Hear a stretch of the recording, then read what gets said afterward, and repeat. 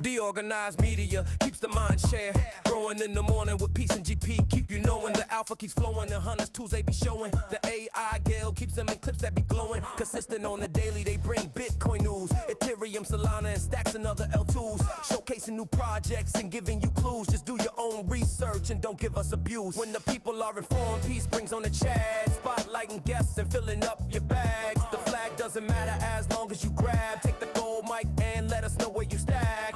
Or from the underworld, the game master arrives, bringing the games that satisfy the hive. Hunters come running, it keeps them alive, scouring the planet for the treasures inside. Stacks improvement takes a sip, innovating the chain, letting the community know it's the name of the game. Spreading awareness and helping explain why Stacks is where it's at. We are pumping the name.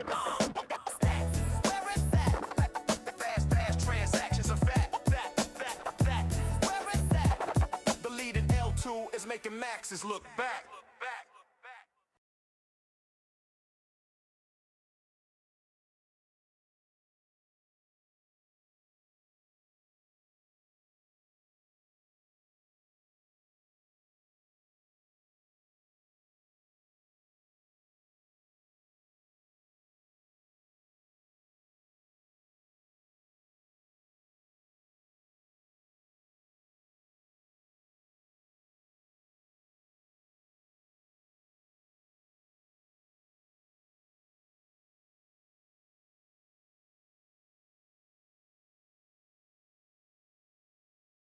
DeOrganized media keeps the mind share growing in the morning with peace and GP. Keep you knowing the alpha keeps flowing. The hunters tools they be showing. The AI Gale keeps them in clips that be glowing. Consistent on the daily, they bring Bitcoin news, Ethereum, Solana, and stacks and other L2s. Showcasing new projects and giving you clues. Just do your own research and don't give us abuse. When the people are informed, peace brings on the chat. Spotlighting guests and filling up your bags. The flag doesn't matter as long as you grab. Take the gold mic and let us know where you stack.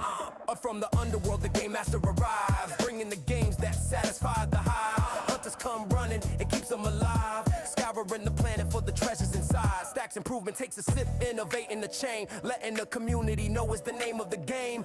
Spreading awareness and helping explain why Stacks is where it's at. We are pumping the name.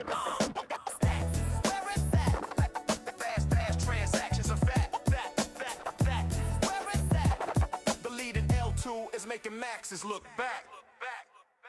DeOrganized media keeps the mind share growing in the morning with peace and GP. Keep you knowing the alpha keeps flowing. The hunters tools they be showing. The AI Gale keeps them in clips that be glowing. Consistent on the daily, they bring Bitcoin news, Ethereum, Solana, and stacks and other L2s. Showcasing new projects and giving you clues. Just do your own research and don't give us abuse. When the people are informed, peace brings on the chat. Spotlighting guests and filling up your bags. The flag doesn't matter as long as you grab. Take the gold mic and let us know where you stack.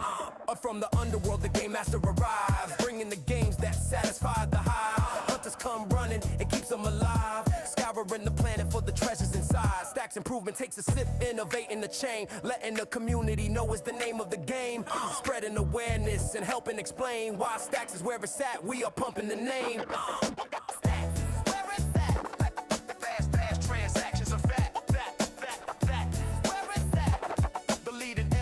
Is making maxes look back. DeOrganized media keeps the mind share growing in the morning with peace and GP. Keep you knowing the alpha keeps flowing. The hunters tools they be showing. The AI Gale keeps them in clips that be glowing. Consistent on the daily, they bring Bitcoin news, Ethereum, Solana, and stacks and other L2s. Showcasing new projects and giving you clues. Just do your own research and don't give us abuse. When the people are informed, peace brings on the chat. Spotlighting guests and filling up your bags. The flag doesn't matter as long as you grab. Take the gold mic and let us know where you stack. Or from the underworld, the game master arrives, bringing the games that satisfy the hive. Hunters come running, it keeps them alive, scouring the planet for the treasures inside. Stacks improvement takes a sip, innovating the chain, letting the community know it's the name of the game. Spreading awareness and helping explain why Stacks is where it's at. We are pumping the name.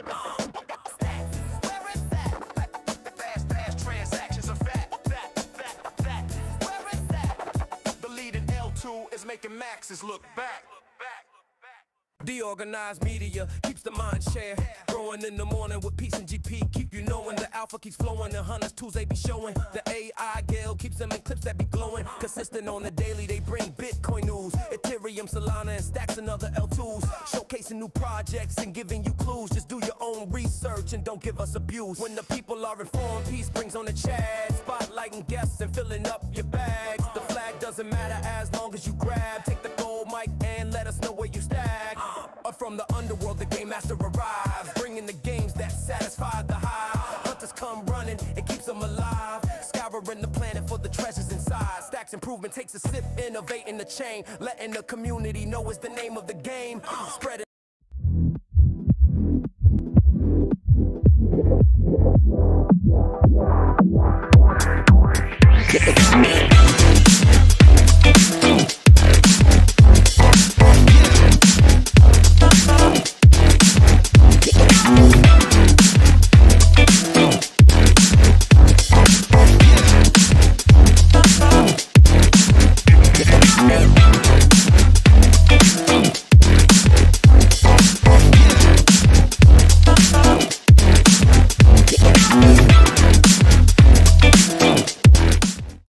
Awareness and helping explain why stacks is where it's at. We are pumping the name.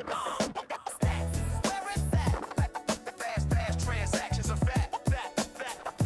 Where it's at. The leading L2 is making maxes look back. DeOrganized media keeps the mind share growing in the morning with peace and GP. Keep you knowing the alpha keeps flowing. The hunters tools they be showing. The AI gale keeps them in clips that be glowing. Consistent on the daily, they bring Bitcoin news, Ethereum, Solana, and stacks and other L2s. Showcasing new projects and giving you clues. Just do your own research and don't give us abuse. When the people are informed, peace brings on the chat. Spotlighting guests and filling up your bags. The flag doesn't matter as long as you grab. Take the gold mic and let us know where you stack. From the underworld, the game master arrives, bringing the games that satisfy the hive. Hunters come running, it keeps them alive, scouring the planet for the treasures inside. Stacks improvement takes a sip, innovating the chain, letting the community know is the name of the game. Spreading awareness and helping explain why stacks is where it's at. We are pumping the name. Stacks, where it's at. Fast transactions are fat. Where it's at. The leading L2 is making maxes look back. DeOrganized media keeps the mind share growing in the morning with peace and GP. Keep you knowing the alpha keeps flowing. The hunters tools they be showing. The AI gale keeps them in clips that be glowing. Consistent on the daily, they bring Bitcoin news, Ethereum, Solana, and stacks and other L2s. Showcasing new projects and giving you clues. Just do your own research and don't give us abuse. When the people are informed, peace brings on the chat. Spotlighting guests and filling up your bags. The flag doesn't matter as long as you grab. Take the gold mic and let us.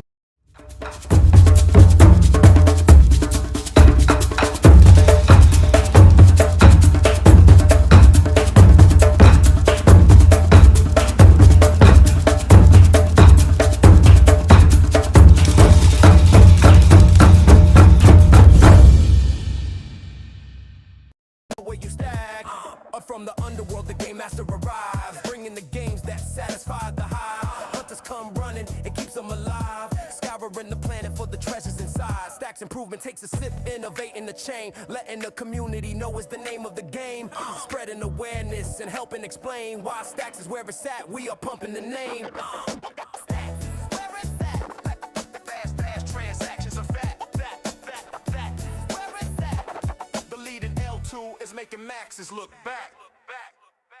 DeOrganized media keeps the mind share growing in the morning with peace and GP. Keep you knowing the alpha keeps flowing. The hunters tools they be showing. The AI gale keeps them in clips that be glowing. Consistent on the daily, they bring Bitcoin news, Ethereum, Solana, and stacks and other L2s. Showcasing new projects and giving you clues. Just do your own research and don't give us abuse. When the people are informed, peace brings on the chat. Spotlighting guests and filling up your bags. The flag doesn't matter as long as you grab. Take the gold mic and let us know where you stack.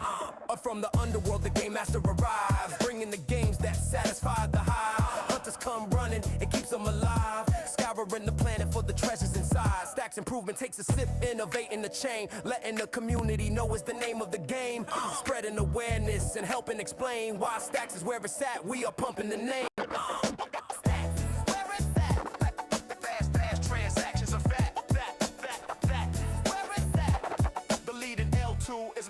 maxes look back.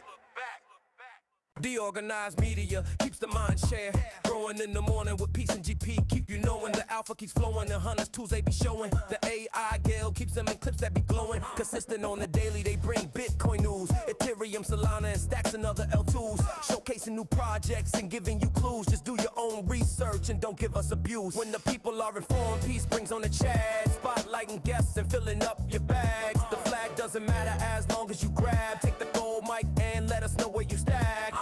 From the underworld, the game master arrives, bringing the games that satisfy the hive. Hunters come running, it keeps them alive, scouring the planet for the treasures inside. Stacks improvement takes a sip, innovating the chain, letting the community know is the name of the game. Spreading awareness and helping explain why Stacks is where it's at. We are pumping the name.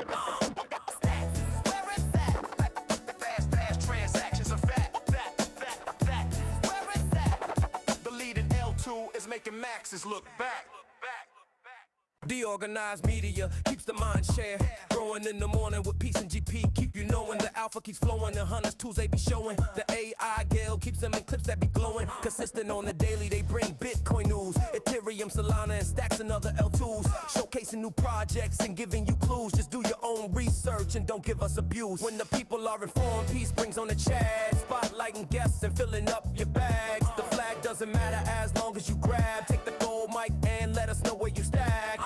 From the underworld, the game master arrives, bringing the games that satisfy the hive. Hunters come running, it keeps them alive, scouring the planet for the treasures inside. Stacks improvement takes a sip, innovating the chain, letting the community know is the name of the game. Spreading awareness and helping explain why Stacks is where it's at. We are pumping the name. Stacks, where it's at. Fast transactions are fat. Where it's at. The leading L2 is making maxes look back. DeOrganized media keeps the mind share growing in the morning with peace and GP. Keep you knowing the alpha keeps flowing. The hunters tools they be showing. The AI gale keeps them in clips that be glowing. Consistent on the daily, they bring Bitcoin news, Ethereum, Solana, and stacks and other L2s. Showcasing new projects and giving you clues. Just do your own research and don't give us abuse. When the people are informed, peace brings on the chat. Spotlighting guests and filling up your bags. The flag doesn't matter as long as you grab. Take the gold mic and let us know where you stack. From the underworld, the game master arrives, bringing the games that satisfy the hive. Hunters come running, it keeps them alive, scouring the planet for the treasures inside. Stacks improvement takes a sip, innovating the chain, letting the community know is the name of the game. Spreading awareness and helping explain why Stacks is where it's at. We are pumping the name. Stacks, where it's at. Fast transactions are fat. Where it's at. The leading L2 is making maxes look back.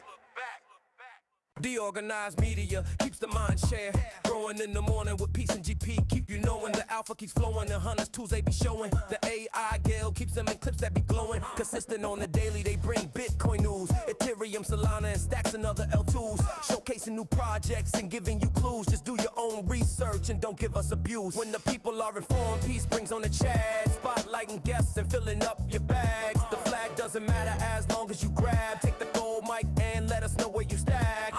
From the underworld, the game master arrives, bringing the games that satisfy the hive. Hunters come running, it keeps them alive, scouring the planet for the treasures inside. Stacks improvement takes a sip, innovating the chain, letting the community know is the name of the game. Spreading awareness and helping explain why Stacks is where it's at. We are pumping the name.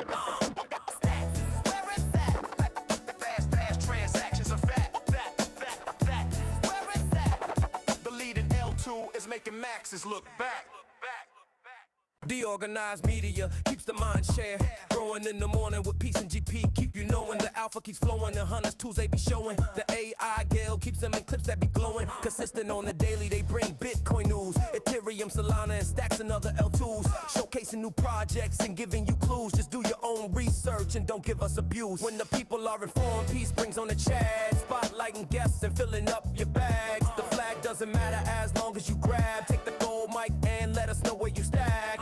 From the underworld, the game master arrives, bringing the games that satisfy the hive. Hunters come running, it keeps them alive, scouring the planet for the treasures inside. Stacks improvement improvement takes a sip, innovating the chain, letting the community know is the name of the game. Spreading awareness and helping explain why Stacks is where it's at. We are pumping the name. Fast transactions are fact. Where is that? The leading L2 is making maxes look back. DeOrganized media keeps the mind share growing in the morning with peace and GP. Keep you knowing the alpha keeps flowing. The hunters tools they be showing. The AI gale keeps them in clips that be glowing. Consistent on the daily, they bring Bitcoin news. Ethereum, Solana, and Stacks and other L2s. Showcasing new projects and giving you clues. Just do your own research and don't give us abuse. When the people are informed, peace brings on the chat. Spotlighting guests and filling up your bags. The flag doesn't matter as long as you grab. Take the gold mic and let us know where you stack. From the underworld, the game master arrives, bringing the games that satisfy the hive. Hunters come running, it keeps them alive, scouring the planet for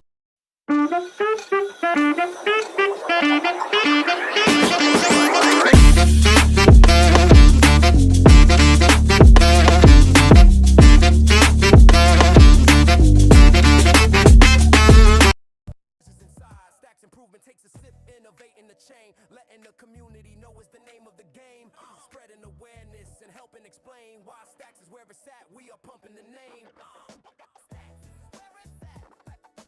Fast transactions are fact. Where is that? The leading L2 is making max. Good morning, stackers. Hope everybody is having a very high frequency start to their day. Our beloved Peace Love Music had a little bit of stuff going on in his home, so it is going to be a 300 and GP type of day. Yes, 2025 ending with a bang. Market's looking a little bit sideways right now. Not really much to comment on as far as the market, but let's get into the news for the day. Take a look at coin market cap and maybe take a look at the charts and do a little bit of a recap of all the things that have happened this year. Lots of bullish news for our ecosystem. So let's get straight to it. Getting into coin market cap and taking a look at the top gainers for the day. In the last 24 hours, this filter by 24 hours, Chili's is up 1.74%. Looks like Meme Core was up there in the top 24-hour gainers as well. Story, ticker IP, is up 4.58%. All of these are up multiple percent. We've got Chili's up 17.98% on the day, Meme Core up 13.55%, and Story up 13.29%. We've got the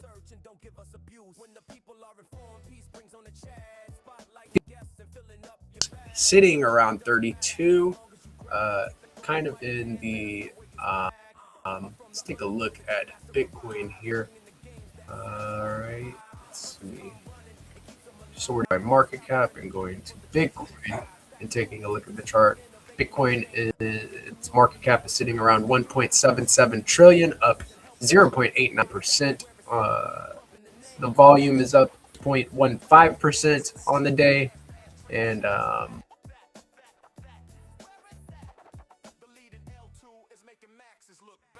any data to talk about, any news to talk. In this Meta Planet acquiring another 4,279 Bitcoin.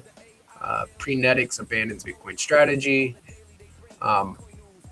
People speculating that the halving cycle is dead as ETFs change the game. We'll go to Cointelegraph and see if there's any major news for the day. Bitcoin sitting around $88,759 at the time of this video. Let's go. Going back, the altcoin season index is sitting around 20 out of 100. Bitcoin heavy markets going into 2026. Headed over to Cointelegraph to see if we can't find some news. Let's go. All right. Apt falls as token underperforms wider crypto markets. Corbett fined 1.9 million for anti-money laundering customer verification breaches. That's crazy. Let's read into this a little bit. The South Korean regulator slapped Corbett with a compliance penalty as the crypto exchange conducts talks to be by Murray Assets. Corbit, a South Korean crypto exchange, was fined 1.9 million for anti-money laundering and customer verification breaches. The Financial Intelligence Unit said it found thousands of violations during an inspection in October 24. Murray Asset is in talks to acquire a majority stake in Corbit for up to $98 million. Corbit find a good amount of won here.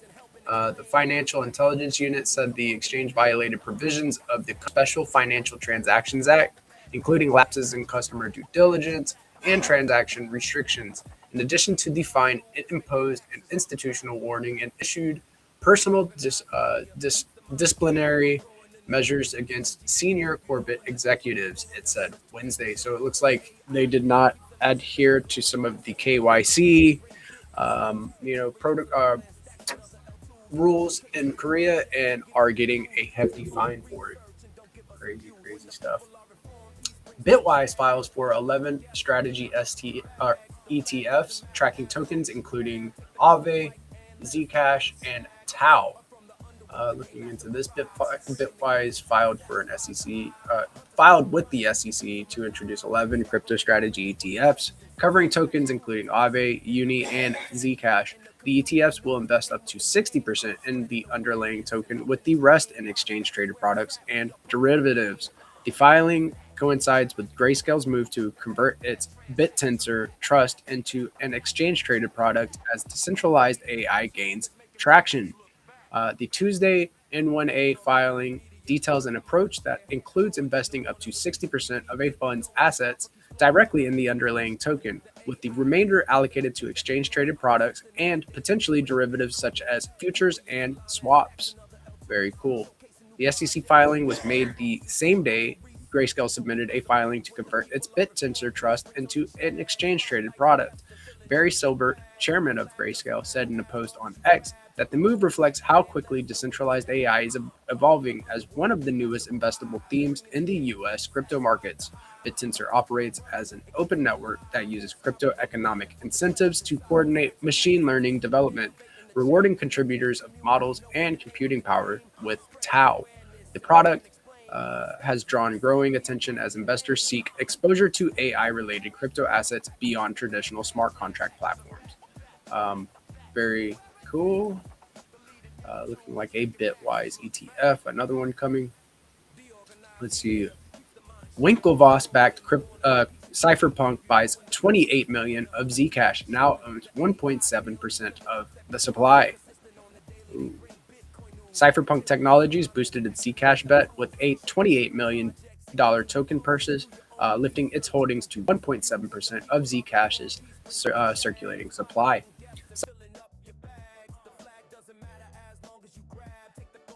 6,418 Zcash, bringing the total holdings to 190,062 Zcash, worth about 151.9 million, or roughly 1.76 of the circulating supply. With the cost basis of $334 a token, Cypherpunk is among the few digital asset treasury firms sitting on unrealized gains after the recent market slide. Zcash has risen by more than 1,200%. DeOrganized media keeps the mind share growing in the morning with peace and GP. Keep you knowing the alpha keeps flowing. The hunters tools they be showing. The AI gale keeps them in clips that be glowing. Consistent on the daily, they bring Bitcoin news, Ethereum, Solana, and stacks and other L2s. Showcasing new projects and giving you clues. Just do your own research and don't give us abuse. When the people are informed, peace brings on the chat. Spotlighting guests and filling up your bags. The flag doesn't matter as long as you grab. Take the gold mic and let us know where you stack. Or from the underworld, the game master arrives, bringing the games that satisfy the hive. Hunters come running, it keeps them alive. Scouring the planet for the treasures inside. Stacks improvement takes a sip, innovating the chain. Letting the community know is the name of the game. Spreading awareness and helping explain why Stacks is where it's at. We are pumping the name.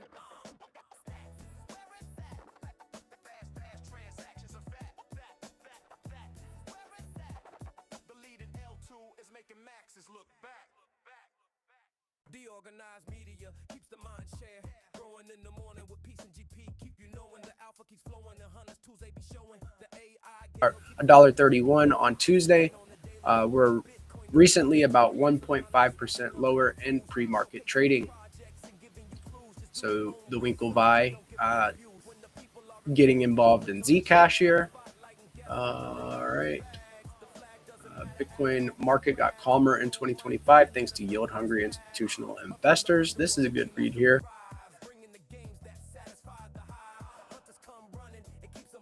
Actually been talking about bringing the Bitcoin back on chain. Go get you some real Bitcoin. HODL in your hot wallet, cold wallet, wherever you deem fit, and then bring it into the Stacks ecosystem to start earning based yield. BTC on BTC yield is based, but nonetheless, the BTC market has experienced a steady decline in implied volatility as institutions embrace derivatives to generate extra income. In 2025, the Bitcoin market experienced reduced volatility as institutions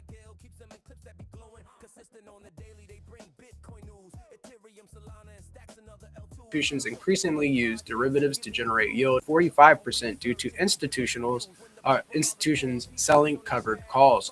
Preference for hedging strategies have led to a persistent premium on bearish put options over calls. The Bitcoin market grew much calmer in 2025 as institutions embraced derivatives tied to the leading cryptocurrency to generate extra cash from their idle holdings. The calmness is evident in the consistent decline in BTC's annualized 30-day implied volatility as measured by VOMX, BVIV, and Dearbit's DVOL indexes. These metrics indicate expectations for price volatility over the next 4 weeks. Both indices began the year around 70% and are ending the year near 45%, having hit a low of 35% in September. The steady downtrend stems from institutions selling call options and on top of their spot market holdings to harvest yield. All right, so getting less and less volatile as time goes on. Bitcoin, let's go. All right, Bitcoin and Ether dropped more than 22% in Q4 as December Santa rally fizzles. The market's focus is now on whether Bitcoin can maintain its support levels into the new year, as the failed rally may signal a need for a deeper market reset. Bitcoin and Ether ended December without the expected year-end rally, highlighting the fragility of crypto markets when liquidity is low and risk appetite declines. Repeated attempts by Bitcoin to reclaim key levels were unsuccessful, and the quarter ended with a negative performance, contrasting with the strong performance of the precious metals like gold.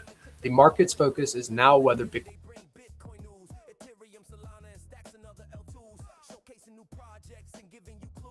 can maintain its support levels into the new year. Are you feeling like we may get a Q1 pump for Bitcoin and the broader crypto market? We shall see. This article is kind of indicating that maybe, just maybe, we might need a little bit more of a reset. Very, very cool stuff. All right. I've got a couple guys in the house tonight. This morning, I want to bring on our guest and show host, and we'll get straight into it and kick out some high frequency vibes with our guys. It's getting more and more volatile, or less volatile as time goes on. That's what that article is saying. David Beckham backed Kinetrix ditches Bitcoin purchase. What else we got in here? Grayscale files for the first US BitTensor ETP as decentralized AI gains momentum. We read a little bit about that. Bitcoin rises above 89,000, showing rare gain in US trading. Let's see if there's anything else interesting. Let's bring on our guys. I'll take this off my screen and we'll bring on our guests. So today we have 300, the artist in the building. Good morning, 3. We got our beloved Peace Love Music, and we have Nosferatu all in the building. What's up, guys? How are we doing? Happy New Year's Eve. 1, 2, 3. Not all at once. Not on that one's Brody. How we doing? Yo, what's up? Can you hear me?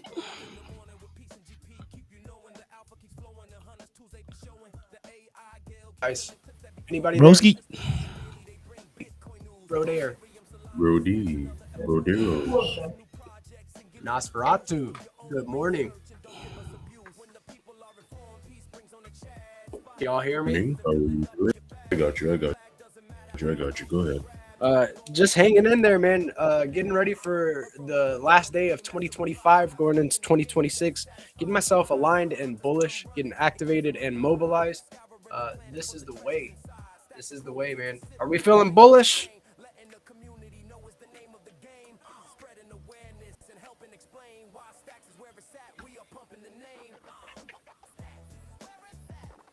I just wanted to take a look at the Stacks handle and kind of take a scroll through all of the posts and things that have been shipped this year. So I'll go ahead and do that. I'm going to bring up my screen again and go to the main Stacks handle. That is at Stacks. The big one of the last couple weeks is the USDC X Reserve going live on Stacks for Peace. Peace, you're with us. How are we doing, dude? Peace be with you. Peace be with us, man. How you guys doing? Doing good. Just kind of working through the news. Took a look at the price action, and everything is just sideways going into the last day of the year of 2025. Are we feeling bullish? We're feeling bullish. Bullish. You know, sometimes when we're faced with certain death, it gives us an adrenaline rush. We got to go to Duncan. I don't know. I missed the opening, so I don't know if you clued the audience in as to the events of the Peace Love household this morning. But A little bit. I didn't say too much. I haven't even tied my hair up, partly because it smells like burnt plastic. I'm gonna have to. I don't want to keep it. I want to let it air out. My house is wrecked, like smell wise. It's not wrecked like I. So those that don't know, there was a small electrical fire in my bedroom this morning, shortly after I came downstairs. And fortunately, we caught it quickly. I stomped it out, but the room is just absolutely inundated with the smell of it. We had two power strips, one that like half is burned up. It went really quick, and we're fortunate it didn't get worse. So that's why, thank God, that we have an amazing crew, and the Chad's in here. Do your thing, man. What you got to do. Not a problem. And I think Hunter's got to do a restart. But thank you guys for getting the show going, getting it running. Apologies on not having the stream going at the normal regular time and getting everything up and running. But GP coming in clutch again, getting it going, getting it running, and really appreciate you guys. So what are we looking at here? The USDC. So I was looking at the Stacks, the main Stacks handle here at Stacks. USDC X is now live on Stacks. A USDC-backed stablecoin is now available via Circle X Reserve, enabling full interoperability between Circle's multi-chain ecosystem and Bitcoin's leading L2. Bitcoin just got a steep tier 1 stablecoin. This marks the start of a broader market shift. Bitcoin liquidity meets programmable dollars. And because Stacks uses proof of transfer, all USDC X payment and DeFi activity on Stacks inherit Bitcoin's 100% settlement finality. Day one, wallet support is now for DeFi HQ on leading Bitcoin DeFi apps such as Zest Protocol, Granite, and Bitflow in early Q1. Pay, lend, borrow, and trade with USDC X. Here's a preview of what's to come. Lend with Zest Protocol will integrate USDC X into their multi-asset pools and protocol-level LP rewards, enabling a USDC-backed stablecoin for lending markets. Borrow, so Granite will offer USDC X loans backed by Bitcoin collateral with no rehypothecation and safer liquidation mechanisms. Trade, so Bitflow users can soon trade, swap, and provide liquidity using USDCX, fueling more efficient and accessible Bitcoin DeFi. TLDR, here's what you need to know.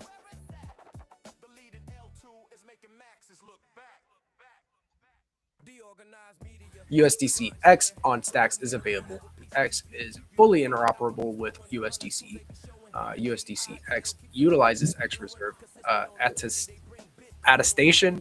USDCX on Stacks required no third-party bridging.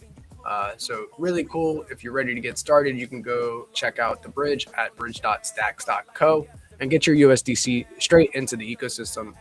This was one of the bigger ones, right? It was on our roadmap, talking about a tier 1 stable for the longest time. And now we have Circle making its debut into Bitcoin DeFi. This is pretty bullish. I feel like it's good news for our ecosystem. Make it a little bit easier to get their USDC into Bitcoin DeFi and start earning. 3. Wagwan, how are we doing, dude? I see you.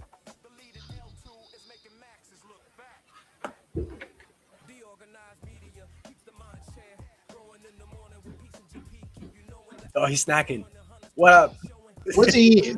What's the snack of the day? 3. I don't think he can hear me. I don't know. Something's off. Yeah, I don't think he can hear you.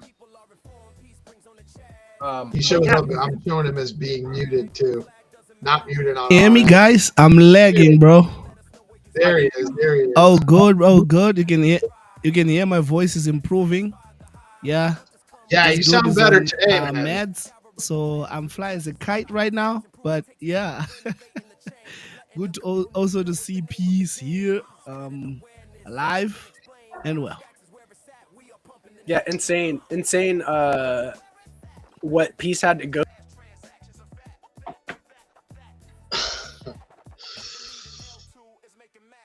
through this. Even there's a whole riff on Dunkin' coffee this morning. It's not Dunkin'. It's a cucumber. Oh, one of my favorite vegetables, actually. I love cucumbers. It's a cucumber. Get in there and give them the business with the cukes. Let's go. What are you doing? What are you doing with that cucumber? Can you hear me, guys? Yeah, we can hear you. We can hear you, dude. Cucumbers for the win. You can even put them on your eyes. I can hear you, but there's a lag. It's good. It's all good. 3. No worries, man. I've been experiencing some network difficulties myself. The last couple of days, my computer has just been just stomping around, pouting. I feel like it's not been too pleased with me. The internet's tired, man. When you said that the other day, I was laughing my butt off. He said all these kids are home, multiple devices. You got the phone here, you got the tablet there, the game system, eating up all the internet. So no internet for GP today.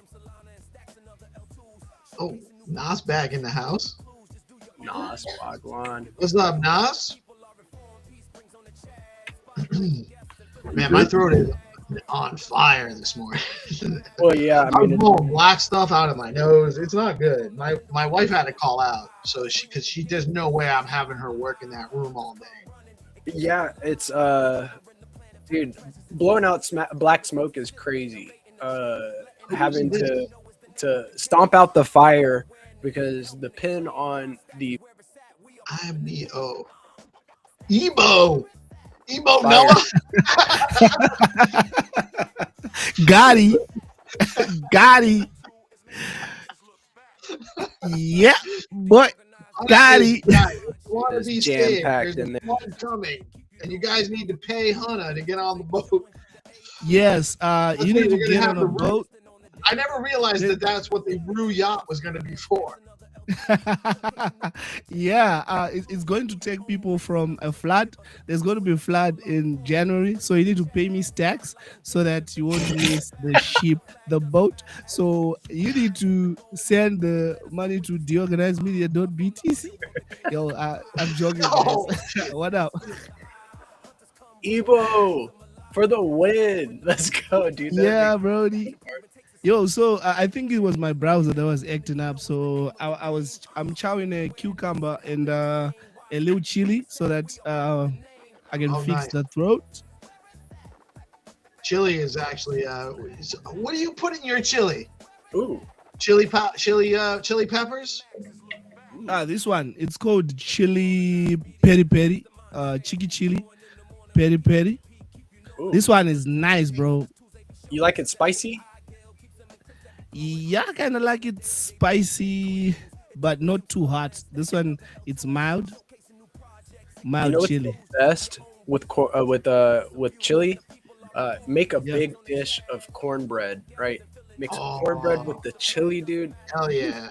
So you know what else is really good too? Although not necessarily when you're working on like fixing a. I'm telling my chef right now. You said cornbread and chili, right? You mix some mac and cheese. You make some mac and cheese. You mix that in the chili. Cheese. Homemade mac and cheese, like real mac and cheese. Not that crap stuff. My wife makes amazing mac and cheese. You put that in the chili, mac and cheese, chili. Chili mac for the win, dude. Chili mac for the win. Yeah, I do like chili mac. It's so good. That's really good. And, but you know what, Hannah, too, now that I'm thinking about it, not chili related, but you know, like when we have Chinese restaurants here and they give you that spicy mustard, and it's just mustard powder and water. You just mix a little mustard powder and water and you put it in a little cup and you let it sit for a little while overnight and it gets spicy. And that's really good for when you have a sore throat, stuffy nose and stuff too. So you might want to try that. Yeah, definitely. You can hear now my voice has changed up a bit. And I've taken up some antibiotics. So it's getting better. The talkative Diana is coming back. So wifey was saved for a few days because the talkative Diana was on mute. Poor dude. I'm glad that you're feeling a little bit better. Also good for a sore throat, like a hot tea with like honey in it that coats the throat, and it helps. It helps with a sore throat for sure. But chili is the winning word of the day. I feel like we're all. It's making me hungry thinking about it. I like to take the chili and then put it on top of white rice, right, and then have some saltine crackers on the side. Ooh. Nice. Sounds So good. GP, you're a foodie, right? GP's a foodie. He's a chef. Did you know that? Hannah? Yeah. GP's a chef. Is he a chef? Yes, Yeah, sir. GP. Which other skills don't you possess, bro? It seems like you possess everything. You're a chef. You are the master of the gigaverse. You cook, Brody. Yes, sir. A glorified one at that, but it was on my W-2. So legit, I was paid as a chef to cook. They had all sorts of really cool like these stoves and like sous vide machines and all of these fancy ways to prepare food. It's really, really cool experience getting to chef it up for a little bit. But yes, dude, one of my favorite things that I've ever like cooked is these pork belly tacos. So they have these pork belly tacos, man. You fry it up real hard and like chop it up. You put some pickled onions in there. They have this like cream cheese, or not cream cheese, but like pimento cheese spread on the taco itself. You put down the pork belly, and then you have this coleslaw mix that goes on top of that. Ooh. So here, this side we call it kosolo. Rice ne kosoro. Say rice ne kosoro, which is rice and coleslaw. Which is rice and coleslaw. Rice with coleslaw. Exactly, that's a banger. That one, rice ne kosolo. Guys, I actually have to jump out. I have some stuff I got to get to here. Mrs. Peace Love is waiting on me. I thank you guys so much for handling the biz. Much love. Happy New Year. I will be back in a little bit. Do what you got to do. When you're ready, leave the stream going, and I'll when I get back to it, I'll put on some content. If you can't facilitate that, which I appreciated. I'm not expecting you to do it. So much love. I love you guys so much. You guys are much love. my guys, my generals, our generals. Much love, peace. We promise that we won't take money from people for ARC. So yeah, we won't do that. So don't worry about that. You guys can take all the money. You deserve all the money. So that's fine. Just don't rug nobody. That's all. No rugs. The gig of Make the sure you're ARC. providing value for the money you receive. That's all. That's my only requirement. Happy New Year. Happy New Year. Eve. Happy New Year, guys. Love you so much, and I'm super bullish on you two, especially on what we're doing here. Shout out Nas, who I see in the wings as well, and the group we have here. I can't write this script how things go sometimes, but I'm very bullish about our ecosystem, about what DeOrganized is here for, what's going on in Stacks, all the amazing projects that are just about to explode, and I'm happy to be here with you guys. So much love. I'm sure I'll DM with you guys later, and we'll chat soon, and on to an awesome new year. And thank you to our audience too.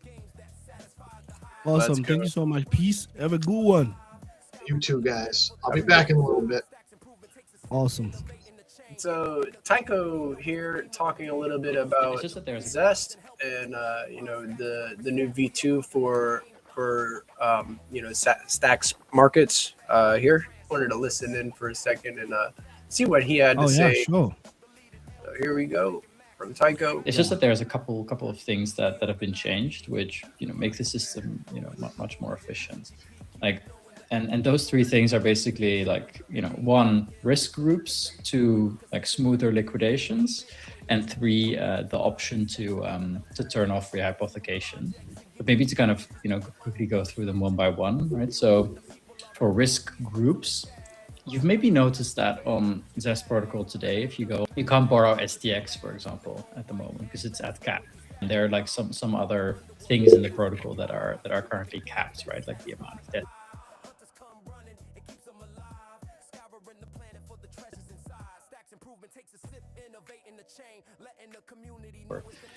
Because you borrow STX, stake it. I mean, that's a great yield strategy. But if STX would suddenly go up a lot, then you can get liquidated there, right? Because the asset that you borrowed is, STX, and it's quite volatile. So what that means is that you're always kind of limited in the system on whatever the most, volatile asset is, right? You have to kind of always look at the worst case scenario and look, okay, what's the biggest link here? Oh yeah, borrowing STX against SBTC. Okay, that's why we have to cap all of the STX borrowing. Right. Whereas the only problem really is like borrowing STX against SBTC, because if people borrow STX against staked STX and STX goes up, then the collateral also goes up, so it's not a problem. But borrowing STX against SBTC is a problem.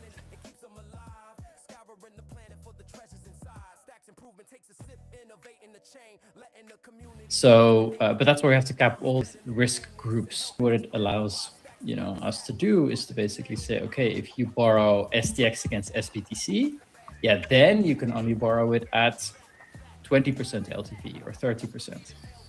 But if you borrow STX against staked STX, then you can do it at 80, right?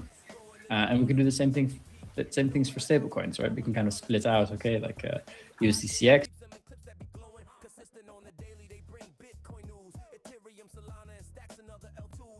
Is very liquid because it's this much, but USDH is a bit less so we can only allow this much. All right, more.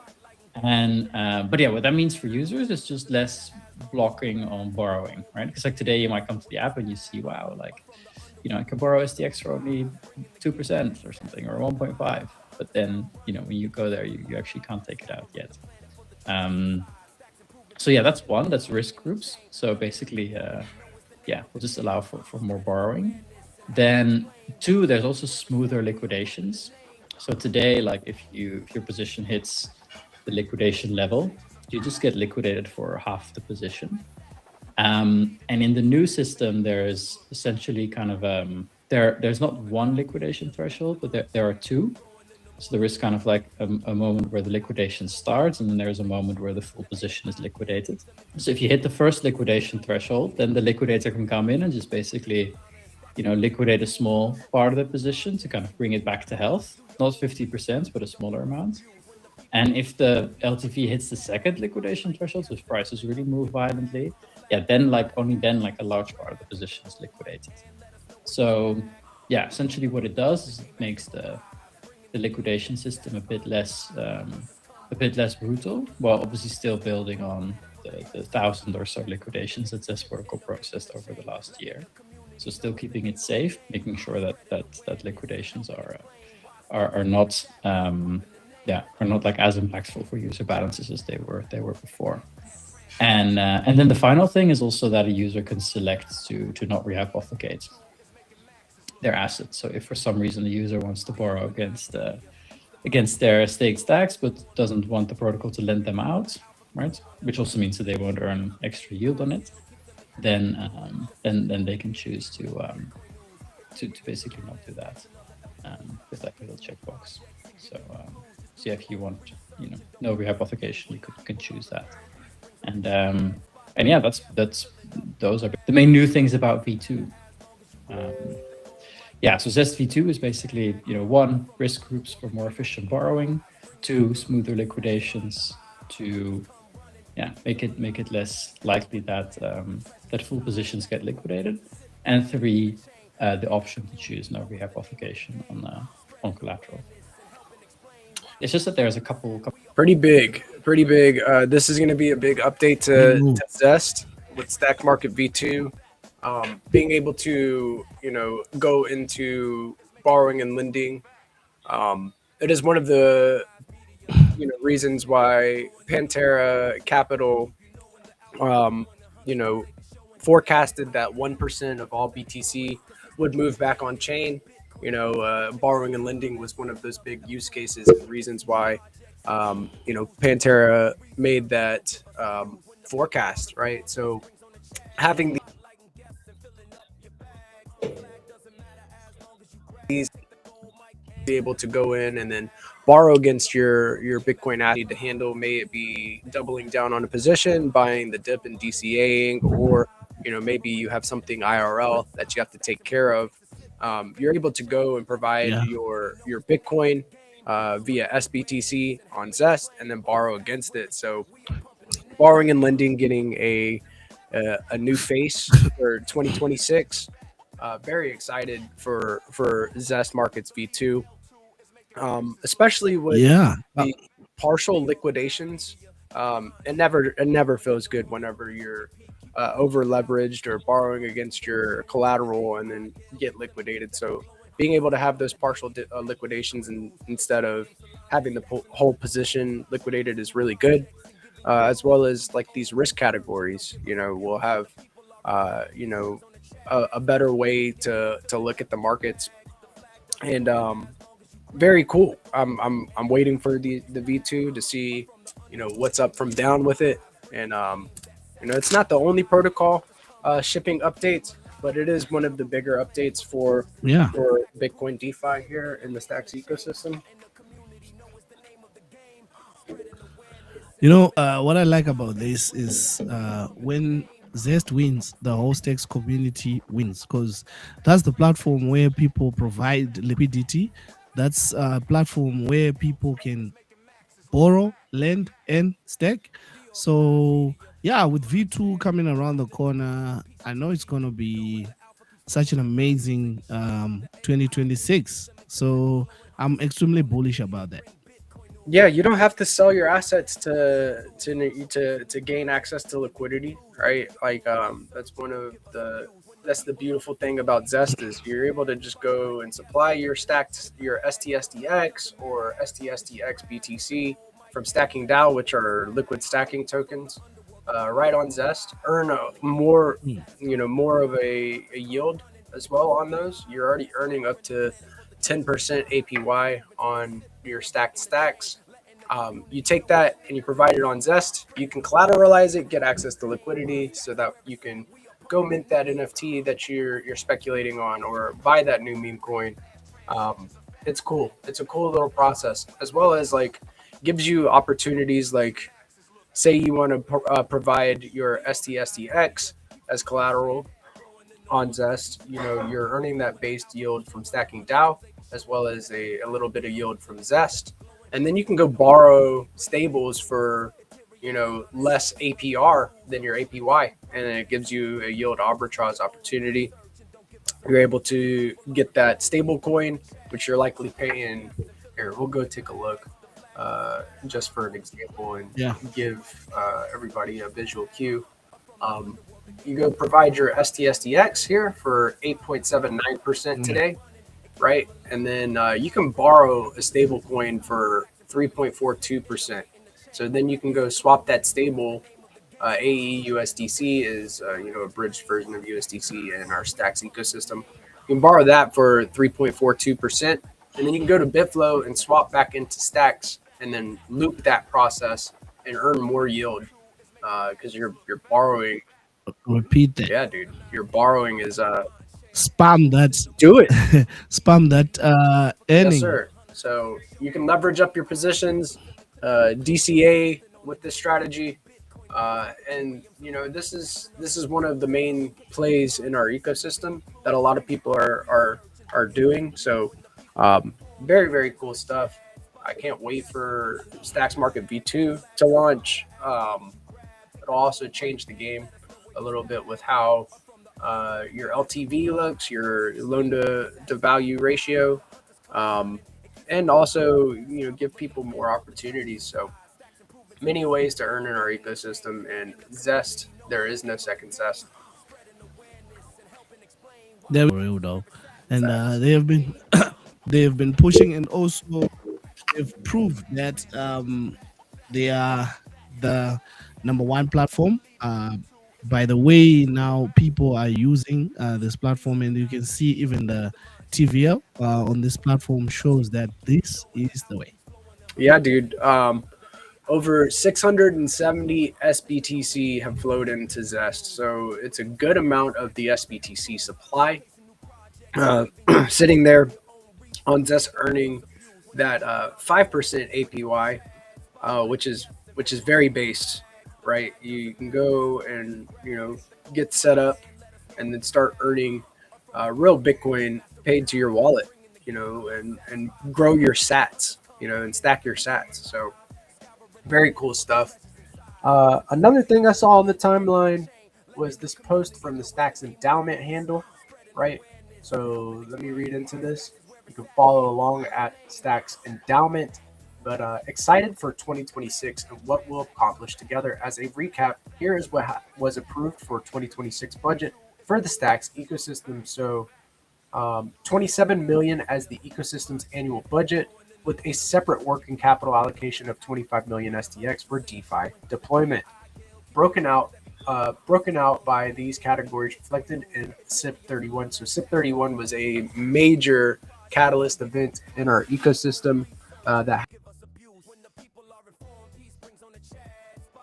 Oh yeah, and also the award-winning happened this year. We hire a CMO, get a CIO. All of that's needed in our ecosystem. So this endowment was the way through it. We've got 19.1% going to operations and staff.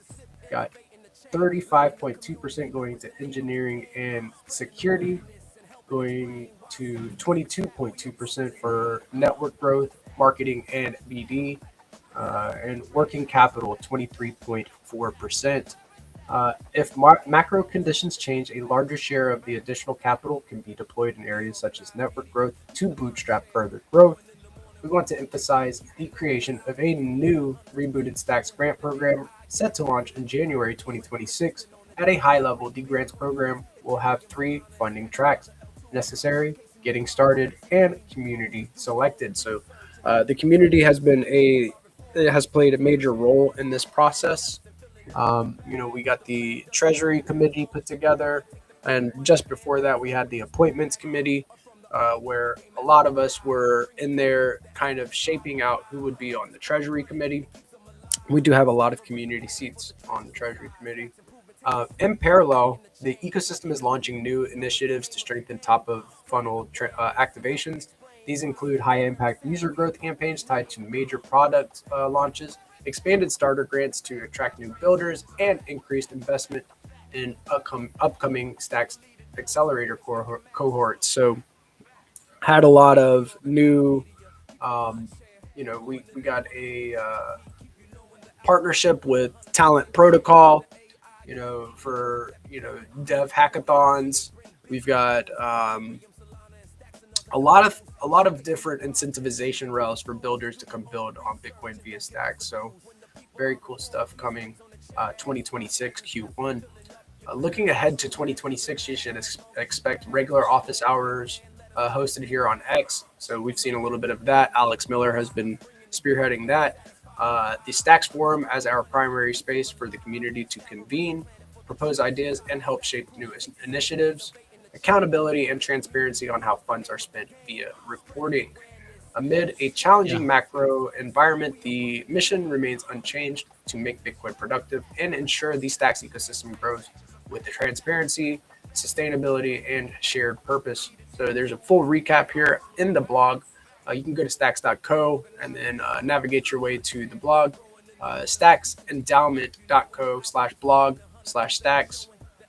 Treasury Committee, December 2025, community update. Really cool stuff. I can't wait to see who our CMO ends up being, right? We got a chief marketing officer getting set up. It's exciting times for our ecosystem, dude. Yeah, it's an exciting times, and definitely I cannot wait to see who's the CMO, and everybody is asking when new CMO and the CIO. Yeah, with how things are moving, we expect that this one is going to break down soon, and hopefully they got it on lock. And also, I think, I made a tweet. I think you saw it. I think if the founder Munib himself also manages to come on this show, speak to the DeOrganized, and also be able to share what he's been working on and the news, or even the CMO, even to come on this show. It's one of the most watched shows in the ecosystem right now. No cap. Yeah, I think that getting Munib Mondays, or getting to talk to the CMO would be really good. Once we have that set up, it's going to be good, right? I feel like getting Munib's response, or like ideas on different SIPs that are being proposed would be a pretty cool segment, right? We have the weekly SIP call on Fridays at the tail end of the Let's Go morning show. So it'd be really good to kind of get his takeaways and what he's been working on. Maybe we get it. Maybe 2026 is the year we get a Munib segment. It doesn't have to be a super long one, right? We just want to be able to shoot the breeze with them a little bit, talk about what's going on in his mind, and getting to the business. So yeah, I agree. I think that would be very cool to see. And we've got a lot of things that people are shipping. There's Boom Wallet is getting activated. We've got big market for prediction markets on Bitcoin. We got Zest V2 launching. We got Stacking DAO hitting new all-time highs as far as TVL and the native stacking pool. We've got a lot of different talking points that we could talk about with Munib, and just I think it'd be cool to get his opinion on it. Yeah, and it'll also give hope to the people who are watching, or even community members who have lost hope about Stacks. So if they see the CMO or even the founder himself being active in the trenches with us, definitely we're gonna have like more people come through, or even onboard new people. Yeah, and that's a good point too, right? There's a lot of people that are holding Stacks right now that are a little less active than they used to be. We had a lot of activity on the timeline whenever Stacks was ran from just about where we're at to $3.84. our ecosystem was booming. People were talking about meme coins, talking about different product launches, different projects that are building. So it's been really cool to it was really cool to experience that, especially some of the banter, right? Like it got a little degen here in our ecosystem with the moist versus fresh debate. It was really fun to play along and listen to those spaces. Landy was hosting regular spaces for moist, and that was a lot of fun just going in there and shooting a breeze and chopping it up. So more of that degen energy and activity is a good sign of a hustle, like a very bustling ecosystem. So Yeah, gotta embrace that culture. definitely, Brody. And that's the meme side of things. And it helped the community to push others. And that's where a lot of projects started, bro. They all started with in a funny way, in a banter way. But those projects now they're still there, and we still have people who came through that time was were doing such an amazing job for the stacks ecosystem. Oh, dude, my computer is just like, yo, you don't take a break, man. You don't take a break. It's sitting here like Don't shoot, friendly. friendly.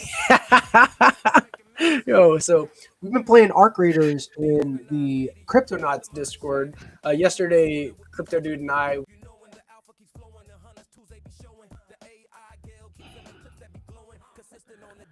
Oh Were yeah, Brody. actually kicking it in the stacking down.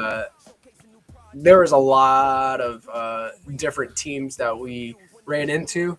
None of them were friendly. Zero friendly teams. Yeah, I think the reason why none of them are friendly because now there's behavior matchmaking. So I've been playing with Crypto Dude and Cryptid this morning, morning this side. Yeah, those guys, if when they jump through, they are not going to be friendly. They kill on sight. So now when Yes. you jump on with them, you are going to be mesh made with the guys who are not even friendly at all. So their lobby is very violent, bro. Me, my lobby is quite peaceful. Um, I meet good ones. Sometimes they're bad ones, but um, my lobby is very, very friendly, bro. Very friendly. So I think my Brody GP is having some technical difficulties. So yeah, we've been playing this game called Arc Raiders. Arc Raiders is an award-winning game right now. It's on Steam, it's on PlayStation, it's on Xbox. So it's a triple A extraction shooter game. So yeah, that's what we have been playing all these weeks. So yeah, it's crazy. My bro GP can testify that, Yeah, and also addictive. that network has been doing the people's elbow right on screen today. The Yes. people's elbow. Yeah. Can you smell what the Rock is cooking? That's Anyways, cookie. Mm. but yeah, that game is crazy. It's like a social experience, right? They have proximity chat, so you're able to call out to other teams so they can hear you and be like friendly, friendly, and then of course, none of them are friendly. They're gonna shoot you right in the back as you're trying to extract and get out with the loot. So it's been a really cool experience. And it has helped us kind of conceptualize and it's helped shape Cryptonauts. Cryptonauts is a game that is being built on stacks via Unreal Engine, and we've been cooking with hot grease. We have the plan to do some cooking on Cryptonauts in the Cryptonauts Discord later today. But it's a real cutting edge, right? There's nothing like it right now. These games that are built in Unreal Engine and then connected to stacks, CryptoDude has kind of been paving the way and documenting the process for creating a game in Unreal Engine, and then using Stacks authentication flow to connect your wallet to the game. So I'm really interested in seeing what comes to fruition after Cryptonauts. Yeah. Me also, I cannot wait for Launches. Cryptonauts to drop. Seeing, of course, the network drops while I'm talking about Cryptonauts. But yes, like there's a lot of innovative processes that go into creating this game, and it's all being documented, right? So kind of excited to see what developers do with it whenever Cryptonauts launches.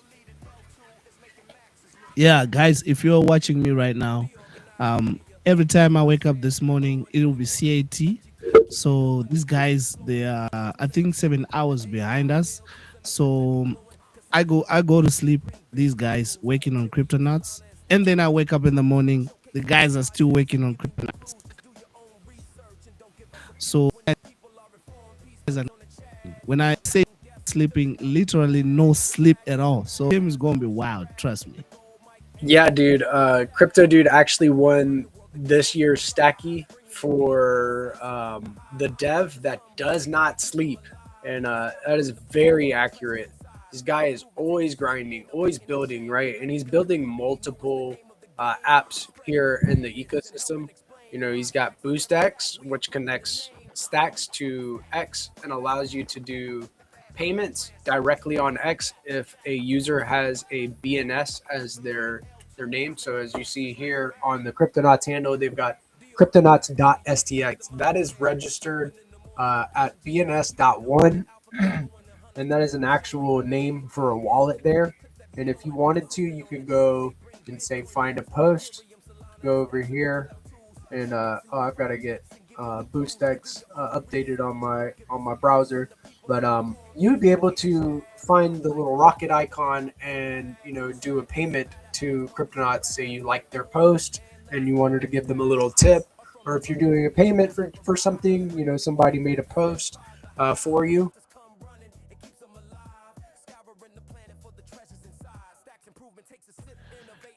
You can do hidden gem at this moment, but that's only for so long. And if you are hearing this, you are so early that it hurts. Let's go. And the future's so bright that you need shades. Let's go. Yeah. I also saw this integration 3. So for DeFi has been one of those ones in our ecosystem. It is institutional grade wallet and custody solution. Dual stacking for are on Fortify. Most institutional BTC sits idle on balance sheets. Team want yield without giving up self-custody or rewriting governance. Excuse me. We partnered with Stacks to bring dual stacking into Fortify HQ, so you can earn BTC denominated rewards from the same MPC wallet you already use. Very cool stuff. What is dual stacking? You can mint SBTC, a BTC backed asset on Stacks. Enroll your SBTC into the dual stacking program.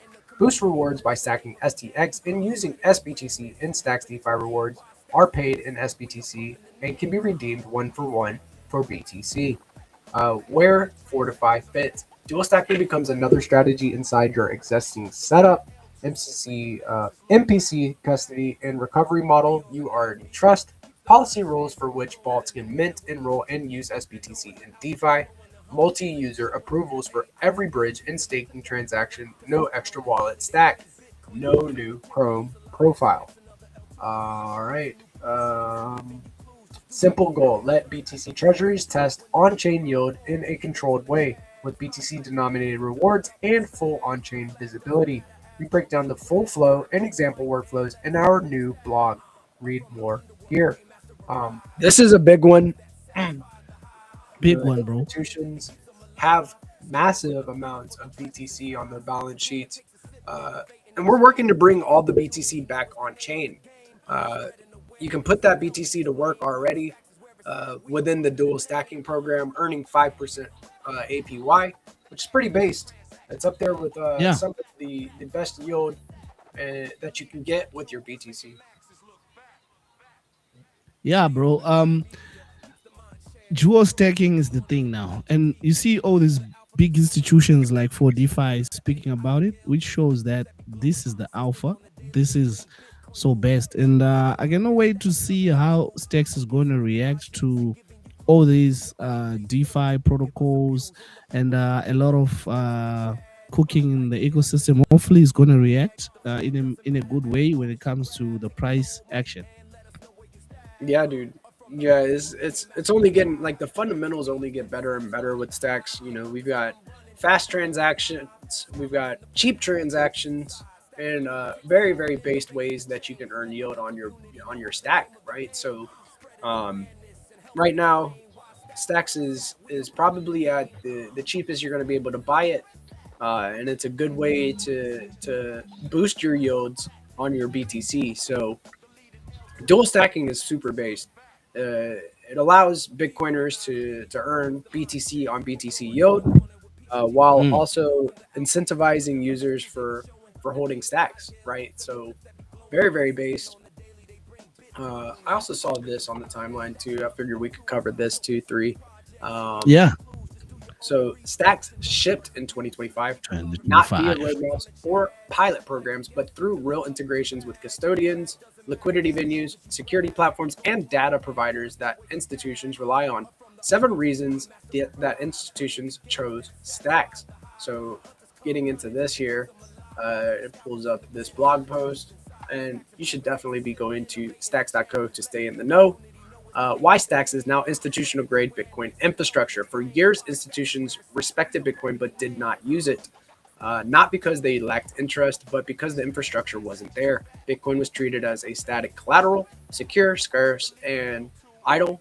Deploying Bitcoin capital meant trade offs institutions weren't willing to make. This started changing in 2025. Stacks crossed from a promising Bitcoin L2 into production ready institutional Bitcoin infrastructure, not through roadmaps or pilot programs, but through live integrations with custody providers, liquidity venues, security platforms, and data providers that institutions already rely on, now operating directly on Bitcoin. This article covers the institutional Bitcoin infrastructure that now exists on Stacks. So we got tier 1 stablecoins on Stacks with Circle. So Circle's X Reserve launched with Stacks as a partner, bringing Yeah. native USDC to Bitcoin. This was one of the bigger ones on the roadmap that people were looking for, right? Yeah, the USDCX, right? Yep, USDC X. It is X Reserve. It is Circle's debut into Bitcoin DeFi, right? Um, let's read a little bit about this. So Yeah. this is the wrapped asset. USDC X is fully backed 1-to-1 by Circle Reserves and is issued through a compliant framework institutions already use.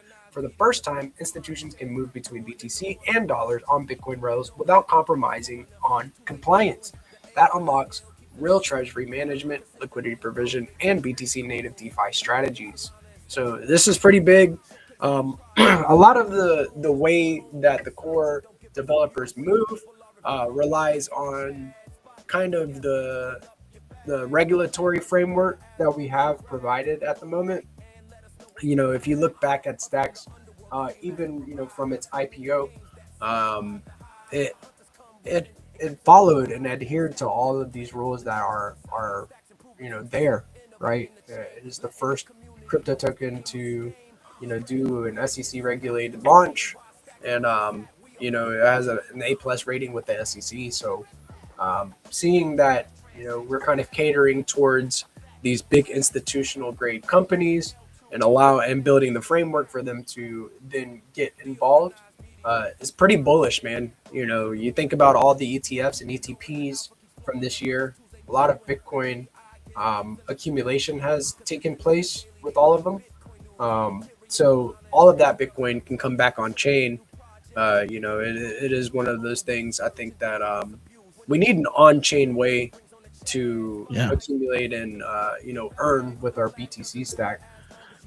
Yeah, and also something with the maxis is they just thought Bitcoin was just to buy and hold, but now on Stacks, Bitcoin is now usable, which is you can just hold it and then earn, which is dual stacking, and also even lend it, borrow it, Zest protocol. So now there's a use case for Bitcoin on Stacks. So yeah, Stacks is just a and Olympus ready to be discovered, and people are going to discover that. And now when they are going to discover that, they're going to wish that they've discovered it early. Right. And right now, everybody that is accumulating and like contributing to the ecosystem, trailblazers in their own right. I feel like this is the beginning for Bitcoin DeFi, right? Beforehand, you know,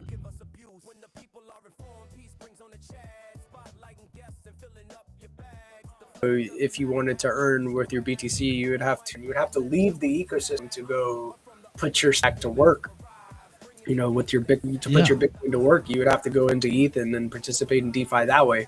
Now everything is coming home to the mother chain, right? You can go from holding your BTC to earning with your BTC and putting it to work, growing your bags and stacking your sats without even leaving the Bitcoin ecosystem. So it's really cool, the direction. I see it. I see the narrative behind it as well. I'm really excited to see what new partnerships and institutional grade companies come to put their Bitcoin to work via stacks. So the next thing here is and also what happened to that Solana partnership? The Solana, so SBTC is going live in multiple ecosystems. SBTC is multi-chain via the wormhole integration, right? So people will be able to use SBTC in the Solana ecosystem. I think there are a couple other ecosystems as well, like Sui. You're going to be able to use SBTC in that ecosystem as well. And the more places that SBTC is, the better for stacks, right? People are able to take profits in whatever ecosystem they're in, and then realize that into SBTC, which is then usable in our ecosystem, in our network. So very interesting. It's really cool stuff. Reading into this next portion here, exchange grade liquidity from Bitfinex. Institutions need to trade at size.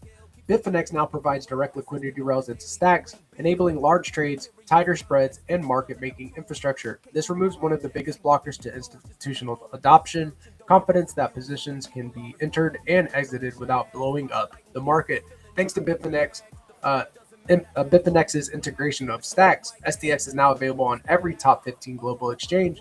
This level of exchange support is a prerequisite for institutions to deploy capital with confidence, ensuring liquidity, price discovery, and operational reliability as Bitcoin becomes productive. Adding SDX is part of our goal to actively participate in what we believe is a paradigm shift for Bitcoin. As Bitcoin layers progress towards maturity, we're giving our users early access to this crucial moment. So that is Anush Basin, head of listings at Bitfinex. A lot of conviction in that statement, right? I feel like there are people that are speculating that Stacks is, the premier solution for scaling and bringing programmability to Bitcoin. So it's a no-brainer. Bitcoin Stacks has been building, Bitcoin layer 2 solutions for some time now. It's been years, right? Whereas we've seen that narrative kind of play out in the DeFi space, right? A lot of different L2s got spun up this year. Not a lot of them succeeded. Where Stacks has been battle tested and it's been around for multiple cycles and still here building. Developers are still finding new ways to bring innovation to Bitcoin via Stacks and the Clarity smart contract language. So it's pretty cool to see big names that are OGs from the broader crypto space like Bitfinex getting involved, providing liquidity and allowing users to, hit the buy button on Stacks.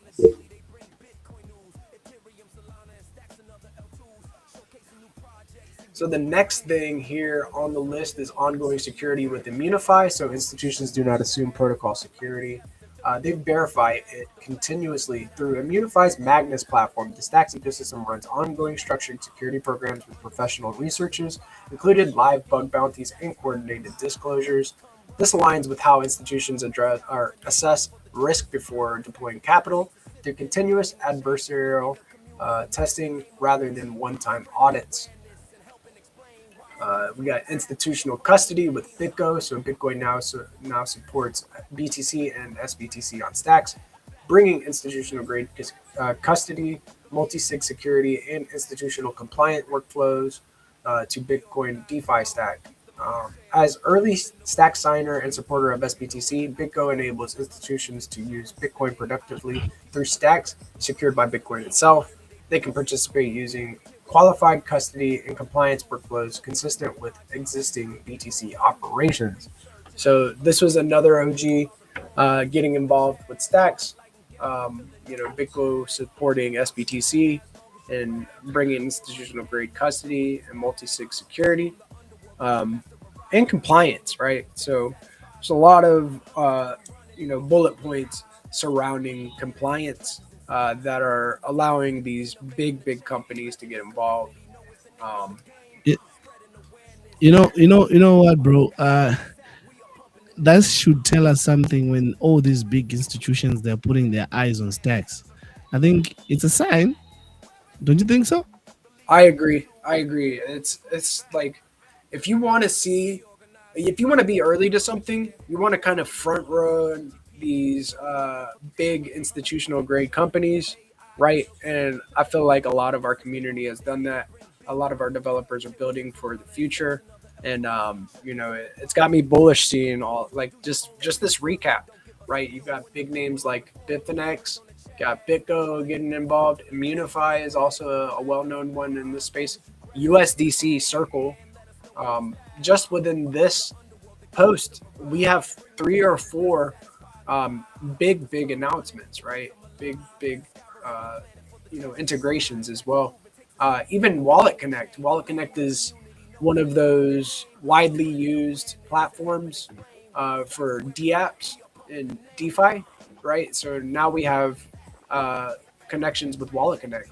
Wallet Connect and Stacks integration expands access to STX stacking across stacks, giving users and institutions more ways to earn and connect securely, including through integrations like HexTrust, which is a bigger platform in Asia, right? So HexTrust stacking becomes a native capability inside existing apps. As the leading connectivity layer for the financial internet, Wallet Connect moves billions in value each month and is a critical access point for institutional users. Bitcoin is evolving beyond just holding. With this launch, STX holders have a new way to earn directly through HexTrust using Wallet Connect. Just big names scattered throughout this whole post, dude. It's nonstop. Major moves, bro. Yeah.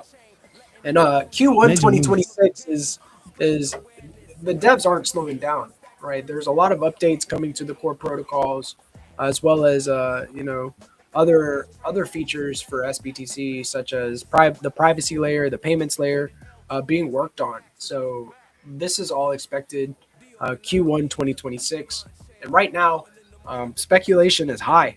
I feel like people are learning about Bitcoin DeFi, and Stacks is bringing Bitcoin DeFi to the masses and allowing people to learn and earn. So Wallet Connect is one of the big ones. Yeah, Wallet Connect is a big one, bro, because it's one of the biggest wallets. If I'm not wrong, a lot of people use that. It's widely used, very widely used. If you go to, just about any DeFi in, ETH, they've got a Wallet Connect, access point. So I feel like this is a very, very big one. Don't sleep. Wallet Connect, integrating with Stacks. The next thing here, we got institutional analytics from Nansen. So Nansen is a analytics platform, right? Utilizing AI to kind of bring some on-chain metrics. Nansen brings professional grade data and on-chain analytics to Stacks. Funds can track flows, monitor protocol health, analyze risk, and perform real diligence. Nansen's integration of Stacks is a strong signal as analytics providers for asset managers and hedge funds don't integrate with an ecosystem that aren't being used. Stacks is unlocking a new era for Bitcoin by enabling programmability and DeFi, and we're excited to help accelerate that vision. Very cool stuff. More analytic platforms for the Bitcoin Oh yeah. ecosystem. Um, you know, really, really cool stuff with the Nansen integration. Oh yeah, cool stuff. And also especially with also um with what we got last week, which is Terreno. When we spoke about some analytics, so this is something that we so bullish about also. Yeah, big shout out to the SDX Tools team, rebranding to Tenero, Tenero_IO. Give it a follow. Big shout out to Rubes and the LeoCoin team for shipping Tenero. They are aiming to be the top analytics platform for the Bitcoin ecosystem, kind of covering some of the different L2s and side chains for Bitcoin. But yeah, big shout out to the Tenero team. The next thing Yeah, here on the list, dude, is that wormhole integration that we got, right? Bringing Stacks and SBTC multi-chain, which is pretty cool. yeah, We talked a little bit about that with the Solana and Sui integrations. They're adopting SBTC as their way of, getting right into the Bitcoin ecosystem. So Stacks is preparing for a multi-chain world. Wormhole is planned to connect Stacks with Ethereum, Solana, and other ecosystems using battle-tested infrastructure that has already moved billions in value. Once live, this will position Stacks as a Bitcoin liquidity aggregation layer, with SBTC serving as a Bitcoin native programmable asset designed for secure, decentralized BTC liquidity without compromising Bitcoin's core principles. The integration also enables Bitcoin liquidity from other ecosystems to move into Stacks, where institutions can deploy BTC within a fully integrated institutional grade Bitcoin environment, offering multiple yield strategies. So, very cool stuff. I'm really enjoying seeing all of the progress that the core developers have made.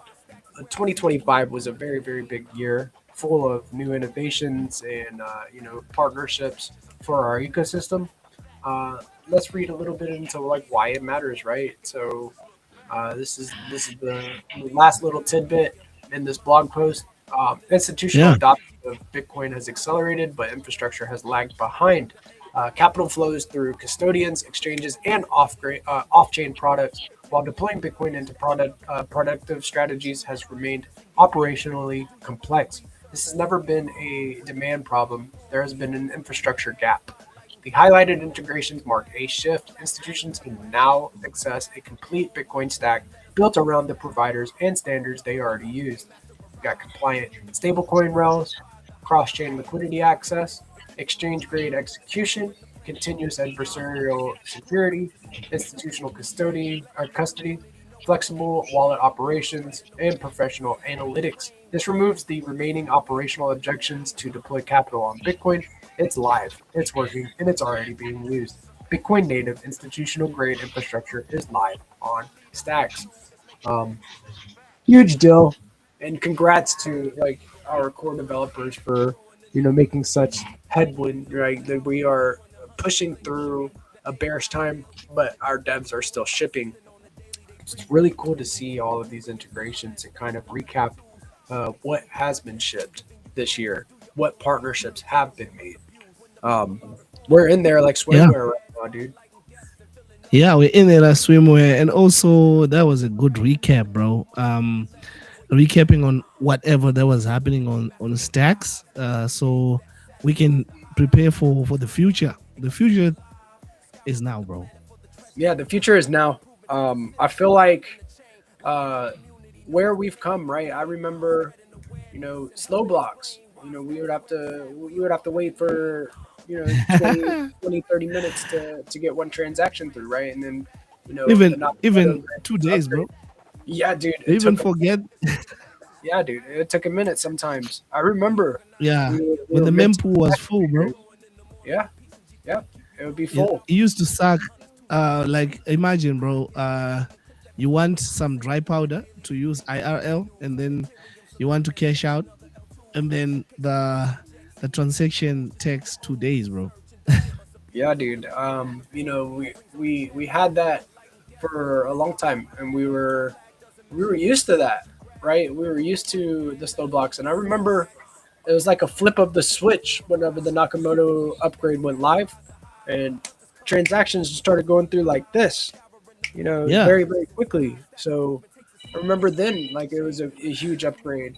And from there to where we're at now, right? The devs continue to ship, dude.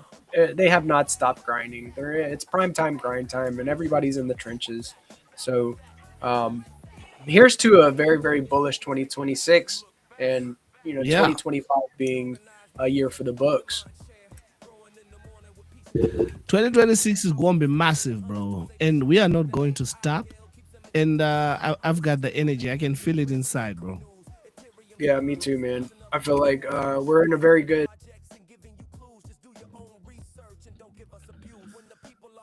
We are in the right place, right time, position. and we're so early. Yeah, we are so early that it hurts. I don't know how I got small.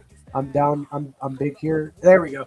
We are so early that it hurts. Our future is so bright that we need shades. If you are in here, you are in there like swimwear and Swimwear? wag me. We're gonna make it. What do you got going on for the rest of the day? 3? What we got going on? Oh yeah. So right now is the eve. Probably I'm gonna chill. So with this, I think I'm gonna chill and sleep so that I can get the energy and start cooking. You can see how I'm sweating right now. Yeah, dude. I'm hoping that you continue to heal and feel better, bro. Let them antibiotics do its job. Let them do justice for you, and make you feel a little bit better in the coming days. I'm feeling like a little scratchy in my throat right now, out of nowhere. Not this time, bro. At a time like this, bro. At a time like this, really, in this type of economy, it's crazy. Yeah. we can all suffer from the same disease, like me, throat, peace, throat, you, throat, bro. Dude, No, How? we refuse that, bro. Because we talk a lot, maybe. But yeah, dude. So they're attacking our vocals. I hope you feel a lot better, dude. I'm gonna have to get definitely, some bro. orange juice. That way I can get some vitamin C and start feeling a little bit better before, get in front of it instead of, being behind it and letting it hit me like a truck. I'll just get in front of it. Yeah, that is true. You have to be in front of it. So Yeah, this is what the mistake that I did. I just let it to him. I was down. can't let it hit you like a like truck. Take you out of the game, dude. I'm like this, really. 25 with the highest frequency vibes. We are all surrounded by love, and we are shipping, right? We are building the future. We are in there like swimwear. We are handling the business. So go in there and give them the business stacks, and thank you for all of the great vibes that you guys extended this year. We close it out with the highest frequency vibes imaginable, and going into Q1 2026 with a bang. Let's go. Yes, sir, bro. We're so in it. Yeah, handling the business, dude. Well, I am wishing you a great night and day 3, and I'll catch you on the flip side, sir. I think this is Yes, sir. based Let's Go morning show with the DeOrganized crew. Be sure to follow DeOrganized BTC on X. Go to YouTube and follow DeOrganized Media. Subscribe to our YouTube channel and get activated, guys. There is a 200 SDX giveaway going on. Do not forget to go to the DeOrganized BTC page on X to participate for your chance to win 200 STX. I'm your boy GP with DeOrganized Media, and we will do this all again tomorrow at 8:30 a.m. ET. We do it Monday through Friday, so have a great rest of your day, guys. I'll catch you on the flip side. See you on the flip side. Later 3. Peace.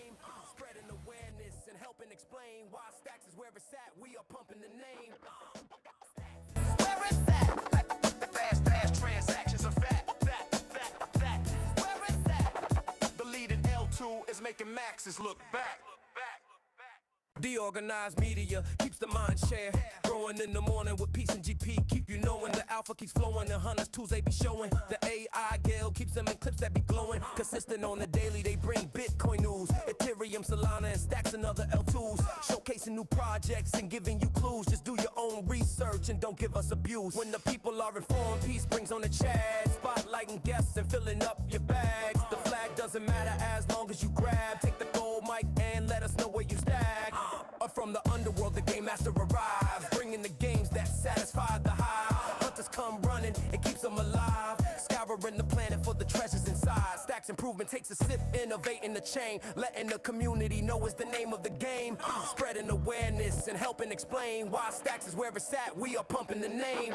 Stacks, where it's at. Fast transactions are fat.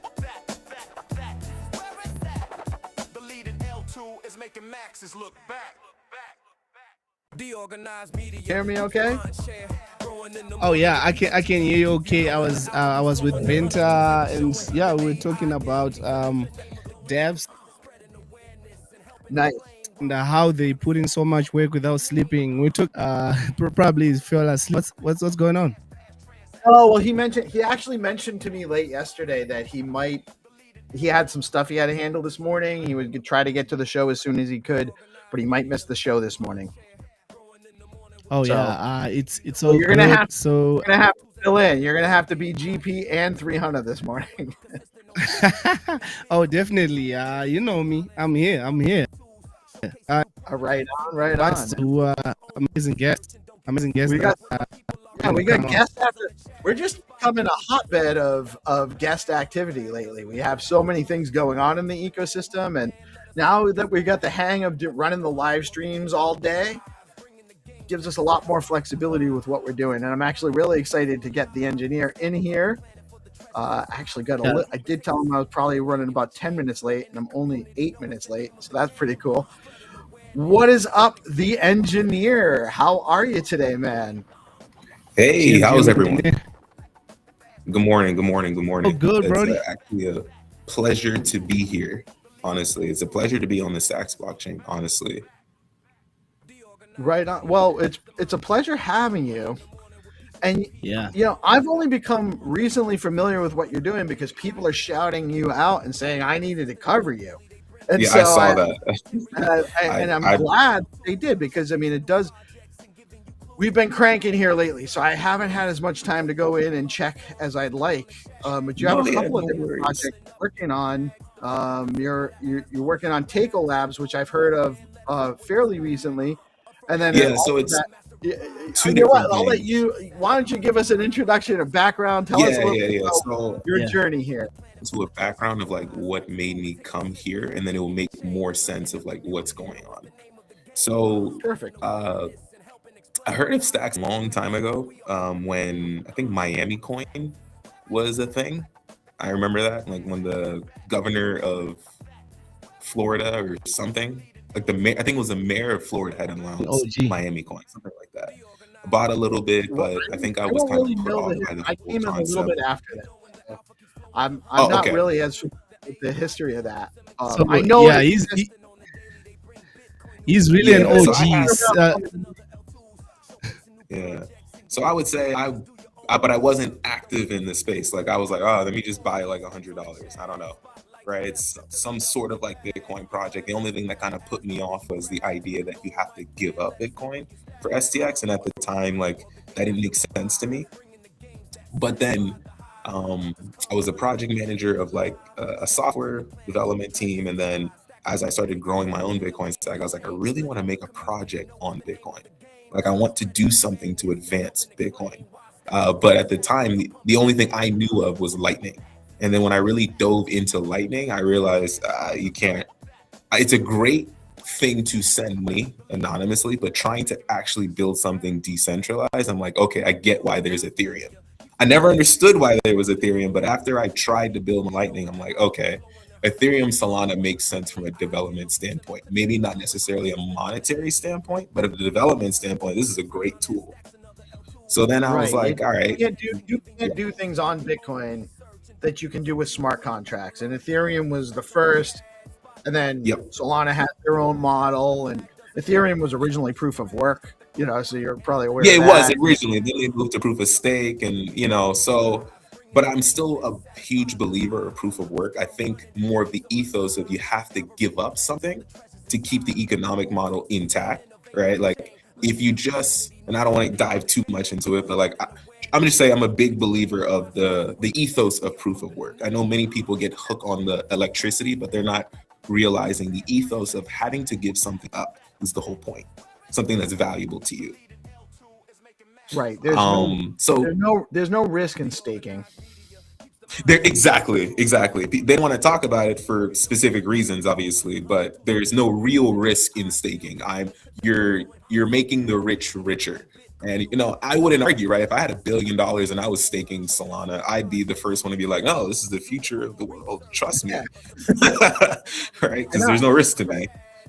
But anyway, so as I started diving deeper, I was like, I really want to make something, but it needs to still align with that ethos, right? Because it needs to live outside of me. Like it can't hinge on my life. It has to go further than that. Then in around November of last year, I started really diving into not using Pump.Fund, but researching it from a perspective of I thought the concept of bonding curves was ingenious. I did. From an engineering perspective, because my background is mechanical, that it was cool. We had, I mean, I'm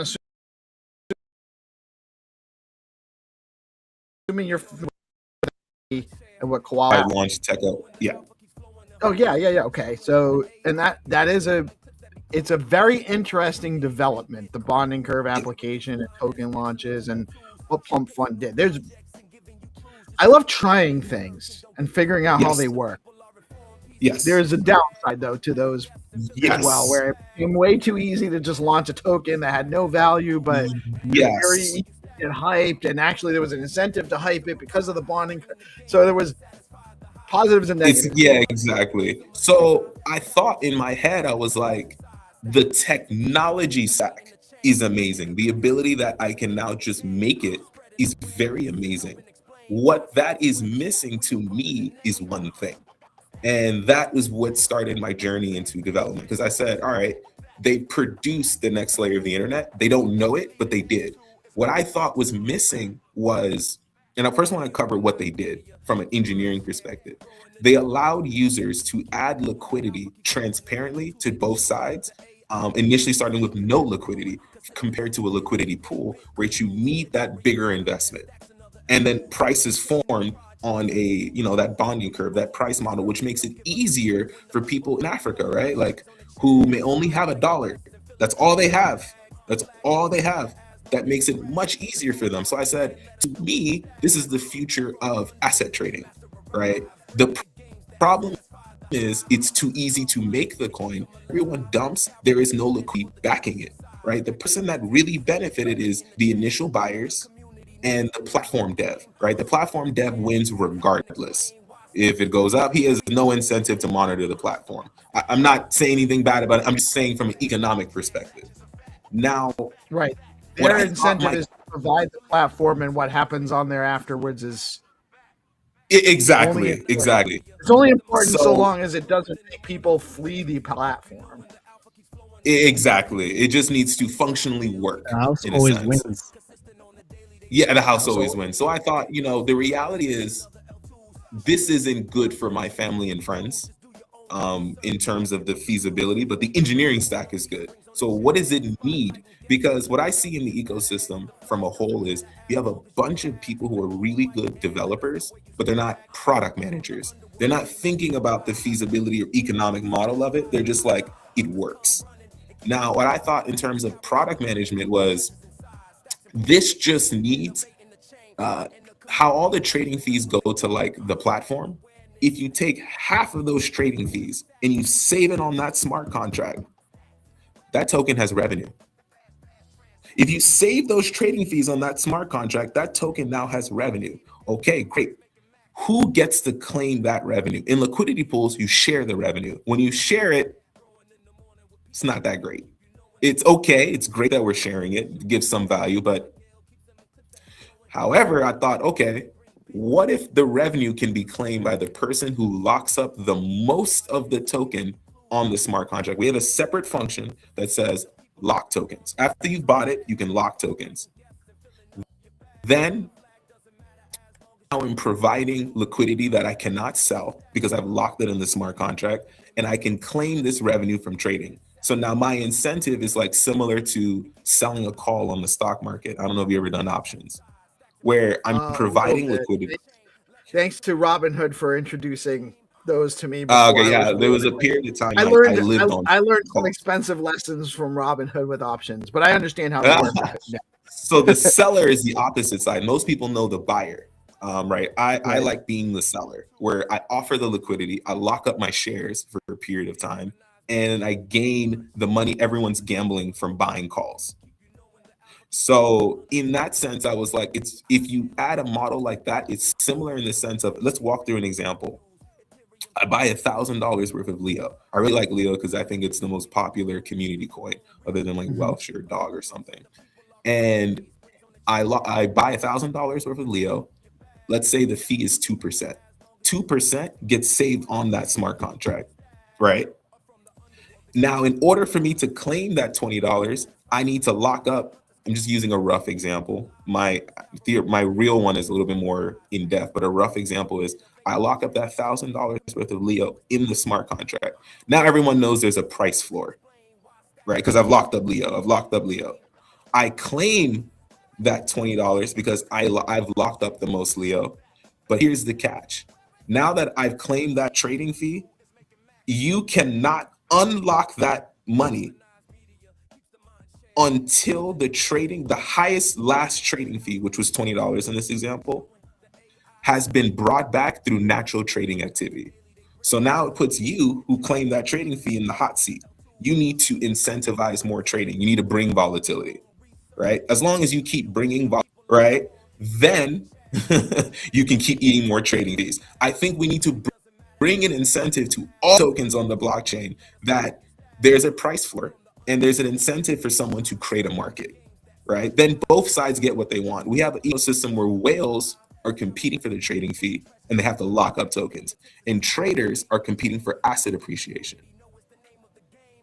This is the one fix I saw that would really help. The last part that's really important is I added a cap to how much trading fees you need to bring back to the ecosystem, because without it, you get this infinite loop where you have to keep locking up more and more. Yeah. So for the smart contract I worked on was 1 million Satoshis because my base pair was SBTC. You need max cap is when it starts getting to 1 million Satoshis, then that's the cap. You may acquire more trading fees, but as long as there's always 1 million Satoshis in this smart contract, you can unlock your tokens. So I've developed it on testnet and mainnet, and then I was just like, I don't really care. I mean, I'm an engineer, mentally, whether you buy this token, my token, not buy my token, I don't really care. But I think this standard should be across all DEXs on the blockchain. So that way I can buy Leo, right? I'm sorry, go ahead. You go ahead. I'll save my question. I just said that if this standard is across all blockchains in a sense, or at least on the Stacks blockchain, I can comfortably buy Leo knowing it's a meme coin and my focus of volume, right? As they're doing their giveaways, I don't care, right? I'm making money as they're doing those giveaways because users are still selling and I'm making money from trading fees. I have an incentive to hold the floor of Leo. So Leo, this is on a specific, this is platform based, or is this token based? Is this the way Stacks works is you make a token and then you also have a DEX smart contract. So I've implemented this on the DEX smart contract level because you have to make a smart contract for the token, and then you have a separate automated marker or a bonding curve DEX smart contract. So it would be implemented on the DEX smart contract. So, and is that at launch in the bonding curve, or is that if we were to implement this would have to be after the bonding curve. Okay. It would have to be after, because right now we already have DEX market makers. Like Bitflow has their smart contract for trading, like Alex Labs has theirs, Veller has theirs. I'm just suggesting another, an upgrade to the DEX smart contract is just a majority locking feature.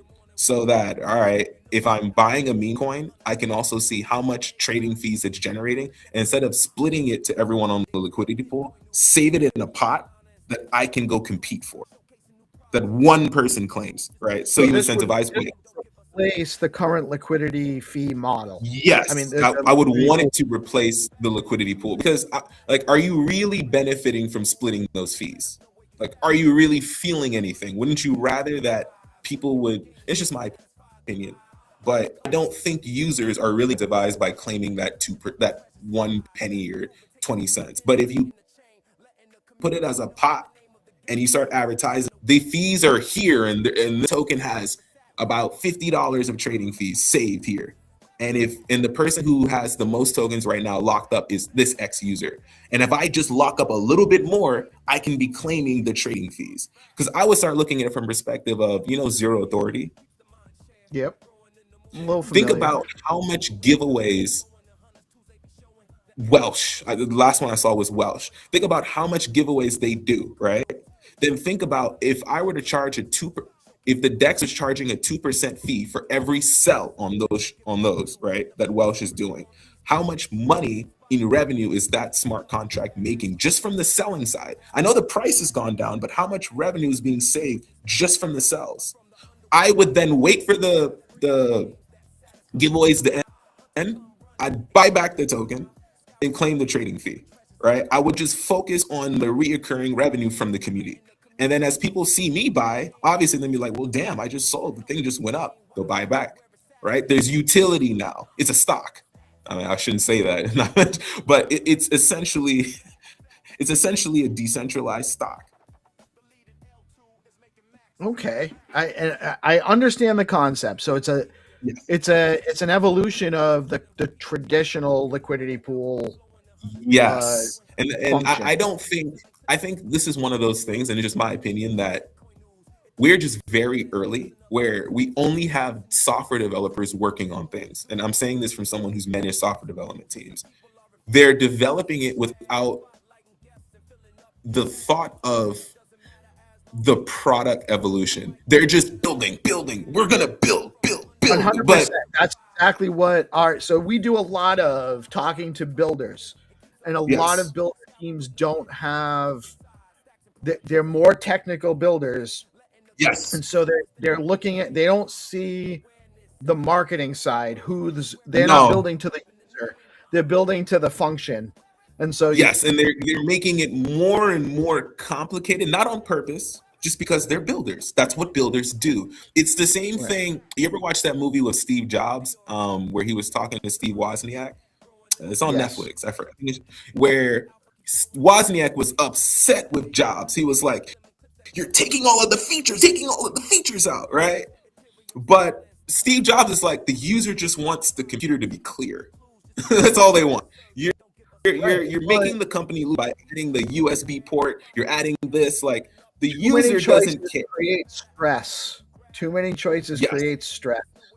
You're adding way too many choices. It's as simple as one choice. So, and my background is a realtor. In real life, I'm a realtor, and I've been doing it for a long time. And I learned early on, certain types of houses are traditionally for value per square foot is higher on a ranch house versus the lowest on a raised ranch. And the reason is because with a raised ranch, when you walk in, you have to make a choice immediately.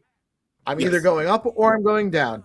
And so that is the factor. Too many choices makes it stressful. Way too many choices. Yep. So I'm gonna have 5 minutes, so I'll just leave you or kind of gear it towards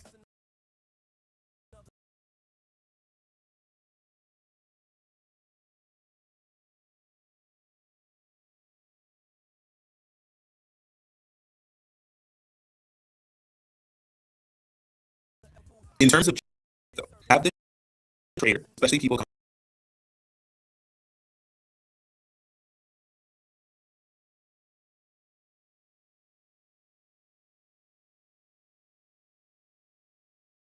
that's $20 to buy this.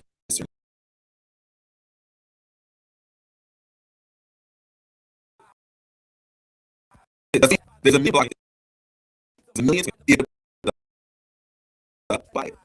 right? Right? There's, and then on the other side, I have the whale. The whale is not stupid. Let me buy a cat or not. So you're saying about institutional adoption, not coming to see how much volume is because there's no revenue. If you implement my to see, okay, well, it doesn't have this much volume, this much trading saved in a pot. Only need to have this much equipment. I don't think, right? I see so much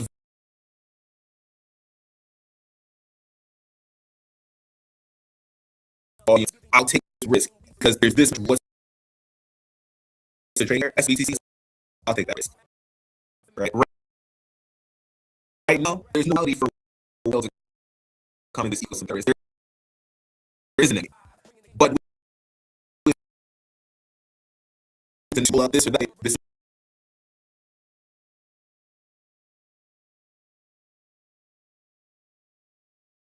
much money is this? Min. That's one of the biggest challenges we have right now. We need to have more. It's one of the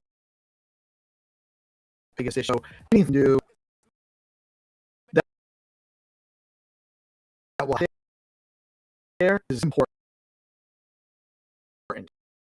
Limited availability. This is definitely have you on again. Happy to have you on again. This is not a one shot opportunity. We do these shows every day, Monday through Friday.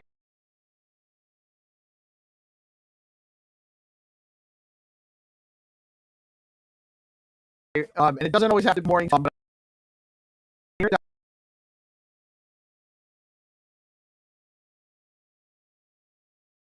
I just wanted to be your stop there. And there's a couple of projects, right? It's just so which is focusing on building smart contracts for elite entities that I see community, which is the whole last like my first successful meme coin project where making sure the price is always up by letting my income and we just launched on Curve. So like, yeah, that's okay. I haven't really done anything. Right? My life is more. I don't want to spend much money just giving it away because I'm telling like I'm the hedge fund. I put my token. Like I'm looking at every other token on the blockchain is like down. This is the one that like up. Right? I don't. I have it right. I can't, like is it,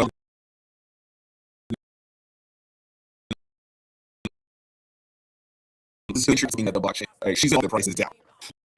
Right. Well, and so stop proposing, and if you have to jump, it's cool. But basically create a competitive blockchain. So that way I can buy Leo, right? I'm sorry. Go ahead. You go ahead. I'll save my. No, question. I just said that if this standard is across all blockchains in a sense, or at least on the Stacks blockchain, I can comfortably buy Leo, knowing it's a meme coin, and my focus of volume, right? As they're doing their giveaways, I don't care, right? I'm making money as they're doing those giveaways because users are still selling, and I'm making money from trading fees. I have an incentive to hold the floor of Leo. So, Leo, this is on a specific. This is platform based, or is this token based? Is this like? I mean, well, the way Stacks works is you make a token, and then you also have a DEX smart contract. So I've implemented this on the DEX smart contract level because you have to make a smart contract for the token, and then you have a DEX, a separate automated marker or bonding curve DEX smart contract. So it would be implemented on the DEX smart contract. So, and is that at launch in the bonding curve, or is that that's no? So if we were to implement this, this would have to be after the bonding curve. Okay. It would have to be after, because right now we already have DEX market makers. Like Bitflow has their smart contract for trading. Like Alex Labs has theirs. Veller has theirs. I'm just suggesting another, like an upgrade to the DEX smart contract. It's just a majority locking feature, so that, all right, if I'm buying a meme coin, I can also see how much trading fees it's generating. And instead of splitting it to everyone on the liquidity pool, save it in a pot that I can go compete for, that one person claims, right? So you this would incentivize play. replace the current liquidity fee model. Yes, I mean, I would want it to replace the liquidity pool, because like, are you really benefiting from splitting those fees? Like, are you really feeling anything? Wouldn't you rather that people would? It's just my opinion, but I don't think users are really incentivized by claiming that that 1 penny or 20 cents. But if you put it as a pot and you start advertising, the fees are here, and the token has about $50 of trading fees saved here. And the person who has the most tokens right now locked up is this X user. And if I just lock up a little bit more, I can be claiming the trading fees. Because I would start looking at it from perspective of, zero authority. Yep. A little Think familiar. about how much giveaways Welsh, the last one I saw was Welsh. Think about how much giveaways they do, right? Then think about if I were to charge if the DEX is charging a 2% fee for every sell on those, right, that Welsh is doing, how much money in revenue is that smart contract making just from the selling side? I know the price has gone down, but how much revenue is being saved just from the sells? I would then wait for the giveaways to end. I'd buy back the token and claim the trading fee, right? I would just focus on the reoccurring revenue from the community. And then as people see me buy, obviously they'll be like, well, damn, I just sold. The thing just went up. Go buy back, right? There's utility now. It's a stock. I mean, I shouldn't say that, but it's essentially a decentralized stock. Okay, I understand the concept. So it's an evolution of the traditional liquidity pool. Yes, and function. I think this is one of those things, and it's just my opinion, that we're just very early, where we only have software developers working on things. And I'm saying this from someone who's managed software development teams. They're developing it without the thought of the product evolution. They're just building. We're gonna build. 100%. But That's exactly what so we do a lot of talking to builders, and a lot yes, of builder teams don't have. They're more technical builders, yes, and so they're looking at. They don't see the marketing side. They're not no, building to the user. They're building to the function, and so yes, and they're making it more and more complicated, not on purpose, just because they're builders. That's what builders do. It's the same Right. thing. You ever watch that movie with Steve Jobs, where he was talking to Steve Wozniak? It's on Yes. Netflix. I forgot. Where Wozniak was upset with Jobs. He was like, "You're taking all of the features out, right?" But Steve Jobs is like, the user just wants the computer to be clear. That's all they want. You're making the company lose by adding the USB port. You're adding this, like, the Too many user choices doesn't care. create stress. Too many choices Yes, create stress.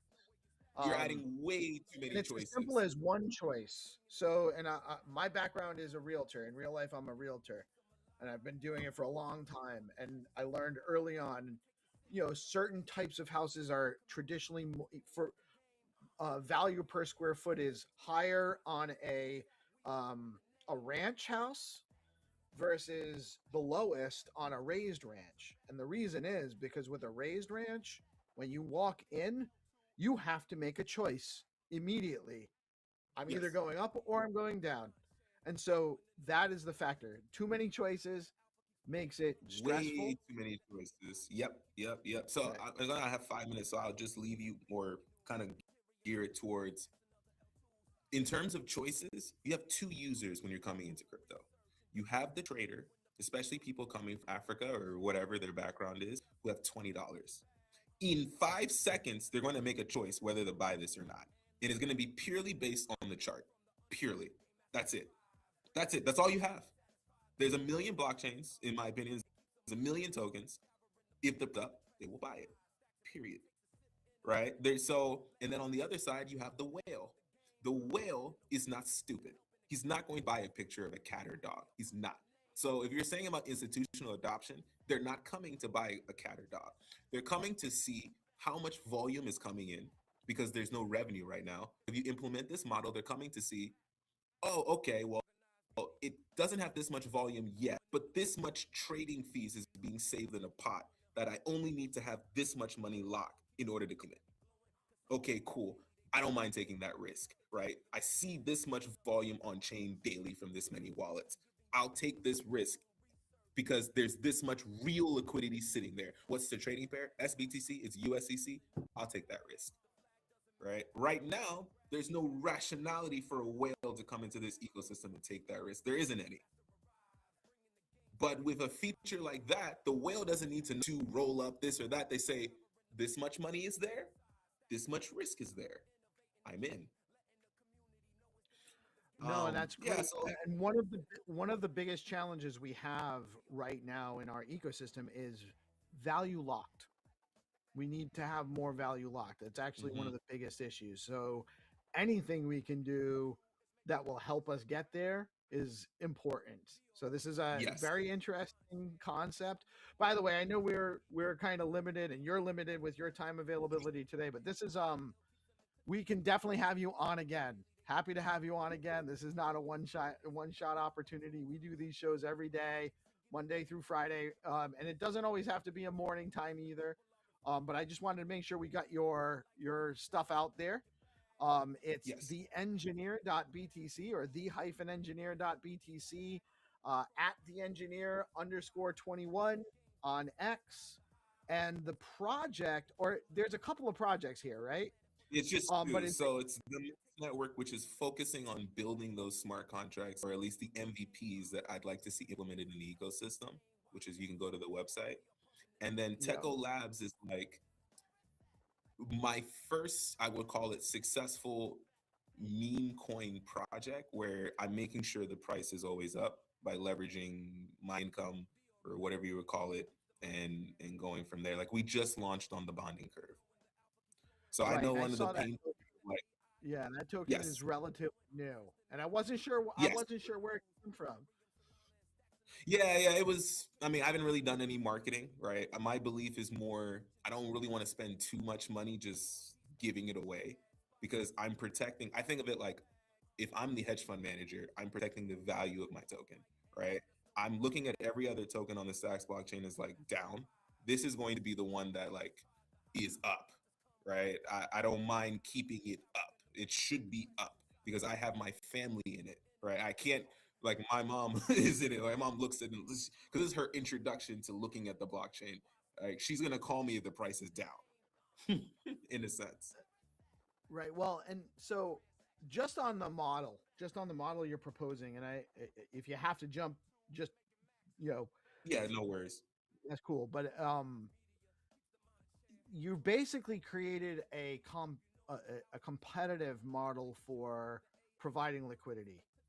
Yes. So the one that's easier for each user. So here's one concern or one question I have is does it create a disincentive for everyone else in the pool to pull out their liquidity if they're not the highest liquidity provider and so they're not going to get any fees? Way I look at it is why were bonding curves successful? People weren't providing liquidity, they were trading value, right? I'm saying the liquidity pool model in general is broken, right? The average user, I've tried to teach my family in Cameroon how to add money to a liquidity pool. They're saying, go do it. I just want to buy it. You know what I mean? Like the reality is the average user does not want to enter a liquidity pool. Reality, like whales want to enter a liquidity pool. So let them focus. No, you're on right. That. You're right. They just want to. The average user just wants to buy and sell. That's it. Right. So slippage and permanent loss. If you don't have a lot of money to begin with, you're gonna just the fees to provide and pull out liquidity can be cost you your profit anyway. Exactly. So if you're going to provide liquidity, you better be serious. That's what I want. I don't want the person providing liquidity to be like, I'm adding it today, I'm gonna move it tomorrow. No, if you're providing liquidity, you're a whale. You're here because you want to make money, period. So I So wonder. I'm game in terms of seriousness. I If I'm wonder providing though, liquidity, are you familiar with the HODLMM that Bitflow has been building out? The concentrated No, so I looked at it, but I didn't dive too far into it. If you're saying it's something I should, I'll spend the weekend diving further. I couldn't see it immediately. Right? There's bins at certain price levels, so you can add liquidity at certain price ranges. So you could actually have competition amongst bins. So it's not all or nothing. It's the highest provider in that bin. So I could provide liquidity. I might be the highest provider at a lower bin, and I'm targeting a lower price, and that way it creates it creates less disincentive. You don't want to necessarily concentrate it where the whale has it, but you can maybe take a bin and get the trading fees for a bin that's higher or lower if there's volatility. What's a bin, out of curiosity? So the bin is the HODLMM for Bitflow, which is still just in beta testing, and I'm they're one of our sponsors. I'm friends with the guys. I played around with it. I've been a beta tester on it. I did a boot camp on it for them. So the way I'm not an expert though, so I might be explaining it wrong, but you have, when you're providing liquidity, you have a range. You can set a range across price scales.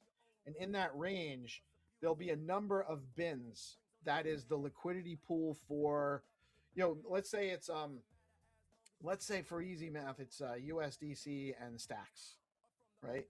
Yeah. So there's a bin at the price of, let's say 20 to 25 cents for stacks. And then there's a bin at 26 to 30 cents. And then there's a bin at 31 to 35 cents. And there's also one, bins below. And so when I provide liquidity, I'm providing liquidity across a range of bins. And then there's a curve I can choose where it's actually providing more of my liquidity concentrated towards the center. It can be flat across all of the bins, or it can actually be like an inverted curve where I'm providing it at the edges. So I have control of where I'm putting my liquidity, most of my liquidity. And so I'll get fees when it trades at those scales, in those bins. And it actually prevents slippage, because it's also going to concentrate, it should theoretically concentrate liquidity more where the market's going to be, as people are trying to get fees for providing their liquidity. So as I have to look into it. Yeah, it is a little complicated, and we're getting into but it might actually be a good piece to add specific to your model to make it less all or nothing for all fees. And it gives your liquidity providers more control if you have something like that, a model where you have those ranges. Okay. I would say I will look into it this weekend more seriously. And just for anyone listening, I do have a spaces for this Saturday. Some people ask more information. I'll give you more information on like Techo and my ideas for it, but I do have to run. I appreciate you guys. Thank you. What time Saturday? 12, like my time. I'm in Houston, so my time is 1 p.m. your time. Houston Central? Yeah, I think so. Yeah. So it'll be like 1 p.m. East Coast time, or something like that. But it's immediately on my Twitter, so if you see it on my Twitter, you'll see it there. All right, so follow. Bring them right up. Follow the engineer.btc space tomorrow's Saturday, actually. I know how. Oh yeah, tomorrow's Saturday. Space tomorrow morning. Awesome, brother. I'm sorry, man. What's your name? Sean. Or should I just call you the engineer? You can just call me the engineer. All right. The engineer. Let's go. Let's go. That's kind of like how my family refers to me now. Anyways, I'm used to it. That's kind of where the name came from. Nice. That's a good Because moniker I to started have. off as an What's that? I started off as an engineer. That's my background. All right, cool, man. Cool. Thank you for so much for joining us today, man. Really very interesting concept that you've come up with. Really cool design on you're definitely producing here. So it's very interesting. Guys, make sure you follow. Don't be a stranger, man. We do this all day. We're streaming all day, every day. So we have lots of space. If you have more stuff to come chat with us about, happy to have you on anytime. Okay, I appreciate it. Yeah, I'd love to just share my thoughts about the ecosystem and just things I think that we need as a blockchain to be prepared for as interest rates start getting lower, to start receiving some of that liquidity because it's coming, right? And I think we're doing a good job with SBTC in general. These are just a few little tweaks here and there that probably need to be done. I think I've talked to a few people in Discord about it. It's like many users who are on Lightning, right? That smooth transition into SBTC because it is to me, it's a stronger Bitcoin pair just because the speeds are somewhat the same. You don't have to manage channels and you can own it in your own wallet with your seed phrase. So it makes me feel more comfortable at night. But yeah, definitely love to come and share some more of my thoughts later. I hear you on that. And I appreciate it, man. I really interesting. Seems like you have a high level view coming in on some of this stuff. Yeah. I've been in it a while, so I really took this year to really dive into stacks, making my own smart contracts, so I was more educated on it. But I've been in Bitcoin and like running my own node, my own Lightning node for years, while I've also been a trader. So surviving on that for years as well. So I can always get my own, not my financial advice, but my own technical analysis. Like Bitcoin for me recently broke out of a rising wedge, and we're sitting on that. I think the 21-day moving average on the monthly. So I'm curious to see how we're going to end at the end. But yeah, I have a lot of thoughts. I don't know if you've seen the chart of Bitcoin. I tend to agree. I'm cautiously optimistic. I don't know when it's going to happen, right? We could still have some choppiness ahead where we are. I think we'll bounce. It's just me. I personally, that's not my financial advice. I think we'll bounce. I just, in my gut feelings, even if we don't bounce, I'm still buying. Like I say all of this, but I buy like $1 a day. I don't care. I don't even look at it. But if I'm saying technically, like I see we broke out, everything's telling me we're going down. But my gut, it's like, nah, like we're gonna bounce. I just the way I look at like Fed policy and not. I know everyone's saying, oh, he's gone to quantitative easing and all this. I'm like, that stuff takes a year to feel the economy. I know people, they push it on Twitter, but I've been here long enough that I'm like, even if you were to cut rates tomorrow, the market could still drop. It takes a year for that liquidity to go. Right, exactly. And they've been tightening they just stopped tightening. They're not easing. Yeah, so that's a good thing, but it's going to take a while. It's going to take a while. Where I feel we will bounce, this is my own, not financial advice, where I feel we will bounce is even if people aren't using my liquidity pool model, liquidity pools are starting to become the standard. And you already see it in terms of how USDC is now on stacks, right? This is a huge thing. I know people don't really see it, but this is huge, right? Bitcoin's never had a programmable price. It's had a centralized price. It's never had a programmable, this is the price because of this liquidity. As liquidity pools become the standard within organizations saying, I want to be able to trade this on the blockchain and I want to know the price of Bitcoin because of this liquidity, because there's this much USD versus this much Bitcoin, you finally get transparent Bitcoin pricing. That's why we'll bounce. But that's just me. I'm sorry, I keep taking your time, but I'll no, man, it's great. It's great. We actually do have the man, the myth, the legend, Rubes in the house as well. What's up? Good morning, my brother. How you doing today? GM Rubes. Yeah, guys. How's it going? How you doing, man? I apologize if I missed you sitting in there. I was engrossed in a really interesting conversation with the engineer here. He just came through. I don't know if you caught it, but he's got some really cool stuff he's working on as well, bro. Yeah, I caught the end of it. So that was quite interesting about the kind of liquidity jackpot almost kind of take like the competitive side. Yeah, I listened to it last sort of 5-10 minutes. So yeah, it was cool to see. Yeah, very interesting. I'm sure. Speaking of interesting concepts, you know, you're expanding STX tools and covering a broader swath of the Bitcoin ecosystem with Tenero. And, you know, it caught me by surprise. I knew you were working on something, but I didn't quite know what. So congratulations on your launch. Congratulations on winning a Stackies Award. And, you know, welcome back to DeOrganized. Happy to have you here. Yeah, thanks for having me, guys. It's been a Congratulations. whole year basically. We kind of were teasing it earlier this year. Didn't quite realize some of the legals and logistics of kind of setting up company-wise. So we're now set up as a company in the US. I'm not from the US, neither is my business partner Milano, so there was like some complications there. Some of the logistics of actually keeping it under wraps were interesting because I wanted to launch it as like a stealth launch. So obviously trying to build hype at the correct time and make sure that it doesn't get like released ahead of time and so on. So working with all that various, you know, very incredible partners. We've got initial launch partners. We have Stacking DAO. Obviously they were with Stacks Tools as well, but they've carried on over to Tenero. We have Beezy, we have Xverse, we have SimpleSwap, we have Caesar, we have Football.Fun. Of course, we have Stacks and Spark as well. So we're working with some really, really impressive people in the space. And yeah, Stacks Tools is now Tenero. I can walk you through the site. I can see you've got it up anyway. Nice.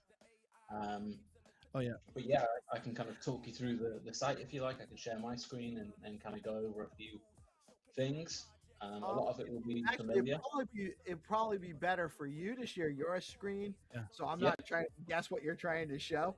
I just like to show off the branding when it pops into my head to do so. But I'm super excited about this, man. We use STX tools daily on the live stream. Like I use it as a prop to show price and stuff. So I'm excited to have more opportunities and more tools at my disposal for that use case too. So awesome stuff, man. Take it away. Yeah, Amazing. thank you. Amazing. So before you take it away, I've got a question. Yeah, of course. Yeah, go. So we know it's the cat. So what inspired the dinosaur from a cat to a dinosaur? So yeah, I'm kind of Good question. So the dinosaur, I've kind of affectionately called him T-Fi. So like instead of like T-Rex and BTC-Fi, he's now T-Fi. So he's kind of like the mascot. He's the character. He was created. I kind of like the design, like kind of Pokemon-y. But he was created by Weasley, who is the artist of Megapunk. You can kind of see the pixel style there. I've had a lot of people asking if it's going to be an NFT or a token. It's not going to be an NFT or a token. It's just he's just a mascot. He's just a cool character to make content around. But I have had a few people asking if it is going to be some kind of like thing they can trade. No, it can't be. It's just a cool dino mascot for the platform. So yeah, that's the kind of behind there. Thought it looked cool. But it's been amazing to see the reception from everyone. So we have the main page. This is the home page, and this is the multi-chain page. So you can see at the moment we have Sport Fun, Stacks, and Spark. The ones that are coming up next will be Runes. We have OpNet, which is testnet at the moment, but that will be coming on mainnet when they go live, and also Citria as well. So we're working on their private mainnet at the moment, but again, once their mainnet goes live, we'll feature them for day one. So this will only get better now as we have more chains. This first landing page will become a lot more interesting as well. You can see market share, you can see volume, traders, how much percentage is dominated by each one. So Stacks is currently 31% of the market. You can also see the platforms, so that's the DEXs within that. So you've got Bitflow, some of the sport fund ones. Flashnet is from SparkNet. I've just clicked off that. Let me go back on. We have Alex, Velar, the usuals there. Obviously plugging Leo with the updated socials. One of our partners is Caesar, which is the AI. So we have all of the various Caesar articles there. We have Xverse, who is our API partner, and also we're going to end up having in-app swaps as well, which is very exciting. Ooh, cool. Which you won't have to leave Tonero. You'll be able to swap within that, and that will kick off with we're kicking off with Runes and Spark because that's what they have the API for at the moment. But they're also working on Stacks as well, so that we'll be able to swap Stacks tokens within there as well. You can see the chain overview, how much like inflow is coming in. So currently slight outflow on Stacks, but really being a big chain that's not really that much. Quite a big inflow to Sports Fund. And then this below here is all of the tokens that are currently tradable. And this is trending on an hourly basis at the moment with the most volume. Sorry, the 1 day actually, not 1 hour, 1 day. So the most volume is Stacks, the actual Stacks token. Then when we head into, let's go into Stacks, we can now see what you're probably more familiar with and looks a little bit more like Stacks Tools was.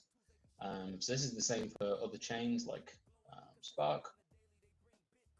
You can kind of see the tree map and the trades. It's also the same for Sports Fun. Slightly different because they have more tokens and NFL and football, but we'll go to Stacks as we're a bit more familiar with what's going on here. You can see the net flow, the tree map. So you can see 30-day, 7-day, 1 day, see what's going on pretty instantly, whether it's red or green. The recent trades, now this is live, you don't need to refresh this like you would have done with Stacks tools. So if we happen to see a trade come in, in the next 10 seconds or whatever, it will show here. So you don't need to refresh that. You can also see the market flow, Stacks chart. Again, we're going to cover a weekly ecosystem report with Caesar there, which will be all the goings on of Stacks at the moment. Again, the platforms. I've logged in with my wallet here, I think. Hopefully it shows. And if not, it means that I don't think it will share because of the screen share, but I have to go on a different page for that one. Yeah, it won't show it usually won't show the pop-up, which is best. Yes, yeah, true. We have the tokens, as you're more familiar with. We have the different modes, whichever one kind of colors and preferences you like there. Now we have the pools, so this is like, obviously, if you've got, say, let's go on to, let's pick, we'll go with Leo, just as, we're more familiar. This is Leo combined across all of the pools that it trades on. You can see one of our partners, SimpleSwap, there. Pools, now Leo obviously has multiple pools. We have Velar, Alex, Bitflow. So if we head into, like, say, the Bitflow pool and click onto the specific pair, it will bring up the Leo pool for just Bitflow, as well as the combined view.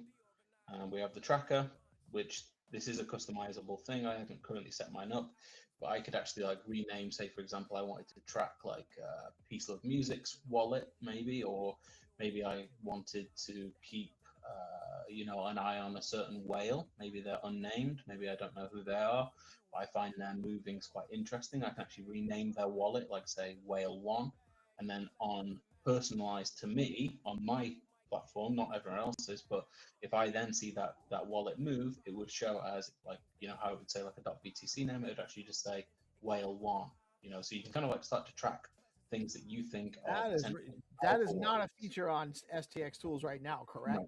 I didn't miss that. Okay. Yes, this custom is quite cool. Yeah, I can see that. I love using STX tools and the data and everything, but that is going to be a time waster for me. Not a time waster, but I'm going to have to carve out some time. It's fun as well because, there's been so many times I can count, and I'm sure other people as well, but where you think like, oh, that's an interesting wallet. I'm not quite sure what their motive is perhaps, or, they've been buying a lot or selling a lot, and you kind of want to just track it. And, you're not going to remember the whole SP, the full wallet, but you can just kind of think like, oh, okay, that's interesting. I can kind of rename that. You can do it for friends, other reasons as well. We can see the market thing, but this is kind of like how the Whale Watcher was, except it's expanded on now. So we have the inflows and outflows per wallet across different time frames, not just 1 day. We also have the market flow, and then individual whale trades, which you can customize again. And also on the token page, we can now customize this as well to however we like. And this will stick with like your cookies essentially. So you can kind of click on which ones you want to see all on these. So you might decide that you only want to see, certain tokens with liquidity, or a certain type of transaction, or a certain type of volume. And this is all customizable again for the user, and this will stick with it as you go. And that's kind of the profile. We built it with mind of what is actually useful. Obviously, I've been in the space for like 5 years now, full time. What would I like to see? What I think other people would like to see, what I find useful. And now we've had the year to build it out. V2 will be shipped very quickly. It will be weeks, not months. We already have a whole list of new features to add, including runes and in-app swaps. And then, V3 following that will be also very quickly after. We're going to add more chains very, very quickly now. Wait, you have V2 ready almost, and you're already working on a V3. Yeah, so we've obviously, if you remember back to when we initially launched Stacks Tools, we shipped very quickly. This year has been a lot slower just because we've been kind of keeping it under wraps, and we wanted to get all the various partners underway. But once the screen has now been lifted, the curtain's been lifted, here it is, and now you'll see us start to move very, very quickly across multiple ecosystems. Lots more features. This is just the V1, and like I say, V2 will be weeks, not months. I'm very excited to get it going. I think the positive reaction by everyone has been amazing. I have a lot of support from obviously you guys. 300's been making loads of content. All the usual Stacks, crew have been supporting, which is amazing. And I think it opens also from a Stacks point, it opens Stacks up to a whole new group of users that perhaps wouldn't see it. I mean, someone like Beezy is a completely different user base. Doing a lot with those guys. Sports Fun. They've just raised $10 million on their ICO. So I'm largely unfamiliar with Sports Fun. Tell me a little bit about that. So they're like a fantasy sports platform. Does it come under prediction markets? I don't really know, but it's fantasy football basically. You buy your players, you buy your shares in your players. If they perform actually in real life, actually during like the game week, so like NFL or just football, the higher they score, if they come in the top 5, you get points. That opens packs, which contain players, which you can sell for like dollars, basically, is the idea. But they've just finished their round. They've just raised $10 million on their ICO, even in this bad market.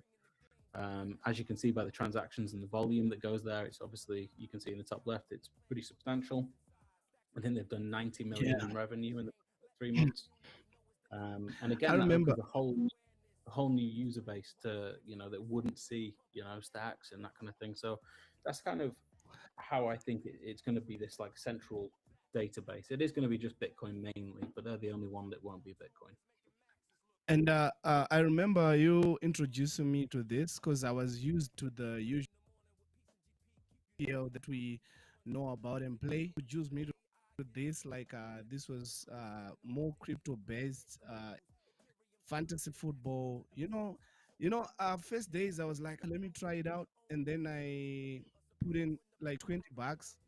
I woke up the other day, it was way up. So yeah, this thing is amazing piece.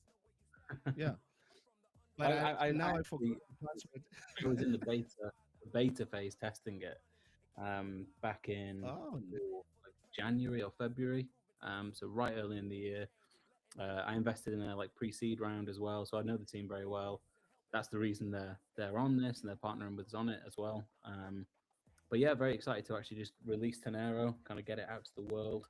It's been under wraps for a long time, and I'm glad to see that people are liking it. Yeah, man. I mean, you come with an exceptional reputation in the ecosystem, well earned. There's a reason why people support your projects, because the way you handle yourself, the way you deal with things, you're obviously upfront.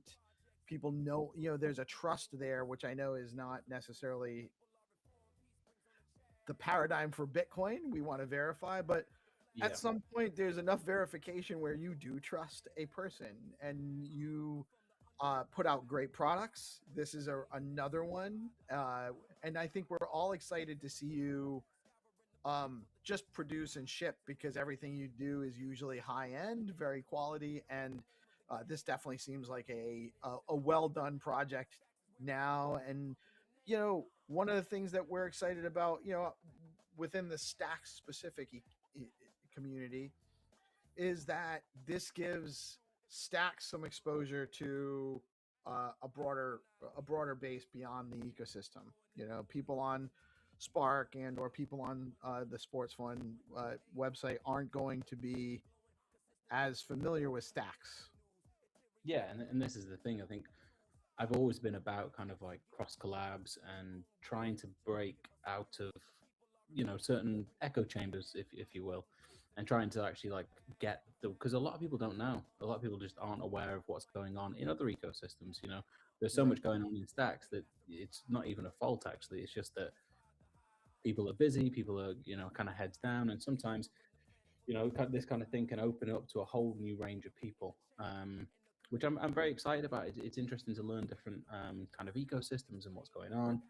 And yeah, it's much appreciated, all the support that we obviously get. It was nice for, because obviously I always get things like the votes and the recognition for the building side. Now, obviously the actual, you know, design and features and stuff, that is partly me as well.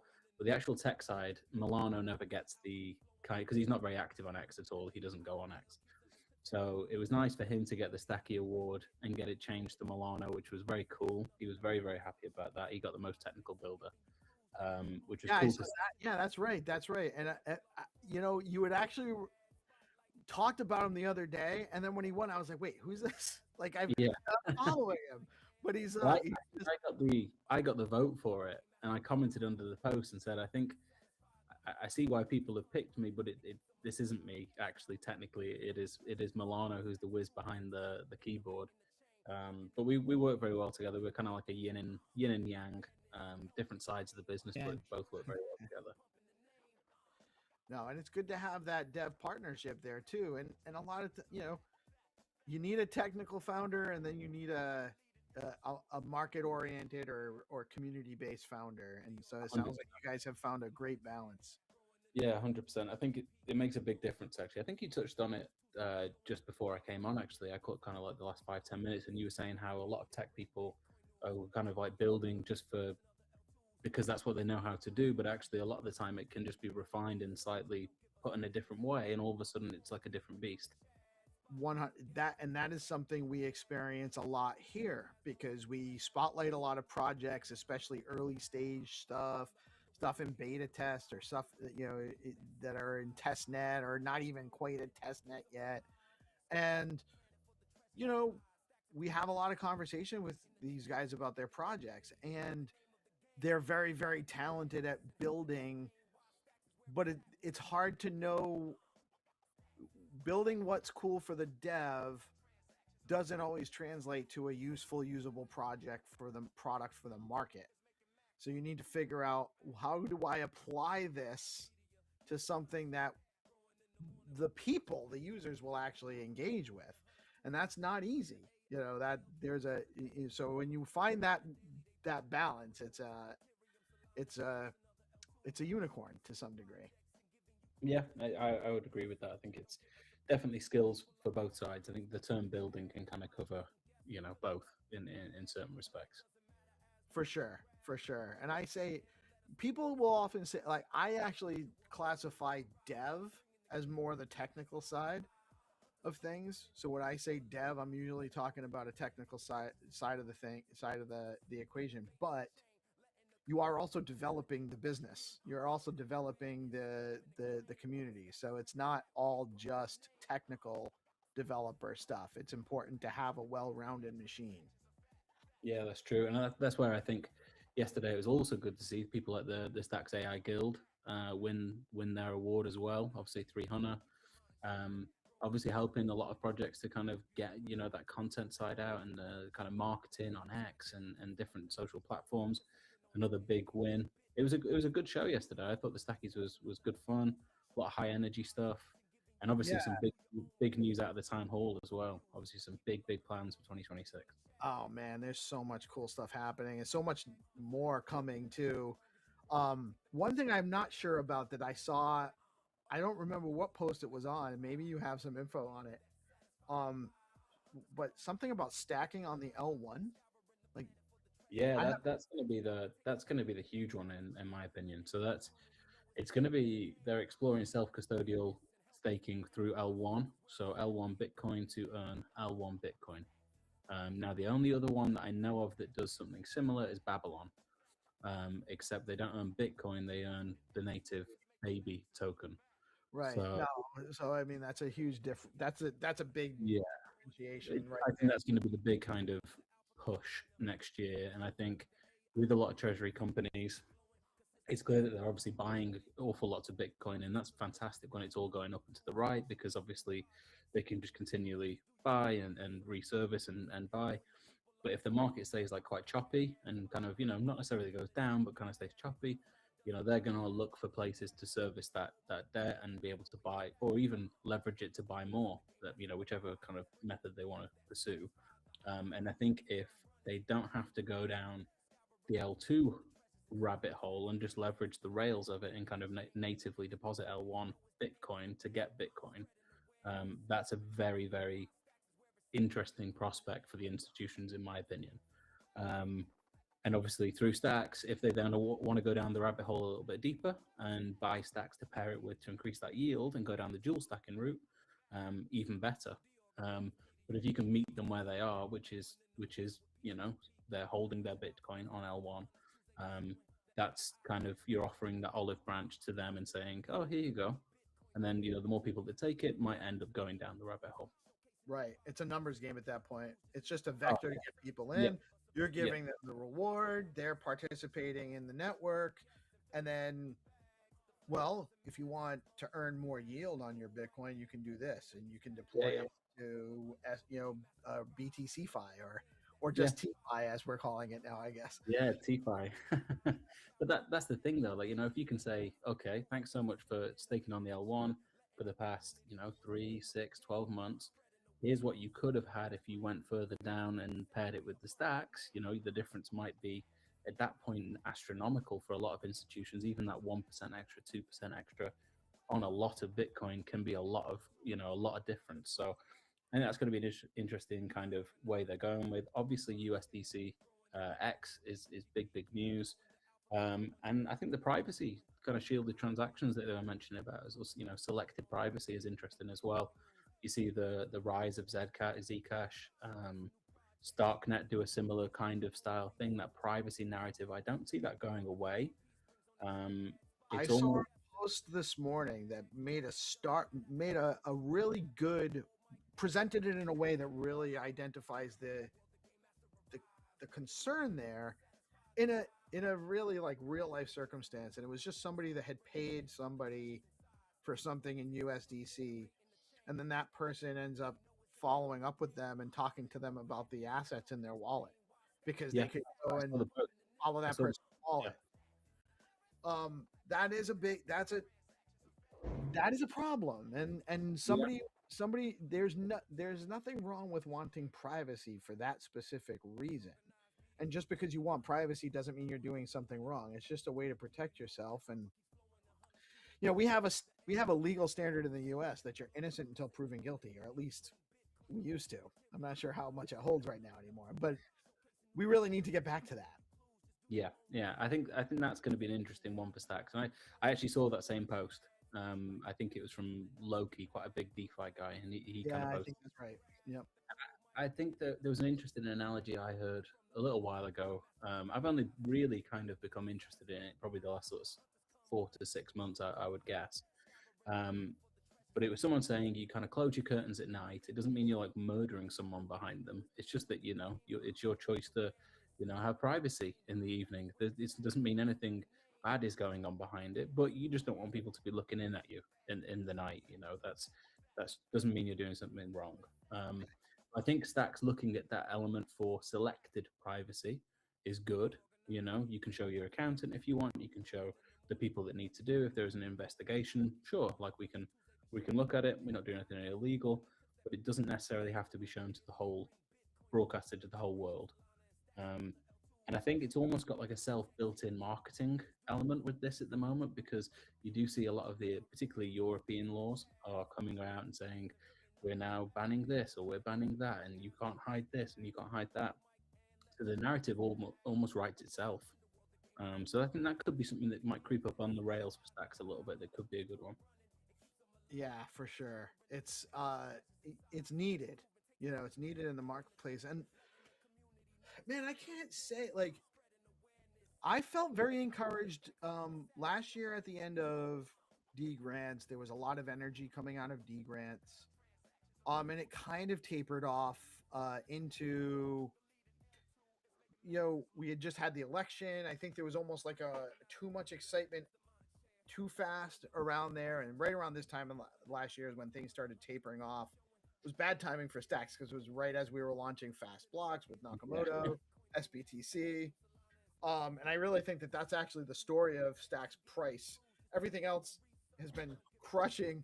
Stacks price is just the victim of just a number of bad timing events outside of control that have happened, and that actually leads me to believe that there's even more upside, you know, potential than where it is. But I haven't felt the energy like this in the ecosystem yet. Like, I feel like there's just, with all of everything, the shipping, all of the people that are solving real problems, all of the building that's going on across the ecosystem, the Stacks Labs entity, the endowment, the accelerator that they're talking about. This is the time. If you're looking to build on Bitcoin, Stacks is where it's at. It's undoubtable at this point. And it's like to have people like you in the ecosystem. Yeah, I would agree with that. I think the fundamentals aren't matching up to the price. Obviously, NFA as always, but yeah, I would say there is a lot of builders, new builders as well, which is exciting. You know, obviously you see things like the Hacker House come out, and you know, That was obviously so cool. Yeah, there's so much. There was amazing. Yeah, absolutely, and I think it's good to see a lot of different projects. I saw you had on. I was watching a clip on the DeOrganized show. I think it wasn't live. I don't think. Are you doing it now, where you like kind of play clips throughout the day? Yeah, because we're running the stream from like 7:30 to like 5-6 o'clock at night, East Coast US time. So I have time to replay it. And, you know, now it's forcing me to go make these clips, share them out, get them on the stream and stuff like that. So you saw. I saw an X402 one. I think it was Tony. Tony, yeah. From I think it was last Friday morning last week. I think, or maybe the week before. I can't remember now. It's been, but that shows it's working though, because I thought it was live, and I tuned in and I was like, "That's interesting." Like, I would not have seen that. You know, if it wasn't running, I would not have seen that clip. It was interesting. Yeah. So. And, yeah, people drop in to see what's going on, and we have lots of content to expose. You know, lots of stuff to keep amplifying. So we're slowly but surely figuring out our model and doing more with what we have available to us, and we're doing pretty good. You know, we're getting a little bit of slumpy Friday morning numbers right now. You know, we're not getting a ton of viewers right yet. We only got a couple hundred this morning so far, but I mean, most days we're getting at least 1,000, couple thousand. Some days, yeah, that's incredible. That's incredible. It could just be coming close to holidays as well. You know, people start winding down. Perhaps they're visiting family, or you know, that's kind of how this time does feel. Obviously, us launching last Monday, we were kind of rushing to get it out before the holidays. I would imagine Stacks also getting their town hall kind of out and some of the announcements. People can stew on that over the holidays and then go into 2026 with a full like boom. Let's go. Yeah, I'm very, very excited for 2026. I think it's going to be the year, personally. Fingers crossed. We never know in this market, but yeah, I think I'm with you on that one. You never know what the outcomes are going to be, but I know we're going to be working hard and we're going to keep pushing. And so some good stuff's going to come out of that. It can be the only way. It can be the only way. That's it. That's all there is. Brother, I could talk to you all day. You're welcome to hang out if you have the time. Do not feel obligated, but we have the Game Master coming up from the underworld to play some Find2Earn rounds with us this morning. And he's also going to jump into the SIP call because he's proposing a SIP for his encrypted NFT standard. So we're really excited about that. I'm going to play a quick word from BitFlow. Rubes, do you need to can you hang out? You want to hang out and play some Find? I'm going to hop off, but I do really appreciate you having me on, guys, and I will definitely be coming on a lot more because we will be shipping pretty quickly now. You're going to see a lot of updates, certainly past the holidays, probably weekly or bi-weekly. We're going to be adding, a cool feature or two. So I'll definitely be seeing more of you guys. Really appreciate you coming on, me coming on for your show. And yeah, appreciate all the love, guys. Right on, man. Have a great rest of your day. Happy holidays if I don't chat with you again before then. And you're always welcome. Just let us know when you want to come on and we'll drop you in. Much appreciated, guys. All right. Have a great holiday, Rubes. Have a good one, guys. Have a good one, Hannah. Have a good one. Peace. You too, man. Awesome. That was awesome stuff. Really dig it. And guys, stay tuned. We will be back momentarily with the Game Master and some Find2Earn rounds after this quick word from Bitfile. We can just play them on. We can do you share your screen and play one, then I'll share my screen and play one, then you share your screen and play one. We'll play 4. We'll each play 2. Oh yeah. I'll let you go first. Oh, you want me to go first? You know what? I'll let you decide. Do you want me to go first or do you want to go first? Rock, paper, scissors.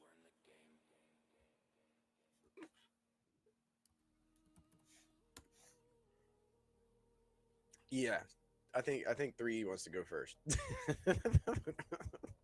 Let's go.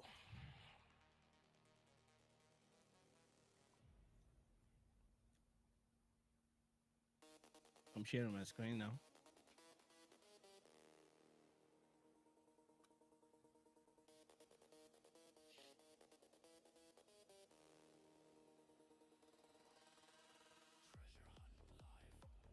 Is my screen showing? Hold on. Let me shut this music off here. And yes, you're ready. Okay.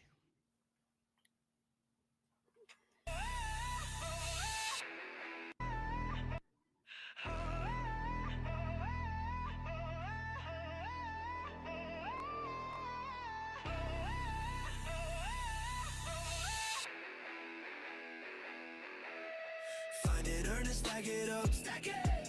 Quest for Bitcoin, never give up. Never. Stacks on chain, we light it up. Light it. Find2Earn, yeah, we level up.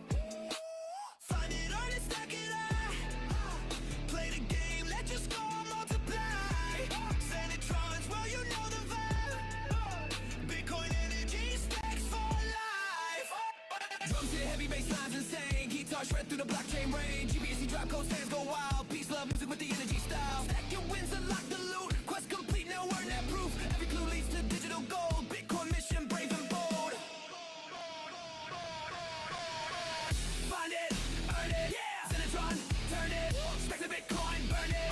Whole squad, confirm it. Lasers, power-ups, flashing lights. Game night in the metaverse heights.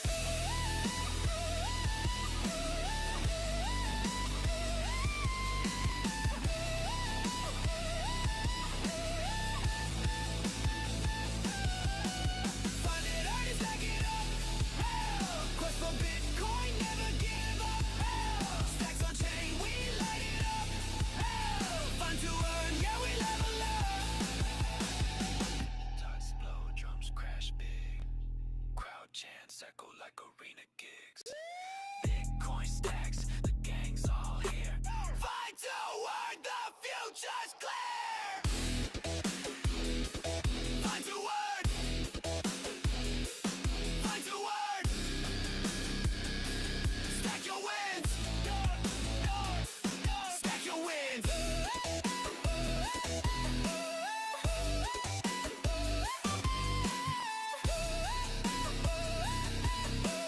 Peace, love, GBSC. Bring that speed.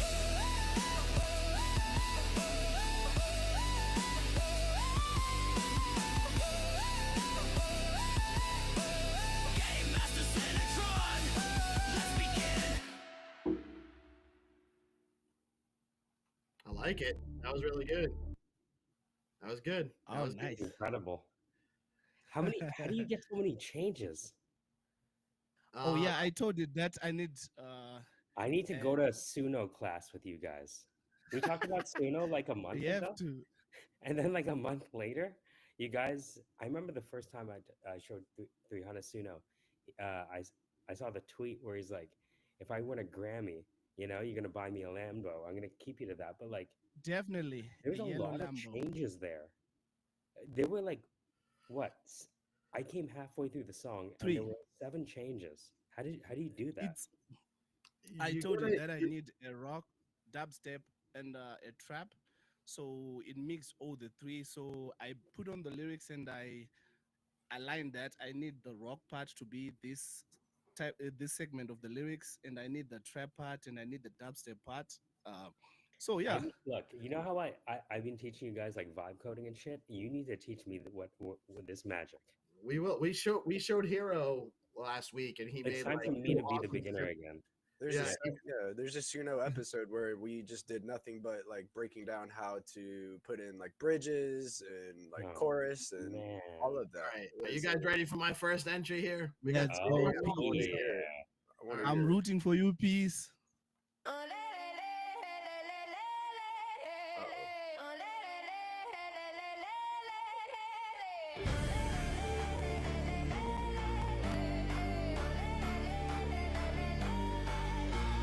Maps up, game on, coordinates flash, let's go.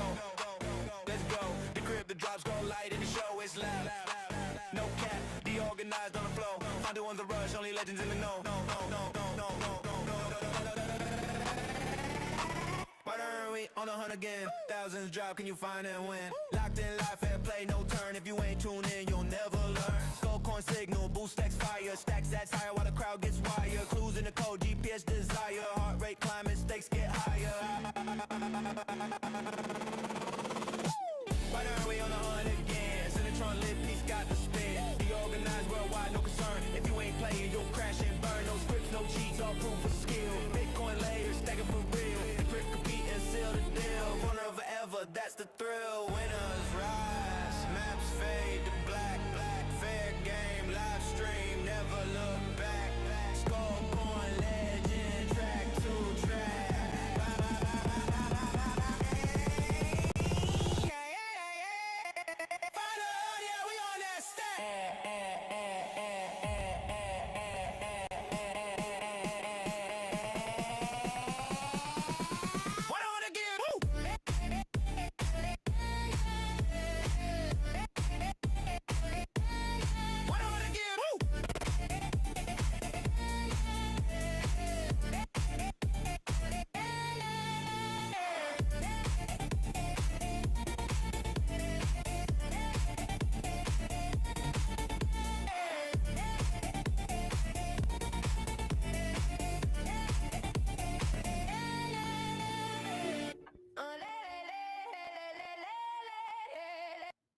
That that beat was kind of sick. I ain't gonna lie.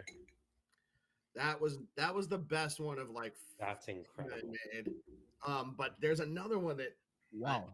I saved a different one that's a little bit longer, but Hana, I actually think Hana's was more dynamic, to be honest. I agree.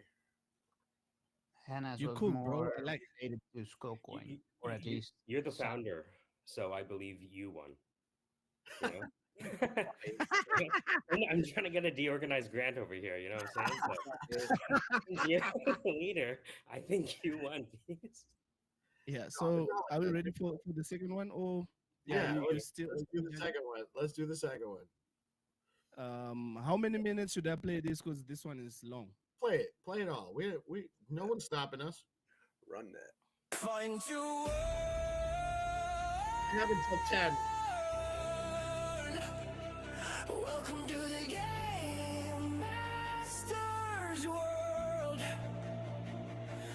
built on stacks.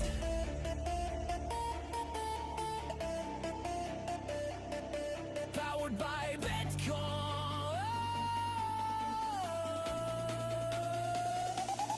Let's go.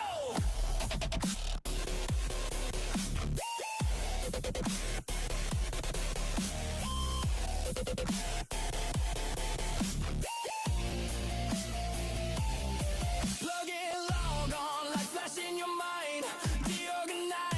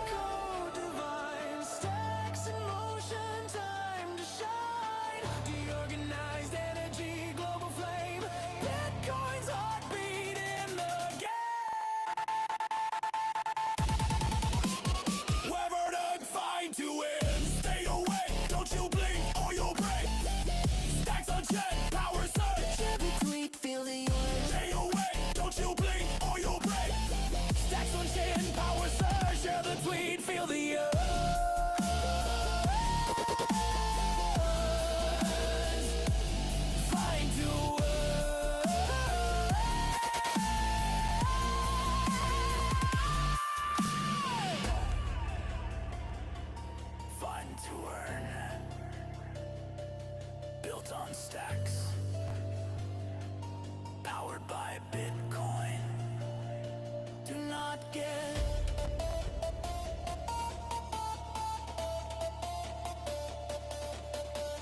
lost.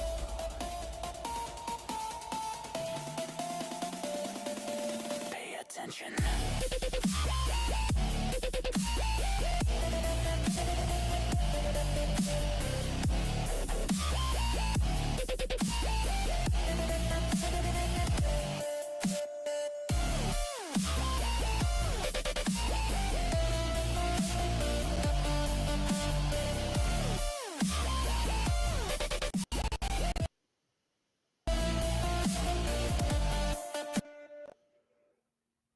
Oh yeah, that was a That mix was of dubstep, sick. trap, and rock. Mhm. That was dope, man. Very dope. The build up was pretty cool.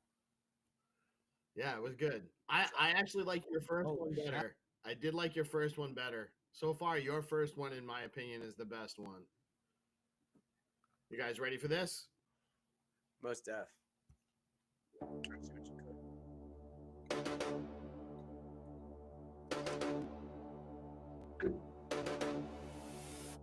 This goes hard. Club banger made swagger a battle. Trash, trash fix, I'm a swagger a battle. Trash, club banger made swagger a battle. Trash, trash, trash, trash, trash, trash, trash, trash, trash, trash.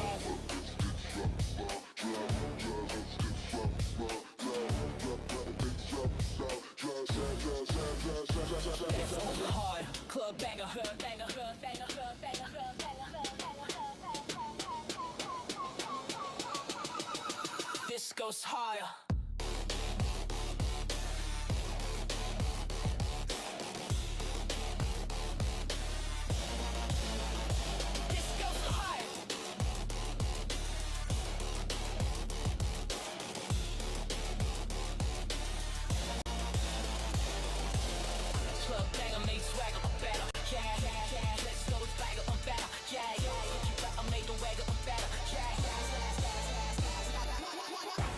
Up, game on, coordinate slash, let's go. Decrypt the drop, skull light in the show. It's live, no cap, organized on the flow. Find earns the rush, only legends in the know. Find earn, we on the hunt again. Thousands drop, can you find and win? Locked in live, fair play, no turn. If you ain't tuned in, you'll never learn. Skull coin signal, boost stacks fire. Stack sets higher while the crowd gets wired. Clues in the code, GPS desire. Heart rate climbing, stakes get higher. Find we on a hunt again. Cinetron lit, peace got to spin. The organized worldwide, no concern. If you ain't playing, you'll crash and burn. No scripts, no cheats, all proof of skill. Bitcoin layer, stacking for real. Decrypt, compete, and seal the deal. Find on forever, that's the thrill. Winners rise, maps fade to black. Fair game, live stream, never look back. Score coin legend, track to track. Find yeah, we on that stack.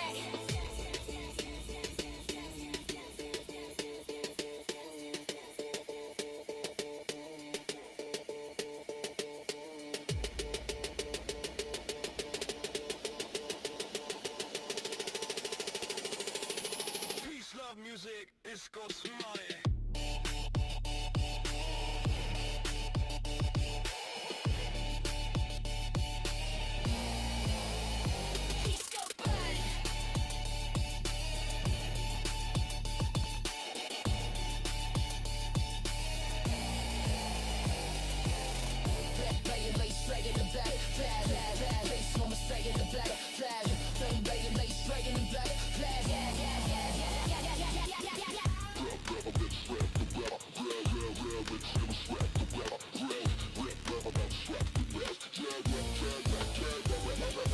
Peace, love music.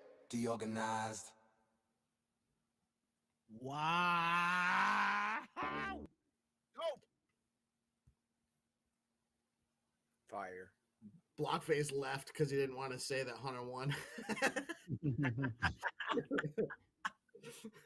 Yo, I liked the lyrics in Peace Love Music's. You know, it was very.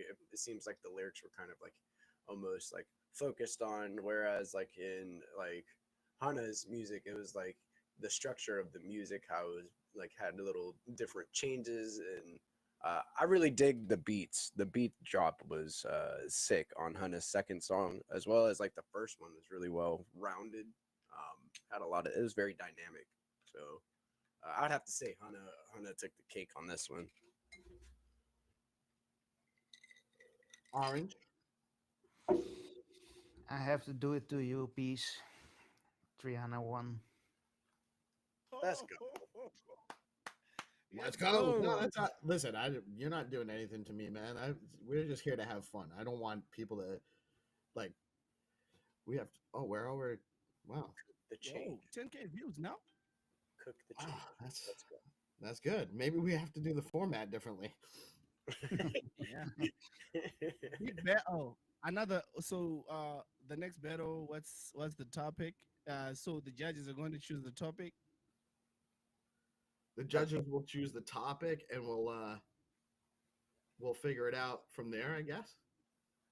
Yeah, I think that doing something surrounding like GameFi, getting ready for Cryptonauts, maybe like something like that, and streaming gaming, DeFi, you know, how they all, I don't know, how DeOrganized can cover all bases. Yeah, we can do that. Encompassing all aspects of the blockchain technology on which we build. I like it. I like it. Hey, Peace, is there a possibility that I can get the instrumental of the last song that you played? Because that beat. Yeah, definitely. I'll get the stems for you.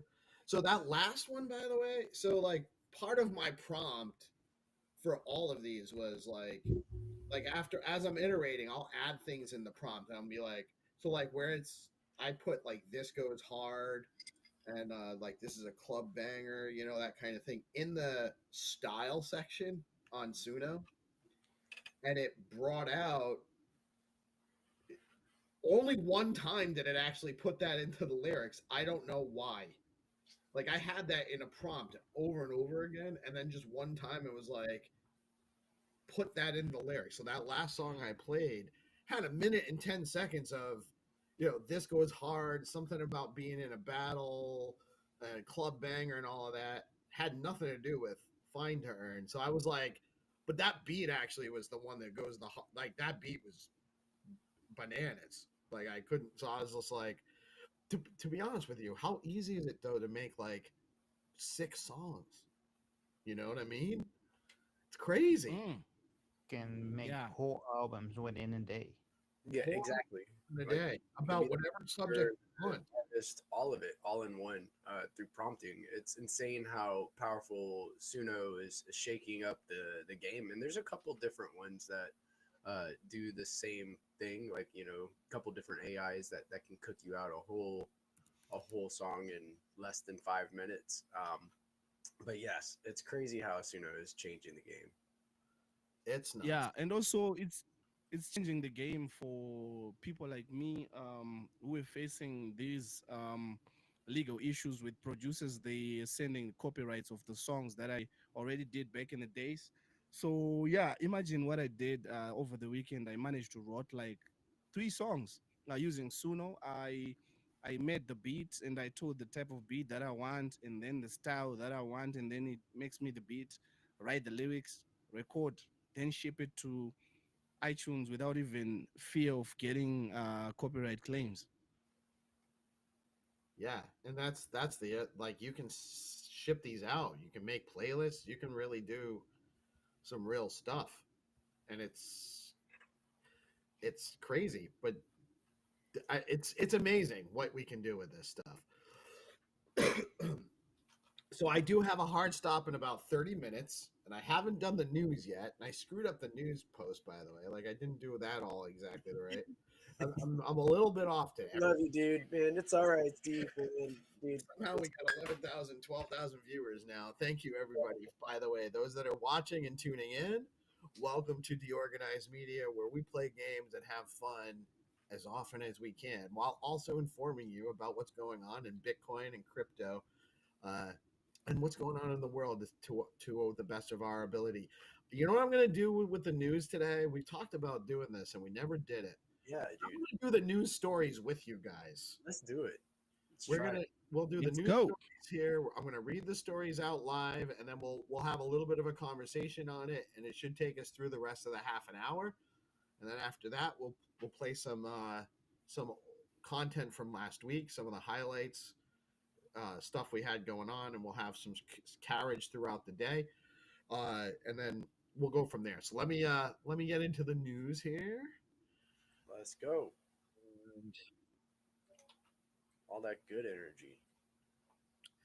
Some interesting stuff happening for sure today. Our first story today, Elon Musk. Oh, let me actually hold on. Let me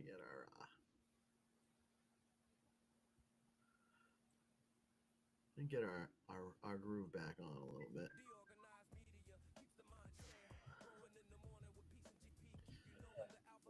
All right, so Elon Musk says America can't solve its debt crisis. Elon Musk warned that America is on the verge of bankruptcy, arguing there's no way to resolve the nation's soaring debt without massive systemic change. His comments sparked fresh macro anxiety as investors weighing rising deficits, ballooning interest payments, and waning global confidence in the dollar. Markets opened the week under pressure as the debt-themed theme re-entered the mainstream conversation around Bitcoin's role as a hedge against fiscal management.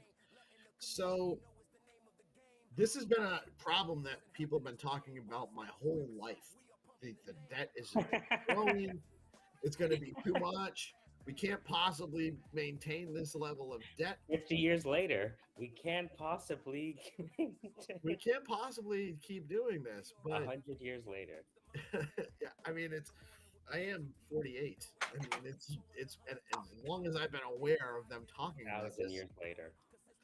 Won't this be an issue in 1,000 years, right? Well, here's the thing. Inflation gets us out of the problem temporarily, but they got to keep spending in order to make inflation. Look, we did the same thing at Stacks to spur on the economy.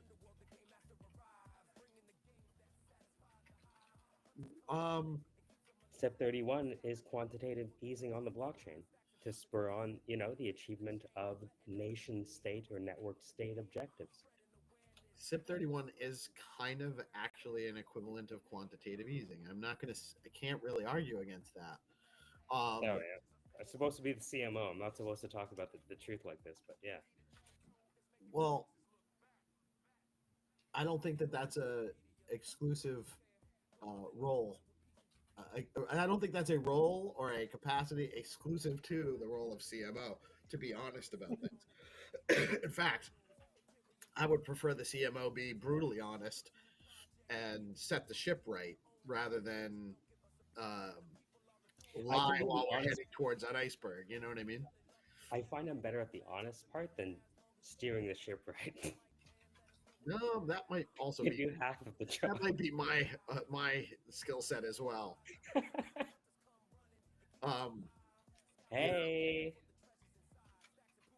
Hyundai, Toyota, and Sonata. Hey, honey, in the house. Purcell, Lamborghini, MGM, Ferrari.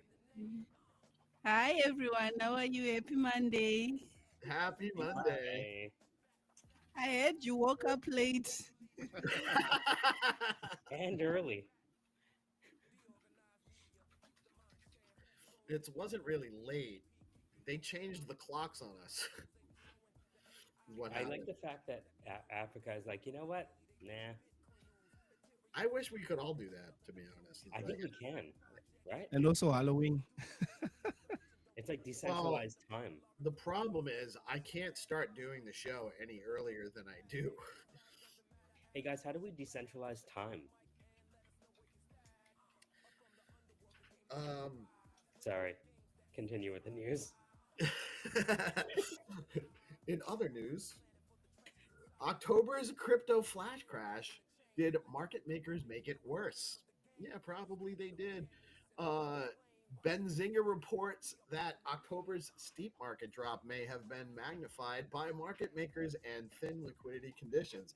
Analysts say forced liquidations triggered a cascade of automated sell orders, driving a temporary disconnect between spot and derivatives pricing.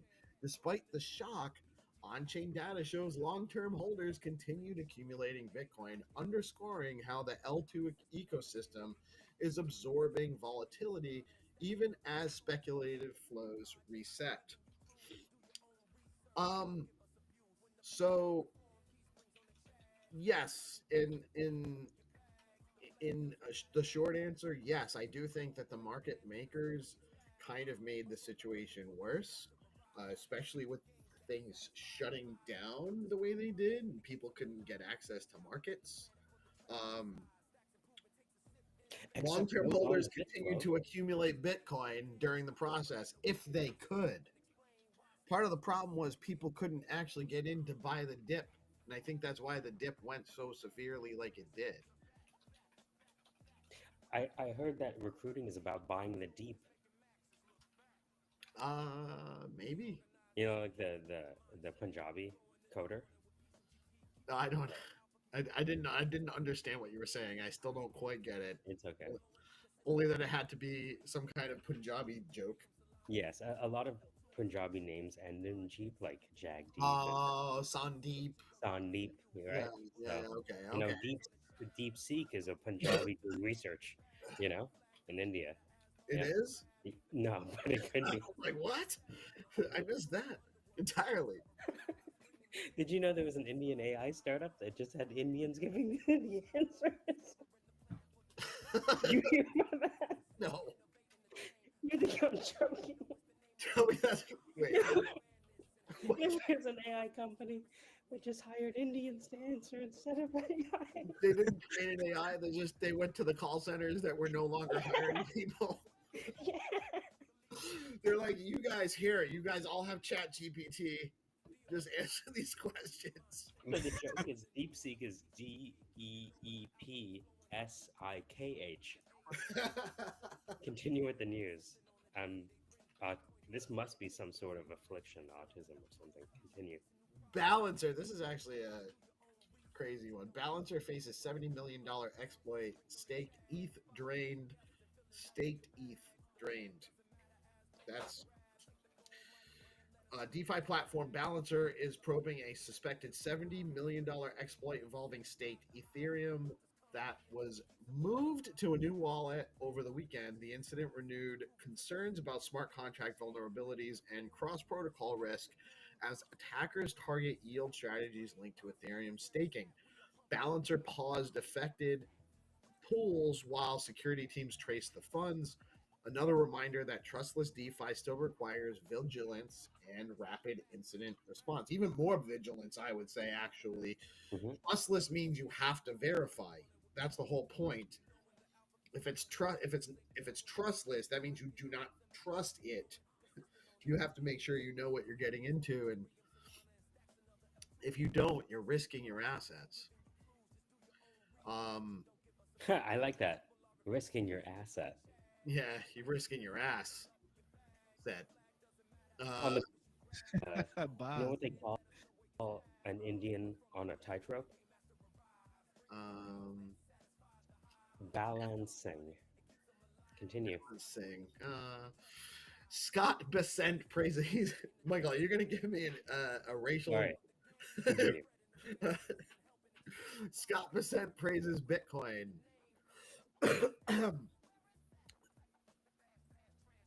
Macro investor and former Soros Fund CIO Scott Besant described Bitcoin as a global reserve grade asset that could anchor the next monetary cycle. He praised its finite supply and decentralized security model while contrasting it with governments running record deficits.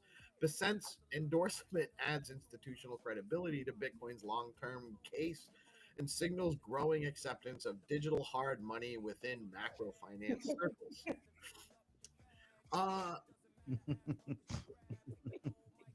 I trust anyone with a neck like that. What? Look at his neck. Oh, Blockface, come on. You're setting I me go up. the other way. If I see a on me. neck like that, usually anything that looks kind of like that, I'm a little sus. That you know how much money that neck has? I just don't know how it earned that money. Is really what. That neck has some stories. And it's like sideways, like he's got two mouths. What's going on there? That's incredible. It looks like he has the Unilever logo in his neck. I have to stop. He loves Ben and Jerry's. What do you want? Ah, nice. Teeters. Standard Chartered CEO, all transactions moving to blockchain. Yeah, I tend to agree with this one too. Excuse me, guys. Standard Chartered CEO Bill Winters said he expects virtually all financial transactions to migrate to blockchain in coming years, driven by efficiency and transparency demands. The bank has already run pilot projects with tokenized settlements and cross-border payments. His comments highlight the continuing shift from experimental Web3 integration to mainstream financial infrastructure, a trend that supports stacks and Bitcoin L2 adoption momentum. I think it's only a matter of time, right? All of us here are expecting that all transactions are going to end up being on chain eventually. You guys agree? Disagree? What do you I agree. I mean, it's a ledger. It's a public ledger. You could go. It makes things easier to kind of track, right? And you can't go in there and mince the data. Oh, this bank is still operating. What's that? Standard Chartered? Hunter? What were you saying?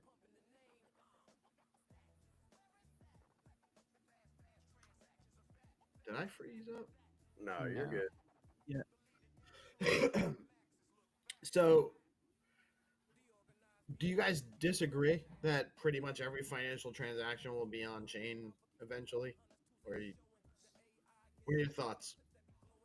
Yeah, I think that they will be, depending on like I don't know which blockchain it will be that will be used, but like I do agree that they will be on chain. Everything's gonna be on chain. It makes things transparent, and you can't spoof shit if it's on chain.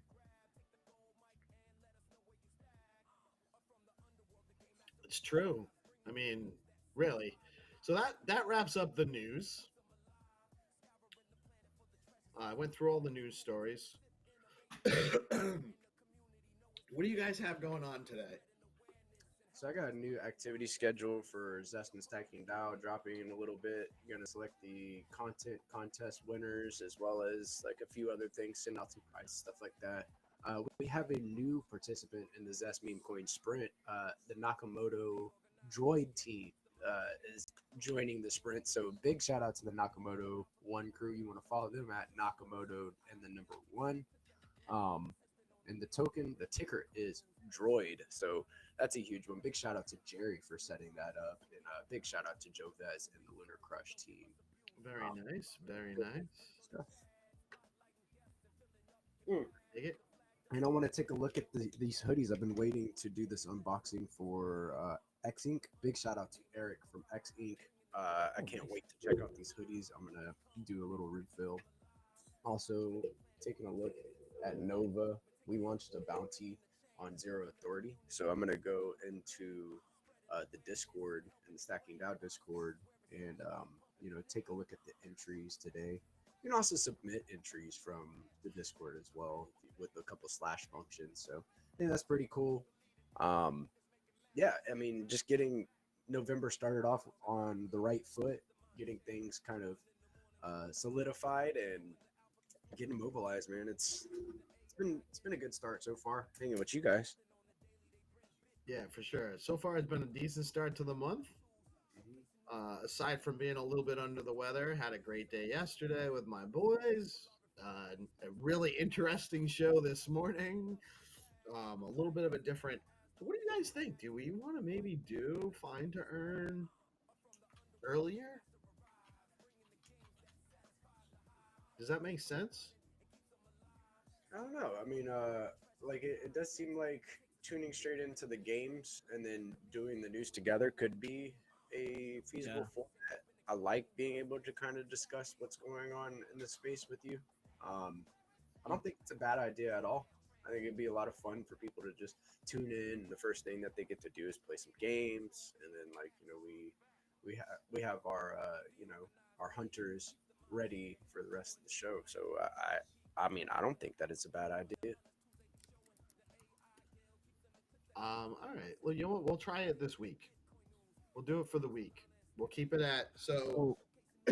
So we'll we are play keeping we're keeping the same time, same format, like we did today, right? we did today. Except for the news will actually probably come closer to 9 o'clock instead of 9:30 because we won't have the battle every day. Um, you know, we will definitely do that again though. You know, and I will definitely come harder next time. Sheesh. Bring it on, bring it on. Always here. But yeah, I like your beats more. So yeah, make sure if you get that instrumental right now, I will I managed to download make I'll download the stems and send you all of them. awesome. So yeah, I managed to make my monitors working because I had some cables missing because of the renovations. Everything was just all over the place. So I managed to find the cable. So now I'm able to mix and master professionally using my monitor speakers. So yeah, we good to. Awesome. Awesome.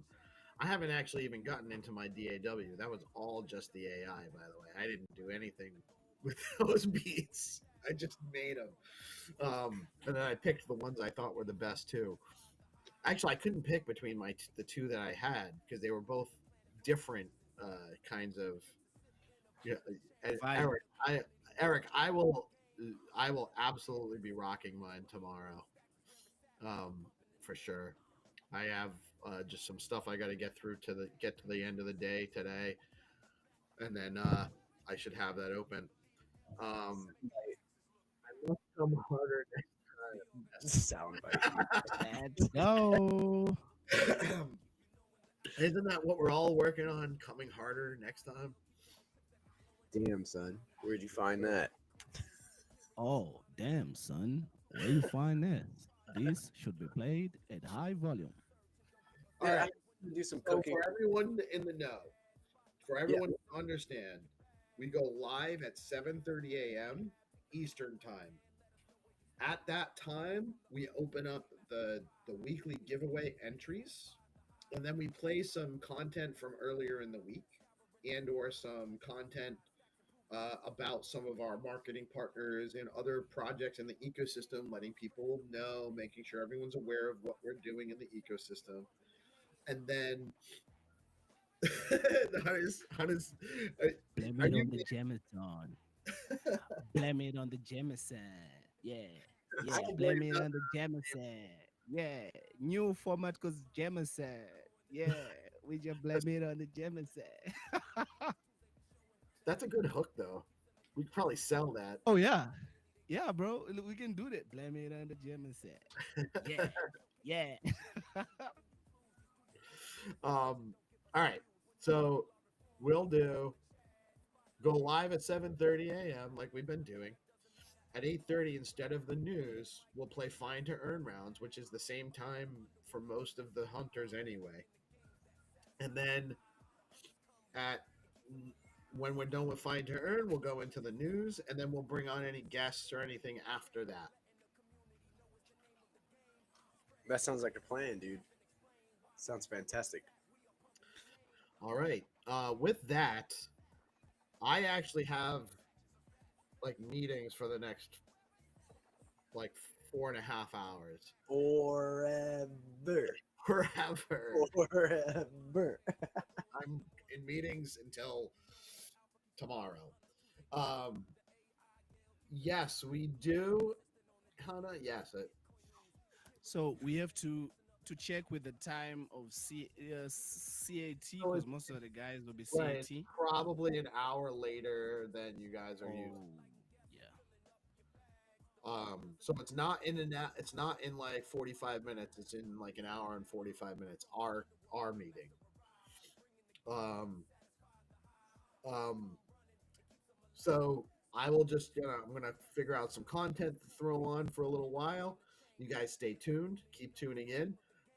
By the way, if you have anything going on in the ecosystem today, you got a space, you got a show, you got some content you produced, you got a contest, you got a mint coming down the line, drop it in the comments below this live stream. It's pinned to the DeOrganized page.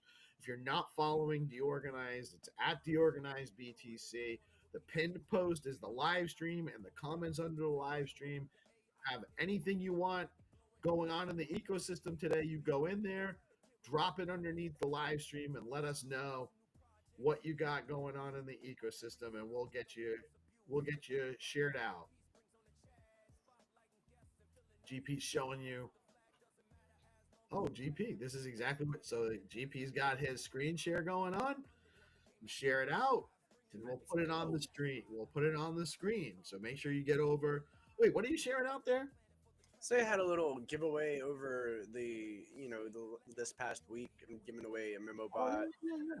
Nice. B2. So I'll be selecting a winner today.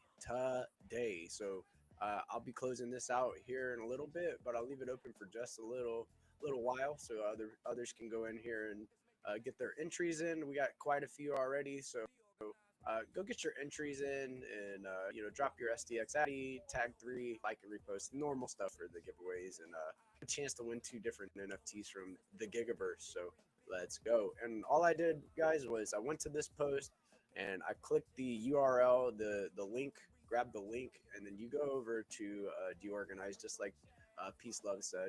Click on this pinned post here, boom, and you just drop it right underneath the comments. In a comment here. You scroll down, you can see I have this here, and it'll be covered on the live. So if you need exposure to anything, this is a very easy way to get it up there on DeOrganized, guys. Go share what you need us to amplify, and we will do that. So yes, all the peace and love to you. Very good, very good. And whoops, hold on a minute. Didn't want to do that just yet. Sorry. So guys, make sure you go. If you're not following GP, if you're not following Orange, you're not following 300, you're missing out. Make sure you go like and enter into GP's contest.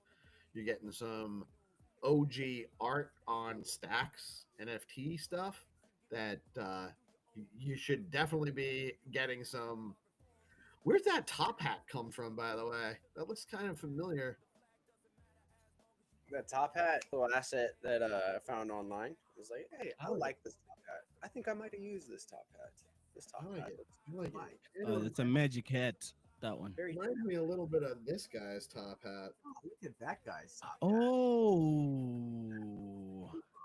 In the building. You got it 3D printed? Yeah, like I paid way too much money for it too, like 2 years ago. Dude, it went so bad, and then I was looking at like heat presses and stuff like that for like Lolo was looking for heat presses for shirts and like cups and stuff like that over the weekend too. Just taking a look at what's out there on the marketplace, and I mean, I think that we should do some merch. We should do some merch drops. Word, bro, you're getting into the field that we're in with Wi-Fi, and that's a good trade. You gotta have like a laser, 3D printer, heat press, Mac press, bro. You're good.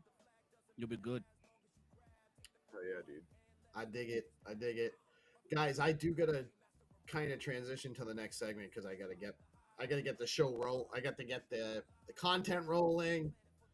There's a little bit of Jesus for your day. I love you guys. I really do. Awesome. And we have way too much fun on this show, but it's if it's not fun, why do it? As Ben and Jerry's once said. That's 2 times we mentioned Ben and Jerry's today. Damn, I gotta eat some Ben and Jerry's. Let's go.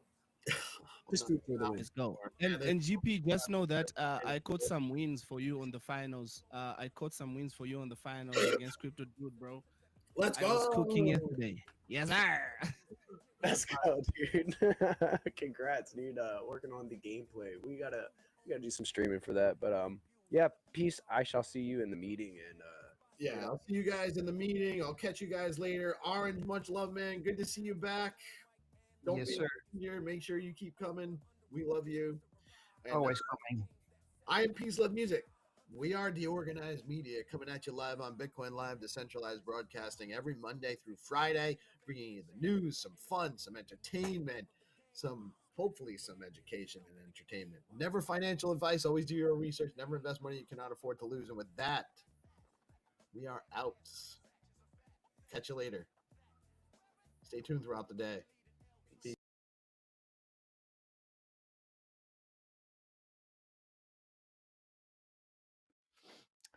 Hey, my friends, it's your old pal Peace Love Music here, and we're breaking in. We have Dream Chasers, one of the guys from the project Sweeper.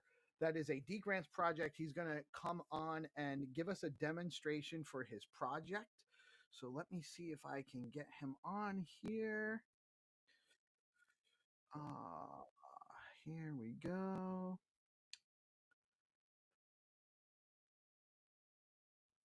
All right. So now you guys see two of me. Let me actually just take the second one of me off of here so it doesn't look weird. Okay. All right. And you can still hear me, Dream Chaser. Yeah, I can. Yeah, I can. All right. So tell us about Sweeper. What is the project? What are you looking to do with it? And let's see how it works. Okay, so Sweeper is a chance game. It's pretty simple. You click a box. If you don't happen to hit a mine, you make some money with it. So basically, this is the DApp, basically. So first of all, this is what you're gonna see when you get to the main page. And you can see our upcoming announcement games and stuff, and weekly leaderboards where there's going to be a couple of rewards for anyone that's going to be playing, either more prizes basically. So let's connect our wallet and let me walk you through the gameplay. Okay, so I just connected my wallet here. Right. So on the left side, you see a game panel. That's basically where you see how the game works, uh, what current row you're at, multiplier, all that stuff, and how many lives you have, and potential payouts you have. And then on the right side, that's basically the game. That's where you get to click the boxes and see if you can actually win some money. Basically like Las Vegas. Okay, so let's do one STX. So you spend SDX to make a move. Yeah, to make a move basically. So it's like you only make you only spend one STX and then any amount basically. But the transaction only happens once, and then you can click as many boxes as you want. Okay. So one if you SDX can, or is it a wager or is it, how does that work? What am I paying one STX for? okay, so it's not fixed to one STX basically, but it's like it's a wager, like you say. And then that wager you place is actually multiplied by, with each row that you actually win. So currently, if you see right here, it's 0.12 and it's accumulative. So, you don't really have to like, it's not like fixed to like a specific row. So as you can see with my potential payouts, it's increasing.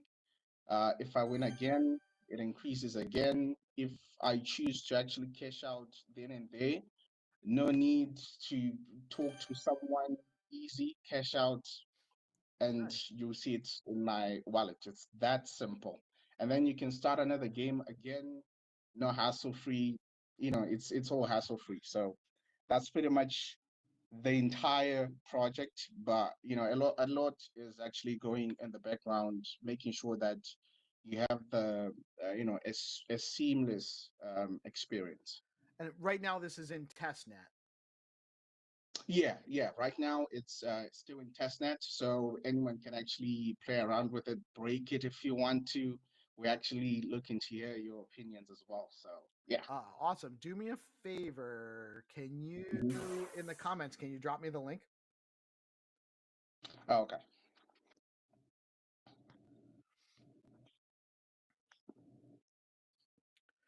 And all right, cool. So what I'm gonna do is I'm gonna drop this in the live stream, in the comments under the live stream, or the replies under the live stream, so that. Which, let me get this off of here. Get back on the game here. So that people know where to go. Yeah. So every day, guys, you all know we have the pinned post for the live stream. We drop links in there all day, and try out. So is the sweep? There's multiple games on here, or is this link is? So far we actually have one, but we're looking to actually come up with another one. That's called Laser Rush. It's another simple game where you click a box, and if a laser doesn't hit that box, well, you get to win some money. You can cash out at any time. It's almost like the same concept, but on a different kind of game. But yeah. All right. So I just posted that link there.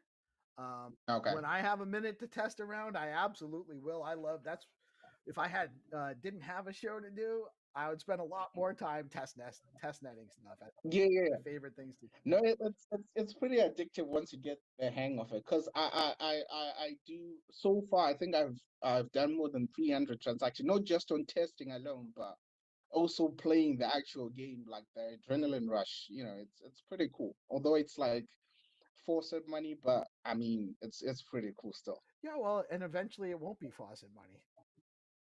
Yeah, eventually. Yeah. So what's your timeline now? I know you finished your first. How many milestones do you have for D grants? So far we have 4. We're 4. So our first milestone was actually to make refinements to the whole project. Initially, it didn't have things like lives. You didn't have 2 lives. So if you hit a mine once, well, you would die. But it wasn't like the risk reward ratio wasn't okay. So we decided to add on another life as well. The multipliers now are accumulative. So more money to you if you actually do win. So yeah. Sounds cool, man. So you got 4 milestones you got to crank out between now and the end of January, probably, right? Yeah. And there's going to be more games on the platform too, though.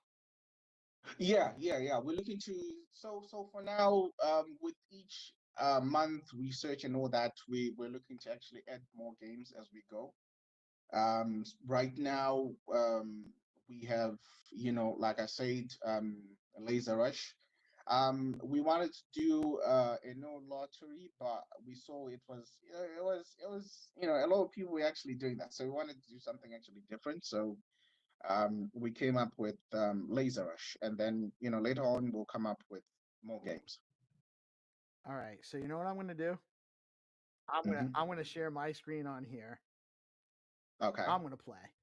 We'll see Okay. how it goes. I have a test net. I have a little bit of test stack, so I can do this. I'm prepared.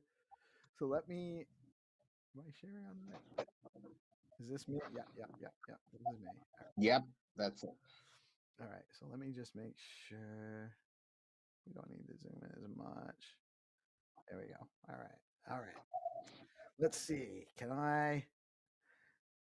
So I got coming soon. Laser Rush coming soon. I got my game count over here, my leaderboard. I'm going to get on that leaderboard if I have enough time to play.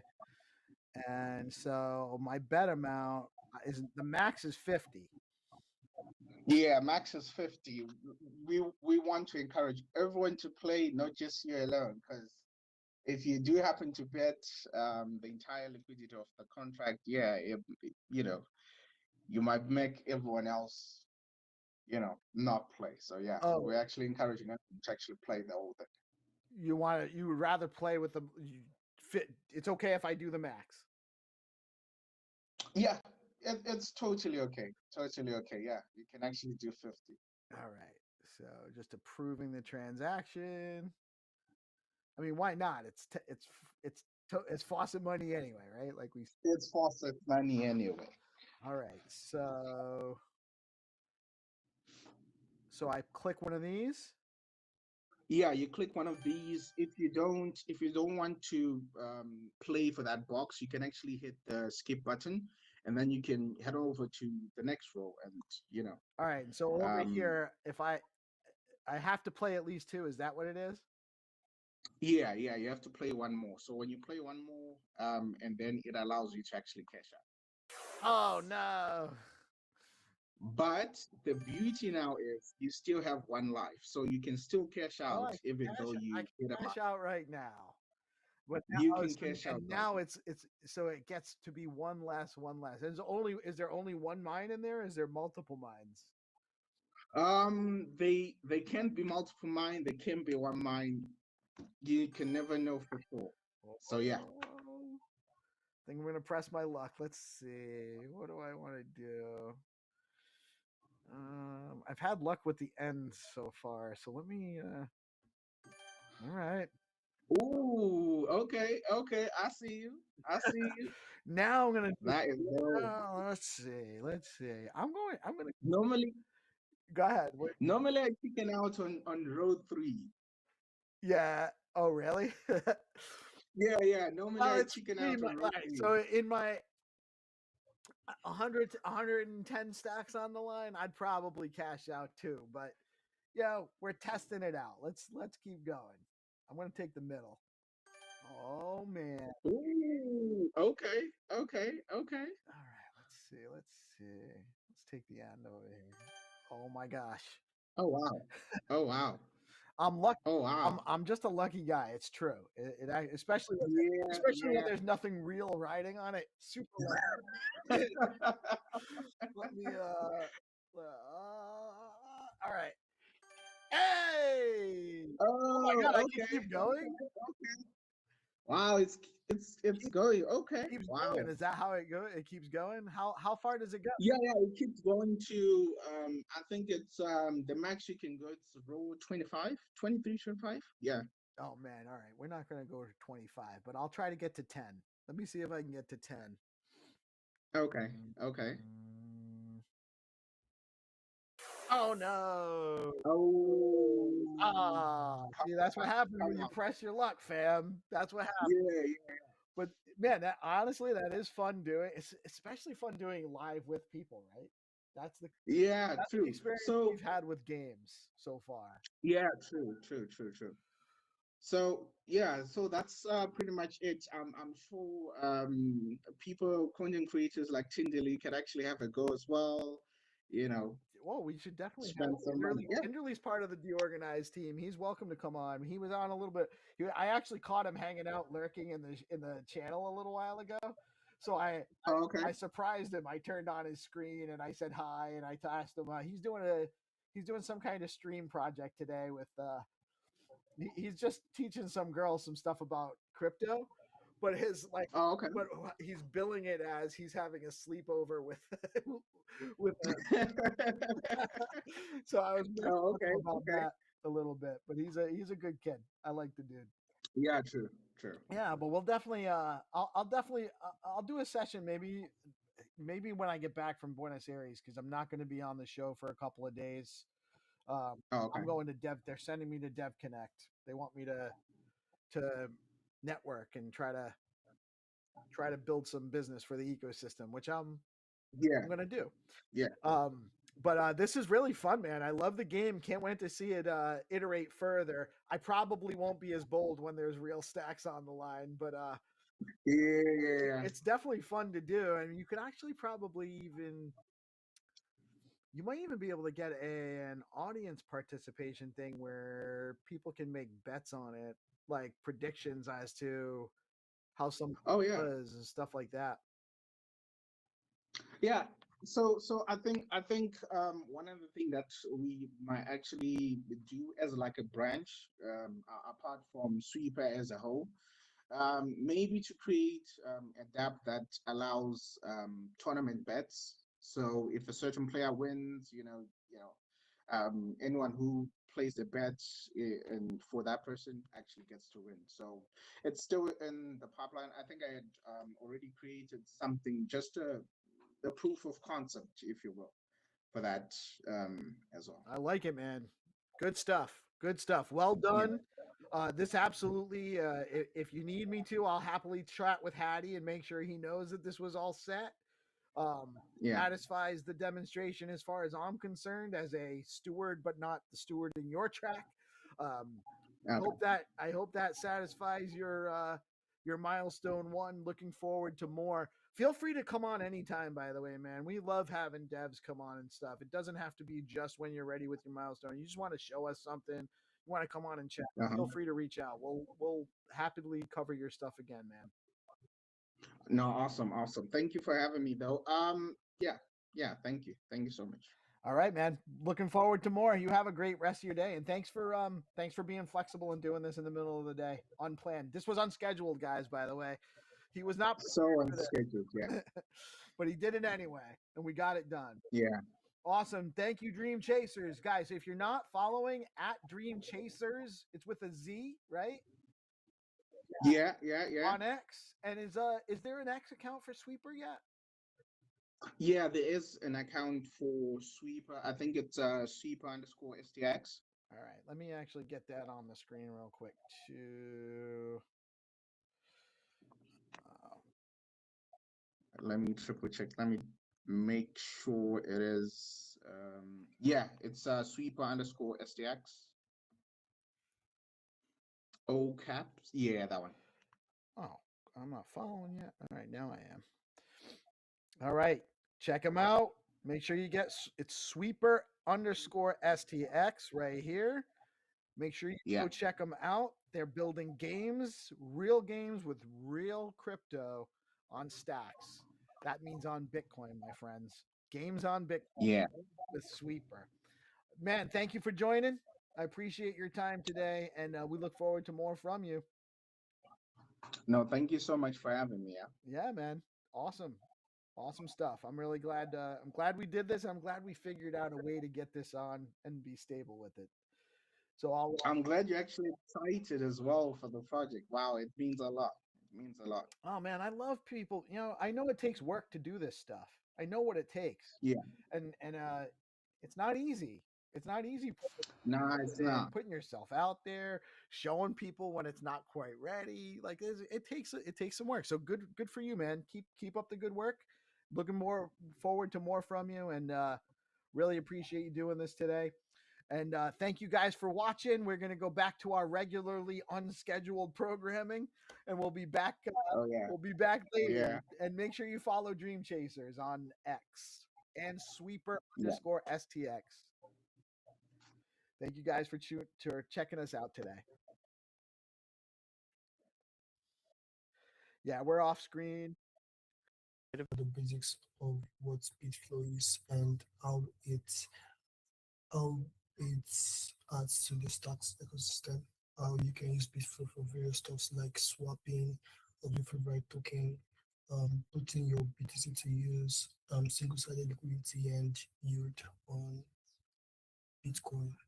So since we're waiting for others to join, let me quickly do this. Peace, are you there?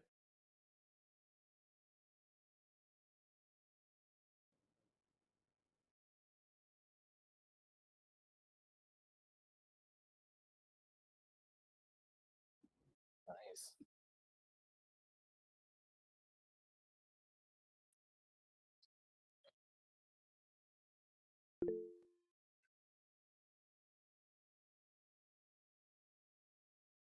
Okay, so I'm going to wait a bit, then start the class. Let me try to get everything sorted out real quick.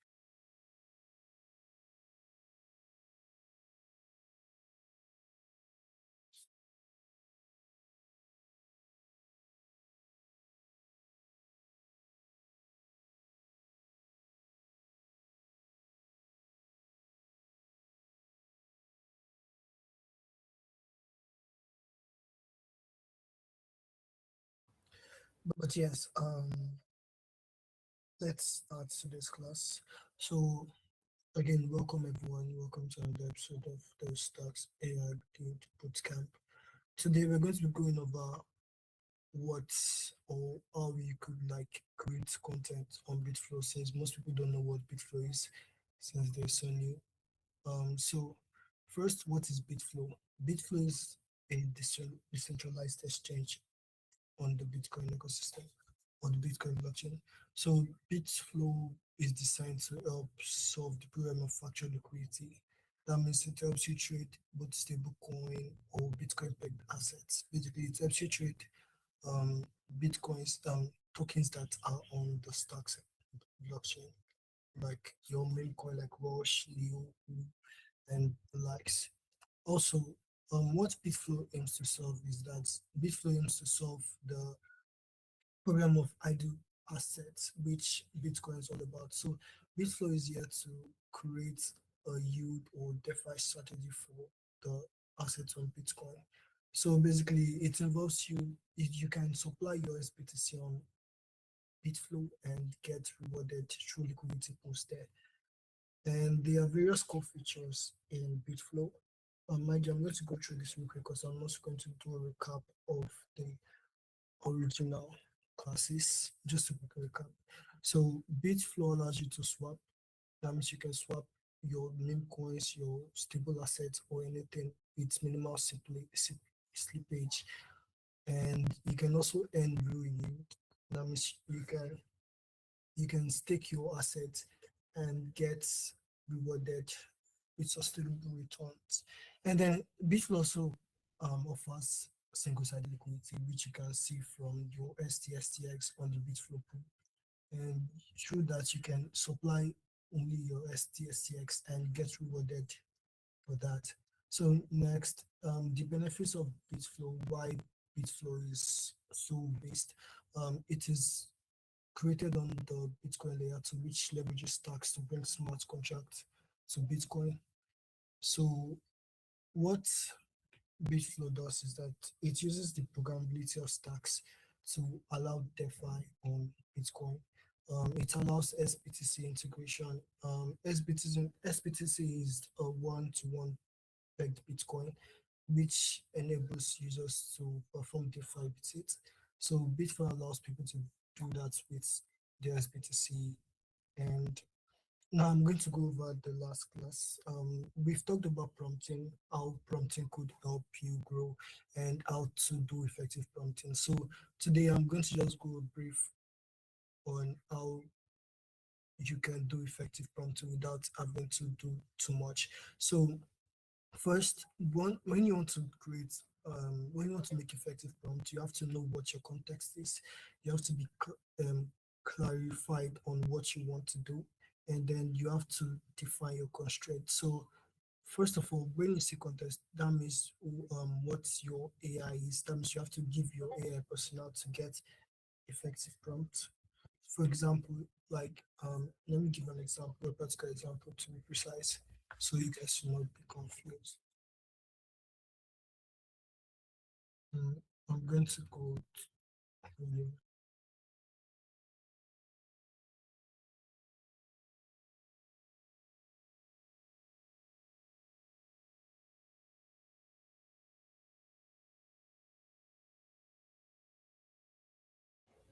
Okay, so hold on, my screen is not.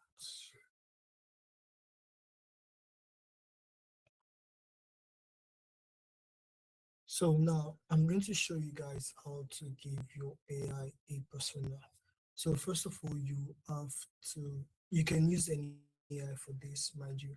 So for me, I'm going to try to use my Google AI Studio, since I already have a persona there. But let's go over how to create a persona with Gemini.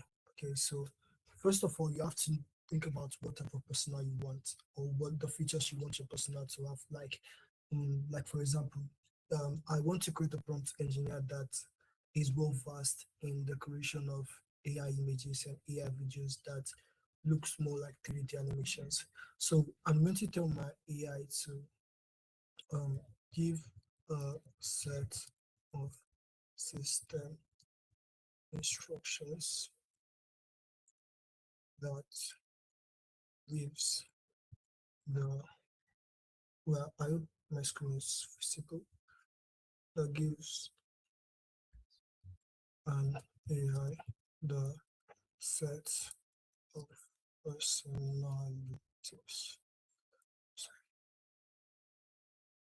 Personalities.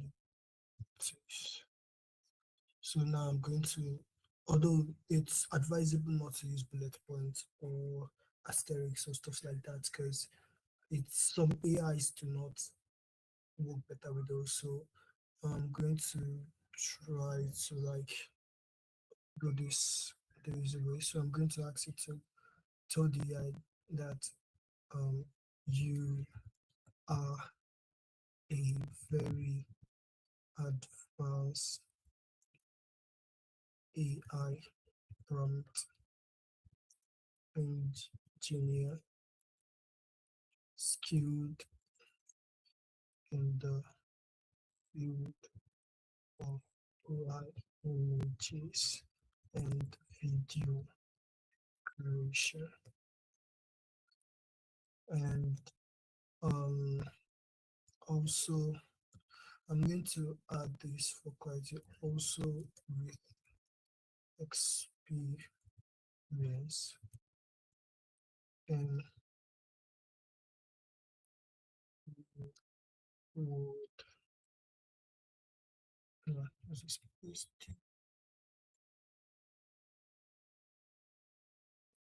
reward photography. The reason I said photography is because when you want to like create an image, the photographers have better sense of how to create images, what images should look like, how they should look like, the best way it can come out, the best angle, stuff like that. So I'm going to run that and see what Gemini gives me. So it gives me this. So what I'm going to do is that I'm going to copy this system instruction and then take it to my Studio. I'm going to show you. So the site is aistudio.google.com and you can access it. It's basically free for everyone in case you have no access to subscription. So I'm going to put this in and then I'm going to switch this to Gemini. Okay, so now I want to like create a normal image, but I don't want to use a reference image. So I'm going to tell you to create an image of, oh yeah, another important thing. The best way to use prompt is by using them as JSON files. So JSON files are like super important when you're trying to create a personality. So always make sure to add the fact that all its output should be in JSON format. And so I'm going to add that all output must be in JSON format. So since I've done that, I'm going to actually create an image of let's say a humanoid kangaroo. So I'm going to run that and let the AI go through that and see what it gives me. Although it's most AIs usually work with more complex prompts, but most are very easy to use, like Nano Banana. Nano Banana banana literally just gives you what you give it and gives it to you back in better format. So now it's running the prompt. Oh yeah, another important thing is that for your prompt, always remember that you must add a negative prompt because negative prompts are more like what you don't want to see in your image. Okay, they are what you don't want to see in your image and what you wouldn't like to see in your image. So an example of a negative prompt is maybe disfigured or six hands or six fingers, stuff like that. They help distinguish between what you want and what you don't want. So now you can see that in my prompt here, you can see that it's first went through the concept of what I want to do. So it analyzed the concept of an humanoid kangaroo, that is a kangaroo with human features, and then it's recommended the like a framework for it. That means like a framework.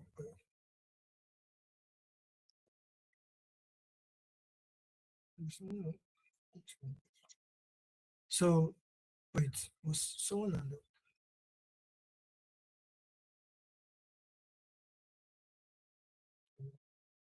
so next it's analyzes the type and it gives me suggestion about what its skin should be like, about the texture of the character and its anatomy. So and then the next one was it gave me suggestion on the lightning of the image.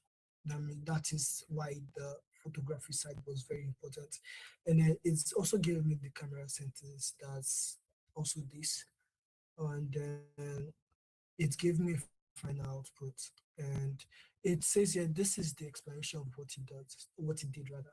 So it says I chose specific keywords like anthropomorphic and bipedal to enforce the humanoid shape, reference to Aaron Sims creative and unreal similar AI.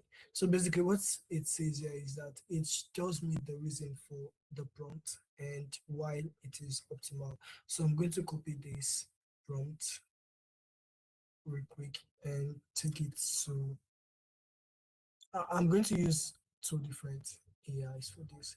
I'm going to use Gemini and run this, and I'm also going to use Google AI Studio for the second one. So it's loading. Let's see what it gives us. That's fast. So voila, see what it gives us. It gives us a kangaroo with humanoid feature that hands and standing upright because kangaroos don't normally stand this upright. So it gave it the shoulders, the hands, the legs standing aloof, and then the you can see here that the background is more like as if it's taking a picture. Do you get it? It's very, very smooth and you can see how clean it is. So next I'm going to show you another type of AI you can use. So I'm going to try image and for portrait this Oh, image. is it possible Yeah. to make the kangaroo like somehow more bit flow, like themed? Oh yes, definitely. Definitely. So I'm going to have to go here and edit my prompt right here. So mind you, we must first know what bitflow basically represents. Oh wow. So we're going to go to bitflow's page. We see that they have a um yellow and black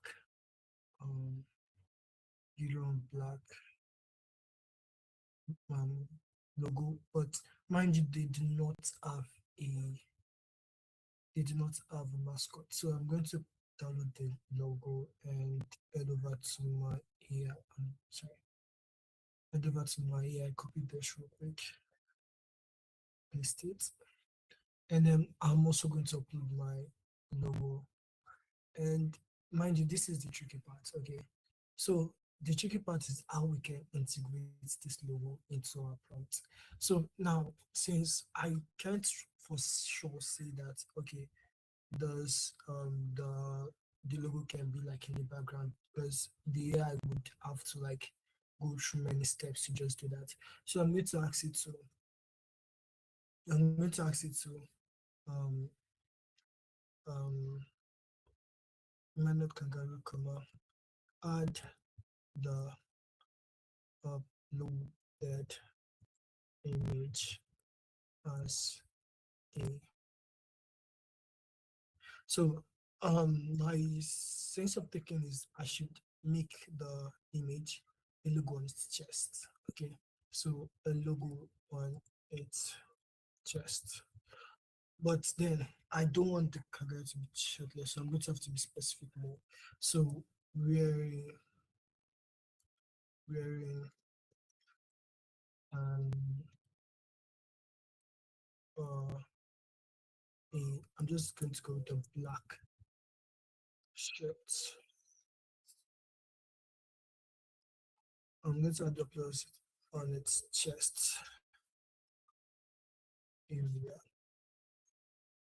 And then I'm going to run that and see what it gives me. In the meantime, so I'm going to teach how to use the image info voucher, which is best for JSON prompt. But today we're going to be using this now. And we're going to be using this. And mind you, your aspect ratio is very important when you want to use an image for something. So if you want to use an image for a video, but then video is a landscape, you choose the 16 by 9, which like works because this is the standard video mode, that's landscape, or you want to do a portrait mode, that is 9 by 16. But if you select a 1:1, it does not give you the desired output where you want to make a video. It makes it less, very, very compacted. And that is not good when you're running a video because it's then, it then changes the output and makes it less what you want. So now the AI is running a consultation on what I just showed. Mm, So they want to invert. It thought about the fact that a if it adds a black logo to a black shirt, it will basically be invisible. So it thought about a more, a more better way, but I don't think it's about that. Let me check. Pixels, blah, blah, blah. Okay, bright orange, yeah. So although the image may not be concise, it may not be the way you want it. Because for most of this AI, they do not do well with already uploaded image. So I'm going to have to upload my image here again, just to be clear with the AI what I want. So now this is the tricky part. So pixel art logo, I'm going to put in bracket right here, image provided. Okay, so what that tells the AI is that, hey, I uploaded an image already. Why don't you use that image to create the logo that is in the centerpiece? So now I'm going to run this and see what the AI gives me. In the meantime, this is what is given for the other AI. You can see here that it gives the kangaroo in human form. You can see how better it looks than the nano banana, but it also has its benefits. You can see the yes, but yeah, you can see that it's quite good the way it looks. So I'm going to save that. Mind you, once when you're creating with AI, don't think that the first image you create is the best one. Okay, always try to create more than once to have a proper, should I say, average image, like the best image possible. Okay, so once you keep it, okay, yeah, this is what we got. Can you see my screen? Yep. So this is what we got. Because of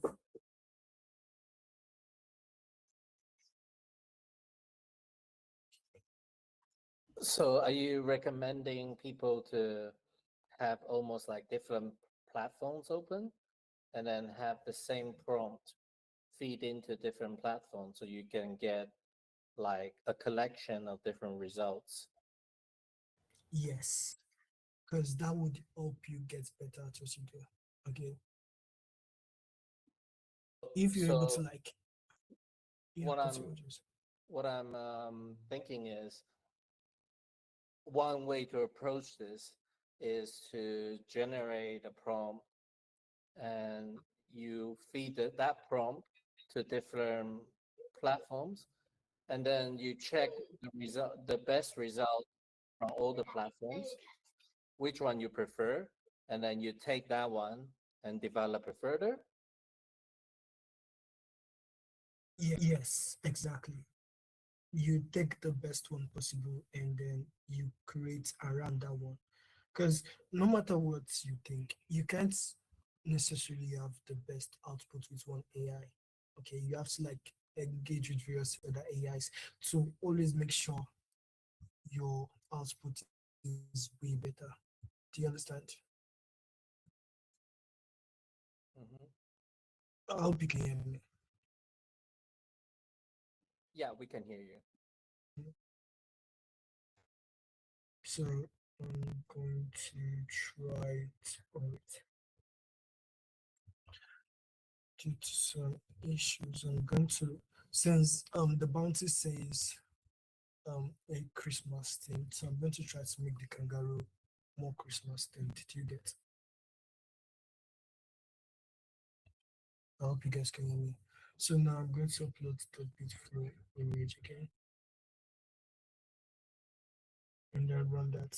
And I'm going to go back here and try running what's that? Try running what I got from this and see how this comes out.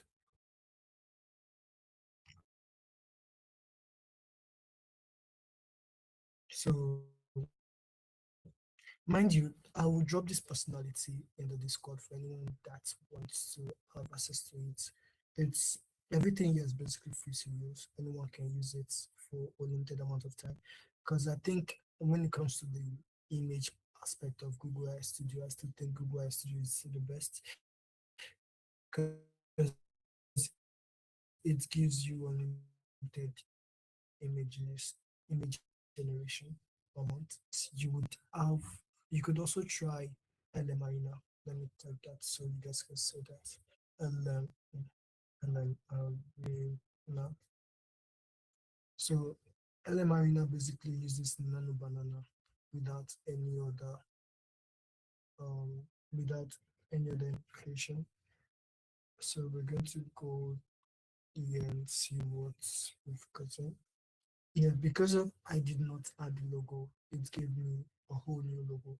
So this is the limitation of this, because you want to be able to update a logo. So that's why I recommended using different AI, because then some AIs will allow you to upload while you are creating images, but others won't allow you to do that.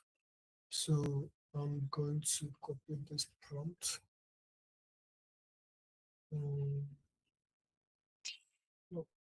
I'm going to have to create this prompt. I'm going to change this to average to see how it goes.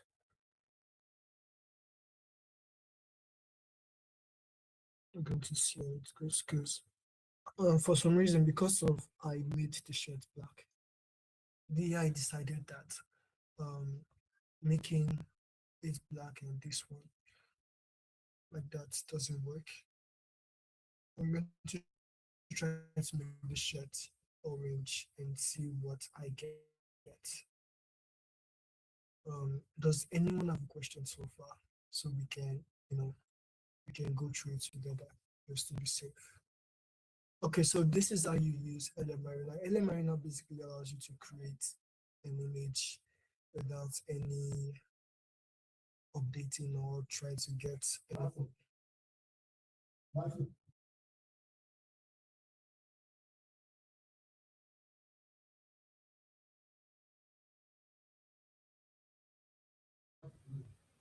So now I'm going to try to upload the image. This image? No, no, no. I'm going to try. I'm going to upload the image. See, I can upload the image with this. So I'm going to have to add the fact that this is the image. Image. Wait. Uploaded. So I'm going to close my bracket and run that and see what the AI gives.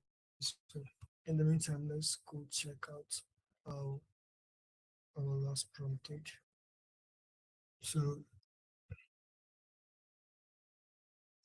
so um so since the background is orange and the shirt is orange, it makes it even more better. So let us see what the AI gives us, and maybe we could work with that. Now this is loading. So now, since we had a bounty launched earlier, late last week, about the about creating a Christmas themed beautiful bounty, beautiful video. So for now, I'm not going to be creating a video because I want you guys to create with your full imagination. So what I'm going to do is just show you how to create a themed image with what I'm doing. So now I'm going to wait for this to load and repeat this prompt and run it.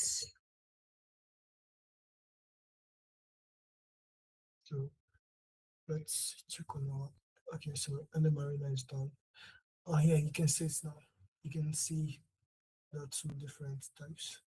Although this one did compromise the image, this one brought out the image perfectly. Hero, did you see it? Yeah. So you can see that this one compromised the image, although the character looked better. But this one brought out the logo better. But the character is a bit, not up to par. So I'm going to save both of them. Okay. So now we are going to go to Gemini to try the festive aspect of this. I'm going to upload that. Upload the image. Mind you, the reason I'm uploading the image, like I said, is for the AI to have a, should I say, like a preview of what it wants to create. So it wouldn't like have to hallucinate and create its own image. Okay. Most AI, because they don't have access to most of what we say, like when we say create a logo and we try to explain it, most AI don't have access to that information. Their database is not that advanced. So they tend to create it in with how advanced they are. So then that's usually like it makes it differ from what you actually want. And that is not what we want right here. So we want to create the pattern perfectly. So now I'm going to go over here and explain why the prompt is like this. So it says that I define the shirt as vivid orange to blend with the logo background, ensuring the black pixel art geometric weave stands out sharply as the brown element. That means it made sure that the beautiful logo is very, very evident and it's not like reversed like the other images. So now we're going to go here and voila, we have ruin the Christmas art, wearing a That's Bitflow really shirt. cute. Can you Yeah, post that on social media, just so that there's a, the Bitflow people can see it. There's a record of it, and I really like to yeah. share some of these workshop I- stuff I'm go- on X. I'm going to drop all the images in the Discord. So I'm going to try to do the prompt with this one. So Yeah, mind you, tell we're still people going to. where to go, like where to find CTSN Discord, because maybe few people know that. Oh yeah. So to access the CTSN Discord, just over to the ctsn.ng. Hold on, let me try to get access to it.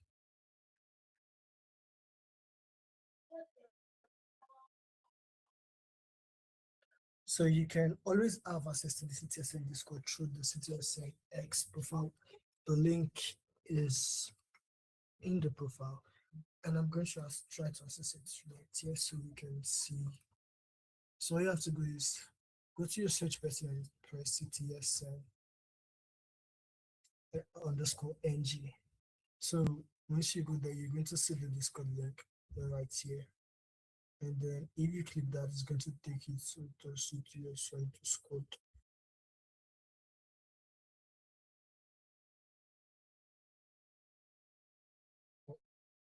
Is this the right?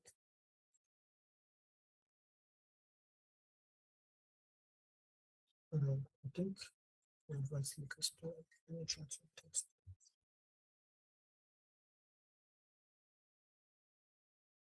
So it's going to take you to the CTSN Discord.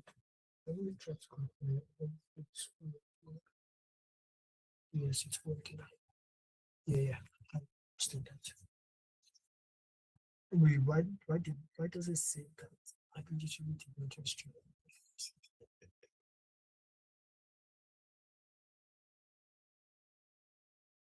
So it's going to take you to the CTSN Discord, and then to access everything that we've done so far, you can head over to the content creation channel, which is totally open for everyone.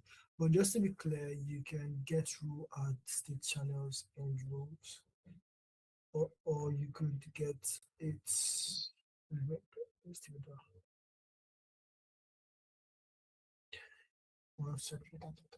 So you can head over to the content and creation channel, and you have access to all the past recordings of the bootcamps. So in case you are curious about what we've been doing and you have no access to it, you can head over to the CTSN Discord, and you would have access to every material that we've used so far, and also every tools in regards to both development and the music production. So head over to CTSN Discord and get in there to have everything that you need. So now I'm going to go to LM Arena to see. Oh yeah, oh wow. So as always, the first one, let's be crooked. But then the this comes out well. You can see the Beachflow logo, the enchant, the Christmas environment, and everything. So I'm going to save this and send it. So the next aspect is video creation. So since most people do not have access to um, most people do not have access to paid Gemini or Flow or Google Video. So we're going to try to use Video 2, which is basically free for everyone, but you do each. So that's why, mind you, this is not an advice. That's why it's perfect to have more than one email when you're dealing with AIs, to have the opportunity to access the different tools available. So once you're able to do that, you'd have little to less issue creating as much as you want and exploring. So I'm going to switch to video 2, basically. And then this is another important aspect. So like I was saying before, when you want to create a video, there are only two aspect ratios available. There's the 16 by 9 and there's the 9 by 16. So although most of the images created by Banana have been in 1:1 because of the limitation and all. So I'm going to have to just work with them. So I'm going to go over here and upload my image. Mind you, the thing with video creation is that you can choose to be more specific with your prompt, or you can choose you can use keywords, or you can just use advanced prompting. So I'm going to have to use keywords for this. So I'm going to ask the AI to animate this with celebration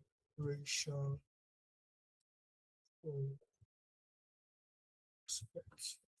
And although this is just for show, it is not like the normal web prompt. Mind you don't prompt like this because this is not advanced. I'm also, you also have to make sure that whenever you're prompting the video, you have to make sure that you take into, you must take into factor the camera angle, the lightning, and the way your character is. So I'm going to say, let character work with camera move. Let character work while. Okay, so I'm going to, for more details, I'm still thinking about the prompt. So I'm going to ask character to work as if it's uploading a vlog. Okay, so we're going to run that and see. Oh yeah, see, you can see here that there's the 10 over 10 generation. So that's for free limits. You can generate more than 10 without using the Gemini API, basically.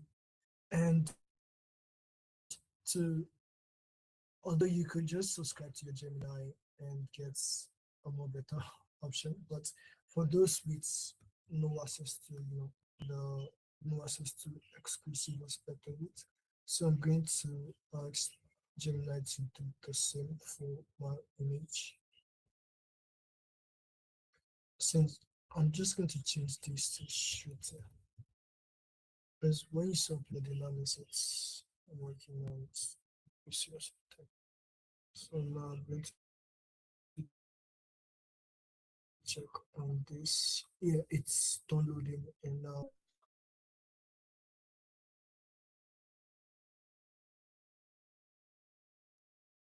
okay, so let's see what that gives me.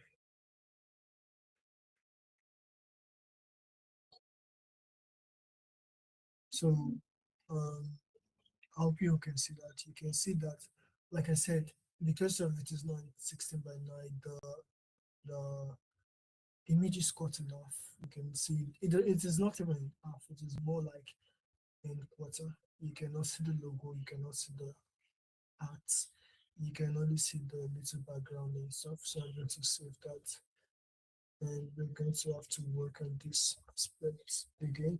So another thing you can do for this thing is to make sure you add that the aspect ratio in your prompt. Okay, that's another important thing.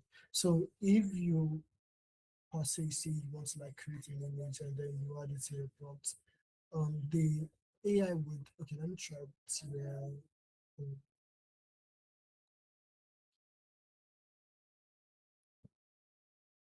So I'm going to try this, copy this, paste it. and then I'm going to tell it AR, which basically is aspect ratio 16. So now this is the important part.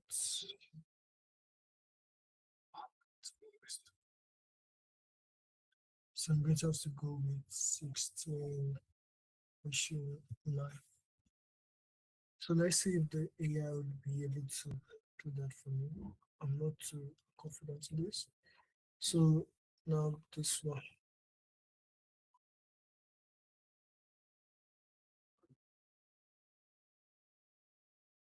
So because I did not put a dialogue, the AI had to generate a dialogue for me. So I'm going to be sending this to the chat for those who want to listen to it and see the difference between both generations. So you can check the CTSL Discord for access to the videos. And then I'm going to go back here and see what this one does for me. So I'm just going to be giving a little bit of like input to what you guys should do for the bounty.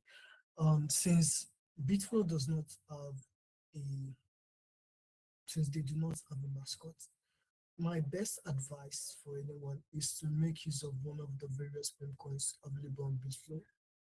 Oh yeah, it did the thing. It did the thing. I forgot to add the image. So it did the thing, although the image is still 101. Yeah, but it looks okay. So now you can check the Discord for access to this, to the video. So okay. So the next aspect is we're just going to go over. We're going to try to like create a dialogue for this character. Okay. So I'm going to go over here and copy this and paste this. So I'm going to upload the character, and then I'm going to tell the AI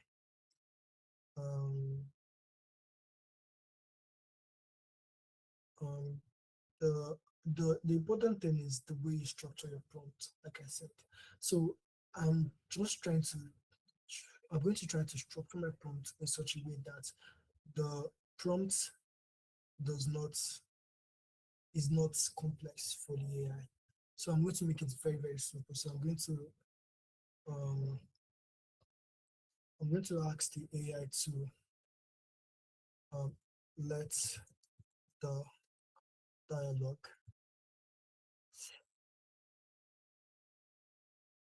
by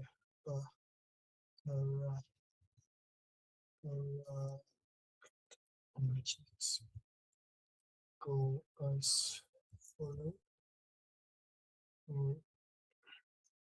So I'm going to say welcome to the month of the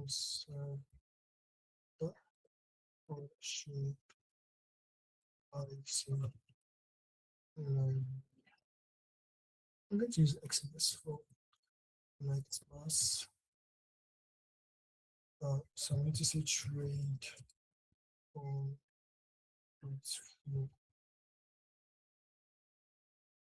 I'm going to say don't forget. I'm trying to make sure that my prompt is not, my dialogue is not more than it's supposed to be.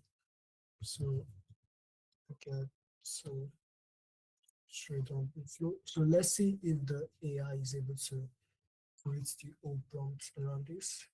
And another AI you can use for your video is Flow. Although Flow requires Flow does give 100, so 100 points I think per month. Also, so you can basically create using 100 Flow points per month. And once you create those, you would have access to the voice and the animations and everything. So I'm going to go over here and see. Okay, it's loaded. Let's do that one. So I'm going to go over there and see. So now I have access to my phone. Let me check real quick.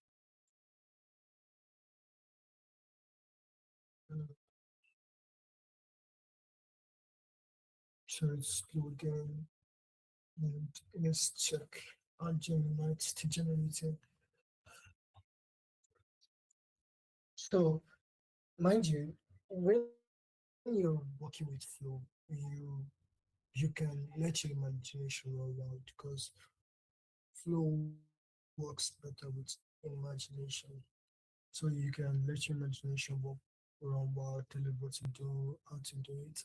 So as access to Nano Banana, you can basically create image with Flow. So now another perfect aspect of Flow is that there is the text to video aspect in which you put in a prompt and Flow helps you create that image or that video rather. And then you have frames to video, which you have to upload two different frames and add them together. So let's say for example you have like two distinct images. So you can wait, let me try to do something to show you guys. I'm going to try to these two.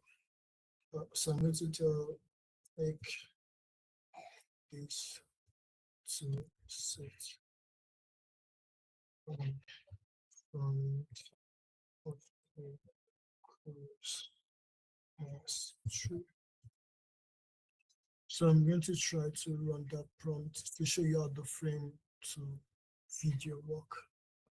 So, so my video is ready. I'm going to go at it and see it.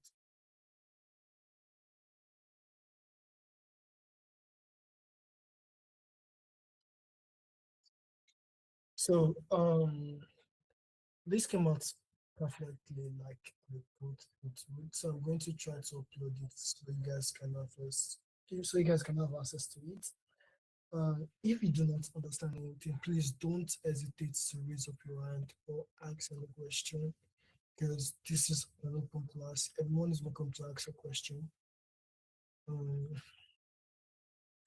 Uploaded, so you guys can have access to it now. You can check how it's so much.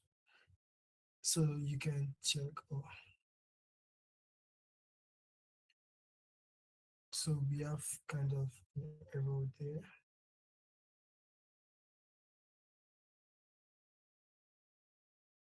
So you see how the frame to video works. It's basically made sure both of them are in the same image. So, and then it's also, this is the first frame, but then this is like the middle frame, what the prompt I asked it to do. And then this is the last frame. Okay. So normally what it does is that it doesn't like add both frames together. It makes them separately, but because I asked it to add both characters together, it's hard to do that. So now we're going to go over this one. So now you see how good it is. Yeah, and you see that both frames are also in the video, so showing that the frames of video is meant to like make sure both frames like mingle with one another. So I'm going to save this. So I'm going to save this, and then the next stop. The next aspect is ingredients to video. So what ingredients to video is that it basically allows you to upload more than two images. I think more than two images. It allows you to do that, and then at the end of your upload, at the end of your uploading, it will your prompts will define how both images will interact with one another. So now using this, I'm going to ask the AI to make this to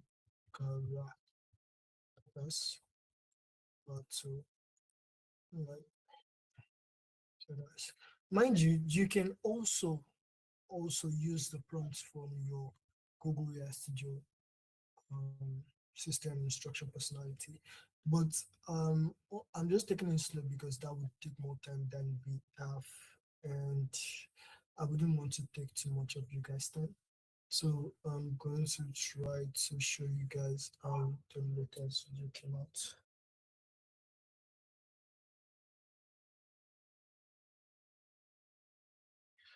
So I'm going to upload this and show you guys so you guys can have access to it. So it doesn't seem like it's. So I'm now going to, you can also create image with flow, but that is less used on flow. So I'm not going to have to work with the Bitflow image created. So I'm going to use the prompts that we used for Gemini. So I'm going to upload that, and I'm going to do this, copy the prompt about this. Okay, so I'm going to crop and see using for that to upload. Oh yeah, the video is done. You can see both characters. So that's the beauty of AI. AI, you can do anything you want. Um, so what do I say after this? So I'm just going to add the word July and add the command there. So I'm going to run that, and we can have a look at what we created. So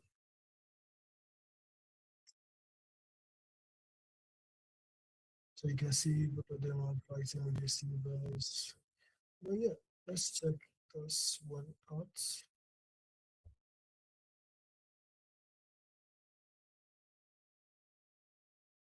Alright, was that too much?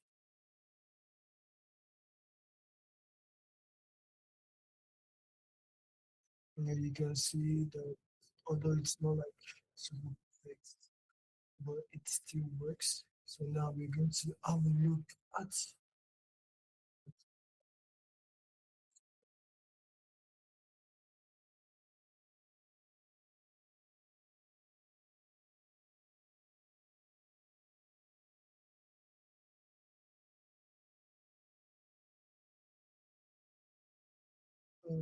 going to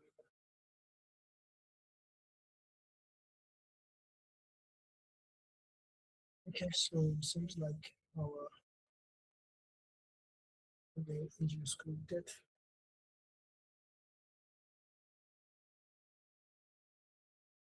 So I'm going to play this and see what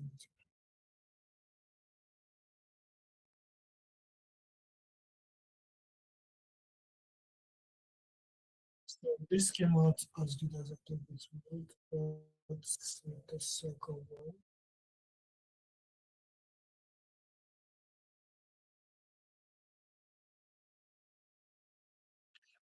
So I'm going to upload the image access to it. And mind you, you're all free to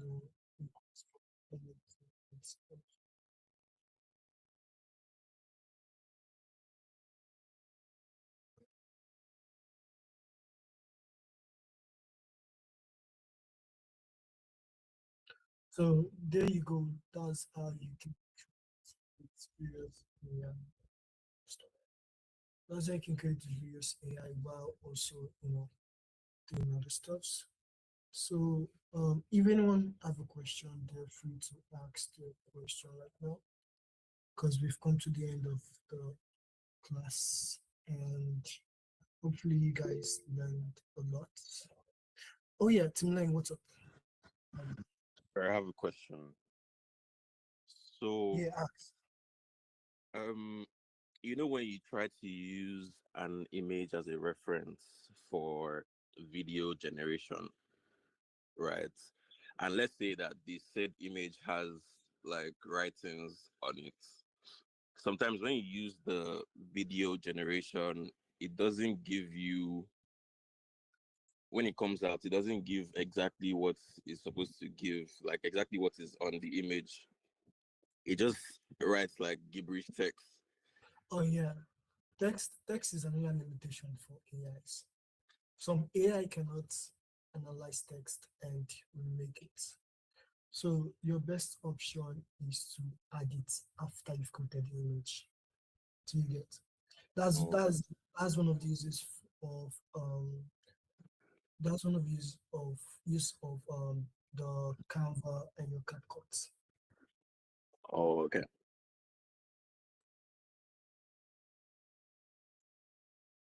Any other person have a question?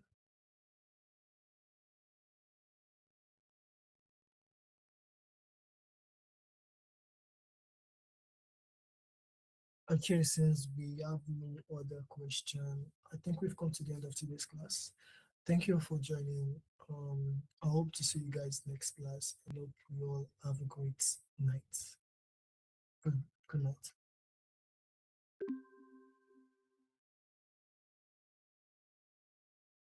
Yeah, thank you very much.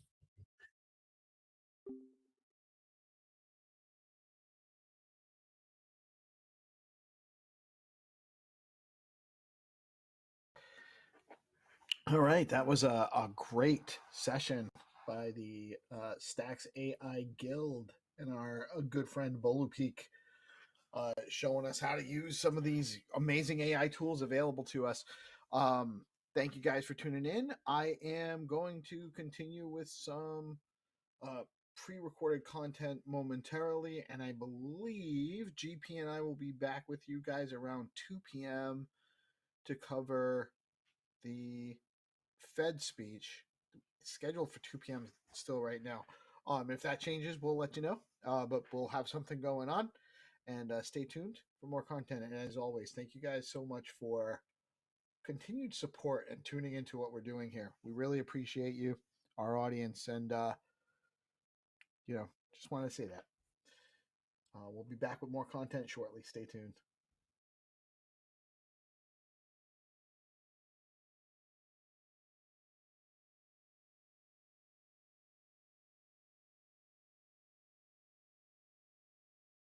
DeOrganized media keeps the mind share growing in the morning with peace and GP. Keep you knowing the alpha keeps flowing. The hunters tools they be showing. The AI Gale keeps them in clips that be glowing. Consistent on the daily, they bring Bitcoin news. Ethereum, Solana, and stacks and other L2s. Showcasing new projects and giving you clues. Just do your own research and don't give us abuse. When the people are informed, peace brings on the chat. Spotlighting guests and filling up your bags. The flag doesn't matter as long as you grab. Take the gold mic and let us know where you stack. From the underworld, the game master arrives, bringing the games that satisfy the hive. Hunters come running, it keeps them alive. Scouring the planet for the treasures inside. Stacks improvement takes a sip, innovating the chain. Letting the community know is the name of the game. Spreading awareness and helping explain why Stacks is where it's at. We are pumping the name. Fast transactions are fat. Where is that? The leading L2 is making maxes look back. DeOrganized media keeps the mind share growing in the morning. Hunters come running, it keeps them alive. Scouring the planet for the treasures inside. Stacks improvement takes a sip, innovating the chain. Letting the community know is the name of the game. What is up, my friends? It's your old pal Peace Love Music. We have a really interesting guest joining us in 1 minute to talk about something that's actually very important and we need to get more awareness about in the ecosystem regarding some new rules proposed by MSCI and indexing or excluding companies from being indexed in the global investable market if they hold more than 50% of their total assets in digital assets, or they're on their hold more than 50% of their reserves or their on-book assets in digital assets. So we do need to talk about this. It's very important. We need to spread a lot of awareness about this. Before I jump in, I want to just take a minute to level set for folks who may not be familiar with MSCI. MSCI is one of the largest and most influential index providers in the world. They create and maintain the indexes that many institutional investors, pension funds, mutual funds, and ETFs use as benchmarks for where capital gets allocated. When a company is included in a major MSCI index, it can automatically become eligible for investment by a wide range of funds that are required to track these indexes. And when a company is excluded, it can lose access to that institutional capital, sometimes regardless of how strong the underlying business is. So MSCI isn't a regulator, but their classification decisions have real world consequences. They shape capital flows, influence corporate behavior, and quietly set rules that companies, investors end up having to play by. That's why this recent proposal around digital asset treasury companies has gotten attention, because it's not just about Bitcoin, it's about how companies are categorized and what that means for markets. We are being joined by George McHale from Bitcoin Magazine. He's an author, and he's also part of a project called Bitcoin for Corporations. And fortunately, we have entities like this to help promote awareness about this. And let me bring George on. Welcome, George. How are you today, sir? I am doing well. How are you? Very good. Very good. You know, we have as much time as you want. Happy to. I really appreciate you joining us today to talk about this, because it's a very, very important distinction going on, and I think that it probably goes a little bit. It's not maybe the sexiest of news, so I think it goes past people a little bit. So why don't you give us a little bit of a breakdown of what your background, and then what the issue is. Sure, absolutely. Well, first of all, thanks so much for having me on. I'm excited, even though it is an unsexy issue, I'm excited to talk about it because it is definitely something that could potentially have a significant impact on our industry. So yeah, my background, I've been in Bitcoin since 2017. I've been a part of the BTC Inc. team for the last 4 years. And I've been running Bitcoin for Corporations for a little over a year now. It's an initiative that we started with Strategy. We launched at Bitcoin Nashville in 2024 with the mission to accelerate corporate Bitcoin adoption. So saw a need in the space to help support these companies that are kind of just starting out by creating a Bitcoin treasury strategy, resourcing them, helping them get the right connections, hosting events, things like that. And so this proposal came on my radar. Actually, Dylan from MetaPlanet gave me a call and was like, "Hey, you got to see this. This is definitely something that I think BFC was built for." And sure enough, we jumped all over it because we have a coalition now of about 40 companies that are in some way, shape, or form adopting a Bitcoin strategy. And so we see part of our role in the space to bring attention to issues that impact our constituencies. So we started this campaign. We built the site that you're showing a screenshot from.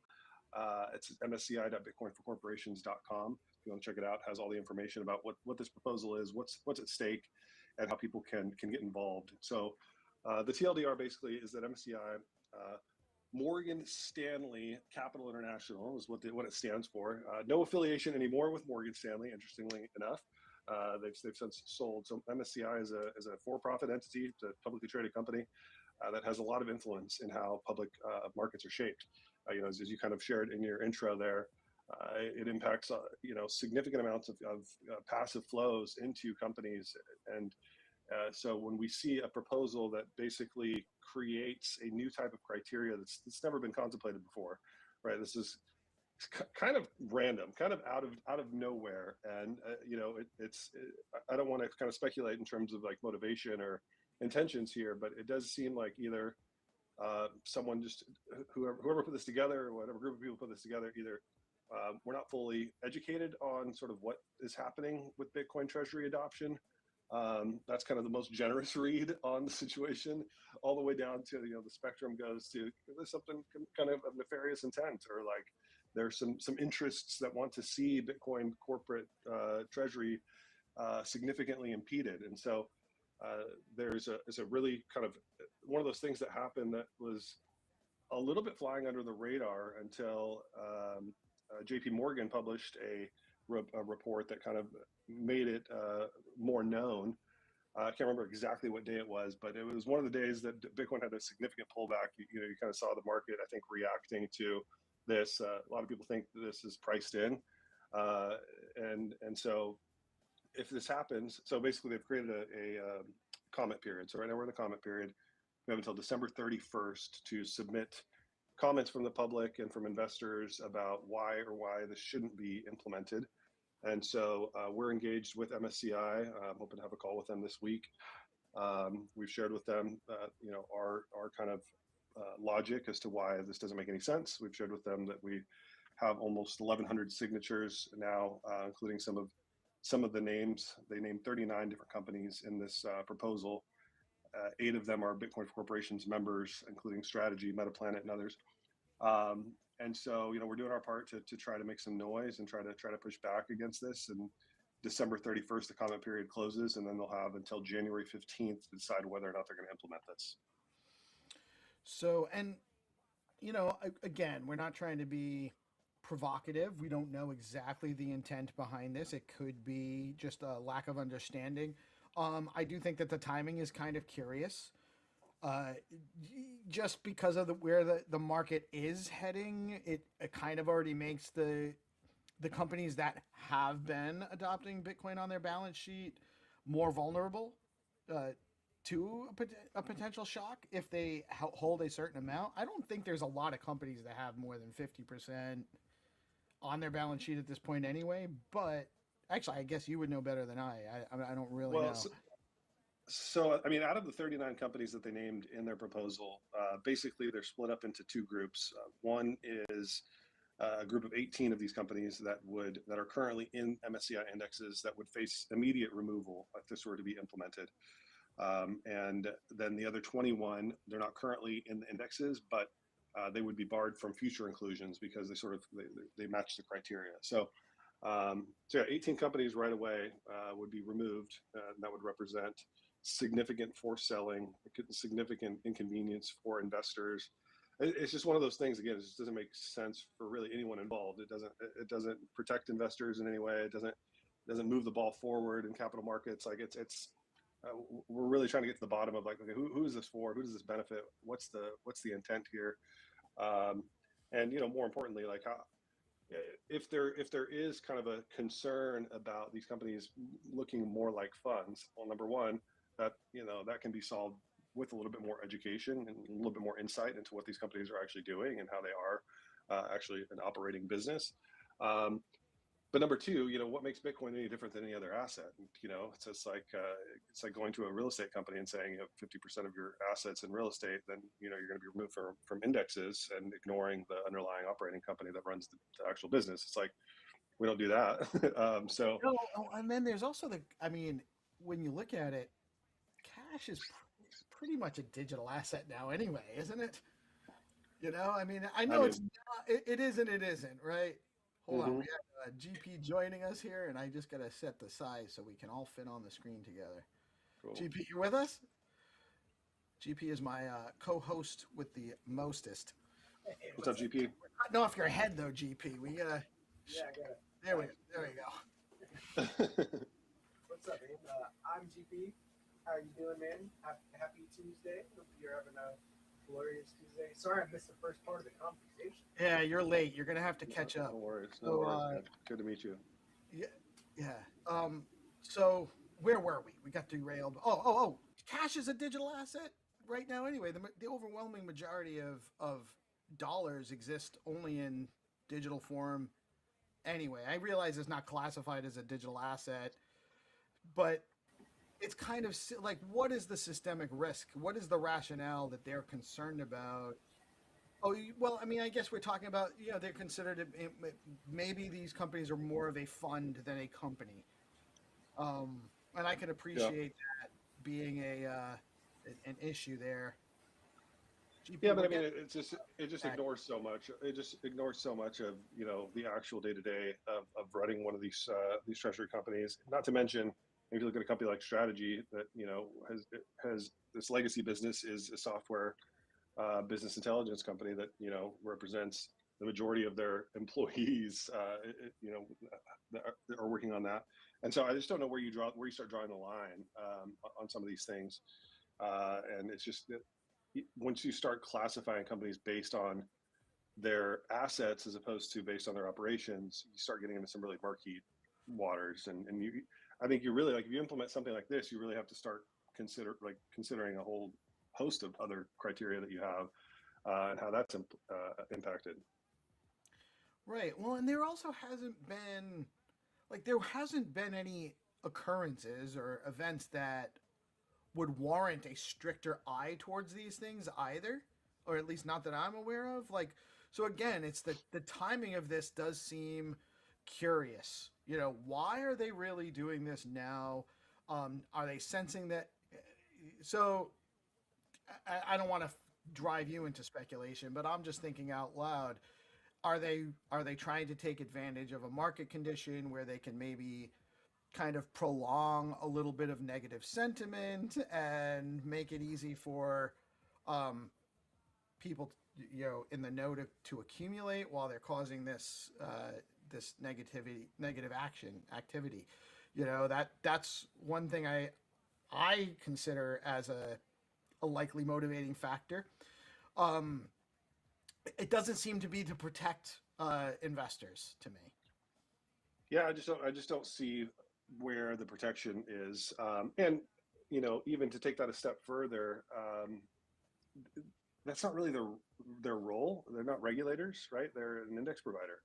An index provider isn't. It feels like a little bit of like some scope creep for what their actual position in the market is, what their responsibility in the market is. Not saying that all entities shouldn't be interested in protecting investors, but I'm just saying that's not their primary mission or primary goal. So that part of it also feels a little bit weird. It's like you're trying to take the job of a regulator with this action, and rather than focusing on ensuring that the indexes are optimized for the best possible outcomes for investors, the most potentially profitable outcome. So you take that line of reasoning, it's like excluding Bitcoin treasury companies based on if you look at historic performance of strategy and like now you're excluding some of the best performing stocks out of your indexes. So you're doing the exact opposite of what you're supposed to be doing essentially. Yeah. And it just seems, it's very suspect that there's not some kind of other intention behind, ulterior motive behind it. So I guess the question is, you said that there's only a short window of time to basically let them know opinions about this to hopefully weigh in and get them to change. And I have actually queued up here. You guys have a website on your website now. There's also a petition you guys have going on. Yep. And this actually, is this a way that we can actually include comments on? Yep. On yeah. that? There's a place to include comments. If you click the view letter button, you can see kind of what the core of our argument is in the letter that we're submitting to them. To the don't go down there, down, to the right. Organization. Yep, right there. Sorry. Yep. Okay. So this breaks down kind of the flaws that we see in the approach and sort of we are trying to put a foot forward that doesn't assume any sort of any intent or any really anything. We're not trying to assume anything. We're really trying to get to the bottom of the why before we make any assumptions or draw any conclusions. We're saying, hey, this logically doesn't make any sense to us based on your own criteria that you've had historically. You're violating some of your own core principles with this, and we want to understand why. And we have 1,000 plus, almost 1,100 people who also want to understand why. A lot of them are investors. A lot of them are executives from some of the biggest companies in the space. And so, yeah, I want to be clear about that because, I do want to engage with them in good faith. I do want to hear them out, and I want them to hear us out. And I hope that, cooler heads will prevail, and that this could be the kind of thing where it's like, oh, we didn't realize that about treasury companies, and you've helped us understand it. And so I mean, honestly, the most bullish thing for Bitcoin right now would be if they walk this back. If the market truly does have this priced in, and MSCI decides that this is something that they want to pursue, or that they want to take a different approach, or they want to suspend this, I think that would be very bullish for Bitcoin. So I'm still kind of holding out hope that ends up being the outcome here. Right. And I would say, even at this point, the conversation or what we need to convey to them is not so much as why are you doing this, but maybe why they should not do this, and why they should reconsider. And that seems to be really the focus here too, is XYZ here is a bunch of reasons why this shouldn't be happening. So, you know, if you have, and then maybe there's a conversation to be had, but even if they, so let's say, worst case scenario, if we get through to the 31st, they haven't changed their mind, they do implement this rule, that doesn't necessarily mean that that's it forever. This is something that they could all obviously change their policy just as much as they're changing it now. Sure. Yeah. I mean, I think it's always harder to reverse it once it's implemented. So I think now is definitely the time to strike. But yeah, I mean, theoretically, they could always reverse it, always change it in the future. But yeah, really hoping that we don't have to go down that road. I think that, again, that would just be messy for a lot of stakeholders, including just your average investor who has passive allocations to some of these companies. So yeah, I think. Look, I'm still optimistic. I'm trying to maintain optimism here, because I don't think that this needs to go through, and I think that if we're able to have a sit down conversation and just have a logical, well-rounded, non-emotional conversation, then we can get somewhere. Right. And that's, so the goal really is to just kind of make sure that they're aware that there's a large contingent of consumers, investors, and companies that are opposed to this for a number of reasons, and maybe kind of just open up some dialogue to hash out, and it is important to understand what their actual motive is, or even what legitimate pieces of that motive might be, so that we can come up with solutions that will solve that concern without actually being as drastic as what they're proposing right now. Yeah, exactly. That's exactly right. So we got 300 joining us in the house as well. He's part of the DeOrganized. Jim. Coming in from Jim, George. Jim. How are we doing? Oh, good. Sorry, I'm late. So yeah, I heard that you got some alpha for us. I'm trying to find the alpha. I think the biggest alpha will be this conversation that we're trying to set up with them. I really, right now I'm just kind of going into it dark. I don't know what the tone or what the the people that are directly engaging with us, to what extent they were involved in crafting this proposal, and to what extent they're committed to it. I really don't have any idea, and so I'm anxious to chat with them directly. And I'm glad that the industry has rallied around this proposal. I think the fact that we got 1,100 signatures in a few days was able to kind of get on the radar and get their attention a little bit, which is good. And I think that's exactly why they had the comment period, right? They're like, hey, does anyone care about this? And we're like, we care. And like, oh, okay, these people care. We should talk to them. So that's how these things kind of work. And so again, like I said, I'm optimistic, and I think that this is a winnable fight, and I think that this is an opportunity, in fact, for MSCI to position themselves as an organization with high integrity, an organization that listens, an organization that is willing to reconsider proposals that they put forward. That again, for all we know, they're looking at the market, and they're looking at some of these companies that pop up as like so-called pure play Bitcoin treasury companies, and in the end they're really just kind of trying to use it as a marketing gimmick, and that isn't good. That isn't good for our industry. That isn't good for the market. And this was the best kind of response that they could think of to put forward in light of that. And we're saying, hey, that's a bit of a overreaction, and that has some unintended consequences. And so let's walk this back a little bit. Let's slow down here a little bit. Let's engage in good faith. And, MSCI could end up being a partner in accelerating corporate Bitcoin adoption, if you think of it like completely flipped. And so I'm hopeful that is the outcome, and that they do reverse course on this. But yeah, we'll see. I think the next few days and weeks will be very interesting. Yeah, for sure. And so I guess the most important thing people can do right now is spread some awareness about the issue and go participate in that petition at it's bitcoinforcorporations.com, and it's with a MSCI dot before it, but I think you can actually get to it right from the main page right now pretty easily. Yeah, you should be able to. If not, that's a great flag. But yeah, I didn't actually double check. So let me actually. If not, we will I get actually I don't see it really right. You guys need to put a header. That's a miss. Yeah, we'll do that. Thank you. Yeah, so definitely go sign it, share it, tell your friends.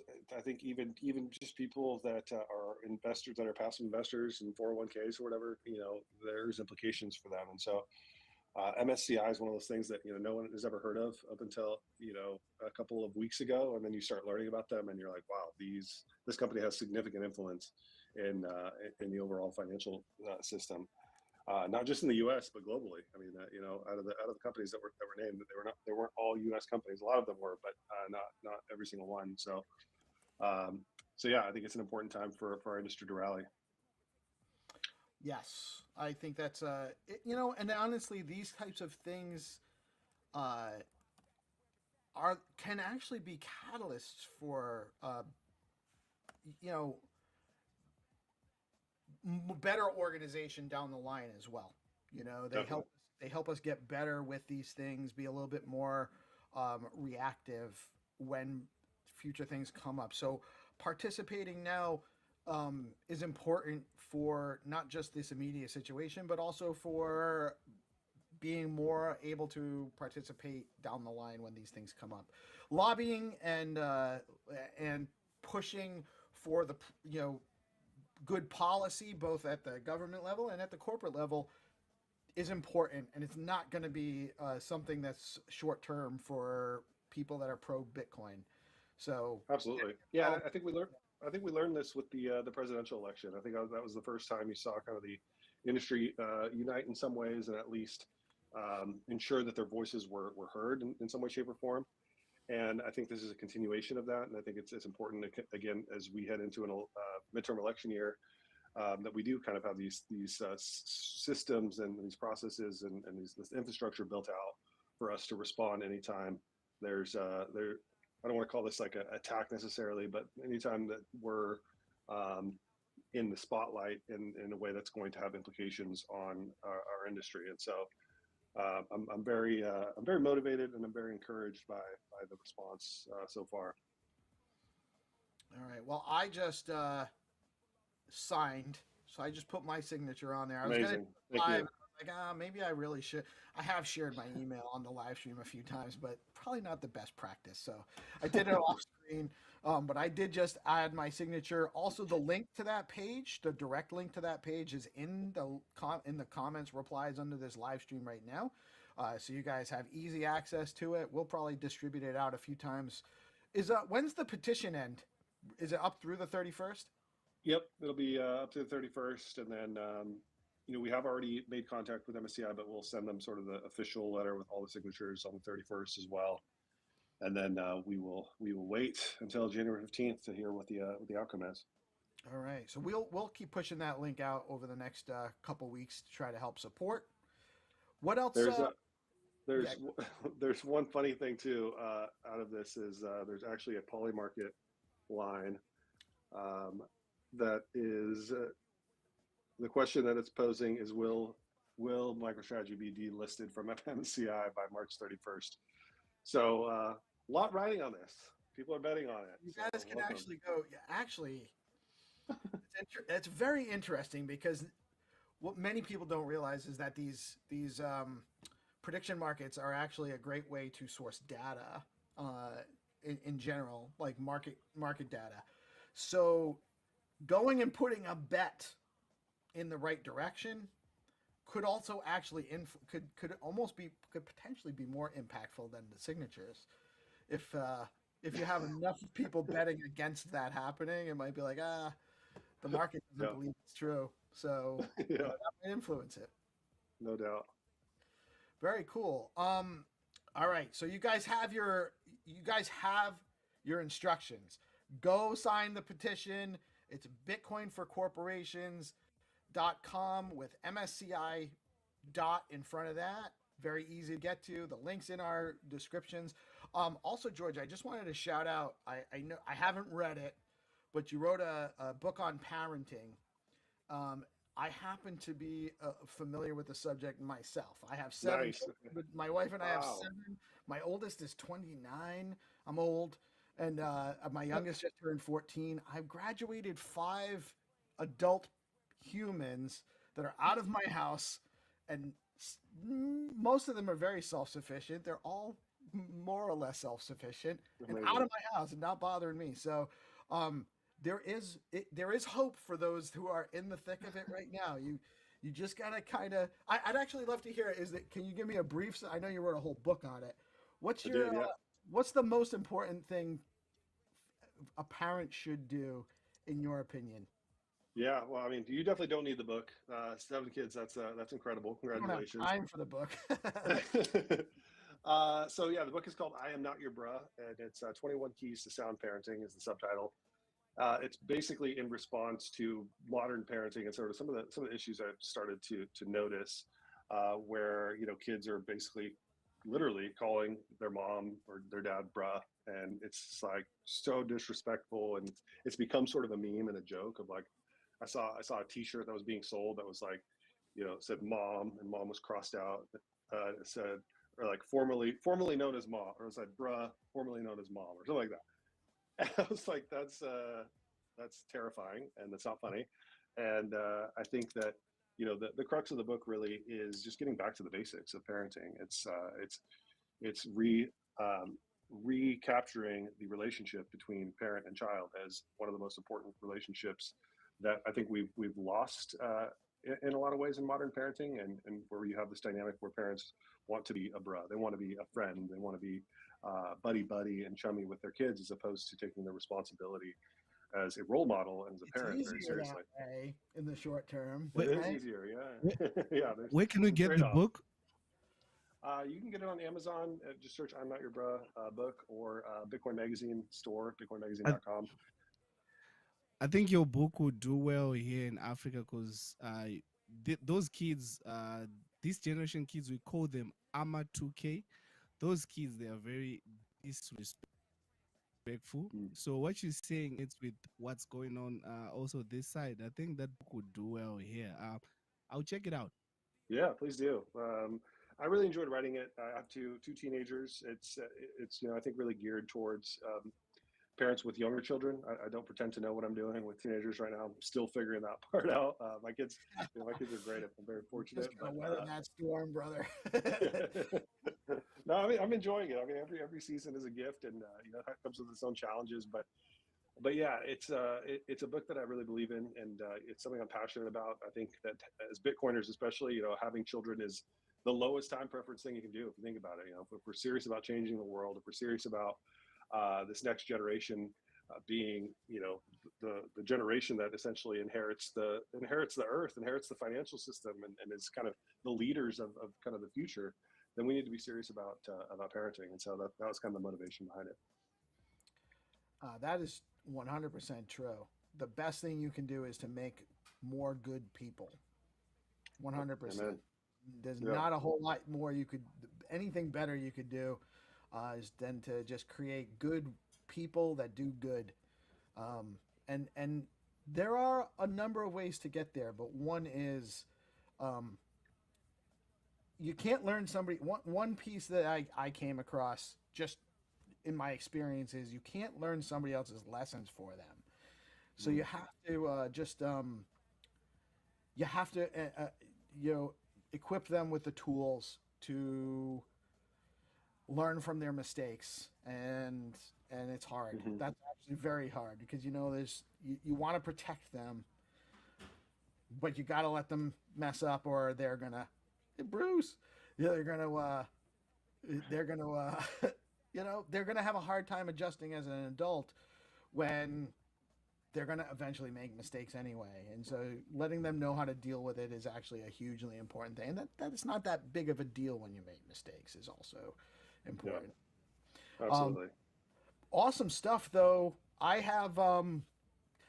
want to just be respectful of your time. I know you're a very Yeah. good man. Yeah, no, I am at the end here where I do got to jump, but really enjoyed this conversation. Thank you guys for having me on. Thanks for spreading the word on this MSCI coalition letter. Definitely invite you all to go and sign. And yeah, would love to kind of join you guys again in the future and let you know how this wraps up. Absolutely, man. We actually started streaming. We stream all day, Monday through Friday. We start at 7:30 in the morning. We go until about 5 or 6 o'clock at night. We're East Coast U.S. Well, half of us are East Coast U.S. And we would love to have you on anytime you have something to talk about. We have lots of real estate to bring people on for stuff like this. So anytime, Awesome. just let us know. Sounds great. Good chatting with you. Good to meet you all. We'll Thank talk you. soon. Nice to meet you, man. Thanks for All right, take joining us care. today. And guys, Pleasure. make sure you pay attention to what's going on. And we'll have more stuff coming up on the live stream shortly, so stay tuned. Thank you so much, George. Guys, make sure you're following. It's at G McHale, and it's That's right. at Give Bitcoin him a follow. for Corporations and at Bitcoin Magazine. Go give them all a follow so you guys can stay I give informed you on a what's follow. going on. Thank you. Thank you again, George. All right, And take care. you have a great rest of your day.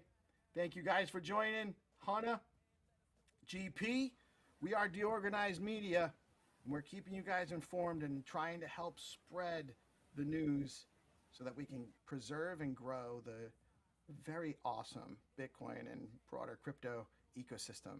That's what we're here for, the Bitcoin ethos. Y'all have a blessed day. We'll be back with some more commentary and content soon. Thank you all for tuning in. Peace. Peace out.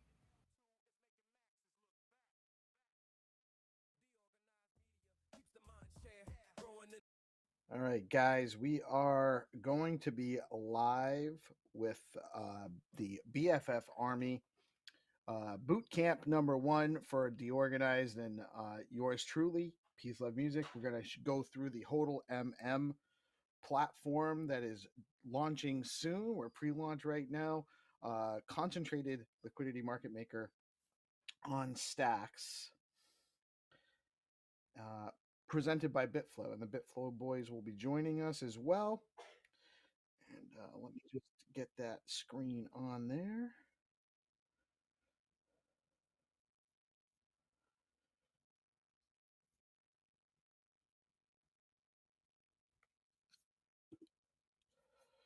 All right, Diego, what's up? We got Big Mac. What's up, Kenny? Thank you for joining us today. Guys, today we are going to go through the BFF Army, where it's a community-powered education hub for Bitcoin DeFi and the HODLMM on Bitflow. We're going to walk you through the platform, walk you through the project, and show you how to qualify to get your badge and your rank or your role in the BFF Army. Welcome, Diego. How you doing today, man?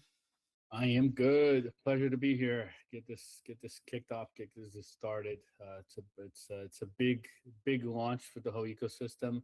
This is a pre-launch bootcamp, which means if you're watching, participating, it's just a chance to get ahead of the launch and get ready for the concentrated liquidity engine for Bitcoin on Bitflow, powered by Stacks as well. So happy to be here. Peace.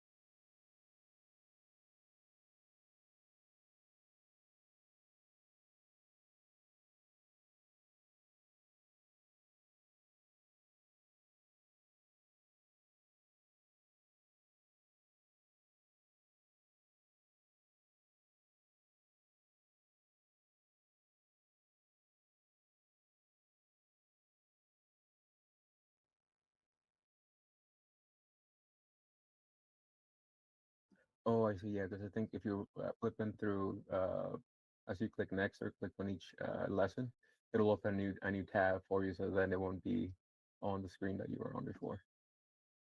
For the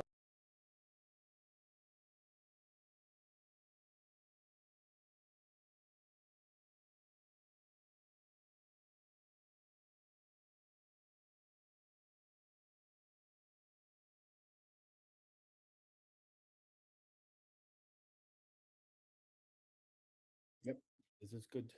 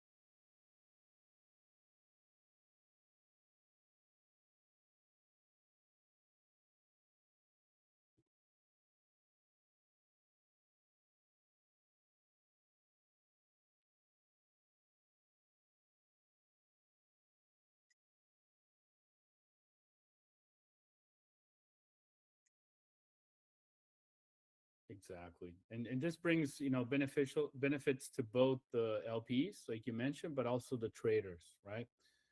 Because each of these price points, as we call bins, we're going to go over, as long as there's enough liquidity within that price range in an order book style. So if I'm willing to sell stacks for 25 cents and I added that, as long as there's enough liquidity, when you do a swap, you're going to get 25 cents, no slippage, zero slippage for traders as well. So that's also a benefit because each of these price points are considered, bins, but they're treating them as an order book. So if I'm literally putting on the contract that I'm willing to sell stacks at 26, I'm willing to sell stacks at 27, 28, 29, or the other AMM, the legacy ones, uses 0 to infinity, right? So you can have a very deep bin with a specific price range, and that allows for very large trades with low slippage and low fees as well. So that deep liquidity is beneficial to everyone, right? And like you said, on the other side, as an LP, you can kind of choose the different strategies that we're going to go over and also concentrate liquidity where activity is actually happening. I think that's the biggest change between the two. And it's the reason concentrated liquidity became such a popular AMM.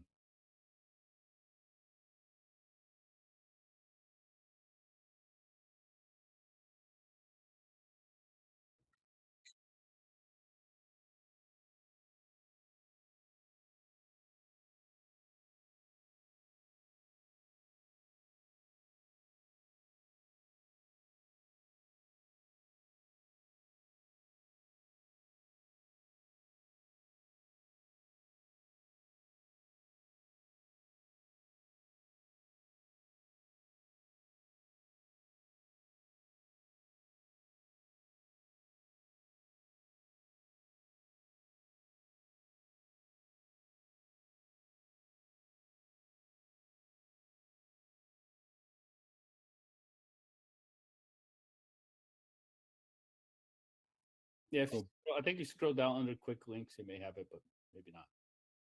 It's all good.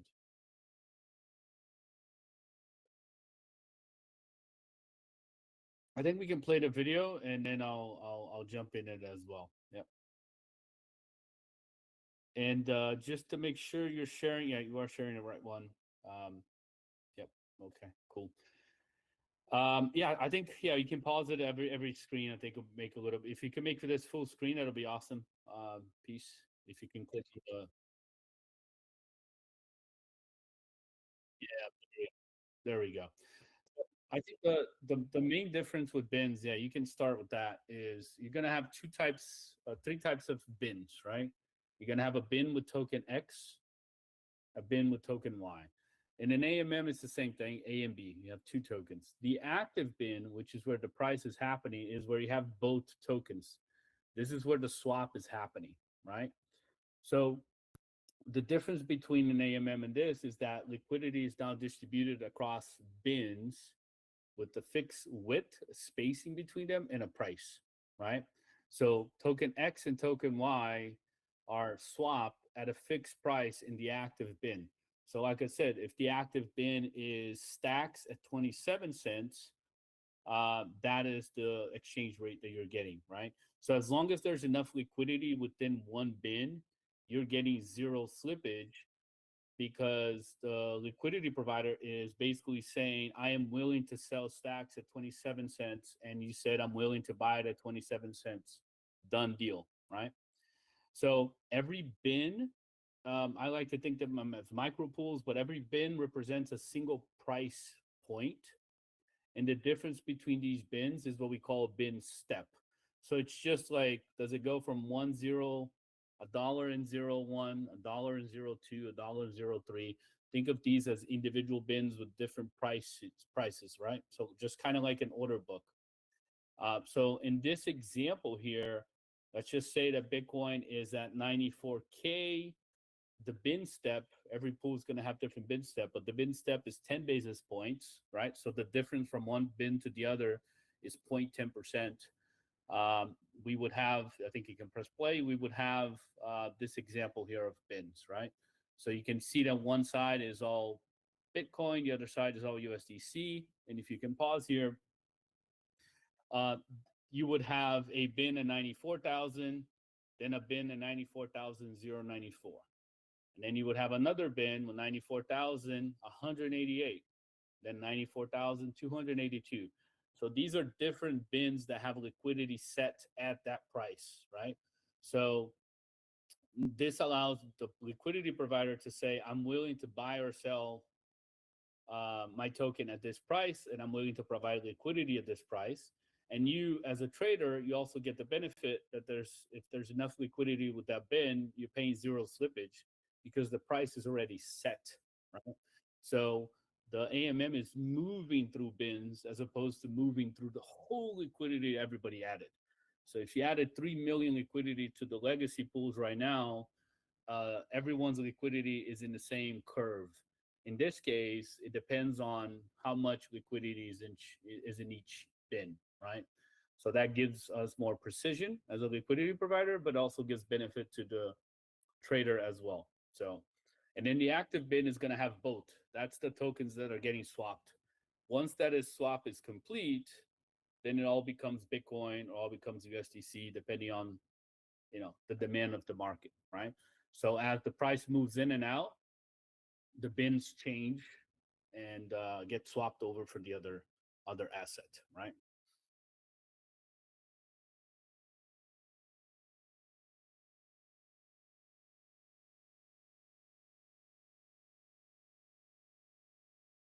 Exactly.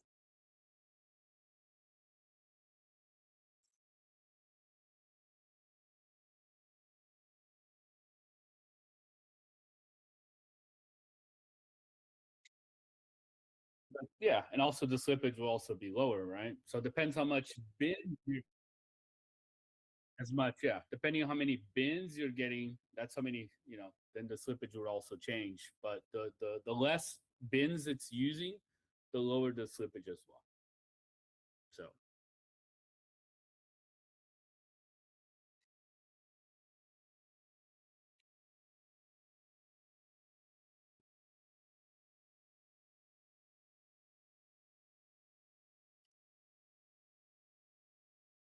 yeah, I think we can do hands-on. Reminder that everything that we're covering here and more is on the BFF Army self-guided, which is the one that Peace here is following. So I think if we show, it's a little bit easier, but every step of how to open a position, how to manage an active position, how to close the position, it's all here.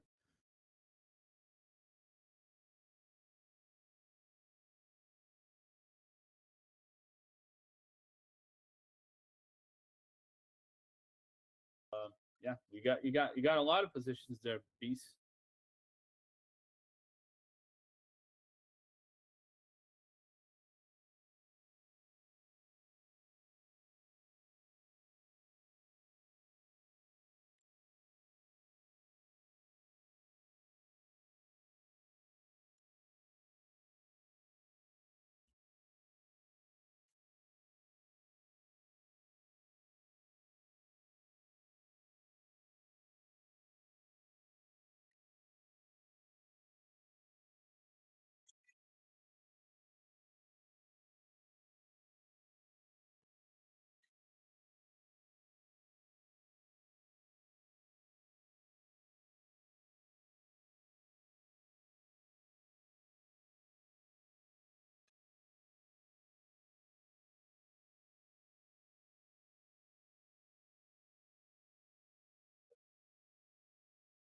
Mhm.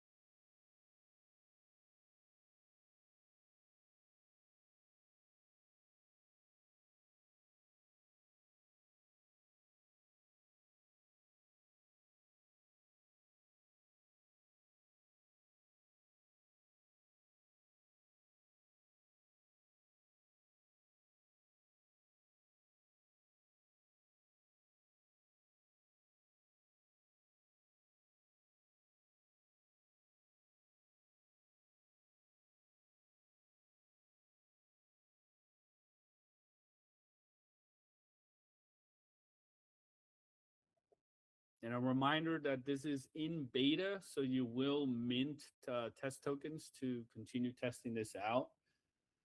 If you haven't already, if you're not in beta already, just there's a link which is waitlist.biflo.finance that's being shared here, and then you'll be able to have access to the beta right away and get that early start playing around with beta before HODL comes out live.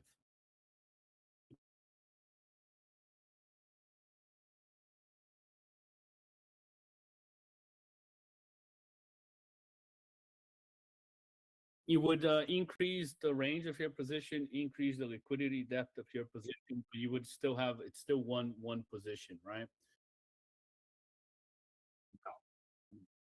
Exactly. Just add it to it. Yep. So if you scroll down, you can kind of see your positions, and maybe you want to do 1% there on the corner just to zoom in a little bit more. Um, yep. And then yeah, exactly, perfect. So you can kind of see that you have, if you hover over these bins, you can kind of see what these bins are, right? So on top of the price, you have in this case USDC, and it shows you how much liquidity you have in each of those bins. Below the price, you have the other token, token B, which in this case is going to be BTC, right? So you can kind of see that you have a little bit more of USDC than BTC in this pool, either because it got swapped or because you added more USDC. The main thing is that one of the key things is also the flexibility. You're able to add liquidity to both sides, to one side, any amount of liquidity on any side. So that's also very, very beneficial. Just add TBTC, exactly.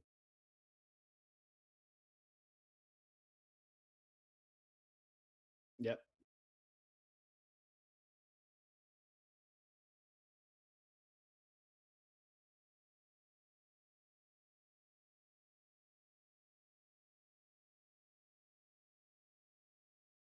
Yep. And if you click pool liquidity as well, you can kind of see the whole pool liquidity on that tab. Yep, exactly. So you can kind of see that there is more USDC liquidity. in the pool. So then BTC, which is also part of the pool composition, right? This, yes, yes, that is an indication. Think exactly like an order book. You're basically seeing a bunch of orders or a bunch of people adding liquidity at a certain price range that they're willing to swap for BTC, right? So they're willing to, to swap their USDC for BTC at that specific range. If you click on pool stats, I think you can see you should be able to see the pool, the current balance of the pool. Uh, yeah, all the way up top where you see your pool liquidity. Yeah, if you click on pool stats on the first one, so you see that there's 80% USDC in that pool and 19% BTC in the pool, right? So the price is defined by the composition as well and the market demand. That's what moves the price up and down. That big bin that you see in the middle, that's the active bin. That's the white bin. That's the bin that has both tokens. As you can see, when you hover over, you see that there's 112,000 USDC and about 10.10.11 BTC, right? That's where the swap is happening. That's where the activity is happening. Anything above is one token, anything below is one token. As this amount, let's say the 10 TBTC gets swapped, that whole bin becomes green. In this case, it becomes USDC, and then it goes to the next bin, right? And then once that bin gets swapped, it goes to the next bin. It goes up or down depending on which way or which direction of the swap. If you're swapping USDC for BTC or if you're swapping BTC for USDC. So each of those bins are working together, but individually they're providing the liquidity.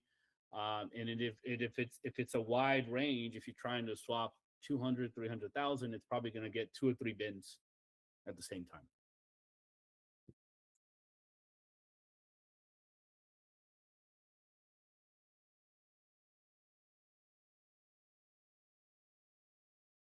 Yep, exactly.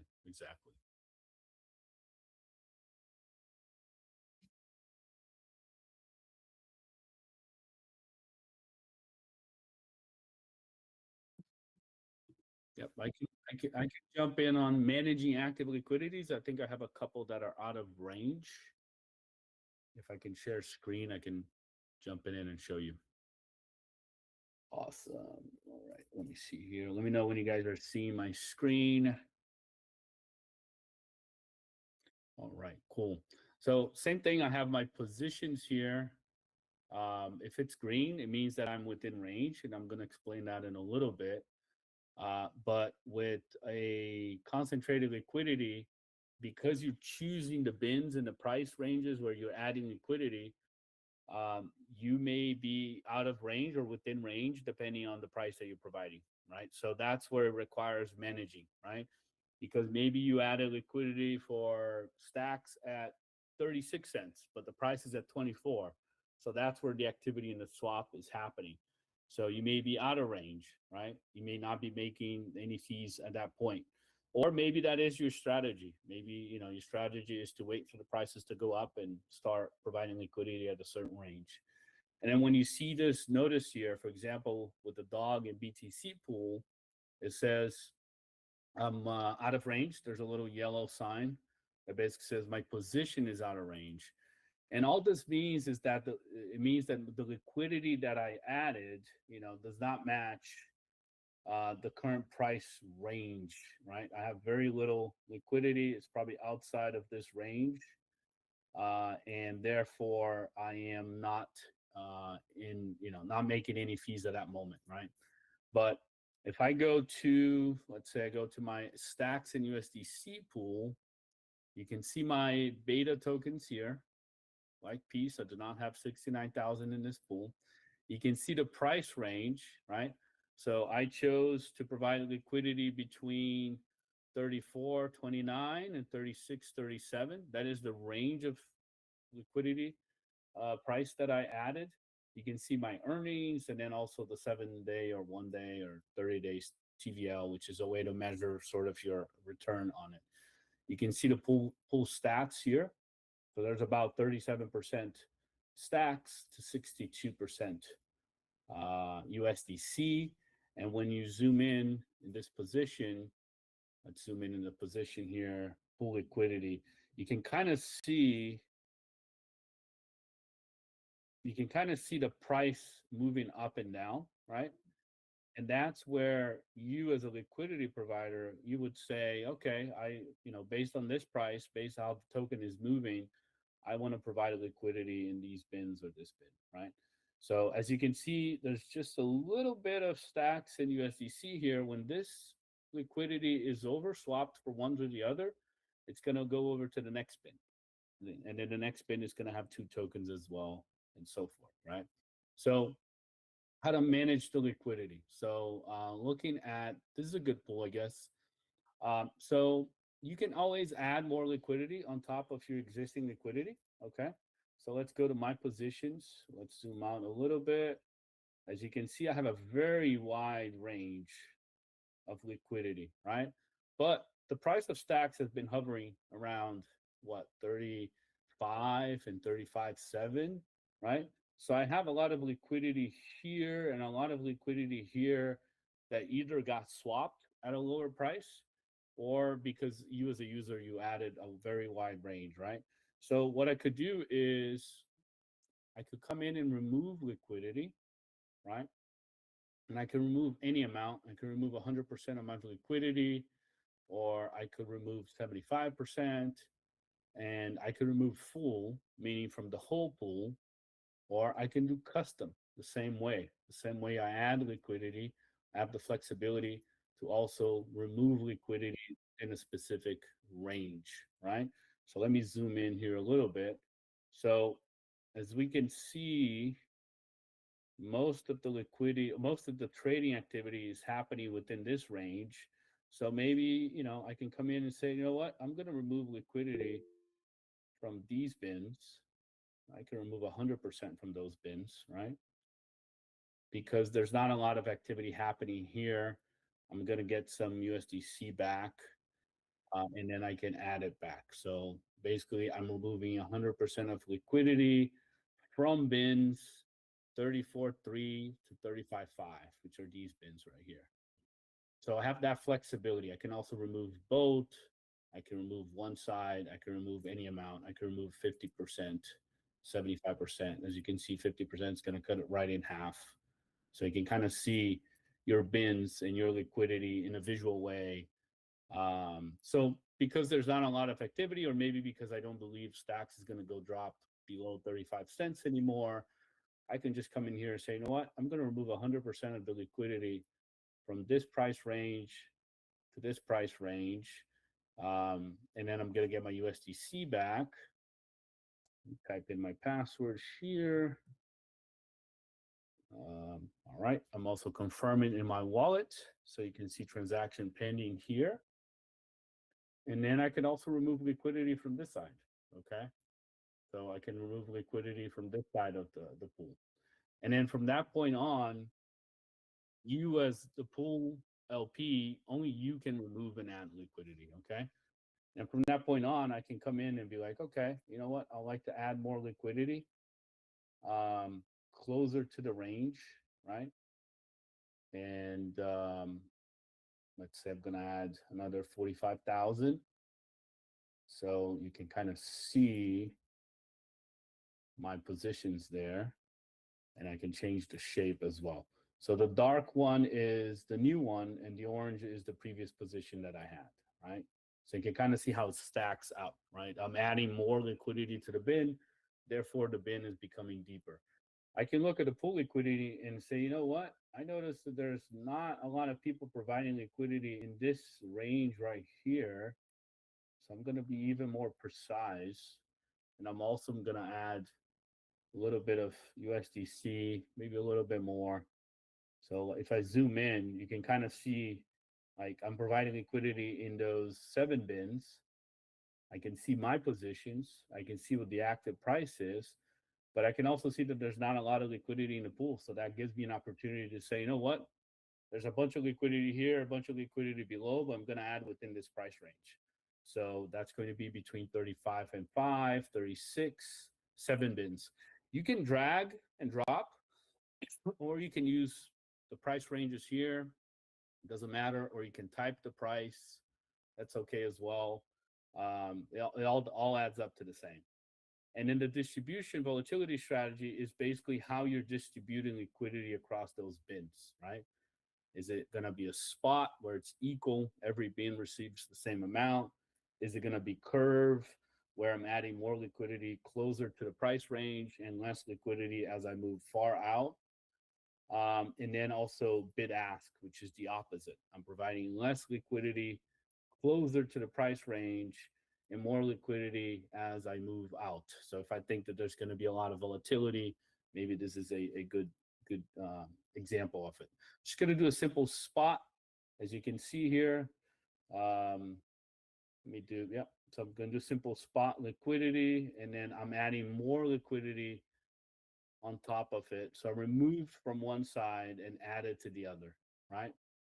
So that's how you start managing your liquidity. Transaction confirmed. You can also go to activity here and kind of see, like, I added liquidity. I removed the liquidity, how much I removed. All these transactions are on chain, of course. And then I added an additional liquidity, right? So now that's how you manage your position. And you can do that for various reasons, because maybe once you added single-sided, all your tokens got swapped. So now you're ready to get some USDC back. Or maybe prices moved very fast and you're out of range and you want to bring it within range again. So whatever the strategy may be, right?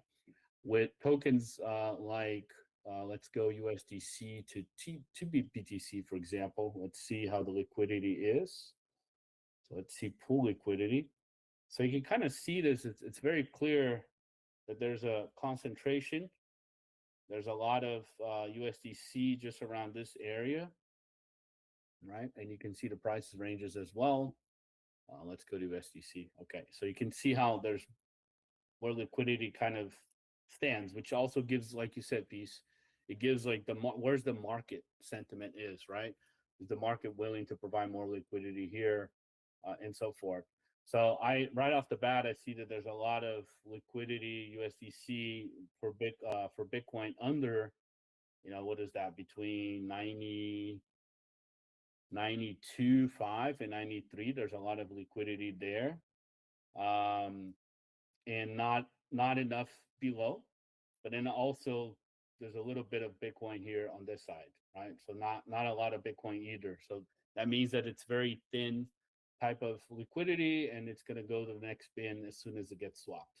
So when I look at my positions, I have a pretty much balanced spot, right? I have basically 7,000 USDC on one side and almost 7,000 TBTC, if you want to say so, on both sides. So I'm within range, right? But I could always remove it. I could always say, you know what? I want to remove it 50% from a specific range. And I could do that. And I could remove it, from both sides. Or I could just go in and remove just Bitcoin, or I can remove just USDC in this case as well. So you can see here how it changes, Now I'm getting my TBTC back, or I'm getting both back. So that's the flexibility. And you can add and remove liquidity at any given moment. Of course, you can always close your liquidity 100%, remove it full, and you get both of your tokens back, right? So there's a couple strategies with that, which I'll cover quickly. But let's say you only have stacks, right? And you want to add single-sided liquidity. What you could do is you can say, I'm willing to sell my stacks, but only between 38 and 40 cents, right?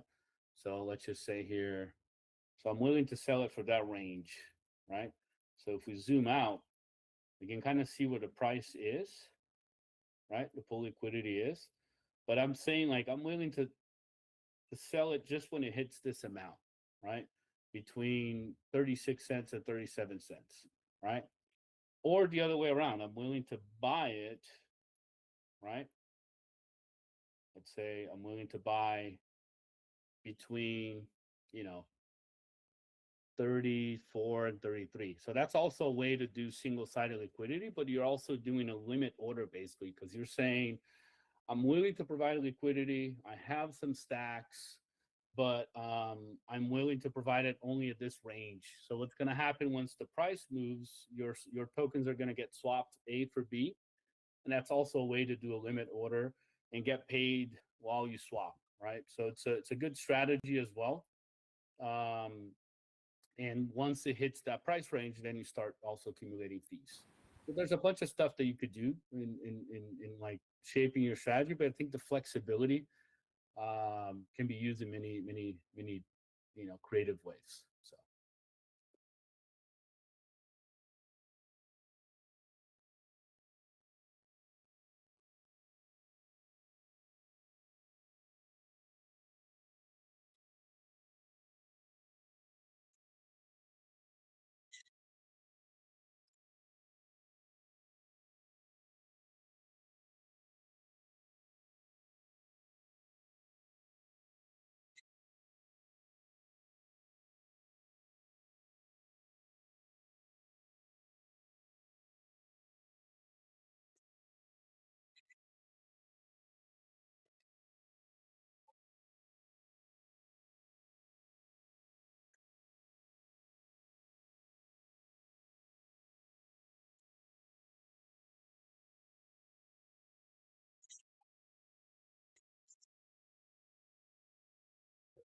it's the bootcamp recruit. That's the first role.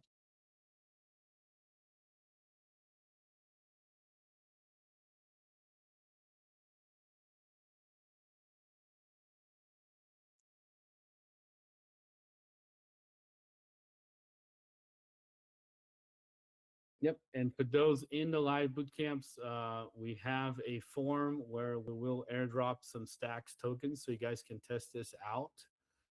I see Bethel asking, where do I get my stacks wallet? If you go to the BFF.army and you click the self-guided, okay, there's going to be a resource here which has the official links, but also the basics of downloading an Xverse or Leather wallet, understanding fees. So that's always make sure you're following the official links, download the Leather wallet, save your seed phrase, do all that good stuff, and you can submit that form. So ideally, this guide, you can do it at your own pace. We want to see how many people can graduate, go over through the sections and the courses, and then graduate. And then by graduating and finishing the theory test, you get this role and access to a private channel on Discord where people are going to be sharing strategies and tips and all of that good stuff, as well as weekly giveaways for those that have completed the boot camp and have graduated. And we are going to have advanced and intermediate boot camps as well. This is the first one. This is the pre-launch in beta, but we're going to have a weekly boot camps as well. So you're going to find them all here under the BFF Army calendar. We're going to have a bunch of guides that's created by the community. So if you want to participate, stay tuned. There's also other zero authority bounties coming up. But there's going to be specific courses, everything from how to swap, how to DCA, different strategies using these different shapes and formulas, and all you need to really get up to speed on how concentrated liquidity works. And again, we are open to feedback. And this is just, again, one of the boot camps. We're going to be hosting 2, 3, 4 a week, maybe more. And we hope you guys get the value and get a head start before HODL is on mainnet with real tokens. So, in real yield, exactly.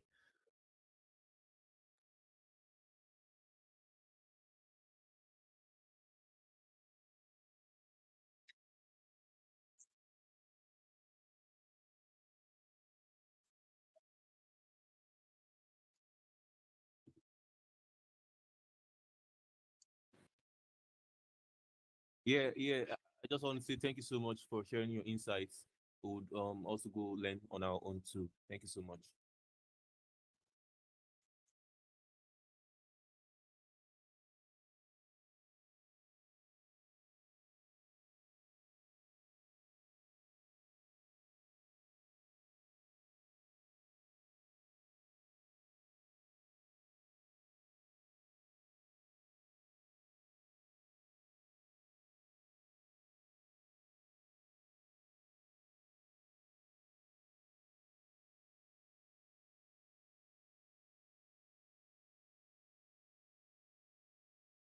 Muted. That's a good feedback, good improvements. We do have a contact us. You can kind of click become a contributor, and it will take you to a form. Um, you can definitely use that as a feedback, but good idea. I think we do need that as for people can submit questions and stuff. So reminder that within our live app, so we have our live app, okay, where you can do swaps, you can do DCA, you can provide liquidity in those pools. We have a support desk here as well. You can just click here, support desk, open a ticket, or search for specific content as well, including the HODLMM. So if you have any questions regarding that, that is also available. You can just click support. So there's a bunch of articles there. And then if you do need help, you can just open a ticket and the team will help you out as well. So there's a bunch of HODL MM guides here as well. Early access, if you're testing the beta, there's a testing guide here for the beta. So yeah, it's all here. I think the BFF Army is a good place to start. And then from that point on, make sure you guys are following, and there's a lot of content coming, a lot of new boot camps as well. Peace is going to be hosting more. So this is just the beginning. You got help center here. I'll DeFi terminology as well. I know we cover a lot. We said a lot of maybe new terms that you haven't heard about it. You got all of them here on the left. What are market makers? What are bins, right? All of that good stuff. And then you got the resources here. You got the help center here. The official links of the HODL beta, the home, the BitFlow socials, need any help. So yeah, I think the BFF Army is a good place to start.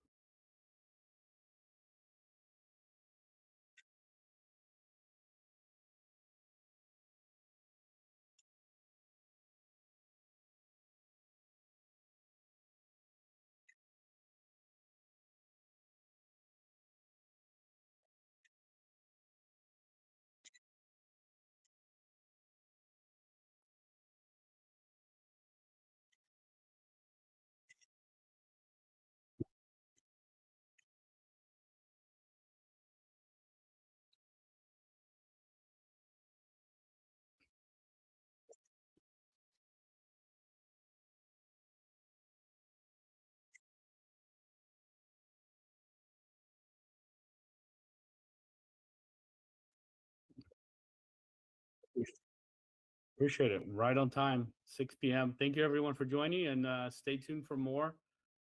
We also have in Portuguese and Spanish, and if you want to contribute or collaborate, also contact us. We'll be open to it.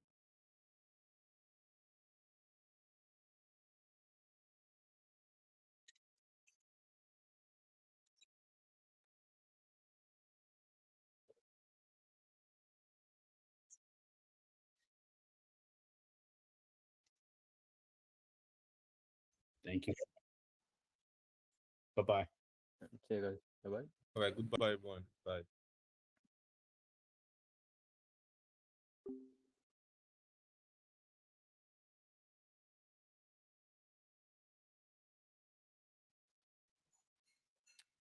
Oh, and there you have it. That was our first BFF Army boot camp. a little bit lower turnout than the people that registered. So we got to get more of you guys exposed, but at least we have this on the live stream as well. It's out there for you guys to watch. And again, bff.army is where you get started on your journey to becoming a more advanced participant in the DeFi ecosystem. I'm Peace Love Music. It's been a great show. I'm going to wrap the stream here at 6 p.m. We've been going since 7:30 a.m. You all have a blessed rest of your day. Peace out. 0% slippage with the new HODLMM concentrated liquidity market maker over at Bitflow. Awesome stuff going on over there. Well done, guys. Can't wait to play around more with it. And there is opportunities now for phase 2 of the beta testing going to launch soon. There'll be some boot camps helping people learn how to go through these later on in the month or maybe early December. And we're really excited about this project because it's really going to take trading on the Stacks ecosystem to the next level. You know, the liquidity provider opportunities are going to be really cool, and just 0% slippage on swaps is something we need, or way lower than 4%. The 4% slippage is probably something that's been holding the ecosystem back a little bit. I'm glad these guys are solving the problem over at Bitflow. Let me bring on the Chads. Stop sharing my screen. We got GP in the house. Good morning, brother. How you doing today? Good morning. Doing good, man. Doing good. Just getting started. Happy hump day. Happy hump day. We got 300 in the house. What's up, brother? How you doing today? What's up? What's up? Peace. What's up, GP? Good to see you. Bizak on your camera. Awesome. That's right. I forgot we had. This has been. You do look nice. You get a new camera. Yes, dude. It's actually better quality. Got a new light too. So so nice. Might be the lighting. Very cool. So I mentioned in the opener earlier today when I first opened the stream, you guys will be running the stream tomorrow without me, which is, I'm sure you guys can do it, but I just I like to remind everybody, give these guys an extra hard time tomorrow. They need. So my broker, right? My real estate broker, who's an old guy now, and I've been doing it for a long time. But when I first started, and he still says it to all the new guys, he used to say, I want you guys to have hard transactions. I want you guys to get beat up a little bit because that's how you learn. That's when things go smoothly, you don't learn how to tie it up. And we're easy here. We don't care. We're a little bit of out of the ordinary is kind of our thing anyway. So I'm sure you guys will do fantastic no matter what happens. But I do want you to get beat up a little bit. So people tune in, give these guys a hard time in the live chat, or don't. Give them support. Show them some love. I don't care. But just show up. Show up for the homies tomorrow. It'll be a good time. Me and 3 have ran the show once or twice, one or time or two. So yeah, I mean, you did the night show for forever. So you're not new to doing this. So I think it'll be good for 3 to get a little bit of experience with the producing side of things. That'll be cool, man. Be good. Yeah, I think so. We also got Nosferatu in the house.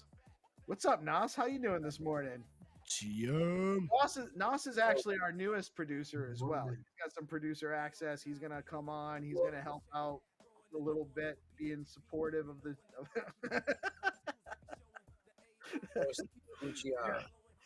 Hunter has to ominously flex a little bit. All right, let me bring on our guest. Also, go chain right here, son. Go chain right here.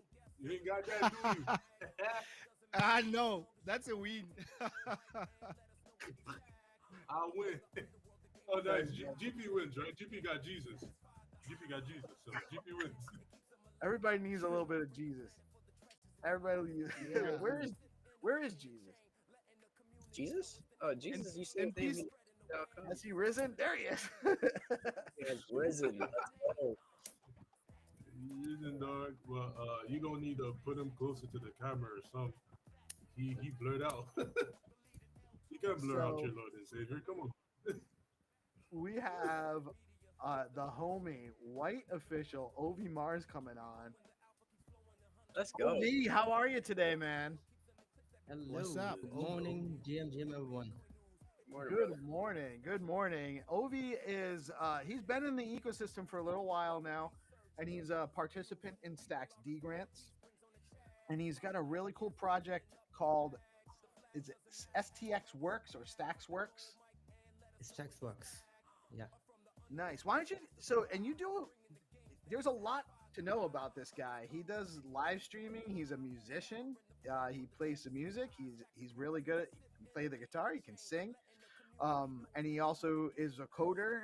And he does a regular live streaming on Binance as well, on the Binance Yes. platform. So, Ovi, why don't you? Now that I kind of spoiled everything, why don't you tell us a little bit about yourself? Yeah. Okay. So I'm just like I'm basically a physics enthusiast, and I've been a theoretical physicist and robotic engineer. So I've just switched up myself. I've been into media industry in Pakistan. Like it's been like 16 years I've been spending with the ATL, BTL, TTL campaigns with the different brands. And after that, I just realized to do something different in Web3. Then I've entered myself into different channels in Solana.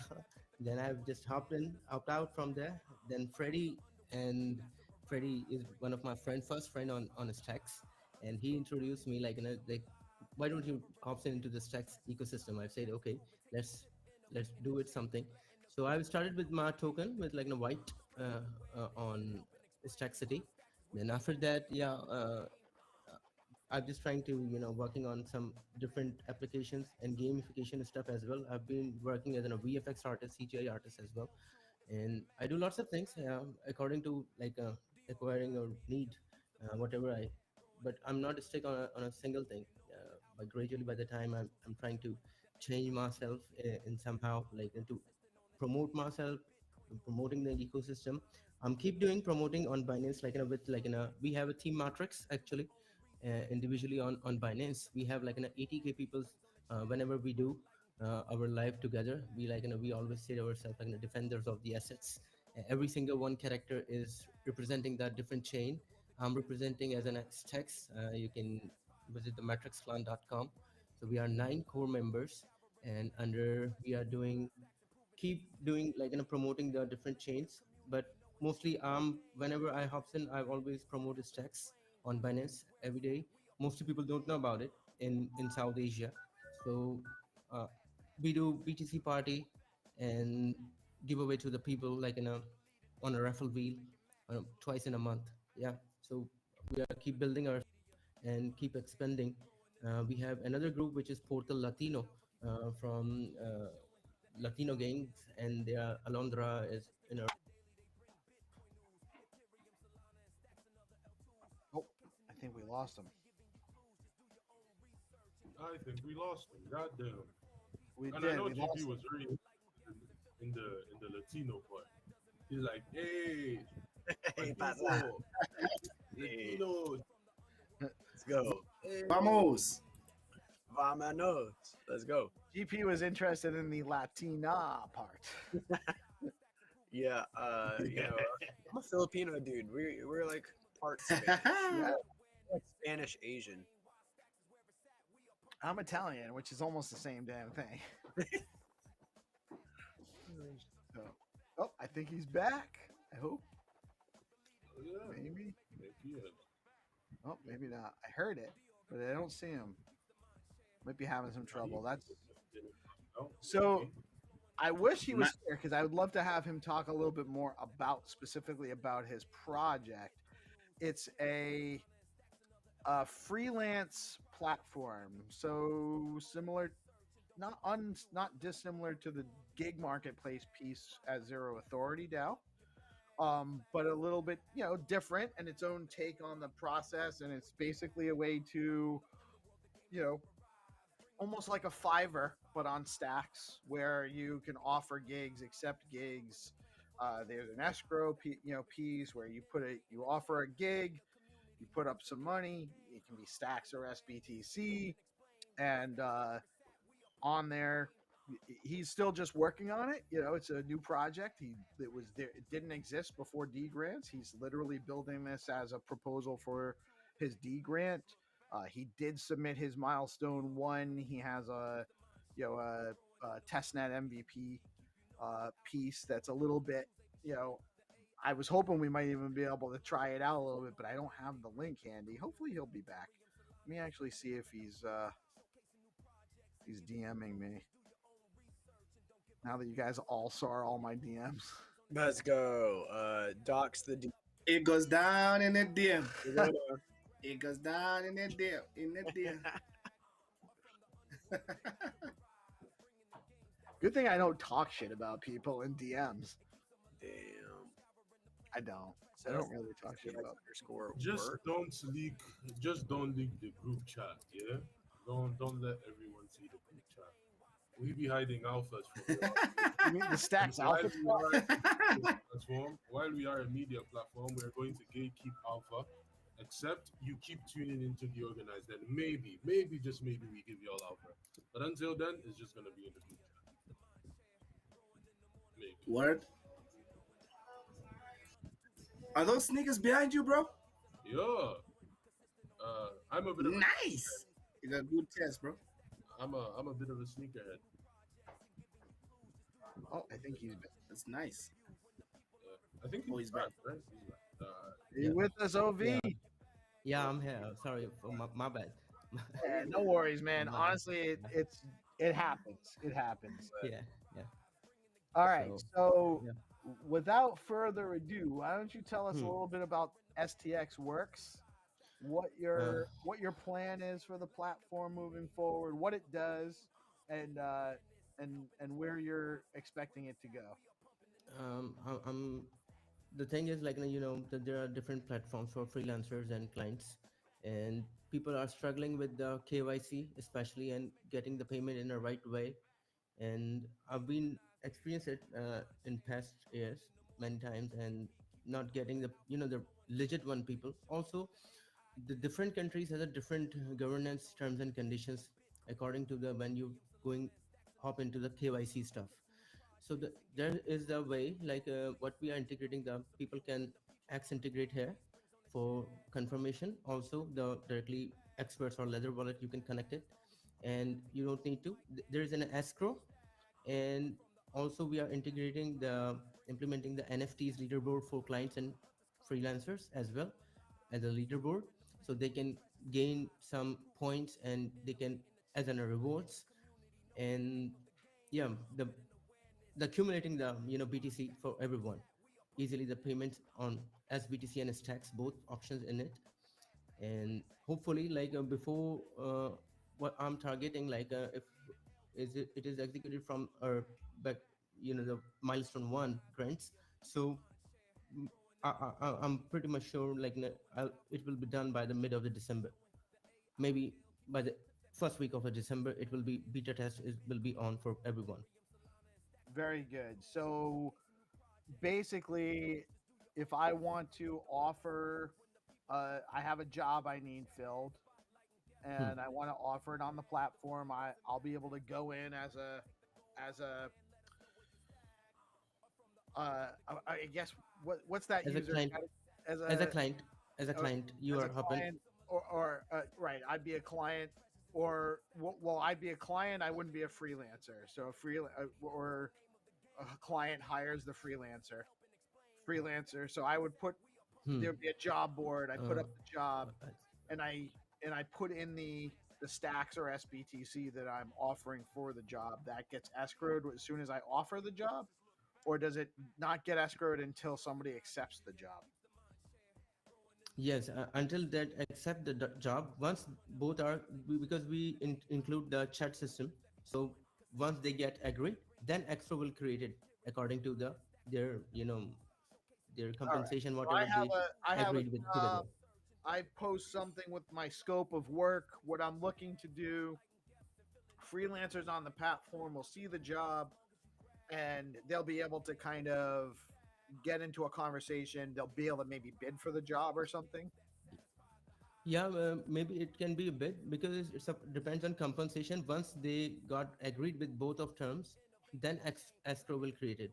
So I'm trying to make more feasible. There are 4 milestones on each client.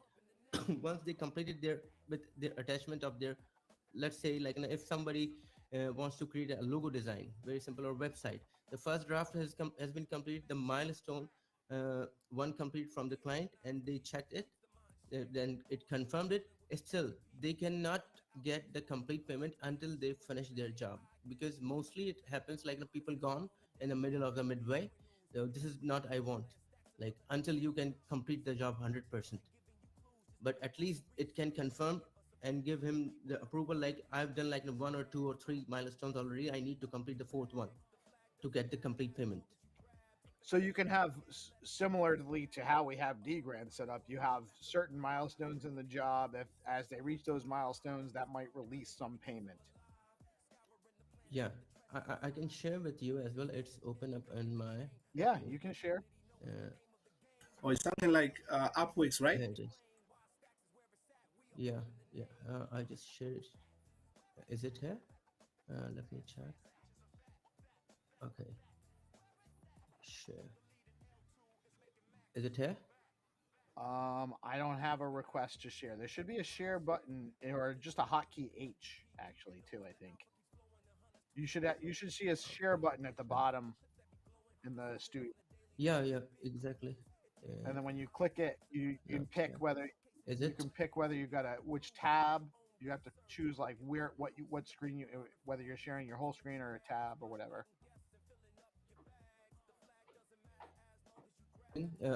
I'm sharing. Once it starts, you can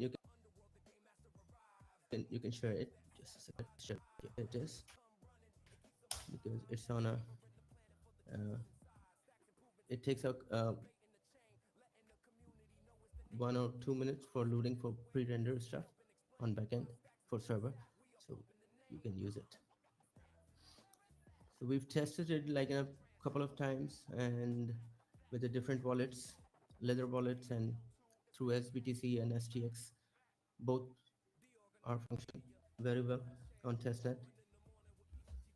I'm not getting a screen share.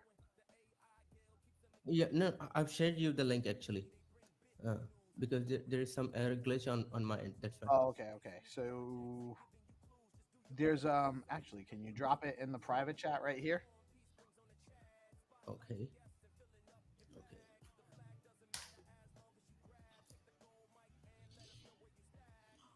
Oh, there it is. I got it here too. All right. I got this. But give it like in a 1 or 2 minutes for HTTP server loading. Then it comes. All right. So let me. That's not the one.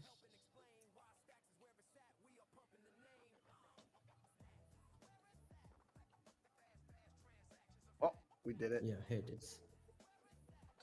All right. Yeah.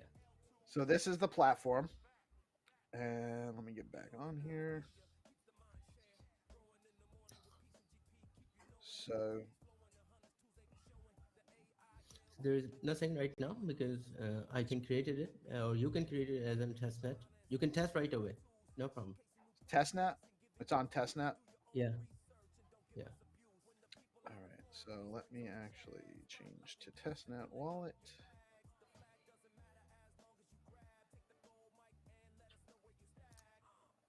And once you confirmed it, I can give you like or you can, if you have 2 wallets, you can put the wallet when we are agreeing with the freelancer, because escrow cleared in between, and we are putting the one more, the treasury wallet, so which is getting the some few percentage for the maintenance for the website and treasury.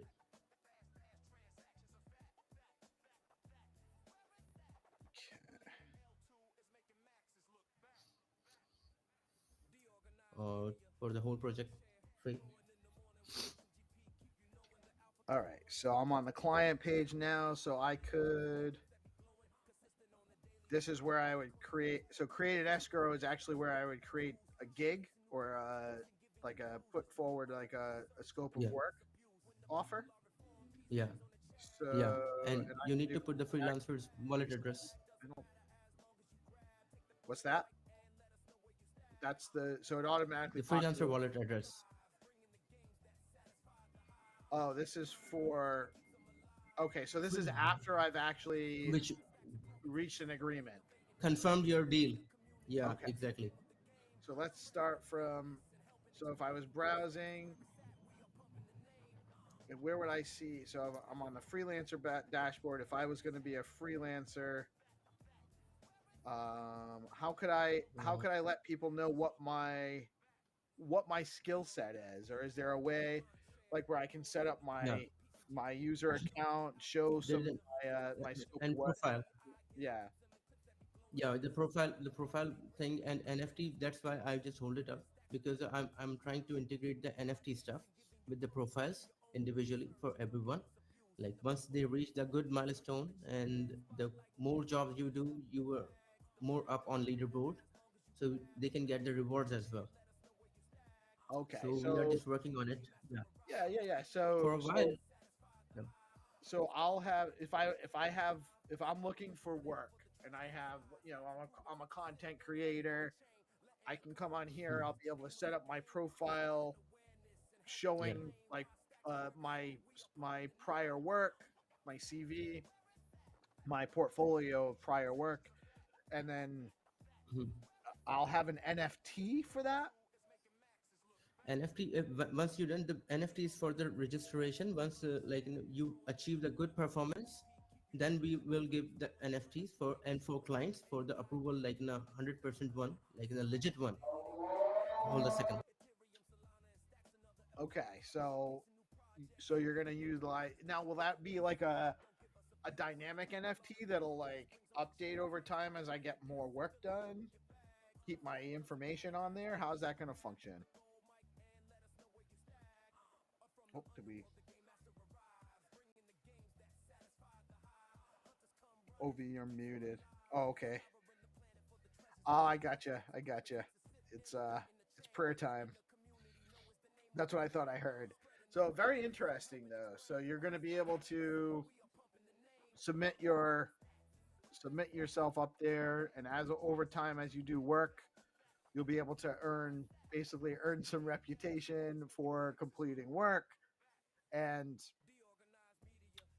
if you're looking for people that are doing work, you can come here and post your job, and they can engage with you and see what you're doing. See if you're interested in the job. That's sick, dude. Earn your reputation and get some bucks for stuff that you're already doing in the ecosystem. Looking cool. Yeah, looks cool, and yeah, it reminds me of Upwork in Web 2. So yeah, it's something good for to have like a freelancer version of it in Web 3. Yeah, absolutely, and excited about seeing this come online. It definitely seems to be very fast and efficient right now in the early alpha stages. So excited to see more of this. I got a question, OV. So my question is, and it's pretty simple. What do you think your success metrics for this would be? Like, how would you measure the success of this application in the next, like, maybe a year, short-term success, long-term success? How would you measure that? What defines success for you?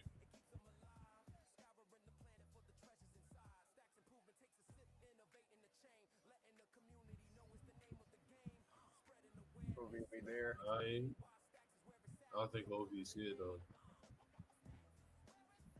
No, I think he had some background stuff going on.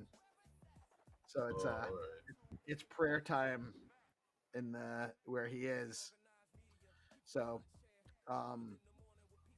that's fine. We got about 15 minutes until Find2Earn, so hopefully he can make it back before the end of the piece. I would just say that I would expect success would be, I guess the first success would be completing the first, project, the first successful agreement where, client posted a job, freelancers post a certain number of freelancers post their account, post their get their create a profile. So having some clients and freelancers set up accounts, and then actually engaging in gigs, engaging in projects, facilitating milestones, number of payments, that sort of thing. Yeah, I have like the few campaigns, and according to this, like now which we I'm thinking to run according to that, like to promote the platform, the commercial proper commercial for it, and getting, because I have some FMCGs companies, and I can ambassadors or different wallet companies like a Zeely or anyone or Layers wallet, which I'm thinking like we can integrate with it as well, and so to collaboration with the different platforms, so it can helpful for expanding the more. So I Also, wonder, there are different. Yeah. yeah, I wonder if so. Stacks just announced a partnership with Wallet Connect. So I wonder if that actually, do you Yeah. see that as being any kind of impactful on your project? Hmm.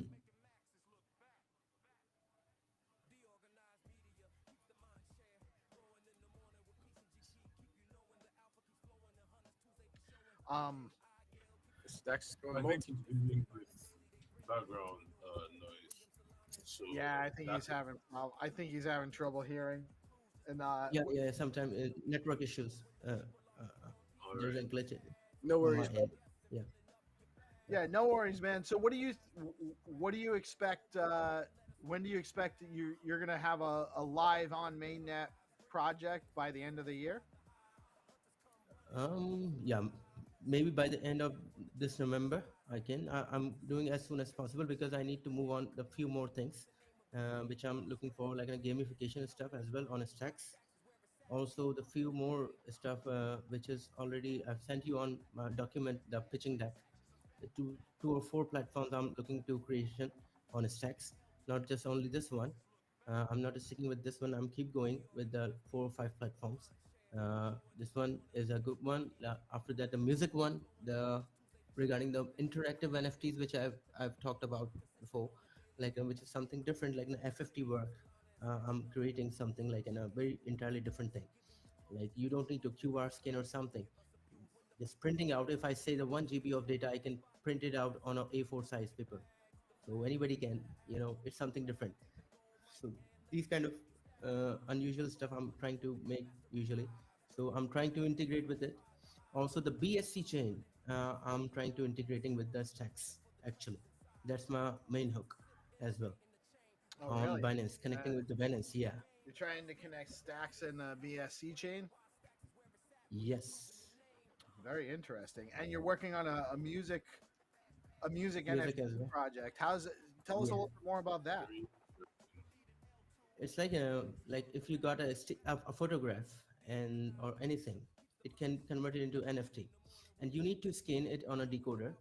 Decoder is like in a user interface dashboard, and encoder is only available for the developer, not for everyone. Nobody can create it because it's something a very different thing, and it is difficult to comprise the audio waves into the photograph or any image, the multicolor image, and with the FFT, the complete sound waves.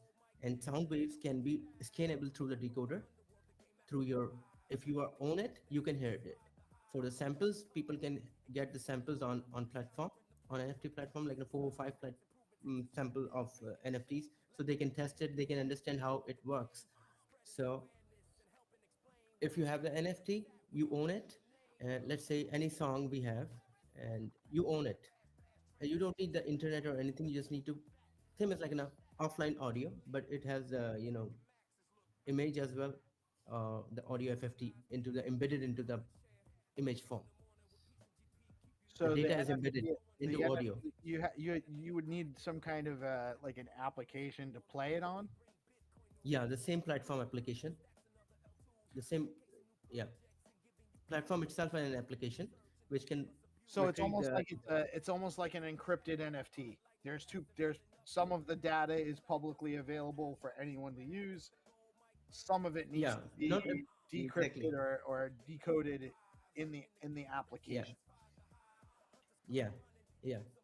Very cool. Actually, Zenitron, who's going to come play Find2Earn with us in a little bit, has part of his Skullcoin project.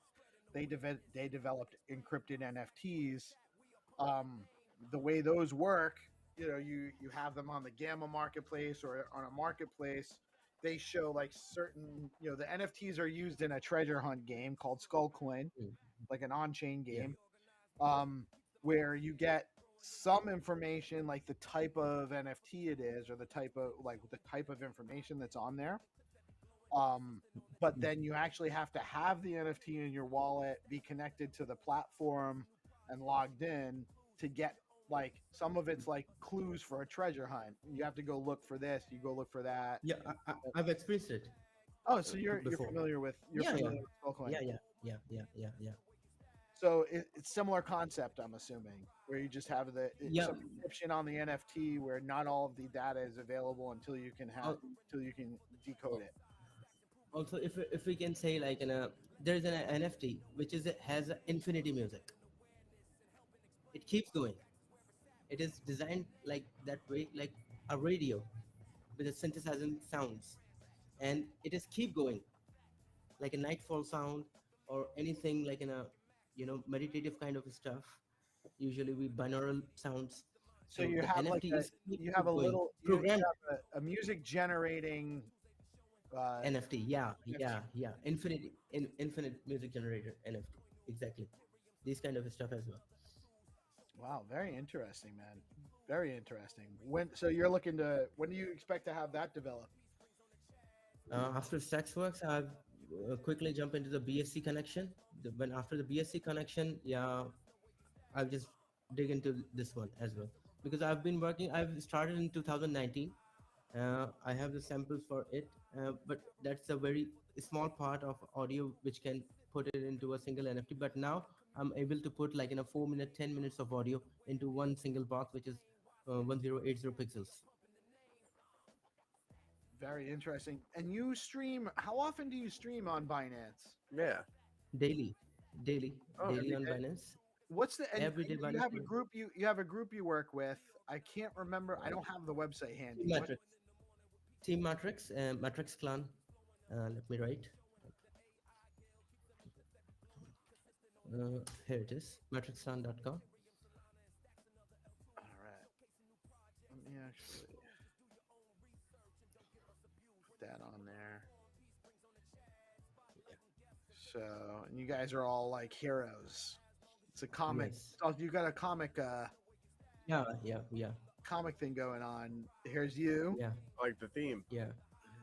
Yeah, nice. But GP's working on his own comic. He's got his Gigaverse characters and the Gigapepe and the spaceships and the memo bots. We're actually giving away. Oh, we gave away a memo bot last week. Memo bot NFT. So GP is working on some comics and stuff too. You guys should definitely get together and collab maybe.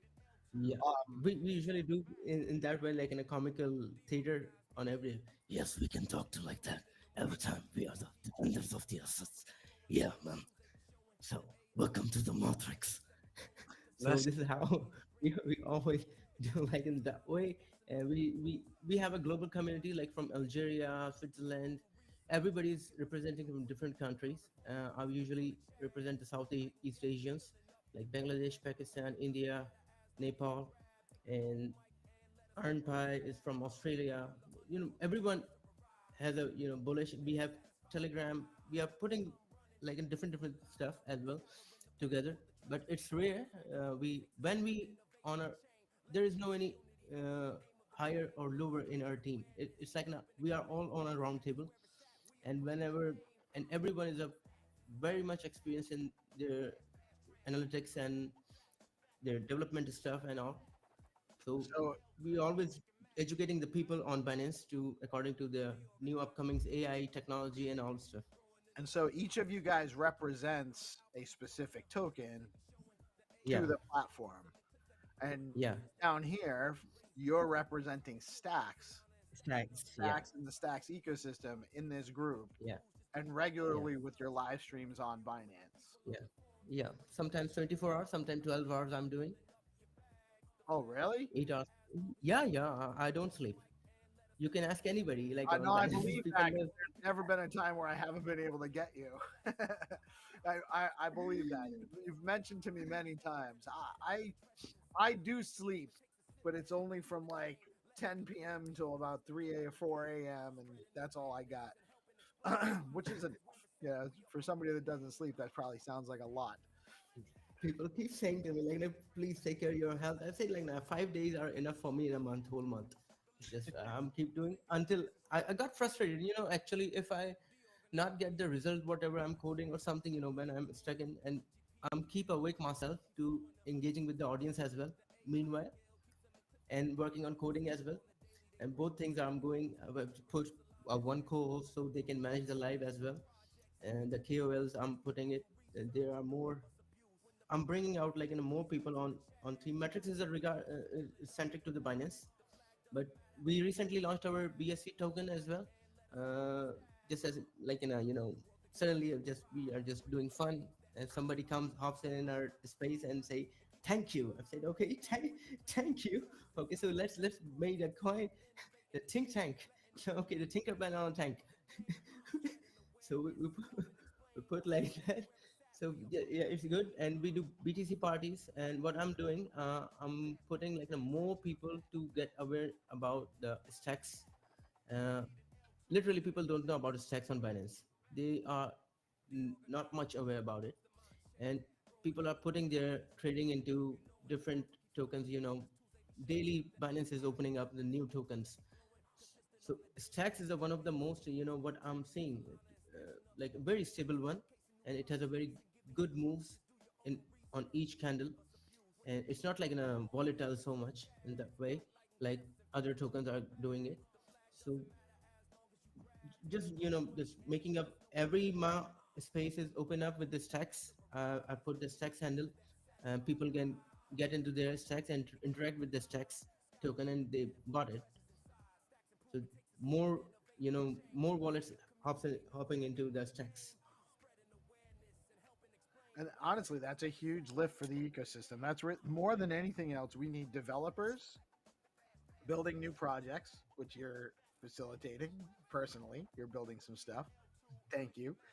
And then we need more users and more exposure to users from other blockchains, which you're also helping us do by with your streaming and Binance. So, man, I really appreciate your participation. You're welcome to join us anytime. By the way, it doesn't have to be just a speech. Thank you so much. Spotlight your It's project. been a privilege, it's been an honor for to be a part of your ecosystem. Like I've been always feel bullish on ecosystem. Like, and I was like a sheep, which has no way, and it's running, keep running. One day I've said, okay, now I find a way. I find the flag. Oh, somebody help me! I'm here. So yeah, it's good to see you, everyone, every single one. So yeah, what we are doing, I'm planning to do a BTC party again in this week. So hopefully, if you can join up, anybody, GP or you, anybody of you guys, It might be hard for I me feel to grateful. join this week because I'm traveling. I'm leaving on a long flight on Friday. I'm going to be Yeah, in Buenos yeah. Aires, and that's kind of a new thing Oh, for me. But definitely soon I want to get on there, and I appreciate the offer. Um, I know eventually it's only a matter of time before I join in and meet your crew and get in on some of your streams, and I definitely want to get these guys in too. They're yeah, yeah, always a good time with these guys. That's why I keep them yeah. around. We will be awesome stuff, man. We're gonna be playing Find to Earn rounds shortly. Absolutely welcome to stay and play with us. Zenitron oftentimes Oh, lets the new players come and get in on the whitelist rounds, make it a little bit easy. Maybe win a little bit of stacks meme tokens. So I'm going to play a quick word from our amazing sponsors, and then we'll be back with Find to Earn rounds momentarily. So please stay tuned, and we'll be back in a minute. Sure, I'm here. I'm here. All right, man. Looking forward to it. Guys, stay tuned. We'll be back in a minute. Joining us now is the team from DIA, Decentralized Information Asset, one of the OG Oracle networks in crypto. DIA provides transparent, verifiable, real-world data to blockchains powering DeFi, RWAs, and on-chain financial products across dozens of chains. If smart contracts need accurate price data, reserves, or real-world inputs, oracles like DIA are the bridge, and DIA's big focus is making that data open, auditable, and trust minimized. Excited to dig into what they're building, what's new, and where oracles are headed next. And we have Josh. Josh. I'm from Rhode Island. We don't pronounce our R's unless there isn't one. Josh Bellrive. I hope I'm pronouncing that right. Welcome, Josh. How are you today, man? Very good, very good. Thanks, Steve, for that intro. And yeah, I couldn't have said it better myself about an intro to Dia there. So yeah, much appreciated and glad to be here. Looks like I'm a little fuzzy, hey, but that's okay. Yeah, it's a little. You are a little hazy, but it's not. It's not the end of the world. It's not the end of the world. Some technical difficulties on my side too. Then It looks like it's a sunny day, and the it's camera like, here. To be honest, what's that? I probably just need to clean my camera here. To be honest, let me just. Oh, maybe. Yeah. It could Yeah, just be a time of day type of thing, though. There we go. Oh, that is actually much better. Yeah. Very good. Perfect. I guess when I close the laptop, I probably put my finger right where the camera is. So It actually just looked like it was hazy from the sun time of day, which I am Yeah. familiar with also. Yeah, it's definitely coming through my window, which is so I'm from Canada here. We just got a crazy snowstorm last night, so it's about -20 to -30 where I'm at. That is chilly. No, we're actually I'm in Rhode Island, so not too far. You know, we still get pretty cold. You know, it was definitely down in the teens a couple days ago, but I think it's in the 30s right now. I don't have a fire going, so that's how it's usually when it gets to a if it drops much below 30, I have to burn some wood. It just I'm old, you know. I just can't handle it like I used to. Oh, for sure, for sure. It gets to your bones. For sure, for sure. So we met down in Buenos Aires. I can't remember which. I might have been multi-chain day. I don't Yes, remember correct. which event it was. We worked a couple of them. But you were talking to us about Dia, and why don't you tell us? Well, you're here to talk about what you want to talk about. So obviously, but you're from Dia, and I don't know if a lot of people, our audience, understands a lot about oracles and how that works. So, Yeah. give us the basic background on what you guys do. Yeah, for sure, for sure. And to be honest, to be fair, like when I started with it was kind of the same situation. You know, I'd have been in crypto since 2017.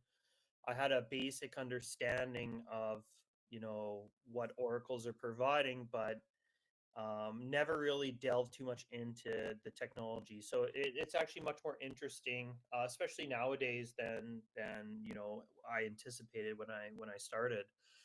Um, I think I'd like to maybe just jump back and just kind of talk about, you know, oracles in general and just kind of what that really means. So I'm pretty sure most people understand them as the price feed part, but I think where it gets confusing is what an oracle really is taking a price and pushing it on chain.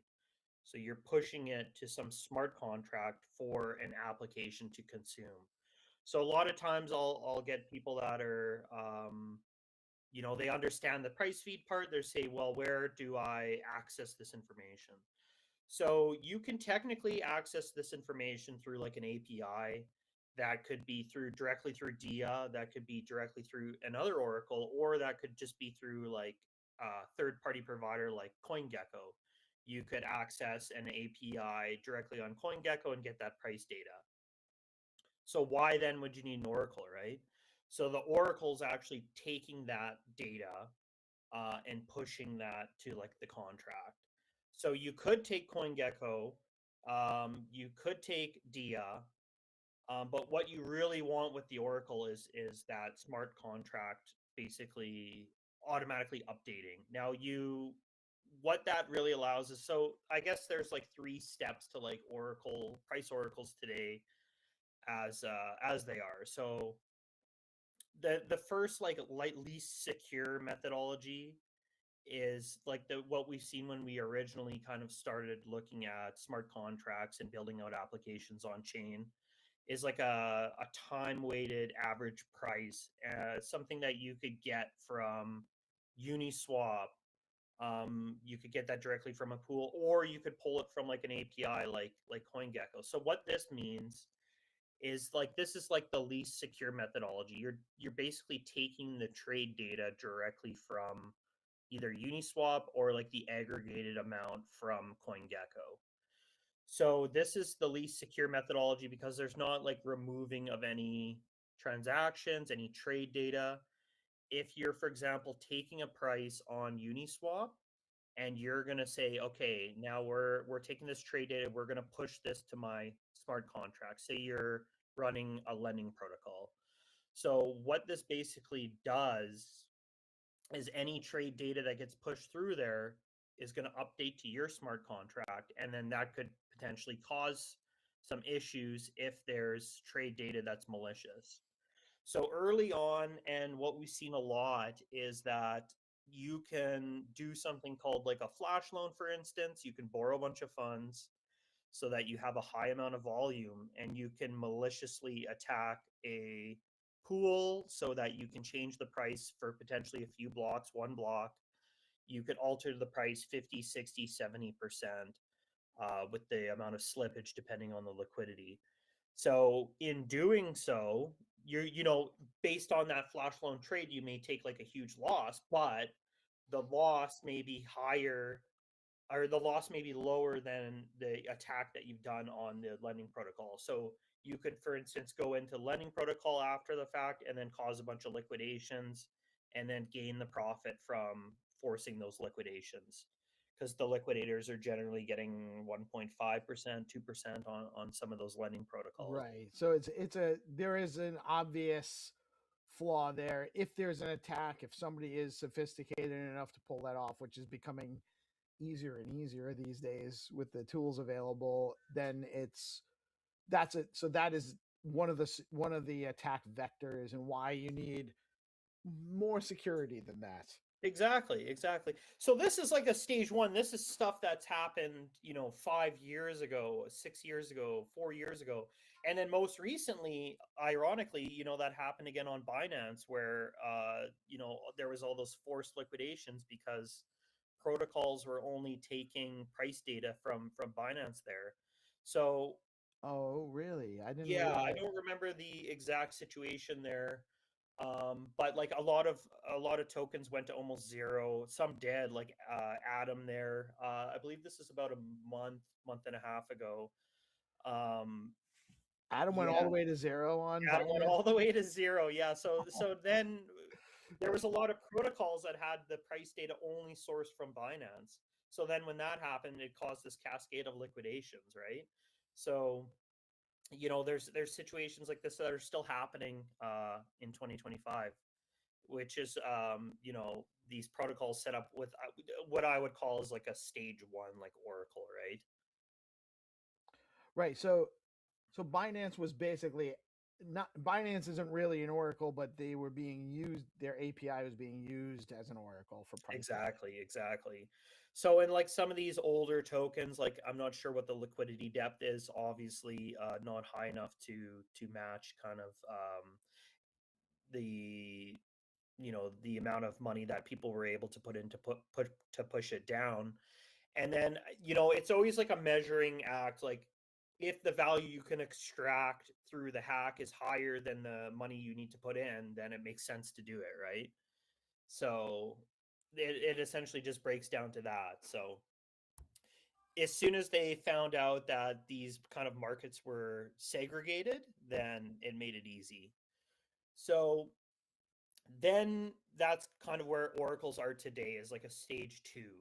So that is basically adding the filters. So you're removing any kind of malicious trade data, and then some kind of a system to remove liquidity or liquidity sources that are outside the bounds of a benchmark. So for DIA, how we work is we are scraping data directly from sources. So we're scraping data from central exchanges and decentralized exchanges, all that trade data. And for example, on say Ethereum, we're supporting 20 to 30 different liquidity sources. So all that trade data for us gets aggregated, and then it goes through a filter. So the filter could be like a TWAP filter. For us, we use a volume weighted filter, and we also use something called IR, which is interquantile range. So we're removing the bottom 25% and the top 25% of the trade data. So you're only getting the 50% of chunk of that data. And then that gets processed by the nodes on our layer 2 orbit chain. And then one final system check there is we utilize a guardian, which we're checking against the benchmark price. So the benchmark price is typically, say, like CoinGecko, CoinMarketCap, some source like that, to say, hey, ETH right now is 2,900. What does it say on CoinMarketCap? CoinMarketCap is 2,915. Okay, that's within, say, we typically set guardian price at 5%. So then if the price we're pushing is greater than 5% compared to CoinMarketCap or CoinGecko, we won't push it. We won't add that price there because there's something going on with the data, right? With stable coins, you can go a lot lower. And then once that's confirmed good to go, that's sent to all the available chains we support. So 62, 63 different chains. So it's really cool because it's all done in like a decentralized, transparent way. So a lot of Oracle providers today, you're getting the aggregated data. That could be aggregated by themselves. That could be aggregated through a third party like CoinGecko or Kaiko. And what you really don't know with some of these oracles is the origin of the source of the data. You're just getting the aggregated price, but with DIA, you can actually see and verify the source of the data, and you can actually select the sources of data that you want. Now, it makes, of course, sense to include most of the sources or all of the sources that you can get based on kind of the issues I described earlier. But some, for example, some applications like to segregate their markets and have isolated markets. So you could say take a price on Arbitrum or on Optimism and have those like separated.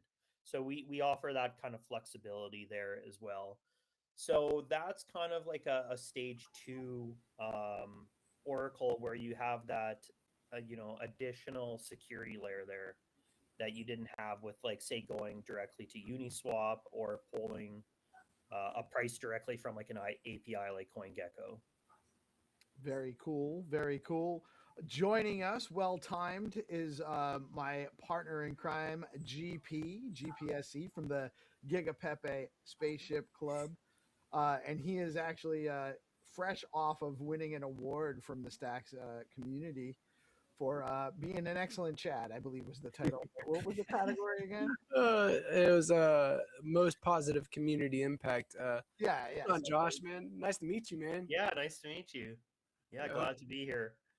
Just Yeah. kind of running through the Oracle stuff. Hopefully it's not too dry, but Man, let's get to it, man. It's great. alpha. I mean, it's honestly, these are things that we need to have more awareness of. People need to understand why it matters. Because it is important that the data that's out there, it is largely pricing data right now. There is more stuff to come as on-chain apps develop more. You're going to be pulling more data, and it needs to be secure for all sorts of reasons. Like we already touched on that layer one security issue where people can just manipulate markets to manipulate the price feeds and then take advantage and exploit on the back end. That's a big deal. That does happen. And in this space, any exploit that can be attacked is going to be, so Exactly. it's a huge deal. Like the oracles are utterly important for really all the programmability on crypto requires secure oracles. So it's a fundamental piece of infrastructure for crypto to advance.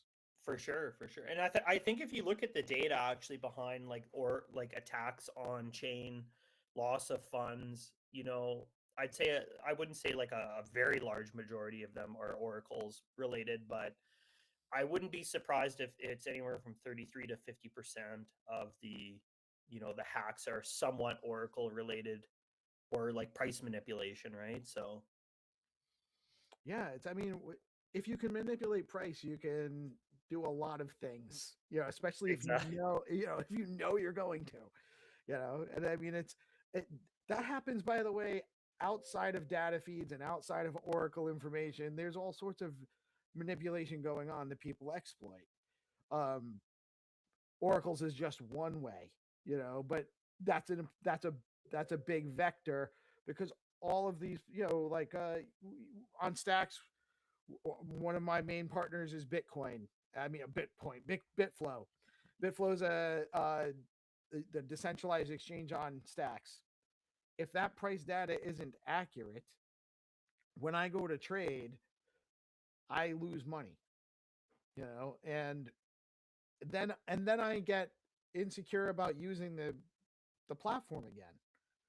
So, and by the way, that doesn't happen. I'm very confident in Bitflow. I love the platform. Those guys are doing awesome. But it's important that if the users can't rely on secure data, the whole thing doesn't work. So it's fundamental. It really is very fundamental to the success and the further success, which I think we're through the woods. I think this crypto thing's gonna last. It seems at this point, but it's still there's still a lot that can happen that can hinder the development and make things take longer to develop. And we're really on the precipice right now with we're calling it onboard your mom. With all the the passkey, and we have native passkey and WebAuthn on Clarity now on Stacks, and all of the stuff like Privy's doing, and like making it basically just abstracting away the wallet function and making it real easy for non-crypto natives to engage with applications that are using crypto and built on crypto, but the users don't really need to know anything about crypto to use. That's where we're hoping to go. Right. And we need reliable data for that. Right. We need these people to have good, secure, safe experiences when they come here, or they won't come back, or they won't come back for a long time. So we need you guys to keep doing an excellent job getting us secure data. Oh, for sure, for sure. And yeah, I mean, it's interesting with there's how many of these hacks have driven people away over the years, and it's something, I guess, that needs to happen because you need to kind of standardize things. You need to have you need to put it in people's minds that, hey, we need to do something different, or as a user we need to think differently and push like transparency. Like a lot of things today, a lot of hacks that we've seen are transparency issues. If we go all the way back to kind of the worst situation, which was Terra Luna and UST, we're talking 30 to 40 billion dollars lost there. That's fully a transparency issue, right? If users understood what was held in the vault or in reserve with Do Kwon, with this team Terraform, then that wouldn't have been such a situation, right? But no one had any idea, how many tokens were minted, what was actually backed, what the understanding there is, right? Right. And that's where users need to say, hey, I'm not going to deposit my money here unless you can be transparent about what's going on, right? Right. No, exact same thing with FTX.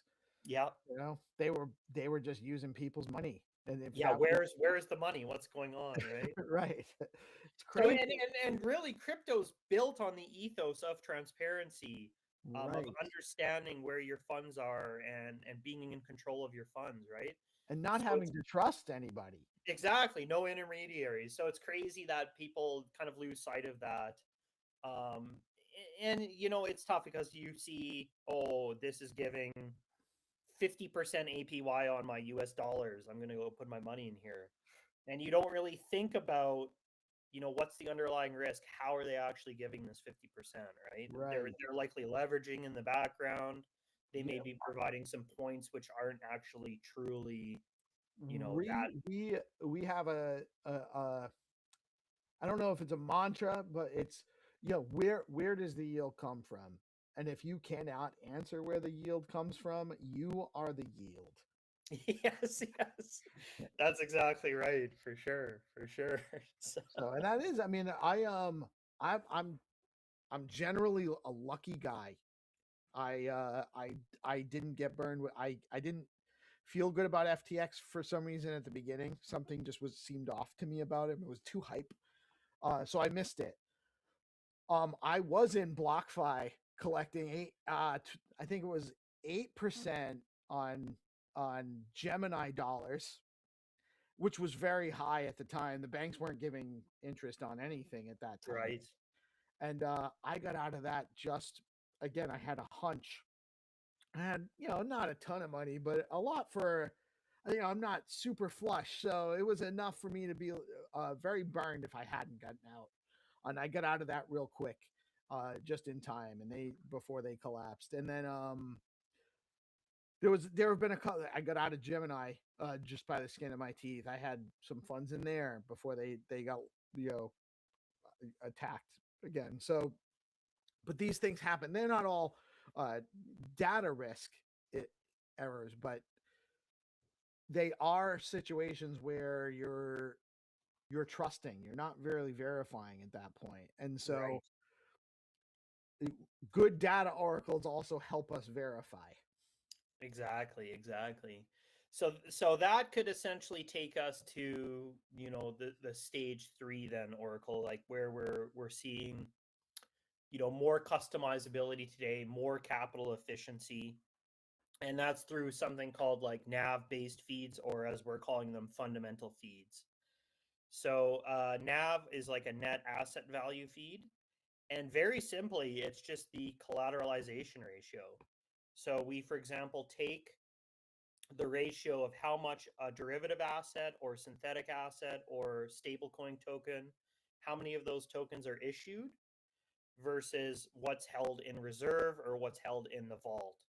So we're seeing tons of these tokens come out today, all different kinds of stablecoin derivatives, XUSD, SUSD, USDP, et cetera, et cetera.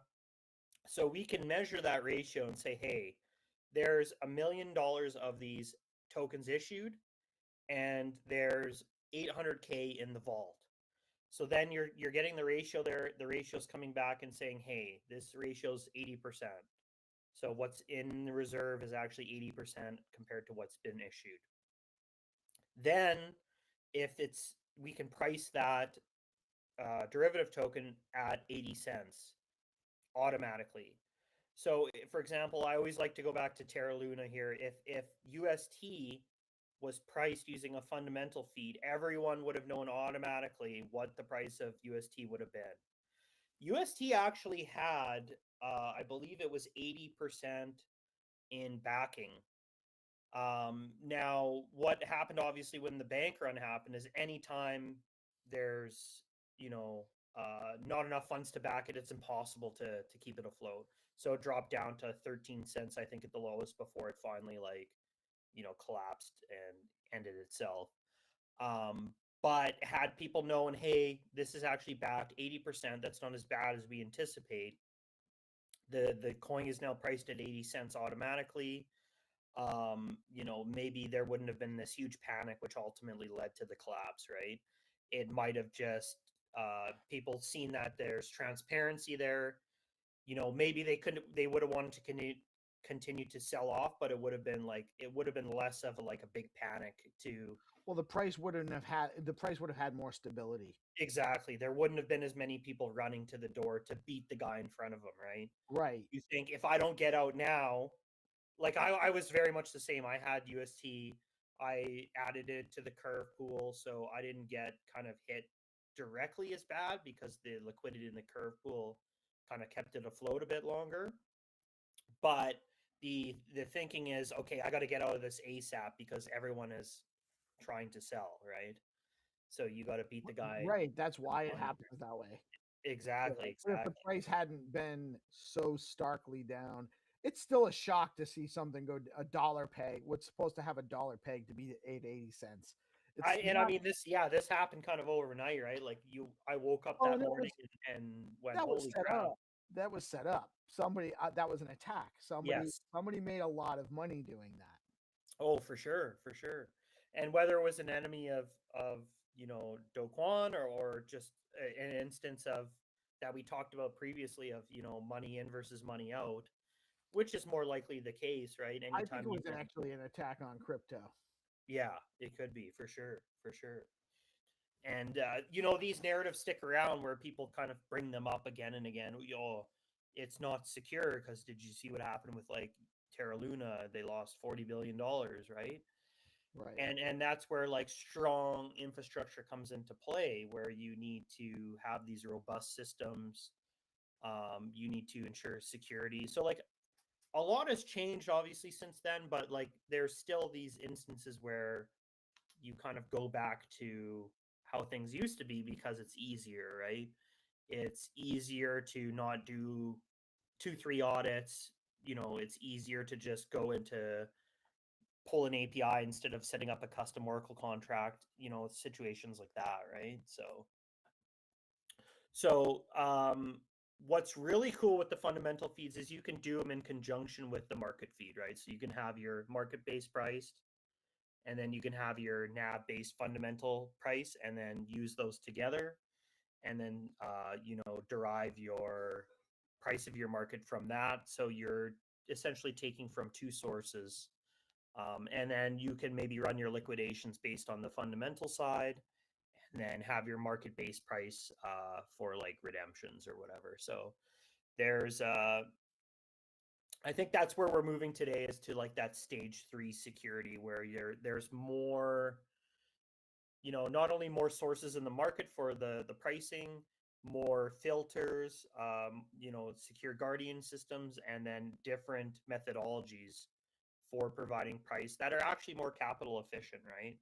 Because you're not worrying about the day-to-day trade. You're just actually taking what's in, you know, held in reserve, which is essentially, you know, the same methodology the banks are using, right? So you're seeing basically kind of the highest level of capital efficiency that we're seeing in the traditional market. So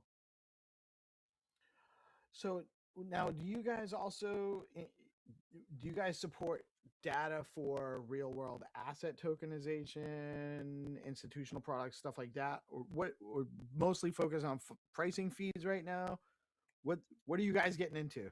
yeah, for sure. So we're supporting RWAs as well.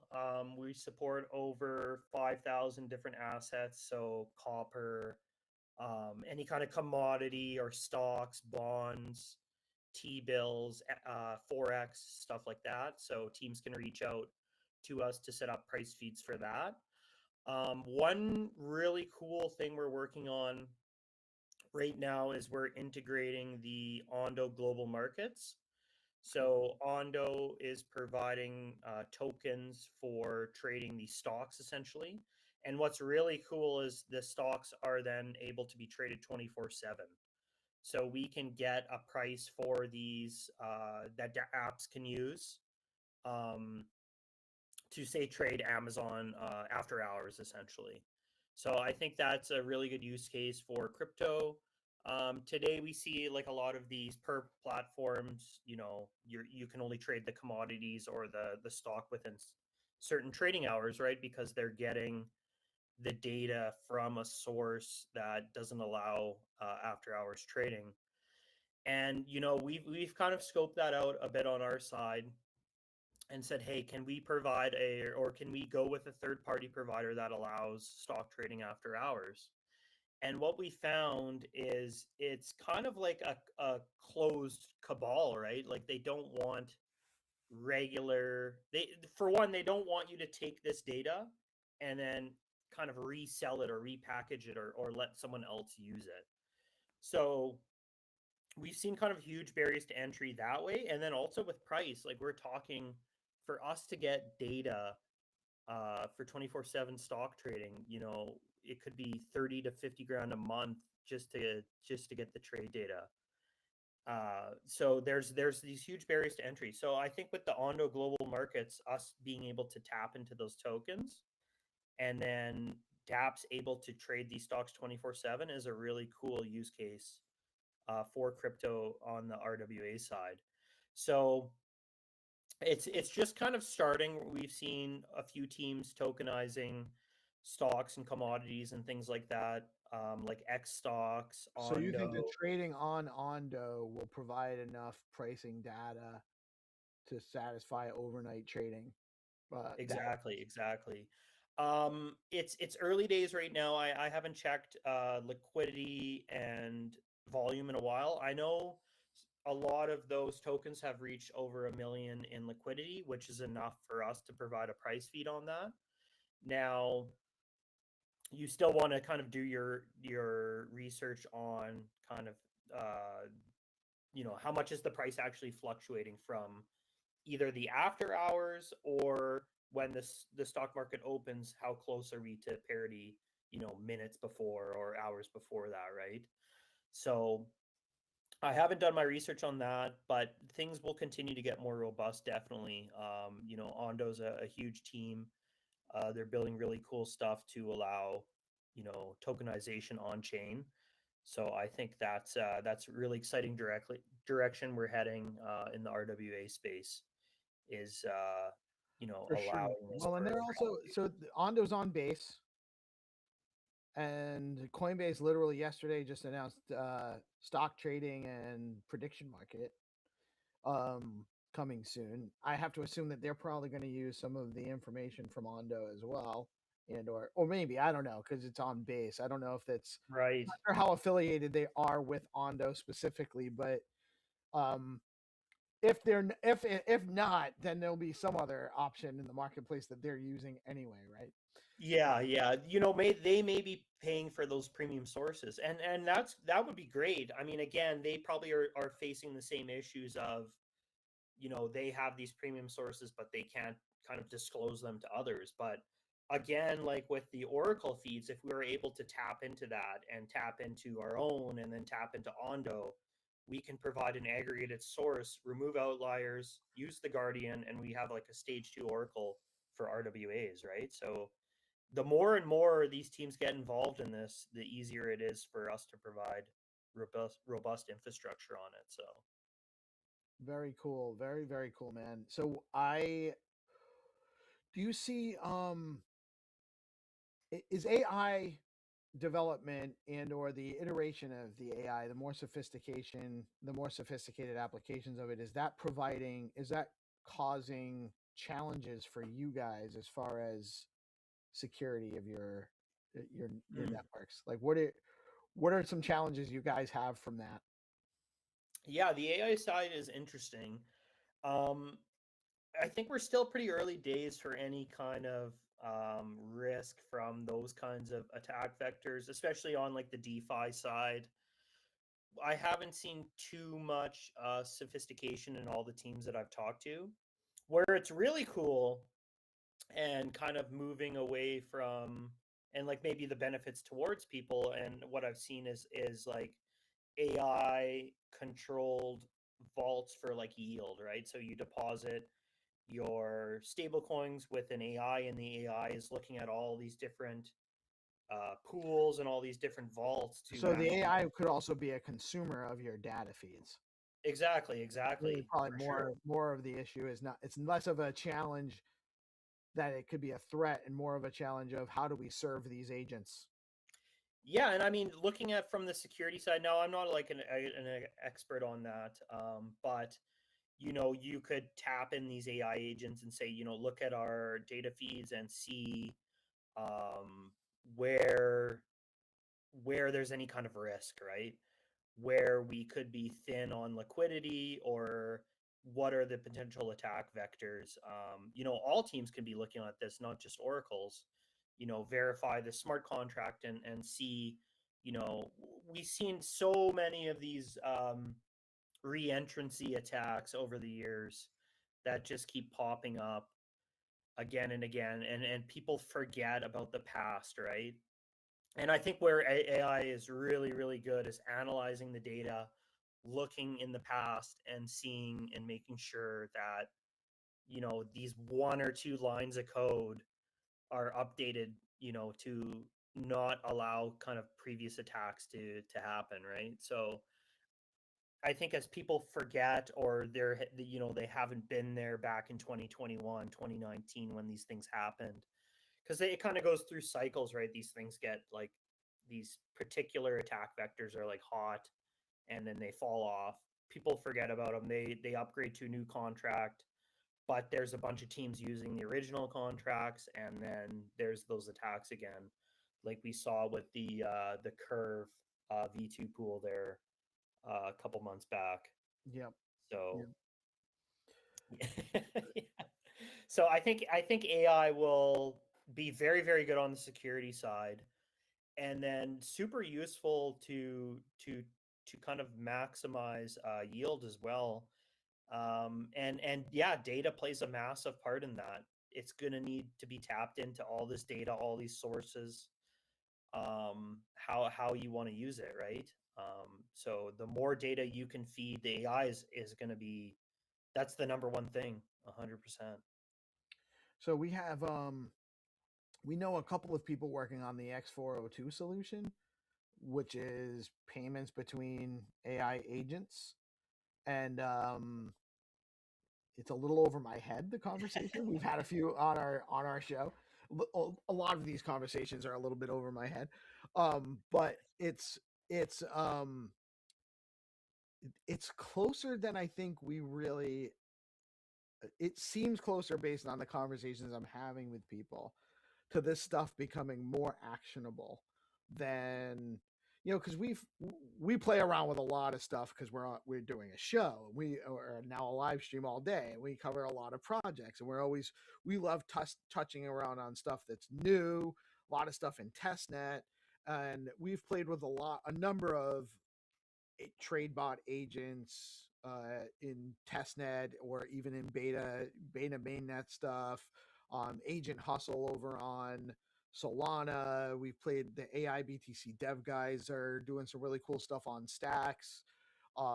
There and a number of them, and they're mostly just conceptual. They're not lined up with enough memory. They're not really like they're still just MVP products. Yeah. But there are a lot of solutions that are being worked on right now that I think we're probably a little bit closer than we may really we're trained to expect, because of how fast these things iterate, because they're iterating themselves to a large degree.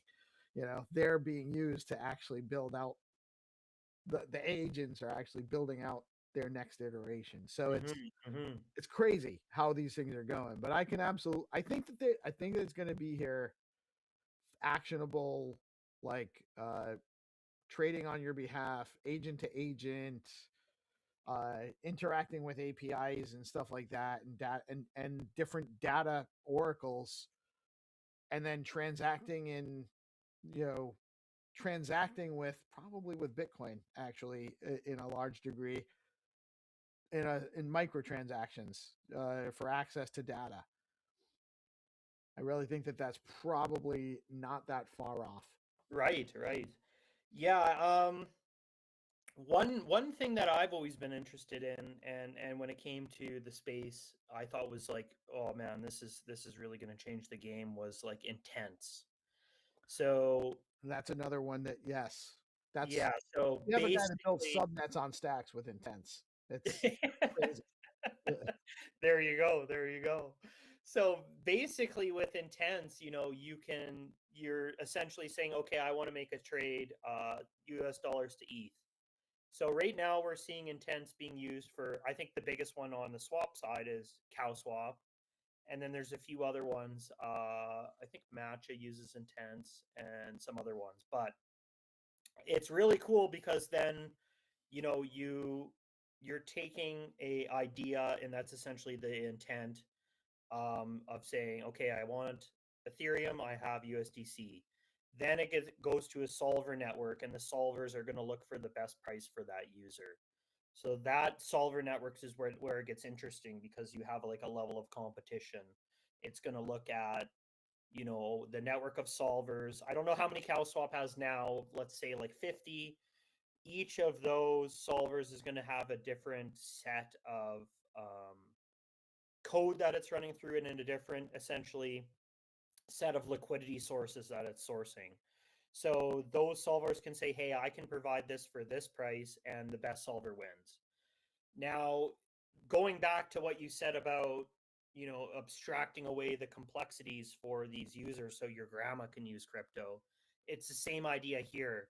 I can go to CowSwap and I can ensure that I'm getting the best price, or that's the theory, anyways, around the intent-based system. Once everything is kind of tied in together with these robust solver networks, you're generally getting the best price. And personally, I use CowSwap all the time.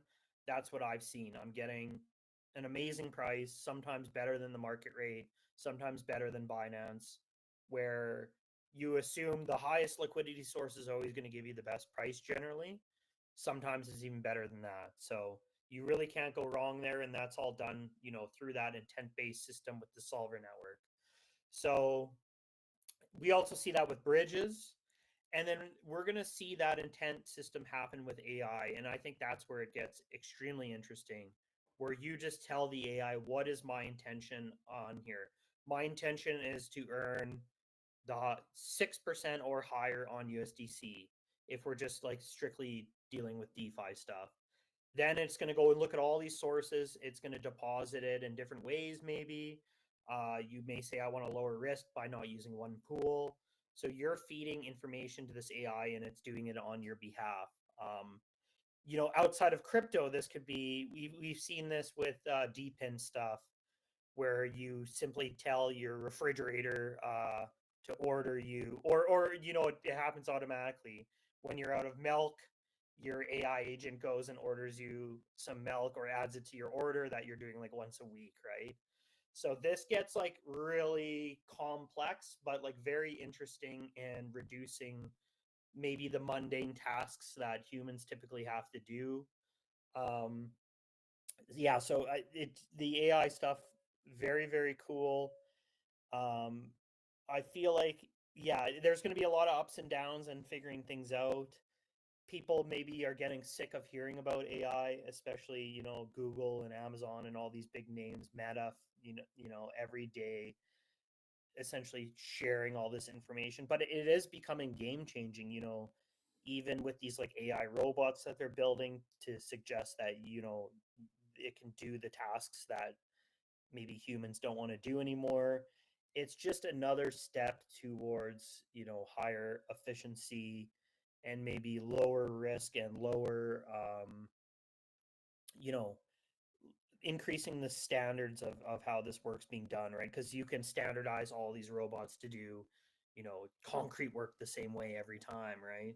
So you're kind of removing the human element in a sense.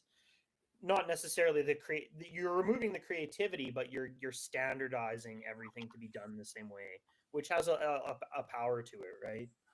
So tons of interesting aspects there with AI to kind of jump around a few of them. So I do want to make sure I get these in here before we have a kind of a hard stop by by 2 p.m. because we share our Restream account with our partners at Bitcoin Live, and they have a show coming on at 2 today. Gotcha. But I want to make sure I point people in the direction of the DEX account. It's at diadata_org. So you guys can follow DIA, and the website is diadata.org, which if you guys are interested, you're building a project. We have a lot of developers that watch and tune into our stuff because we cover a lot of developers. DIA is a great place to go to look into your Oracle services that you need for the platform projects you guys are building. So make sure you check them out, diadata.org. And Josh, was it so, bro? You are such a really nice. I love your personality. Really even keeled dude. Great chatting with you. Would love to have you on again whenever there's something going on. Even if you just want to come hang out, we do the morning show. Sometimes it's a little more casual. Happy to have you jump in and chat with us sometime. Anything else we should know about DIA before you sign off? Yeah, for sure. Yeah, would love to join you guys again. It's been awesome chatting. Definitely super passionate about the space. So I'll just mention on DIA here. So we're generally working with teams in two ways. We work with the chain foundations directly, and then we work with like the dApps to provide their Oracle feeds. So any dApp can come to us and request a custom Oracle feed. In most cases, if it's just a standard price feed, that's going to be completely free of charge for the applications that reach out to us. If it's a price source that we are supporting, for instance, and if it's something on price feed on, like, generally we can theoretically support any price feed as long as we can get that data source. In some cases, we need to scrape like a local ecosystem DEX directly to get that source. But I'd say 95% of the time we can just support the price feed completely free of charge for those applications. Wow. So definitely reach out to us. And we also are doing a grant program right now where we're reimbursing the gas for updating those price feeds. And that's actually on Stacks as well. So you can use DIA Oracles completely free on the 63 networks we support. And then we're doing 15 chains that have gas grants where we're reimbursing the gas fees. Essentially, that would be the only cost if you're doing it on a chain that we're not doing the gas grant, or after 1 year, you would just have to pay the gas cost for those. Most chains today, that's not an issue. Might be a little bit of an issue on Ethereum, I guess would be your only concern there. So sometimes it's pretty cheap on Ethereum right now. Though. Yeah, we've seen it lately where it's been cheap. So that's the good thing about the bear market is you are getting cheaper gas. Yes. It hasn't been too bad on Ethereum for almost a year. Like I haven't been like I'm sending out like $30 payments, $100 payments for like 5 cents, 17 cents. Yeah, Not it's great. bad. It's great. Actually, ironically, that's funny. So Ethereum still has the issue of spiking, right? So Vitalik again proposed, I think it was a week ago, maybe a bit longer, about bringing back gas futures. Back in, I want to say 2019-ish area, there was a gas token that you could buy, which it was essentially a gas future. You could use that token instead of paying those gas fees, right? And then that got kiboshed with one of the Ethereum update proposals there. And now it's funny that they want to bring it back because it makes more sense, right? You can start loading up on, gas prices today, in anticipation of gas prices going up in the future, right? It's a smart market to make. Exactly. For sure. So it's funny that Vitalik is kind of proposing that again. I forgot about that. That was when they were still proof of work, I believe. Yeah, for sure. Yeah, it was. I can't remember the name of the token, but I remember thinking, man, this is a fantastic idea because back then, we generally saw at least once a week gas spiking to 500, sometimes 700 Gwei, and you know, I think the overall price wasn't as bad as it is now with the token being as high as it is, but you're still spending $30, sometimes $50 per transaction, which is crazy. Right. Well, and then also when you look about how much you were spending back then and how much Ethereum it was. Exactly. You're spending a large amount of Ethereum on the gas. Yeah, because the price was so low. Yeah, I think I remember as high as for myself as 0.05 or 0.1 in some cases. Yeah. There's that website. Can't remember what it's called. Like it measures how much gas you spent on your wallet over the life of it. And when I go back there and it's like, oh, you spent 12 ETH or 15 ETH. It's like, yeah, it was well because you could have like there was times when you were getting like fees at like $10-$20 and the price was only $100. Exactly. Yeah, it was bad. It was real bad. So yeah, if you go to that, and you're like, well, shit, I guess I should have, and there wasn't a lot of options back then, you had your outside of Ethereum, if you wanted to keep EVM, there was only a couple chains early on, and they were very difficult to get to before bridges were around and all that kind of stuff. So, many people didn't have a lot of options there. So right, it was now expensive. we're a little bit spoiled. Well, you'd have to learn how to get it there, and then the learning curve was expensive. So yes, that stopped me from playing around as much as I probably would have. I just couldn't. It was too stressful for me to spend that much. I'm like, I'm trying to acquire ETH. So if I'm spending such a high amount of ETH to transact, it was just, we've come a long way. When we look at that perspective and where we are now, it's crazy. I think it's important to put it into perspective, right? Because we, kind of forget about, as I mentioned, the past things, right? Like, people didn't want to go to those layer 2 chains because they were worried about the bridges back then. Now no one worries about the bridges because there hasn't been a bridge hack, thankfully, in some time here, right? Right. So we figured out how to do them right. Do them right, do them secure, use intents, and everything's good, right? So, right. Fingers crossed that you don't run into more bridge issues here. But I think that side is been heavily audited at this point. So, which is fantastic. Well, and I think it's awesome that you guys provide basically like a very low cost, if not free service for dApps that are DEXs that are on the chains you're supporting, and that's a huge deal. I wasn't aware of that. But so you guys that are looking at building DEXs, because we do need more of them, by the way. I love Bitflow. Huge fan of what they're doing, but I think that more options in the marketplace makes everything more robust. And so if you're looking at starting a DEX and you need the data feed hookup, Josh is the man. We'll get you in touch with Dia and we'll get you all set up and squared away. Yeah, definitely. Yeah, the free aspect's really cool. So like that's, generally we're seeing 10, 25 price feeds for these teams completely free. So yeah, DEX, lending protocol, liquid staking, CDP, yield, anything like that. Those are all kind of protocols that can utilize oracles and use those price feeds for adding functionality. Now, very quickly, I'll just mention too, we also support on the other side, as I mentioned, the nav-based fundamental feeds. We support verifiable randomness for like potentially casinos and loot boxes for video games. So crypto nuts. One thing we're seeing today actually with the crypto casino stuff is you can't really, it's kind of closed source. You're not really verifying the transaction, which is crazy. Or you're verifying it with their own built-in VRF. With ours, it's all, again, fully transparent end-to-end. You can verify that that transaction's done correctly and that you're receiving the right amount of funds. And then on the loot box side, that's really exciting as well. You can verify you're getting the correct loot out of the loot box and that the devs haven't, altered the math or anything like that, right?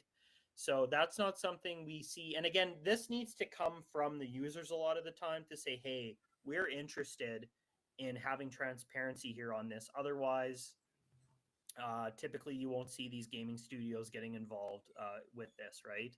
But that's kind of what crypto's built on. That's the ethos that we're all here today to support. So we need to continue pushing on that side.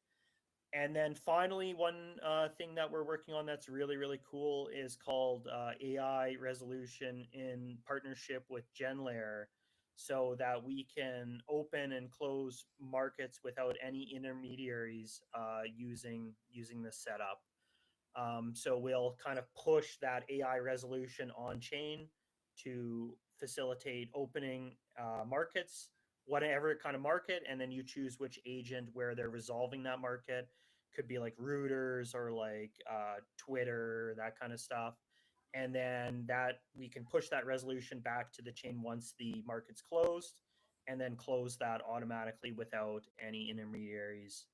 So basically a white glove end-to-end solution for prediction markets there.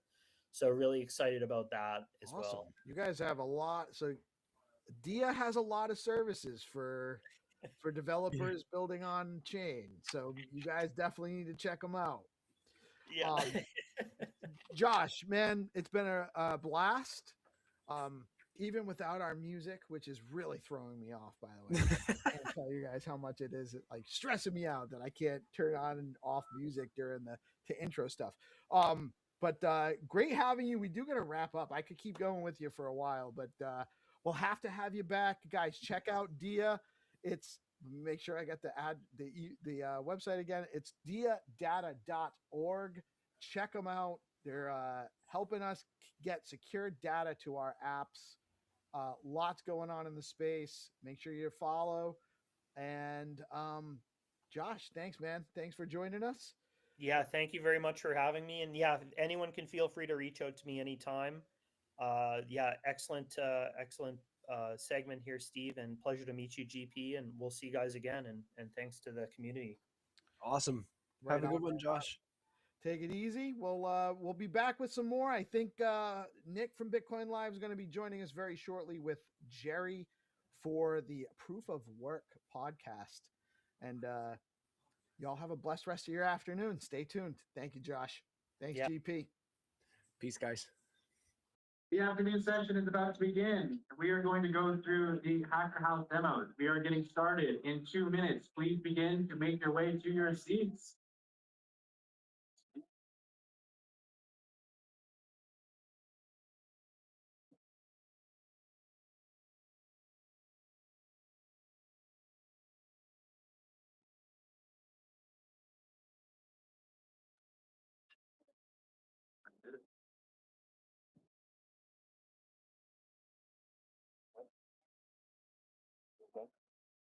They're watching that live.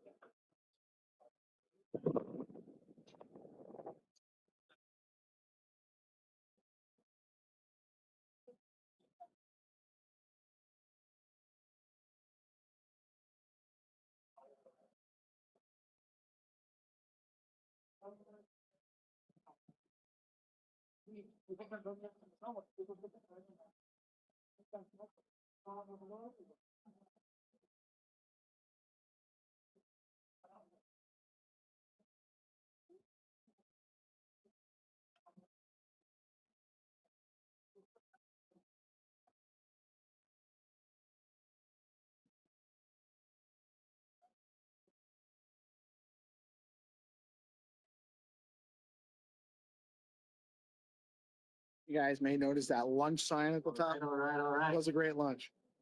Time for section number 2. 2 minutes goes fast. 3 minutes goes fast. That's how much time each of the projects that you guys are about to see, that's how much time each of them gets. So really quickly, what you're about to see is coming from multiple days of these builders spending day in, day out, working on their projects at the Stacks Hacker House over the course of the last week. So this has been a very fun and enjoyable experience where several of these projects have won some sort of Stacks builder competition previously. This was a campaign that started back in late September, early October. And so every project that you're about to see has had the opportunity and earned their spots to win a hackathon and earn their way into the Stacks Hacker House. This was a 4 or 5 day long hacker house with different workshops, different times where they're just spending every minute of the hour working on their projects. And now they're going to be put into this very high pressure, stressful environment of giving their demos across in 3 minutes. So we have 11 projects that you are about to see. Yes. So in this order, I'm going to quickly go through everyone. Up first, we have Referito. Second is Bitcoin University. 3 is Big Market. 4 is HyperInsure. 5 is Stacks Machines. Then X402 Stacks, followed by Certificores, followed by CV Chain, Rather Strategy, and then B2 Picks. We're going to get through all of those, one project, 3 minutes at a time. Let's hear it for our first presenter. Right here. Let's hear it for Referito. Let's go. Hello. Thank you for being here. It's a beautiful sunny day. So I am Omar. I am the creator and founder of Referido. Referido is the decentralized talent economy powered by people you trust. So I have been doing freelancer for a long time, especially here in Latin America. That is really important for this part of the world. But there is something that is really painful. Most of the time, freelancing is lonely. It's hard to do the work. It's hard to find clients. It's hard to, do all the networking. I mean, it's really hard. You have to do everything yourself. So thousands of Web3 talents don't have the opportunity to be discovered. When I entered the industry, I realized this. So thousands of freelancers worldwide are wondering, what's next? How can I get a client? How can I get a new project? How can I be part of something new, to be part of a new project? So I think this can be different. What if there was a platform where you can find your next freelancer project by help of people you trust? Enter Referido. Referido is a decentralized talent platform for Web3, built stacks and secured by Bitcoin. We align incentives between freelancers, talent scouts, and clients through smart contracts to ensure that everyone involved receives their fair share. So Referido is focused on link referrals. So the whole system allows the users to connect to each other. You can see here a little sample of this. So this platform allows the freelancers to set their commissions, to also, with blockchain, be sure that everybody will receive the automatic commission distribution. So, and the best part is that everybody can be a talent scout for all the users. So I'm going to show you a little demo here. All right, this is how it works. So a user enters to our platform, connect their wallet. So the user set the profile and can, decide how much profit, commission fee can give to someone to find a job for him. And he can actually search for other users and connect and get a referral link. With this referral link, they can actually connect with other users. There was a transfer happening in the blockchain. So you can see the platform is working really well. We are working in do some little stuff to prove it. So yeah, this is Referido. So we are building the decentralized talent economy powered by people you trust.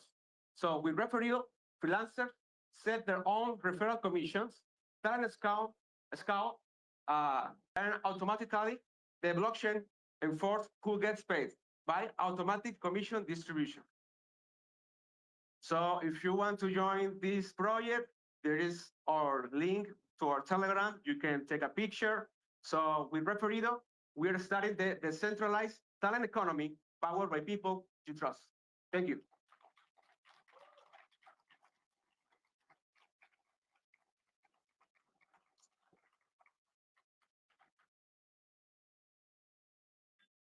Great work, great work. All right, we're getting right into the next one. So speaker number 2, Bitcoin University, please start making your way up to the stage. Here for Bitcoin University.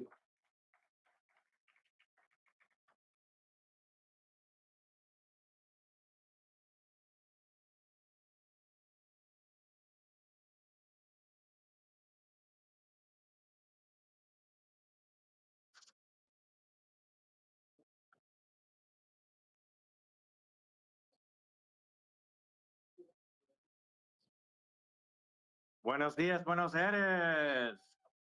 I'm so excited to be here and share with you guys why I'm here and what I'm building. So, my daughter, I'm building for my daughter. She's my biggest inspiration. I'm building Bitcoin University for her.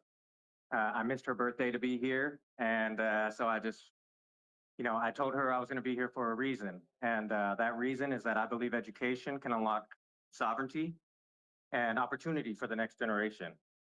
That's why BTCU exists, to create a pathway to financial freedom and meaningful work in the Bitcoin economy. The world has changed and is still changing. People worldwide are fleeing weak fiat currency, seeking stability and control over their wealth. Bitcoin offers global, borderless, sovereign money, accessible by anybody with an internet connection. But we still have an education gap. Traditional education systems haven't evolved to teach people how to participate in this new economy.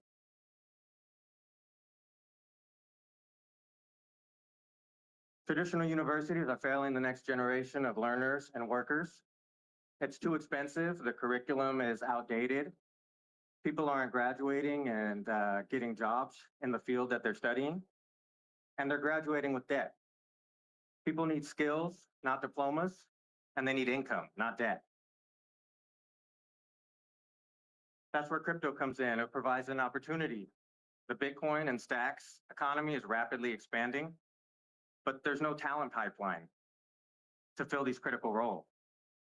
Companies are hiring and opportunities are abundant, but beginners have no clear way in.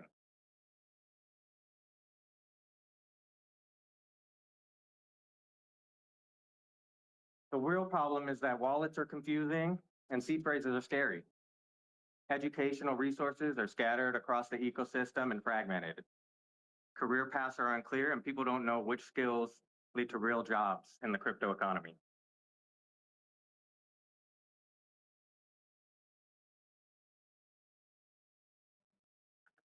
That's where Bitcoin University comes in. A friendlier, simpler, modern way to learn Bitcoin and enter the global crypto economy. BTCU removes every barrier between curiosity and capability. We're building the front door to the Bitcoin economy, designed for absolute beginners with real opportunities.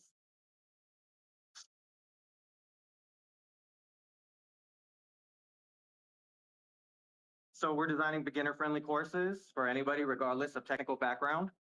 We have a mobile-first UX design so that you can learn anywhere, anytime from your mobile phone. And we're using AI to personalize instruction that adapts to your personal learning style.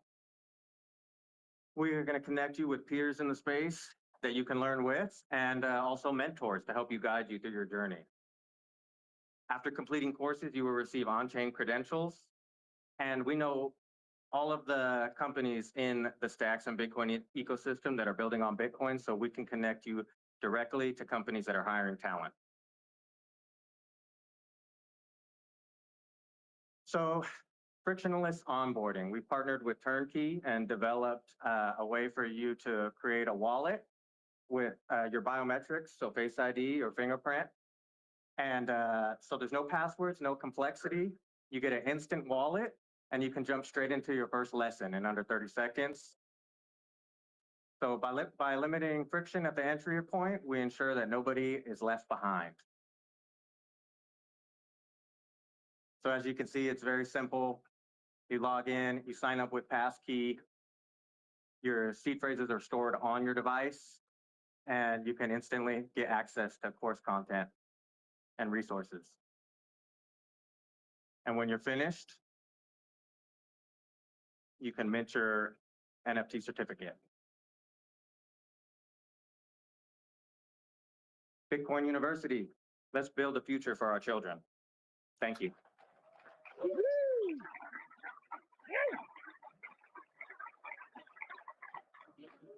Well done, Bitcoin University. Moving on to our next project. Come on up, Big Market.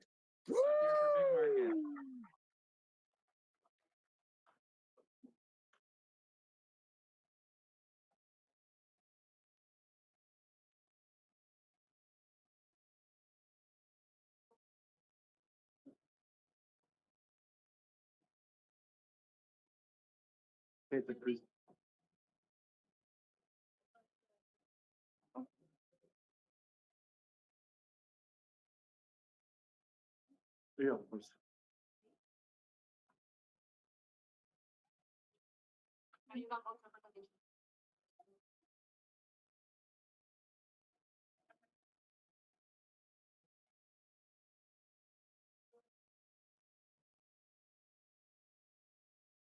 Hello, and good afternoon to everybody.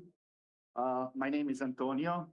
I'm representing Big Market, and let me tell you about what Big Market is today. So Big Market is a prediction market, and for those who don't know, prediction market is like a platform that helps us predict future. For example, will it rain tomorrow? So we build a prediction market around one certain problem. And the problem is that information does not necessarily over means that that is truth. And truth, we believed in the past, that leads to wisdom and power. So we are overwhelmed with misinformation around us in today's world. And the question is like, what can we trust? So basically, one of the basic problems that is facing humanity today is like, how do we distinguish that signal from noise? Everything in the media, we are bombarded with like untruthful information. Libra here happened in Argentina. Can we trust governments? Can we trust politicians? Like, what can we actually trust?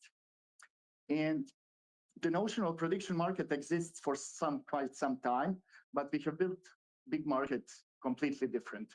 We have built Big Market around a concept of DAO, and we have made it like severely or radically decentralized. Participation, anybody who participates on the platform basically gives signals for that truth discovery. Accuracy, if you are the person that has insider knowledge or information, will it rain tomorrow, will basically make you earn more reputation because information that you're providing to the platform is more accurate. Resolution on the platform, where other platforms are lacking in terms of the speed and trustworthiness, we have a triple layer system, and basically AI, oracles, and humans are working together to resolve the markets, will it rain tomorrow, on the fastest possible way, which leads us to the multiple applications in DeFi around our platform. There is a saying, when you come into the casino, house always wins, right?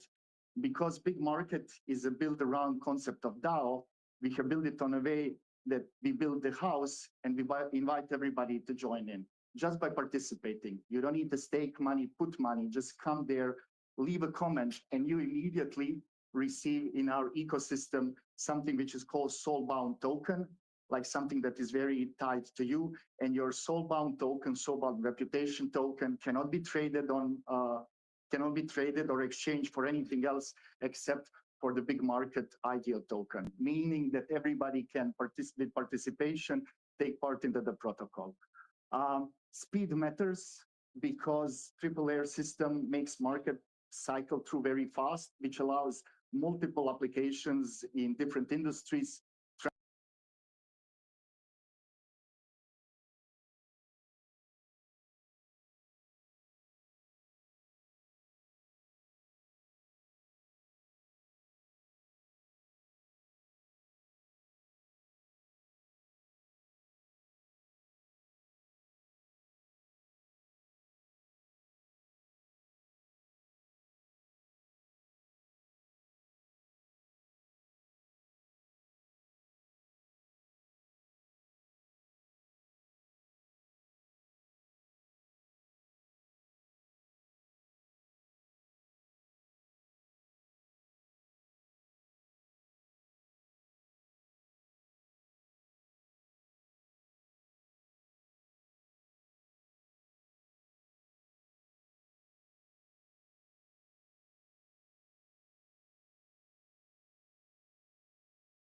Insure. Come on up, Hyper Insure.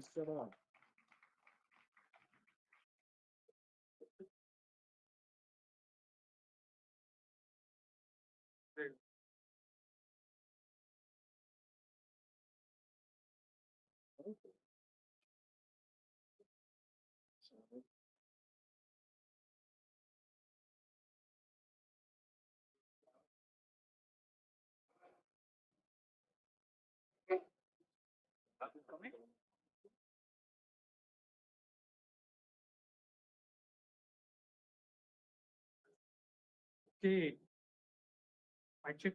Yeah. I've been sure. So we are protecting institutional Bitcoin transactions. Uh, Imagine this: you have a massive arbitrage opportunity. Agents has been placed, counterparties aligned, millions of liquidity has been posted, and suddenly your transaction or your trade doesn't go through. That's gonna be suck. People have been posting about it on X, and this is these are like some of the real numbers here, like approximately 1,000 transactions, which are of very high value, didn't go through. Like 18% of failure rate because of the massive spike at a network congestion level. If you ask me, protocol risk is very real. It could be related to, not paying the enough amount, mempool congestion at a Bitcoin level, or every missed block impacts on the liquidity that you are holding. So you wouldn't want that when you're dealing with that level or that volume of trade.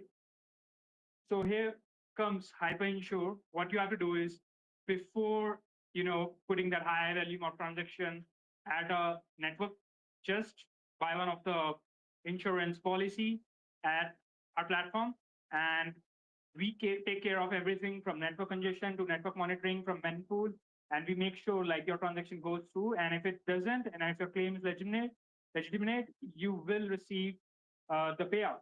So ready to eliminate the protocol risk? I'm going to show you a small demo how it works. All you have to do is just connect your Leather wallet. Simply, as soon as your wallet is loaded, just select one of the package. Now what it does is here you have like standard packages. Just have to make sure like, okay, I'm okay with this much amount of delay time. Just enter the amount, purchase the policy, perfect. Now, once you have the policy set, all you have to do is, submit the claim. If your claim is legitimate, you will receive the payouts. Everything is, done by automation, smart contract. So the payout and everything is automated. And guys, what? We are live with HyperInsure. Just scan this, test out the whole platform, and there you go. So that's HyperInsure for you.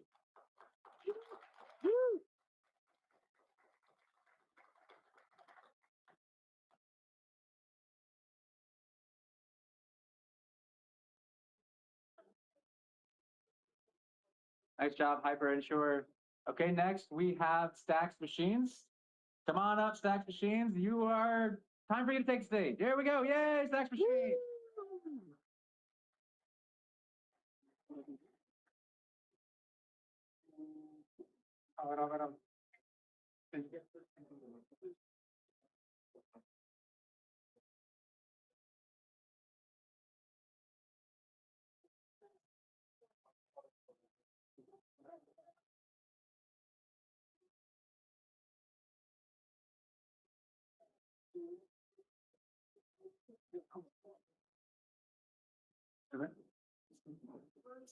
Oh, okay. Hello, everyone. My name is Jan Alarcon. So I'm gonna present about Stacks Machine.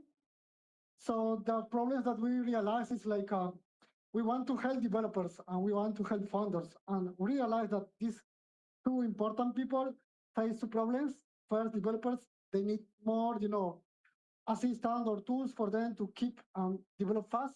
And founders, they need to show their idea, their product in a better way, in a way like this idea is almost production ready release. So that's why we have Stack Machine, this tool, AI tool that will give to you a high quality, clarity smart contract. It means with this tool, you can get almost production ready clarity contracts, and you can show and you can keep shipping. Also, with this tool, is especially for developers, so we can onboard thousands of developers that we have here. And the idea is to accelerate, to boost. For example, in this case, we can achieve very high speed. So how does it work? So we will collect so this is the architecture, sorry. So basically the user or the developer is gonna ask any kind of question related to clarity, stacks, on our environment. It can be Visual Studio Code or Cursor. And we'll have an internal server that will handle all of these queries that we have. But before that, we have to ingest all of this knowledge data into our database so the MCP or the tool can actually retrieve this data to the users. So this is the main flow. So here I want to show a bit more, but it's not showing. How is it? It's not showing my slide, but anyway. So yeah, happy to partner with us. So the idea is to scale this. For example, this is a project on early stage. We are just a POC. So, but the idea at the end is to scale this to production, to have this tool that can provide a much better response, a much faster response, and can provide an answer or can reply this developer's question in a fast way. Yeah, that's basically it. So with this tool, we can achieve what Stack is needing to build BTC-fi projects. So anyone can easily just come, log in, register, and start building the projects that is gonna leverage BTC-fi into the next level. This is my QR code, so happy to connect. Thank you.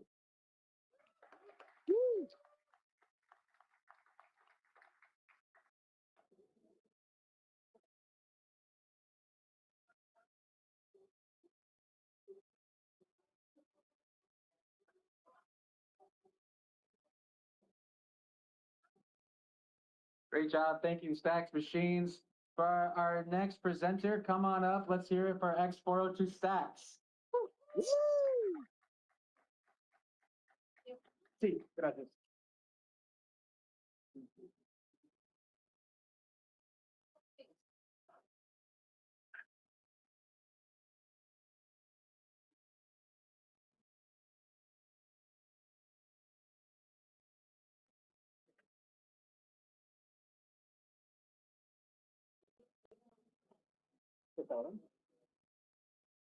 Hey everyone, great to be here. My name is Antonio, and you guys can see the screen, but basically this is a cloud interaction. I was trying to get Cloud to use an API, and he says it's not possible. Why? Because internet payments are made for the old use. What is that flow? So for example, let's say you want to interact with an API. You need to go, sign up, get an API key. And once you have that API key, now you can start using that API. But there's a problem. Basically, agents don't have a credit card. They want to pay for a service, if they want to pay for a API, for anything, they cannot pay, but they still need to get some resources. That's why I want to introduce you to X402 on Stacks, the native Bitcoin payment protocol. But first of all, what is X402? So whenever you guys go to the internet, you're going to get a response on the browser, on your mobile device. Whenever you try to go to the internet, you're going to get a status code. That represents the action. So for example, if everything is okay, you're going to get a 200. If you cannot find a resource, you're going to get a 404. You know, like the one in the ground with the dinosaur. So those are the status code.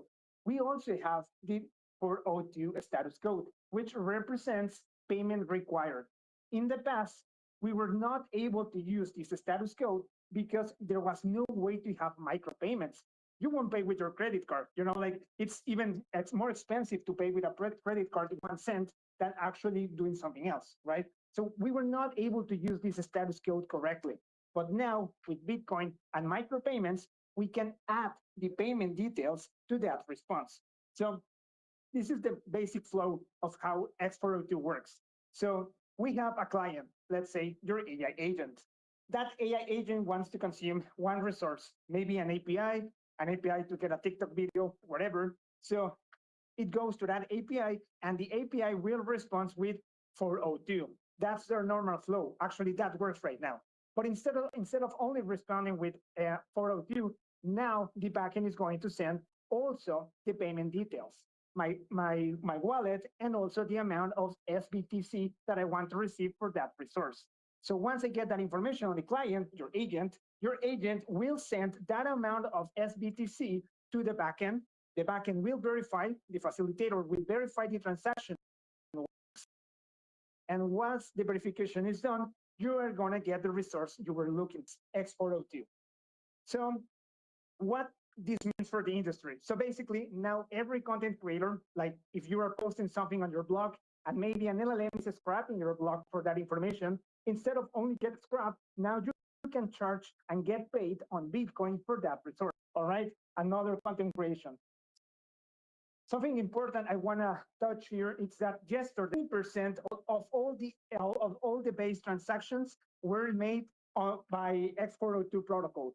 20% on base. That's a lot, and that's a huge opportunity for the Bitcoin ecosystem.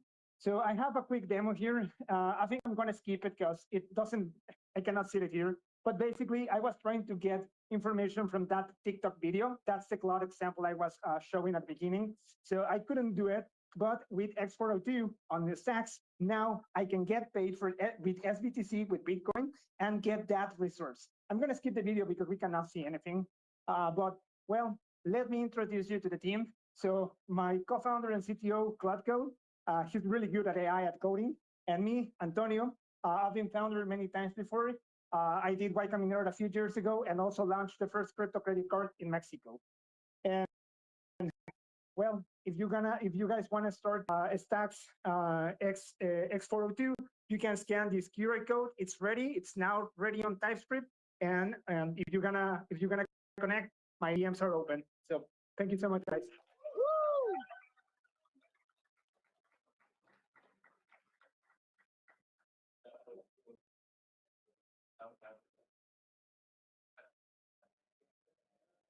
Well done, X402 Stacks. Let's bring up our next presenter, Certificors. You are up. Take the stage. It is your time. Let's hear it, everyone, for Certificors. Come on up, Christian. Yeah.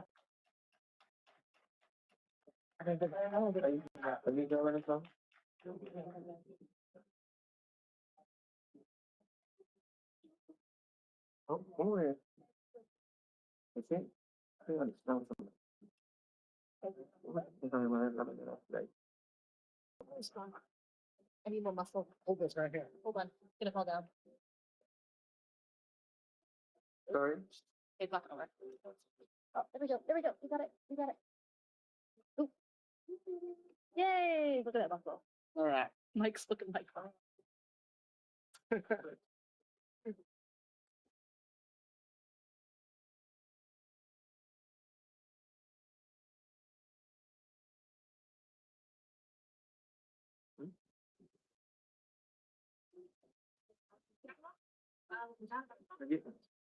And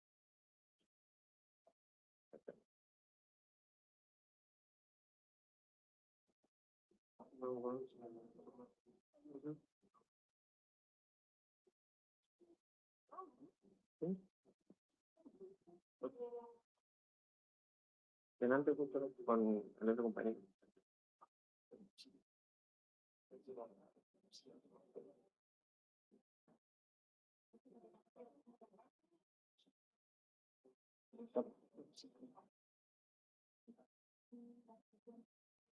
All right, so quick pivots. We are going to bring up a different project, and you will go after the next person. We will give out headsets. Yep. Yes. So, my mistake, everybody. Our next project is actually going to be Move Your Wallet. Move Your Wallet. Let's hear it for Move Your Wallet. Come on stage. After Move Your Wallet, then we will do Certificors. Certificors presentation is going to be in Spanish, so the production team will be handing out headsets. If you need a translation to English, just raise your hand when they come out, and they will give you a headset. But for now, we're going to go to Move Your Wallet.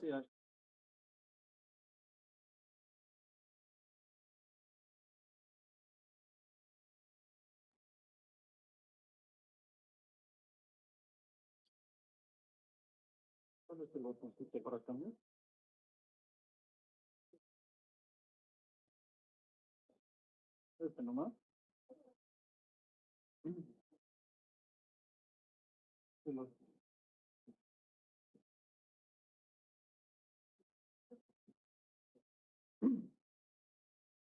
Hello, everyone. My name is Manuel Elias. I'm the CEO and founder of Movia Wallet. But before I talk about my project, let's let's imagine that we are out and ask a random person if he can send us one USDC. Do you think that it's possible?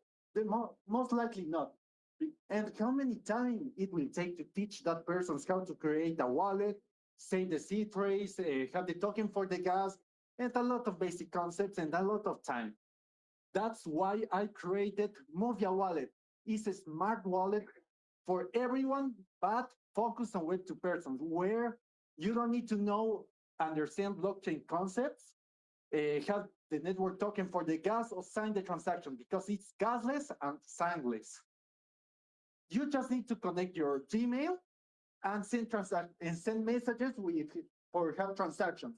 That's all. And now I will show you a demo. Right now, we connected already our Gmail and we are on the dashboard. We added pounds and we just need to go to a chat, write the same 0.1 STX to the person. Let's wait a little. The agent is saying, would you like to confirm? Yes, and you just need to wait.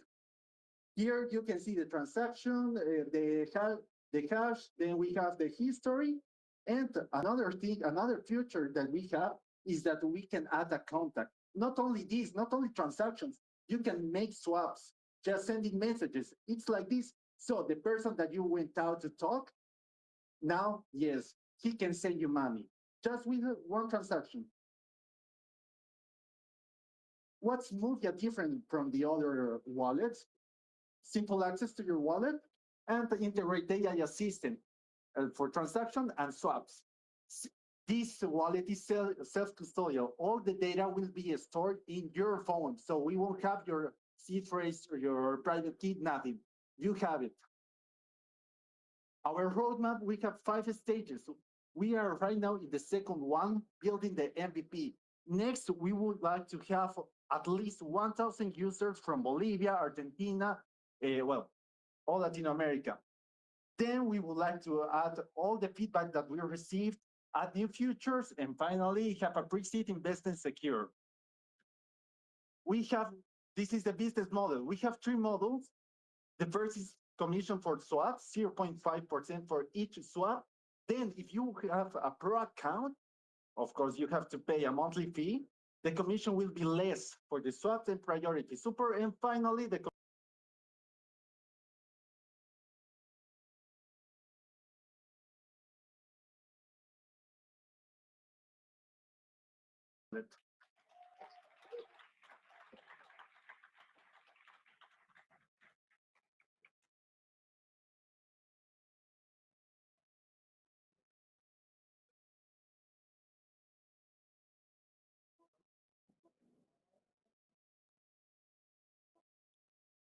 Well done, Move Your Wallet. Standing up till I'm freezing, man. In the heat. So for our next demo, we are going to be bringing up Sebastian from Rather Strategy to give us our next demo. So let's hear it for Rather Strategy. No, somewhat.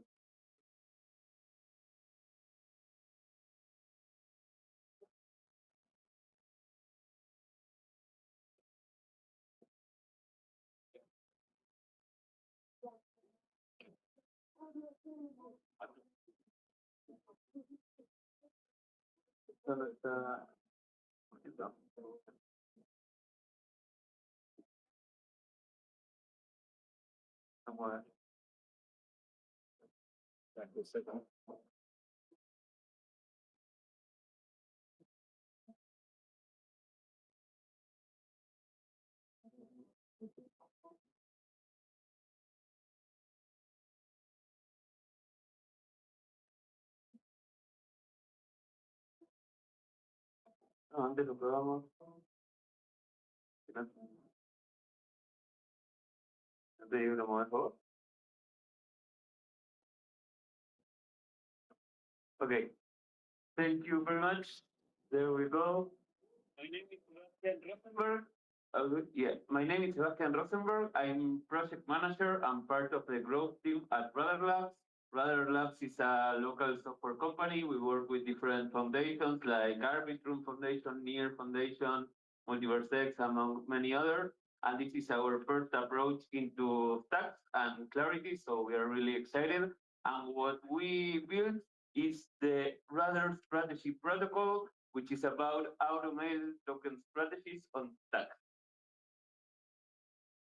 So this strategy is trend. I don't know if you're familiar with that, but it's a hot topic right now across different ecosystems.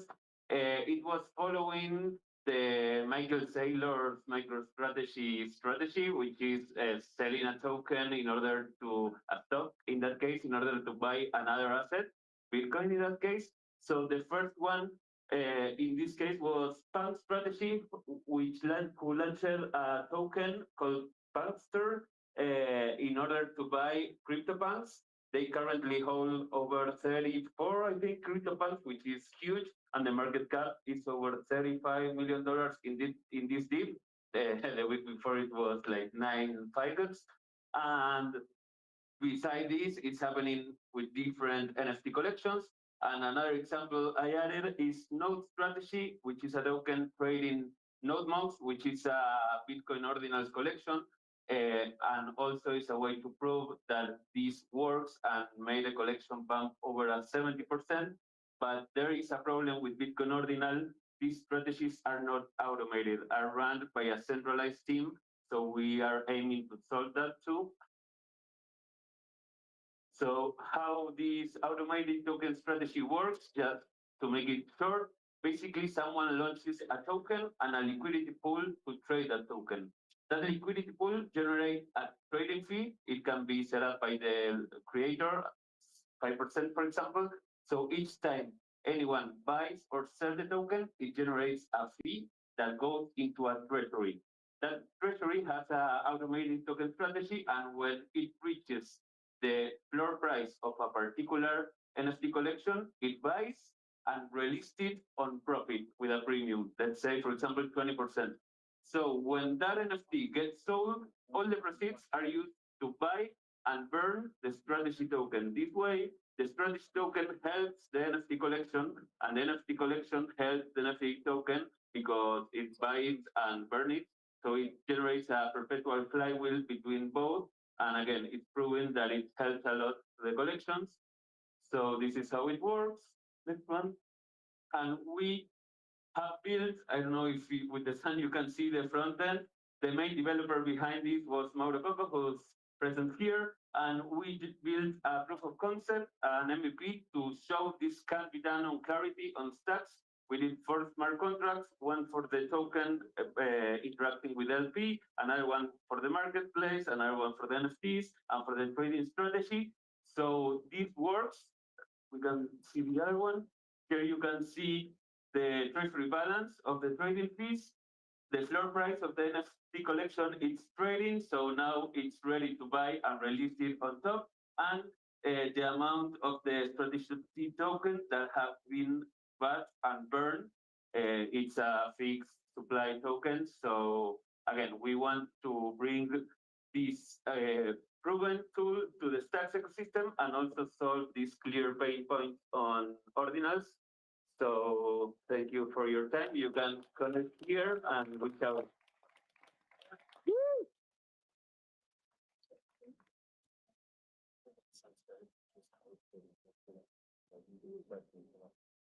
Well done, Sebastian. You're good. Yeah. Okay. Thank you. Okay. So for our next presenter, we're now going to bring certificators back up on stage.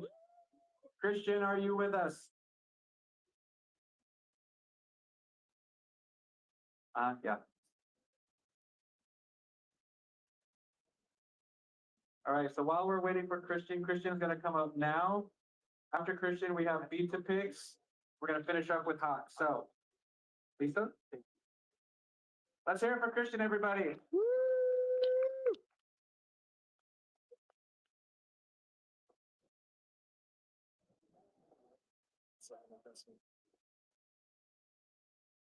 ¿Estás okay?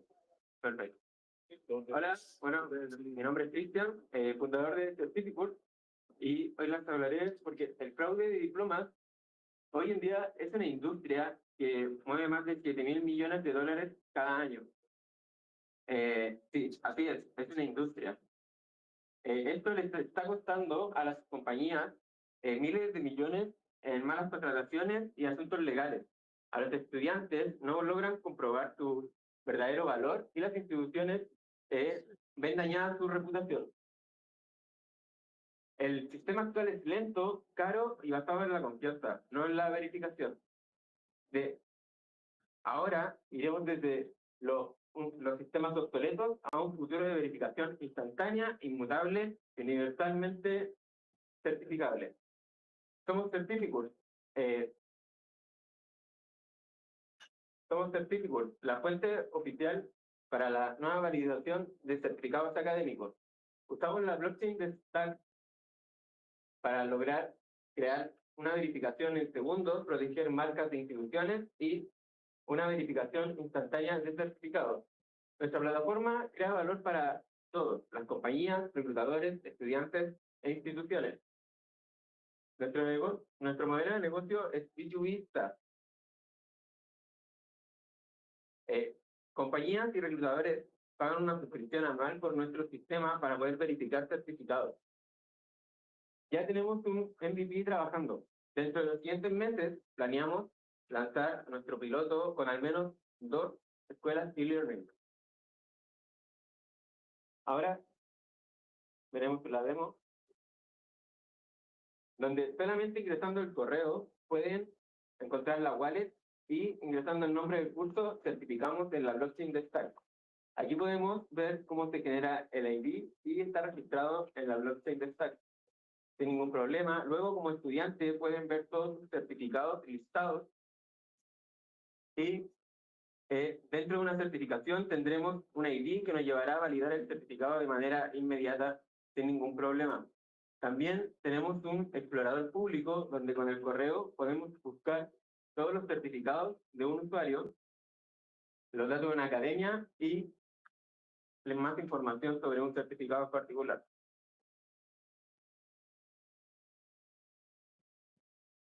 Si buscan Real Talento Certificados, hoy los certificará. Muchas gracias.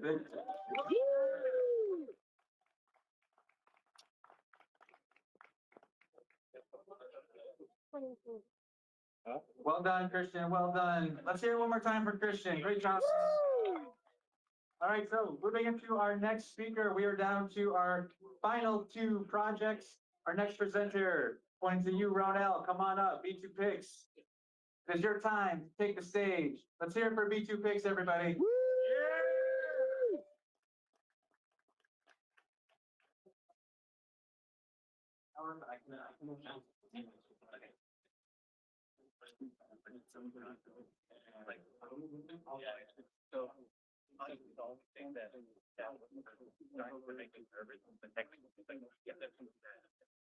But I did everything and made everything awful.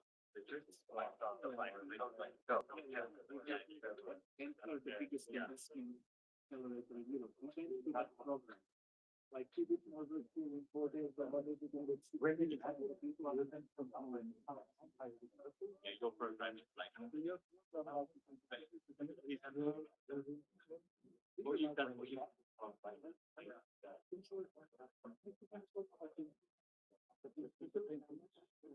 it's just going to be so far so good.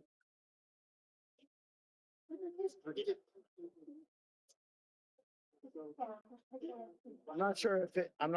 Every so often I lose connectivity, and I'm not sure if GP is accidentally hitting buttons and switching cameras. I'm from Brazil. I'm the founder of Bitcoin. We are bringing Bitcoin self courses for over 200 million of Brazilians.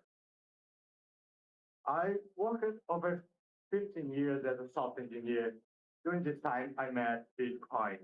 That was designed to be P2P, right? But trading, P2P trading with fiat currency has several issues. We become a place full of scam and long negotiations, so we surrendered to the centralized exchange. We get our custody, our privacy for convenience. But if we could make P2P trading more secure and faster, well, in Brazil, we have PIX. PIX is a standard payment system created by the central bank. Everyone there uses PIX to transfer money, to make purchase, any kind of payment. That's very popular. So what if we connect PIX with Bitcoin? This is what B2Pix did. B2Pix let anyone buy Bitcoin as easy as buy a cup of coffee. We took very seriously the simplicity and security. To buy Bitcoin, you just come to our website, create your wallet if you don't have one with your passkey, without the need to install any app. So choose an offer, pay with Pix. In a few instances, the system will verify in the seller's bank account if the payment was confirmed.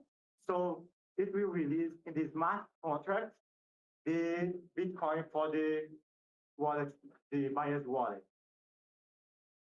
We built it in the Stacks blockchain that can confirm the transactions in a few seconds and has the Bitcoin finality. Also, we use both protocol. Both protocol enable you pay the transaction fee with Bitcoin. So it avoids the dual token that it provides the best user experience like a Web2 experience. We already live on the mainnet, and we are open gradually. So you're welcome to access our website and join our waiting list. Thank you.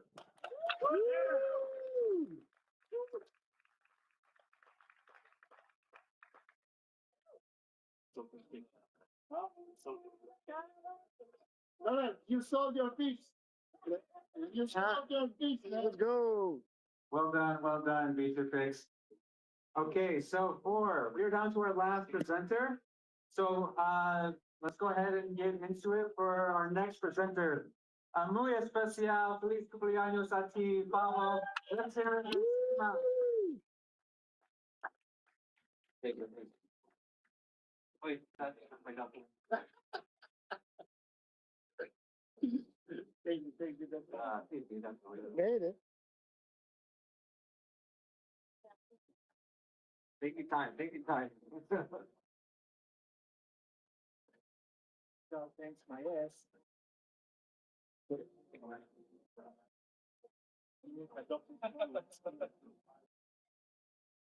need to copy what they're doing. Franchise, people will have to buy them. No. Can I rent you a yacht whenever you need it? You don't need to own stuff.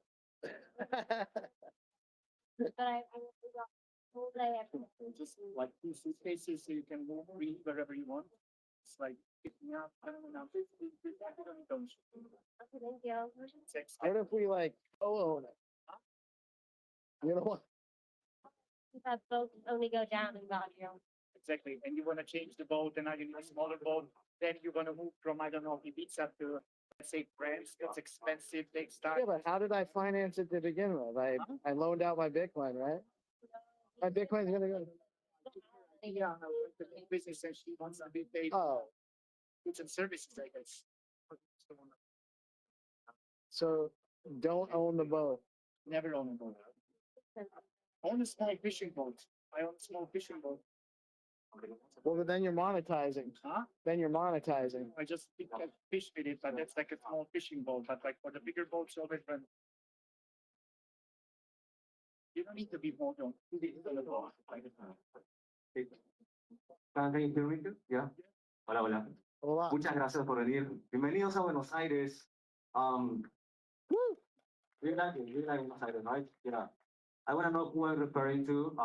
First, I follow hacks. I've been developing since a lot of years, like more than 7. Also researching Bitcoin since late 2018. Going to very networks on the digital sphere. And now I'm building on Stacks since more than 1 year. Also studying for being a Bitcoin core developer here in Argentina. I'm gonna go back to the Amazon where is my origin the next year. And right now I'm very, very grateful to be part of this project. You know, you did check that name, right? You understand what is that about. It's the legacy industry of the music, you know, communities are pretty messed up. We are seeing a lot of applications that didn't got really the fair compensation for the artists. So I'm as a musician and as a programmer and as a 3D modeler even, I'm really pissed off about that. So I building with our DAO here also in Latin America is cross countries. Sumac, that means belleza, beauty in Quechua. It's a software universal music art kernel. Basically, it's a protocol for people to share music, art on the Bitcoin L2 stacks. It's so easily to just share what you are making on. About the flow of this process is practically making a contract, charging a fee for all the entities that are the artist, curator, buyer, or remixer that can use your work. So we already have the first song minted on Bitcoin stacks. That is Cholo.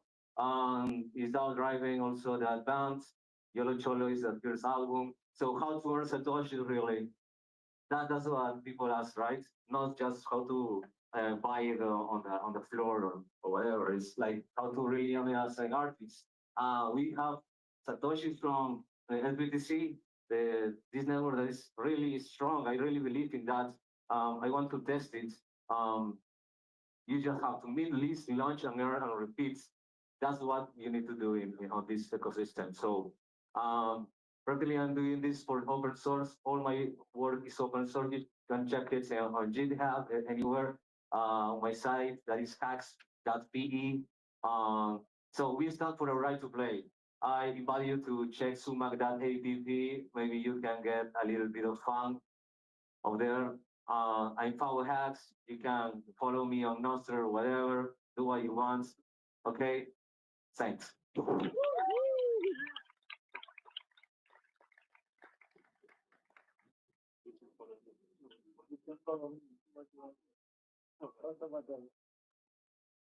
Well done, Paolo. Let's hear it one more time for Sumac. Let's hear it for all the presenters, everybody. All the demos, Tiger House. We're really happy to see the final projects. Really pleased with everything. So we're going to keep moving along with our agenda. So up next, we're going to have Kenny Rogers from Stacks Labs come up and give an overview, a workshop into Stacks and Clarity. So I love this energy that we have in the audience. Let's just keep that energy high. Let's do it nice. Round of applause. Welcome to Kenny Rogers. Yeah.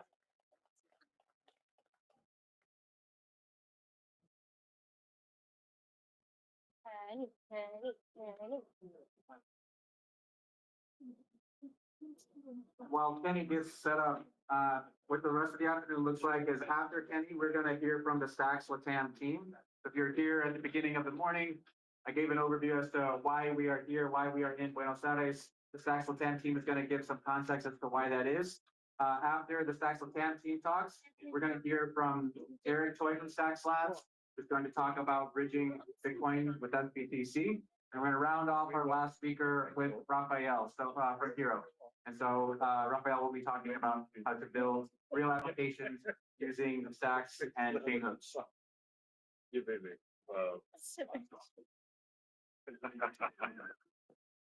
But yeah, That's enough. or another grandma. Hello, everybody. I just got to say real quick before I get started, I've been with all these builders for the past week, watching them build their projects. And we could just do another real quick big round of applause because watching them go through all of this. Crazy crowd, all of them super cool. This is probably one of the coolest events I've ever been a part of. Honored to have been able to be with them during this journey. And I'm also going to put Ileana on the spot and give her a big round of applause. So, with that, I'd like to welcome you all to the nerd portion of today's programming. We're going to be kind of digging into how Stacks works. We've been talking a lot about some of the opportunities. We've been looking at some of the people that are building things on it. And now we're going to kind of get into the how it actually works. And I was up vibe coding a little something last night. So you guys pay attention. We're going to play a game at the end, and the winner's going to get 100 SDX. So if there's not paying attention, get out here and let's do this. So one of the things that I think is super important when we're talking about all this stuff is we looked at the opportunities for why we should be interested in kind of this whole idea of activating the Bitcoin economy and building on Bitcoin and everything, but where does Stacks actually come into play in helping us to do that? And really, I think Bitcoin kind of serves as two things. Most people understand that Bitcoin operates as money. I think that part's pretty well understood. But the other piece of Bitcoin that I think is maybe a little bit underappreciated or less understood is its ability to operate as sort of this foundational layer for a new, better kind of internet with the same concept as what it does for money. And that concept, I think, really comes down to ownership. What Bitcoin does is it allows people to own their money. And what I really like about Stacks is Stacks builds the piping that allows developers to come in and then build the systems that money runs through and have that same concept of ownership be built in. If you look around the internet today, it really runs on like a rental model. Very few businesses really own their entire stack from beginning to end. And so we may have the good money, but the pipes that money is flowing through they're still centralized. We still don't own them. They can still be taken over, shut down by somebody that's not us. That's not the one that owns the business. And so the vision for the future that I have with Stacks is, can we get those pipes that the money runs through to have this same ethos of decentralization and ownership and freedom and everything. So we're going to look a little bit today at how Stacks approaches that. And so I have open right here the Stacks docs. We're not going to do any slides or anything today. I'm just going to run through and we're going to kind of walk through a couple things together. So we've got the Stacks docs up here, and I find that the best way to kind of help people get their head around how Stacks works is to go through each of the components. We're going to kind of go through these one at a time, but if you're a developer and you go here to the Stacks documentation, that's really the best place to start to kind of get your head around what all these different pieces are. And so we're going to kind of go through some of these in order. We're actually going to start right here. Do you guys read those? Probably not. Let's see if I can zoom in a little bit here. There we go.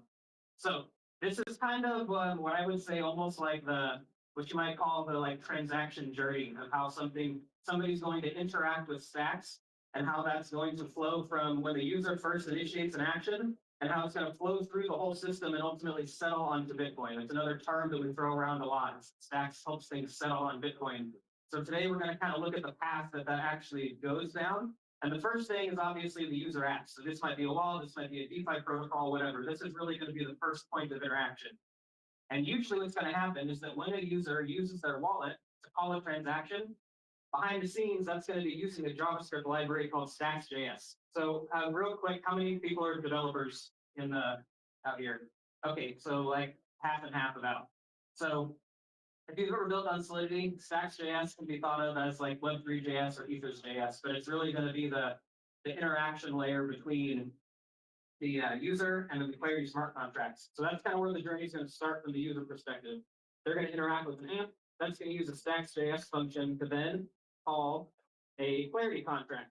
And Clarity is kind of the lifeblood of the Stacks ecosystem because that's the language the smart contracts are actually written in. And so what we're going to do right now is I'm going to have some audience participation. If that's okay with everybody. We can't see this one either, can we? Okay. A little bit. How about if I...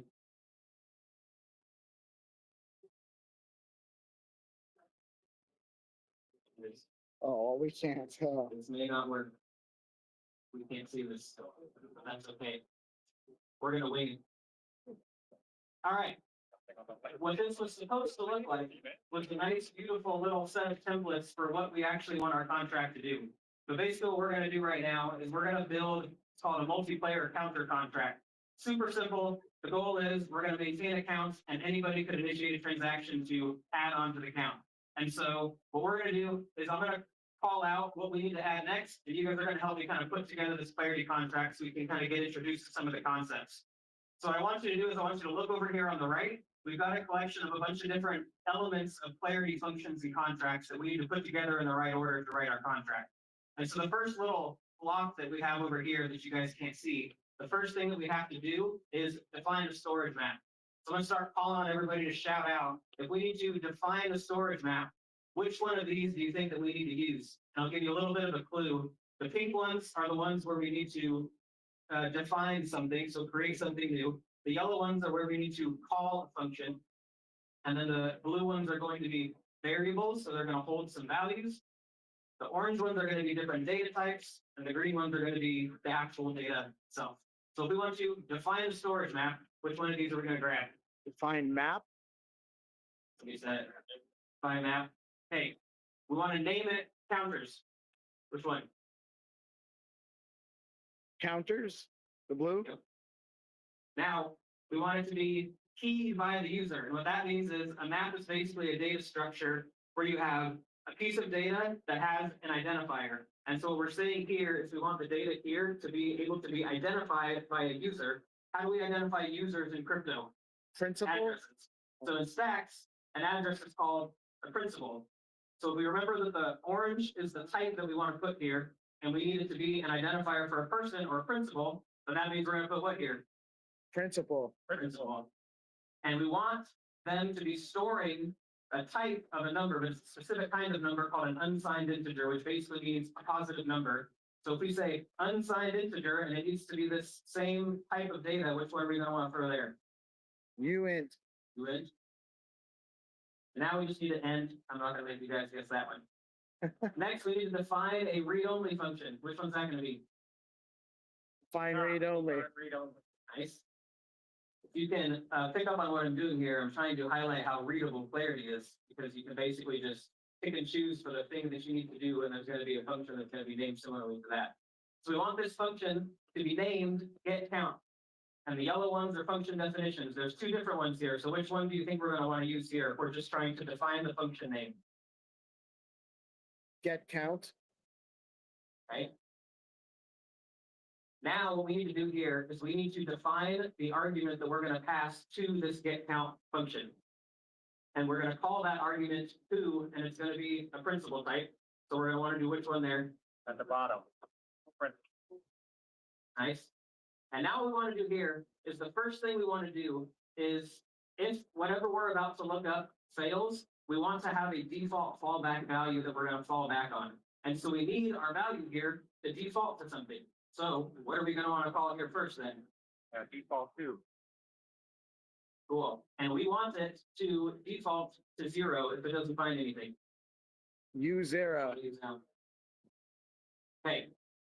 Now what we need to do next is we need to look something up in our map. And there's a little hint here for functions that end in a question mark. That means that we're going to be going out and retrieving something that may or may not exist from a map. So which one are we going to want to do there? And which map do we want to get it from? The first one we created. Okay. And now, remember we set up this identifier here by the principal. So now what we need to do is we need to tell this function how it knows which of these map items to go look up. And the way that we want to do that is by using a particular keyword in clarity that identifies the person that sent the transaction. So what do we want to do there? GetCount TX sender. Oh, wait, I'm wrong. There we go. The guy grabbed the wrong one. What's going on here? What did I do? Oh, okay. I failed my own test. So this is probably going to be the trickiest part of it, but what we have here is when we define this function, we define an argument called who, and when we call that function, we're going to pass a principal into that, but we need to be able to reference it from within the function. So what do we want to do there? So we need to define a public. Not quite yet.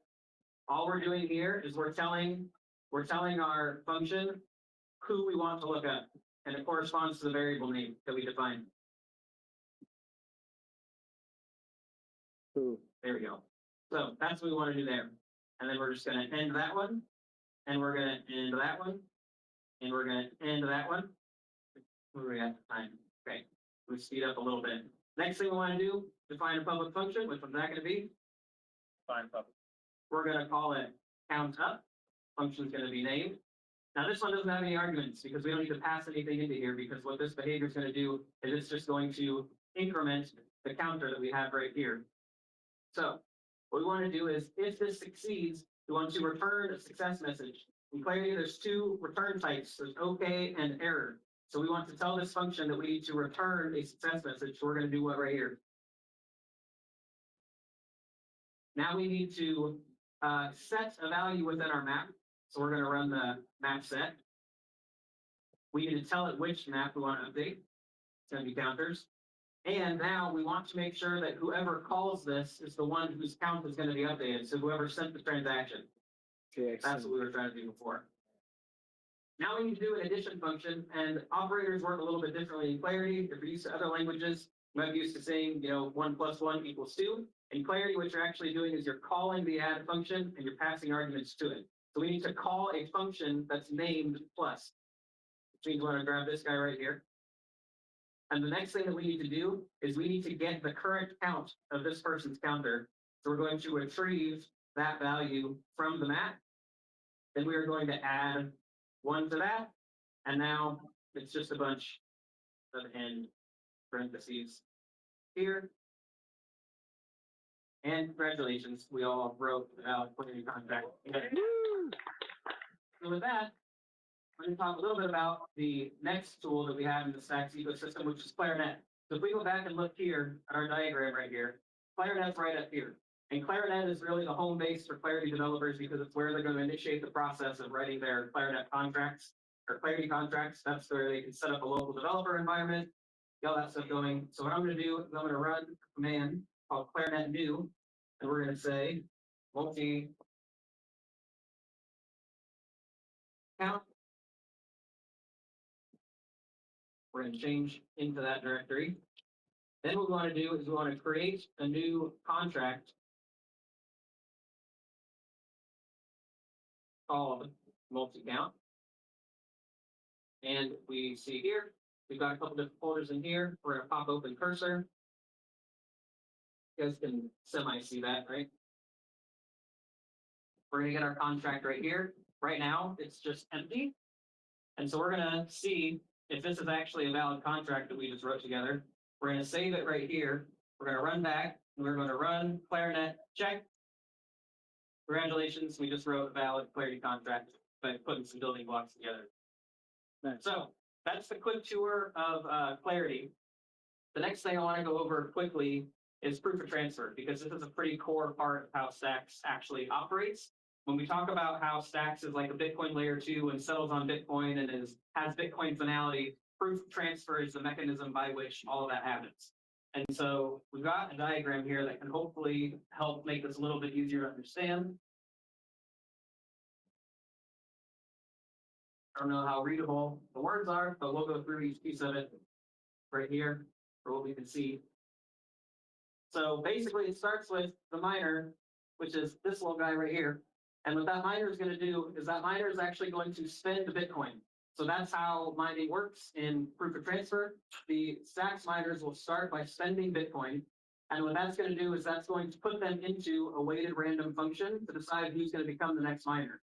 Now what they do next is a result of the Nakamoto upgrade that happened not too long ago. Previously, Stacks blocks were tied 1-to-1 with Bitcoin blocks. They happened roughly every 10 minutes. Now with the Nakamoto upgrade, what we did is decoupled the block time from Bitcoin. And so now Stacks blocks are roughly 5 seconds or so, sometimes less, is how long it takes for a block to confirm and for a transaction to settle. So most of the time when you initiate a Stacks transaction, you go to check the Explorer. By the time you actually open it up, a lot of the time it's already confirmed, which is great. So when that miner gets selected, they start a tenure.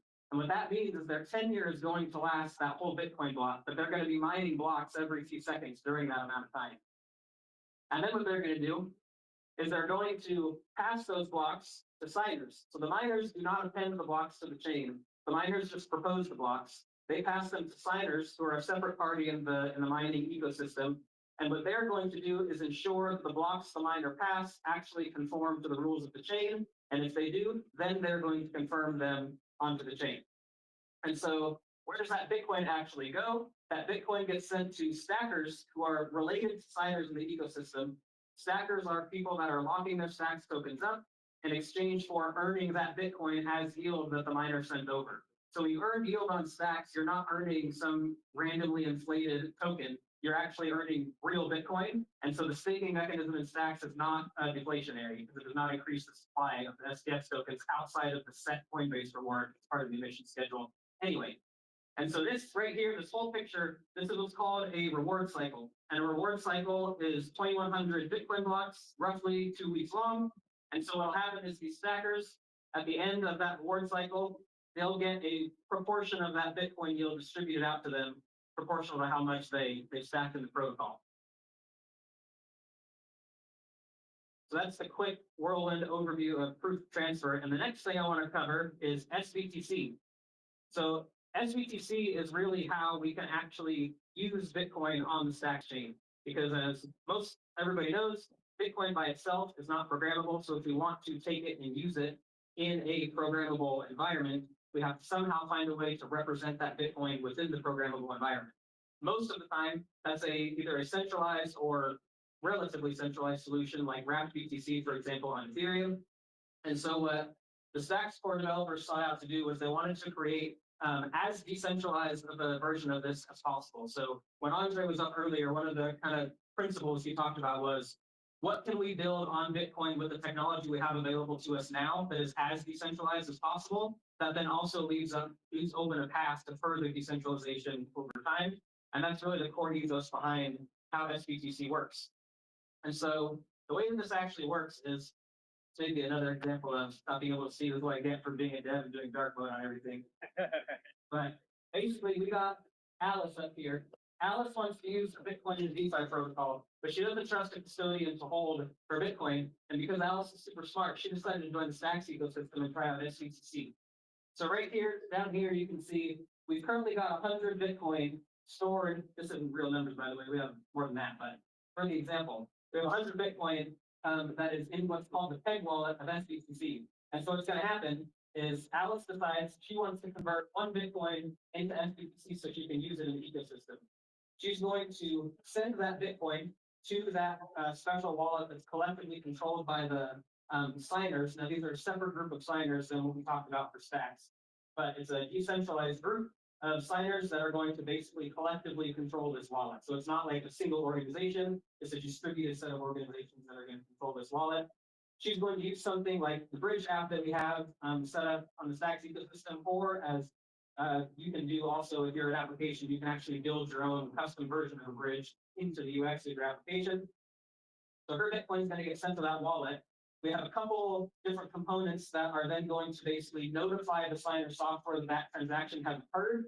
So now we've got 101 Bitcoin wrapped up into this wallet. And when I say wallet, this is really represented as a single UTXO. So what'll happen is the signers will go through and consolidate all of these transactions into a single UTXO that represents all of the Bitcoin that is being held as SBTC. So the signers will detect that, they'll pick it up.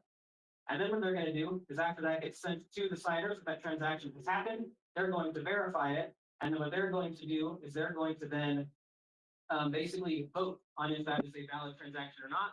If they reach 70% consensus, it's considered valid, and they are then going to mint SBTC in response to that. And part of the bridge process is that Alice will also send over a Stacks address she wants that SBTC sent to. So that's a clarity contract on the Stacks side of things. It's then going to mint that SBTC to Alice. She can now take that. She has 1 SBTC now in her Stacks wallet. She can deploy that in DeFi. She can do whatever she wants with it. Then let's say, okay, I did the DeFi stuff. I want my Bitcoin back into layer 1 Bitcoin. Now she's going to call that same contract, but she's going to call a withdrawal function. And that is, again, going to ping the signers to say, hey, we've got a withdrawal. They're then going to initiate the process of withdrawing that back to Alice on the L1. So Alice gets her 1 Bitcoin. After they have verified that that transaction has occurred successfully, then those SBTC signers are going to burn the corresponding amount of SBTC. So because of this system, SBTC is always exactly one-to-one correlated with Bitcoin, and people can move it in and out of that as they wish. So that's how SBTC works. And all of this eventually settles on Bitcoin because there's one piece of that proof of transfer protocol that we didn't quite mention yet. And that is that what happens when a miner switches tenures to the next miner, what they do is they will record the hash of the last block that they mined in that handover process. There's a transaction that will initiate the handoff from one miner to the next. They're going to record the last hash of the mine that they blocked, the block that they mined. When the miner then the next miner takes over and they start appending blocks and proposing them to the signers, the first thing the signers will do is verify that they are building on top of the correct block that they're supposed to, and they're not going to allow them to mine those blocks if they're not. Because if the miner's not doing that, that means that they're attempting to overtake the network and create their own fork of the Stacks chain. So the Stacks chain will always follow one-to-one in lockstep with the Bitcoin chain. And this is what we mean when we say that Stacks has Bitcoin finality. Because of the way that mechanism works, if you wanted to go back and reverse a Stacks transaction, you would actually have to go back and reverse the Bitcoin transaction that it was included in, because it's not going to be considered a relevant block to build, and the signers are going to reject it, because the signers and the miners have complementary incentives. So they're not competing, but they're not the same either. So the signers are incentivized to make sure the blocks are valid. The miners are incentivized to mine the blocks. And so that complementary system is what helps lock down that Bitcoin finality. So, you guys want to play a game? I want to see how much you were paying attention. We're going to play Stacklander. There can only do one. If anybody gets that reference. So, I'm going to hit this. You guys are going to all get your phones out.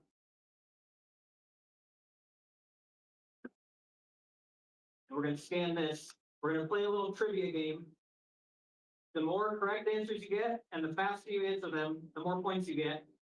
After the game's over, I'm going to send 100 stacks to whoever gets the top spot. So hopefully y'all paid attention. I'm going to have my feelings hurt if you didn't.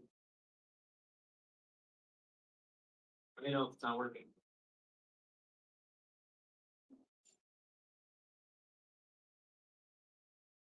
Can I put my BTC name, or does it need to be, yeah? I'm just going to manually send it, so put whatever there. Blockface is the first one in. If you don't have a Stacks address yet, put that in there and talk with me after, and we'll get you set up with one.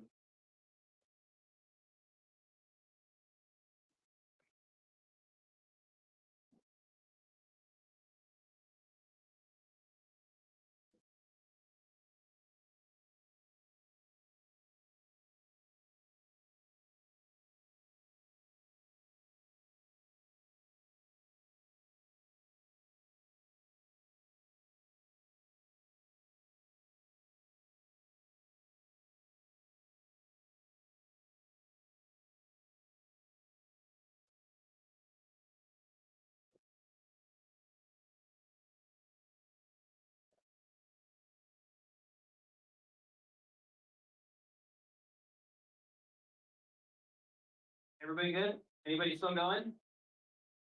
Wait, all right. Wait. We got 6 minutes. The game only takes about a minute and a half, so we're good.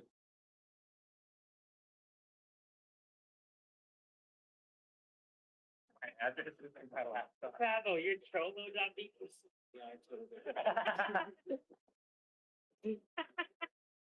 No wonder it wouldn't let me get that name. I know. You were stuck with Pendejo.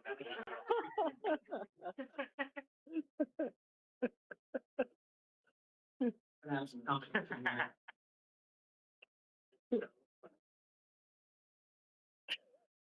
Also, fair warning, I put this at like midnight last night, so I tested it a few times on my own, but just keep that in mind.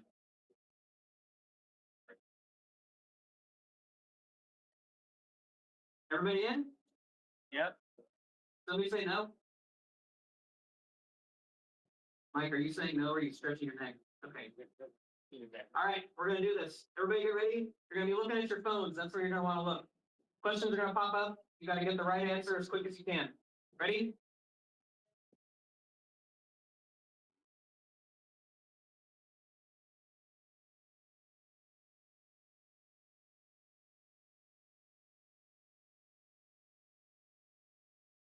Get ready.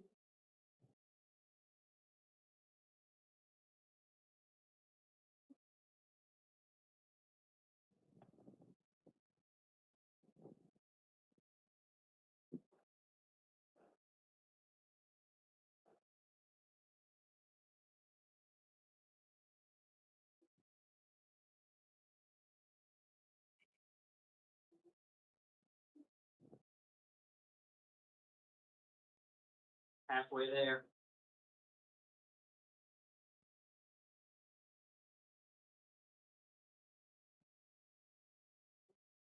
Yes, Harold, I will tell him that.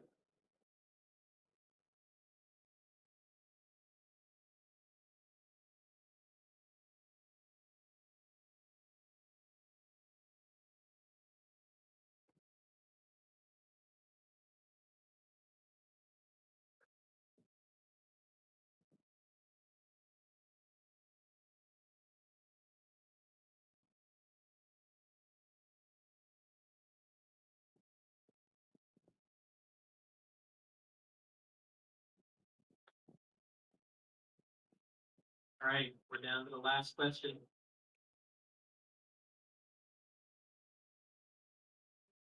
Let's see who's gonna win this thing. Here it comes. Oh! Congratulations. No, Fred's the real winner. All right, that's it for me. Thank you, everybody. Oh, if there's any questions, we need a question for a couple minutes if anybody has any. Anybody have any questions for Kenny? All right, guys, that does it for me for the live stream. Gonna switch off. Thanks. Hopefully, GP's in the wings to reset up the screen share for Restream content. But we are wrapping up our presence at Buenos Aires. We'll see Here we y'all are, later. Buenos Aires. And so one of the reasons as to why that is due to the efforts of a few important folks in the Stacks community. These guys have been working really hard and doing lots of community programming and activation for the last 18 months. They're going to talk a little bit about their story, some lessons they learned along the way, what they've achieved, and what they're going to get involved in. Oh no, we're gonna stay. We're gonna stay. I didn't realize it was a Stacks Latam. Let's go. Woo!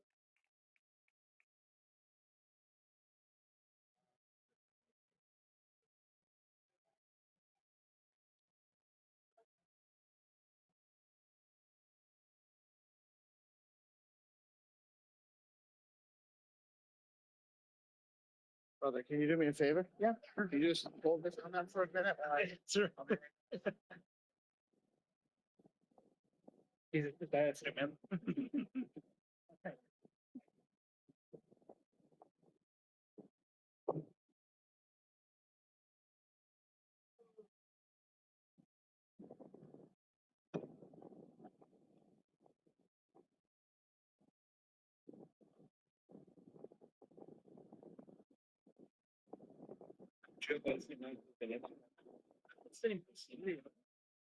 Hi guys, what's up? It's glad to come here. But this brief summary is super important and deeply kind starts with that. Here, readable. Now, downloading a local app. ¿Qué pasó con Colombia? Well, 2024 was a big year. Start that mission to increase developer adoption in Latin America. 2025 was awesome because you are here for that. Well, the idea in 2024 was expand and increase our ecosystem in countries like Peru, Colombia, Argentina, Brazil. The idea was launch the first very good in Spanish. We received over 100 applications, and finally, we invest 15 hours learning. Next, Nakamura meetups was a perfect skills to increase our scope. For example, we have 6 countries in 9 big cities. to explain how works stacks, how works clarity, few weeks under the minimum upgrade happens. Well, hopefully, the complete was at the event and our purpose is our scope to explain how stacks is working with Bitcoin. In the end of the 24, we execute our first online hackathon with different countries in order to meet you, to meet your projects and increase our impact for the next year. And that's it. Rolling 25. Okay, thank you, Jonathan. So, what happened in 2025 is a huge plan. We start growing the ecosystem, we continue growing the ecosystem, but we try to focus more in retention builders. So we did a roadmap for this year when we try to activate every city in North America with different kinds of initiatives like IRL meetups, like technical workshops, and online bootcamp. We can to have many developers from Latin America here. You're officially a DeOrganized canon. Very exciting for us to have many projects from different countries from Latin America here in Argentina, building and sharing their projects to all the crypto and Bitcoin community. This was part of the plan. We did a lot of meetups in Chile, Colombia, Peru. We activated the partnerships here in Argentina, like Brother Tax, who already won a prize in Tax by Coding Hackathon. We unlock new developer communities like Bolivia, countries we've never been before. And also we expand our presence in other countries like Argentina, like Mexico or Brazil. The results you didn't see, but it was around growing around 600% between 2024 and 2025. We grow with more than 40 developers in the ecosystem right now. In comparison with last year, when we did a hacker house, we had approximately 80 developers.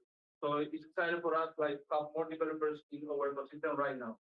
But what was one of our most important regional milestone? We did a hackathon last month, an online hackathon, the Start-a-Thon online hackathon, and we have more than 250 builders from across Latin America building projects and stuff.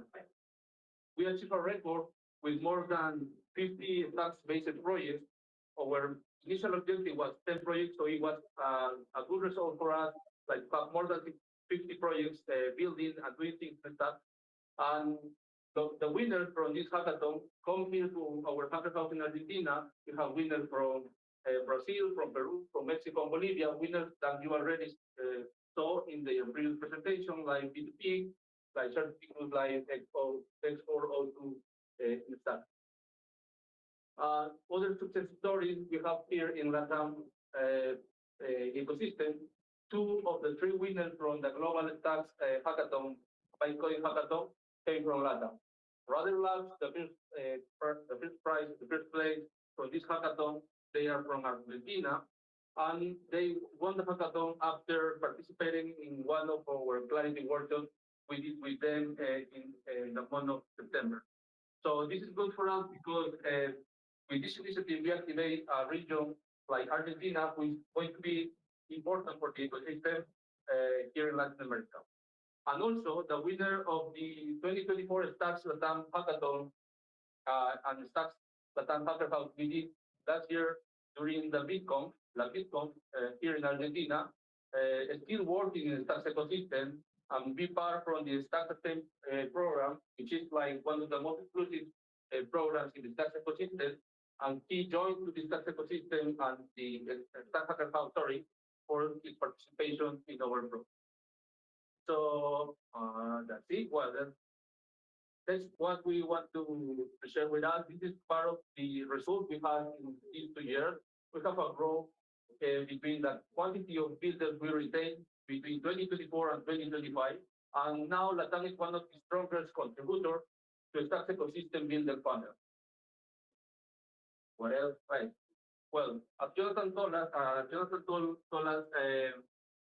we are just now 3 people in the tax core, core team building, but we invite you, if you are a developer, if you are a builder, if you are an educator, builder, or even you are interested in being part from the tax latam.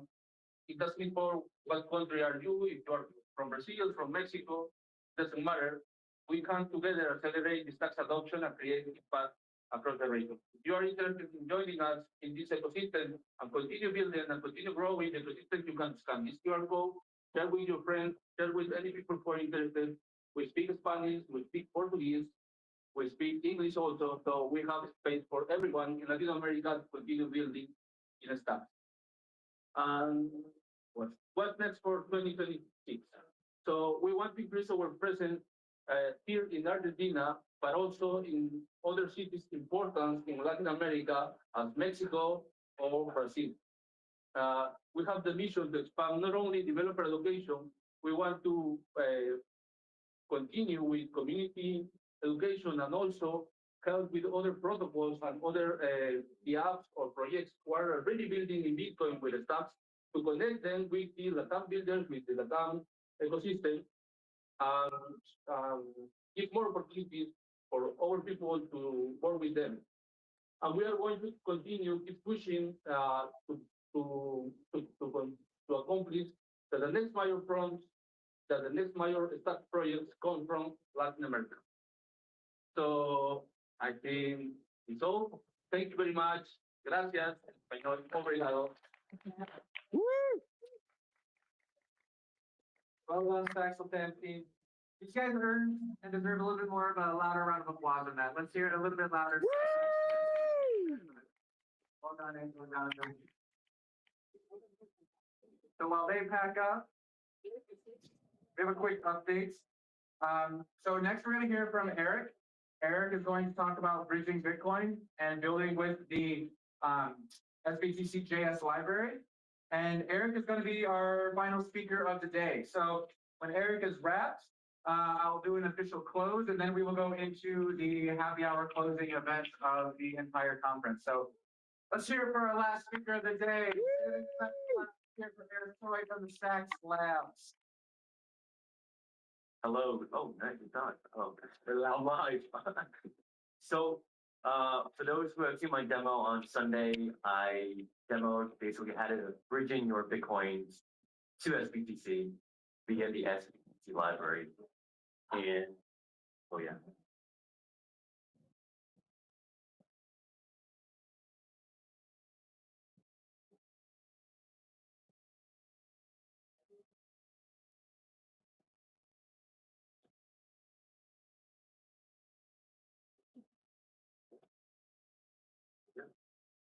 It's, oh, okay.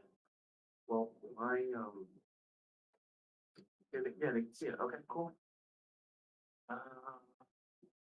This is fine.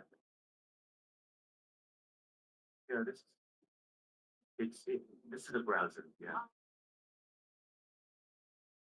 All right, so let me see how I can do this. All right. All right, so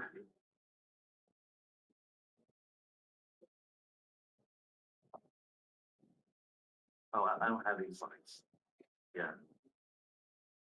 I'm just raw notes and raw code. So, all right. So for those who've seen me on Sunday, you've seen me demo how to use the SBTC JS library for pegging in your Bitcoins to SBTC.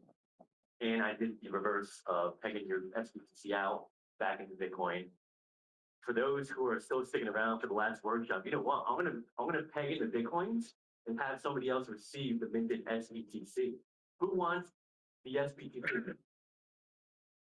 Oh, okay, let me randomize it. Who should I pick? Who can say SBTC the loudest? Let's do that, all right? Who can say SBTC the loudest? Well, let's do it on 3. 3, 2, 1.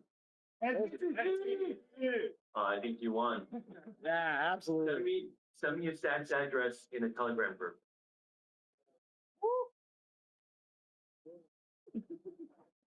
Okay, so yeah, this workshop's going to be about using that library so that anybody, any app, any builder can integrate a peg in and peg out process for SBTC for their users. At the moment, there is obviously an official SBTC bridge app, but with this library, with this JS library, you can integrate that into your own app and customize it based on the flow of your app and the UX of your app.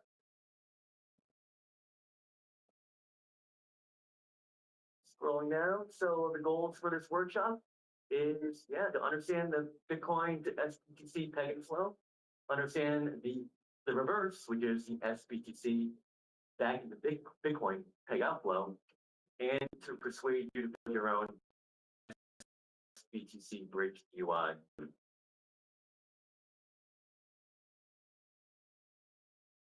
So I feel like everyone here is in the know already. Do I need to explain this? What do you think? No? Yes? No? Give the 10-second version. Okay. What does it mean to bridge Bitcoin? It means to bring Bitcoin from the layer 1 to the layer 2 on stacks and to make Bitcoin productive, programmable, unleash Bitcoin's power.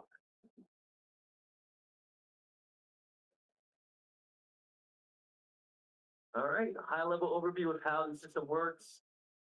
We have, think of it as 3 different parties. On the left side is the Bitcoin chain, on the right side is the Stacks chain, and in the middle are very well reputable, trusted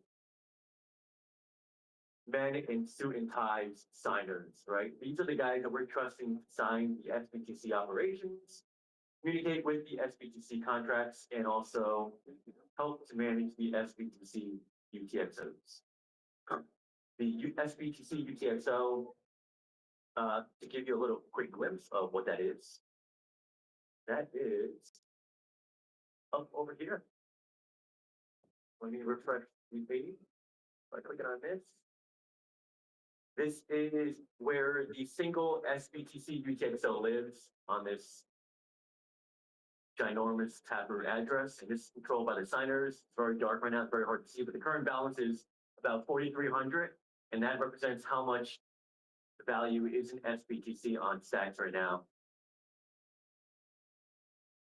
So, Just on like 400 million. Go back here. And yeah.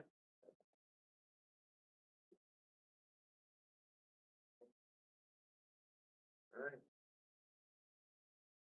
So this is understanding the peg-in flow. We're going to go one level deeper into the peg-in flow. Let me make it bigger. Did you send, Antonio, send your Stacks address to me? Okay, yeah. He needs it now. Gotta get it. Yeah, he's getting the minted SBTC that I'm going to be demonstrating. Plugging in right there. All right, so this is one level deeper for the peg-in flow of what we're going to demonstrate. The user, that's me. I'm going to be on Bitcoin. I'm going to send my Bitcoin not to the signers, but to a custom taproot address or a custom P2TR, pay to taproot address. Once this transaction confirms, the signers will then sweep this UTXO right here into their main address that I showed you a second ago. They're going to complete all their configuration checks and whatnot. And then once they feel that it's confirmed and that they have UTXO in their address, they will then invoke the Clarity contracts on the right side, on the stack side, and then Antonio will be getting minted, freshly minted SBTC.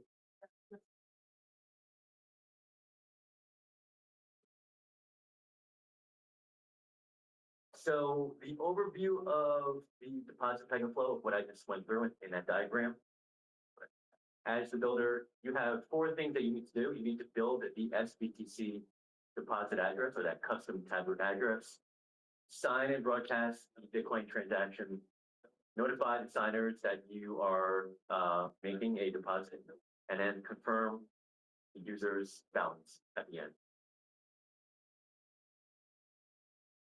All right, let's get into the demo.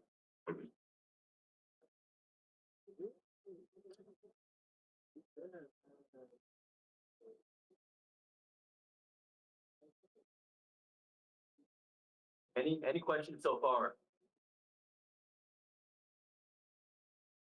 No? Well, that's a good thing. All right. So I have this code over here. I'm gonna run it locally. Right now it's running locally on a local server. I'm gonna bring up that website.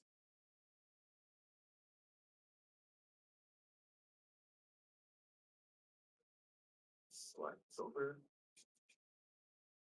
Pretty good. All right. So yeah. I'll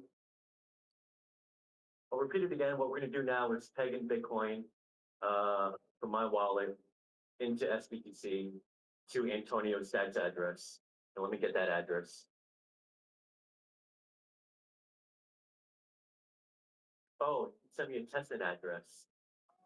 I need, like, we're dealing with real money here. I'm gonna be sending you real SBTC here, not testnet. Yeah.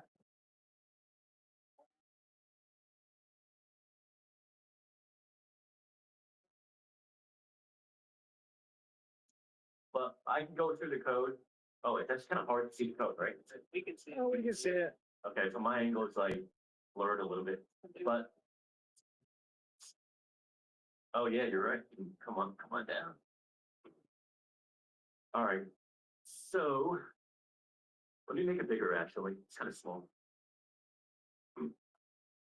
Oh, did you send me? Yeah. You sent me a main address. Nice. Perfect. Update the code. All right. So this field over here, I'm gonna get rid of that field, and I'm gonna replace it with Antonio's address. Oh.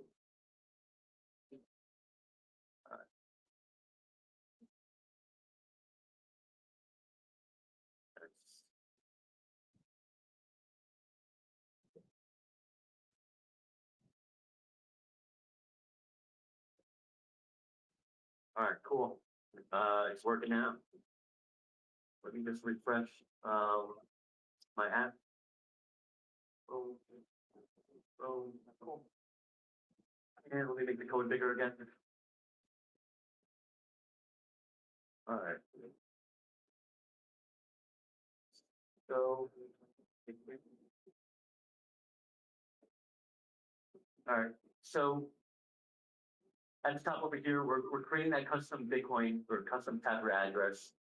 This address is controlled by me, user, and also the signers. Once we create that custom address, we're going to send it and pass it into this field over here. This method is going to invoke your stats wallet, and it's going to create a Bitcoin transfer. We're going to specify that custom deposit address that we just made, and also the amount of Bitcoin that we want to peg into SBTC. And then at the end over here, we are going to retrieve the TX hex of that same Bitcoin transaction that we just made. And we're going to notify the signers about it, just so that they are aware that there was a pegging process that is being requested, and for them to basically monitor it, check it, and sweep those Bitcoins into their main address. And that's it. It's pretty simple. We're using the SBTC library for that create deposit address method. And also with this client over here, this client is using, he's able to communicate with the signers via the Emily API. And then so with this short amount of code, we can simulate the Bitcoin to SBTC process. So let's go ahead and peg. Well, first, I want to make sure my wallet is properly connected, actually. So go and you know what? Yeah. Second.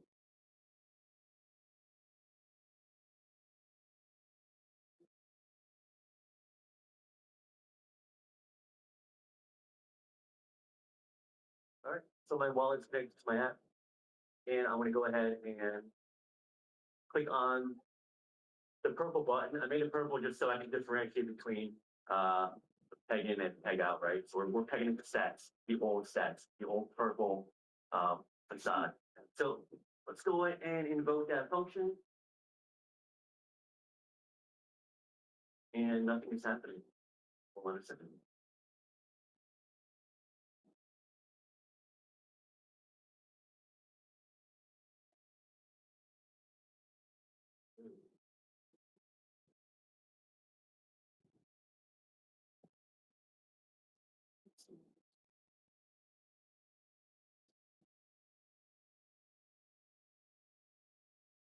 Okay. Going back.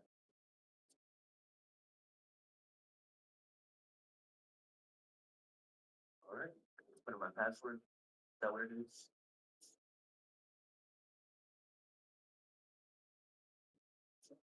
Okay, it's off screen, and so nobody can see what I'm typing in, just in case.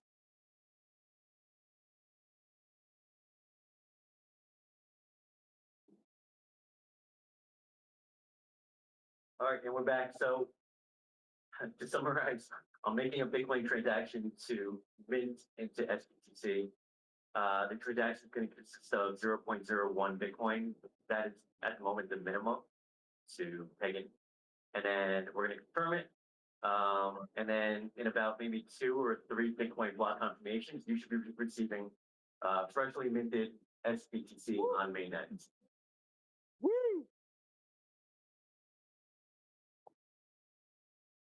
Okay, and my Bitcoin is went through. At the moment, it's probably in net pool right now, waiting for confirmation. But essentially, it's honestly as easy as that, and you can customize this flow however you want to based on the purpose of your app, the UX of your app, UI.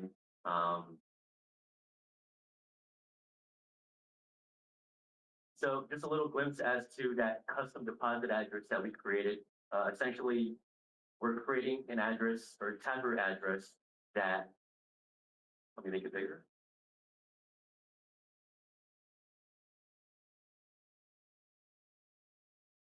Okay. So we're creating a Taproot address that contains a deposit script that is controlled by the signers, reclaim script controlled by me if I want to reclaim back my Bitcoins, and an unspendable pub key that's kind of like, doesn't really mean anything, but essentially it technically means that this address right here doesn't have a spendable private key. So meaning like that, actually nobody has control over this address, but the signers and I have control over those scripts over there.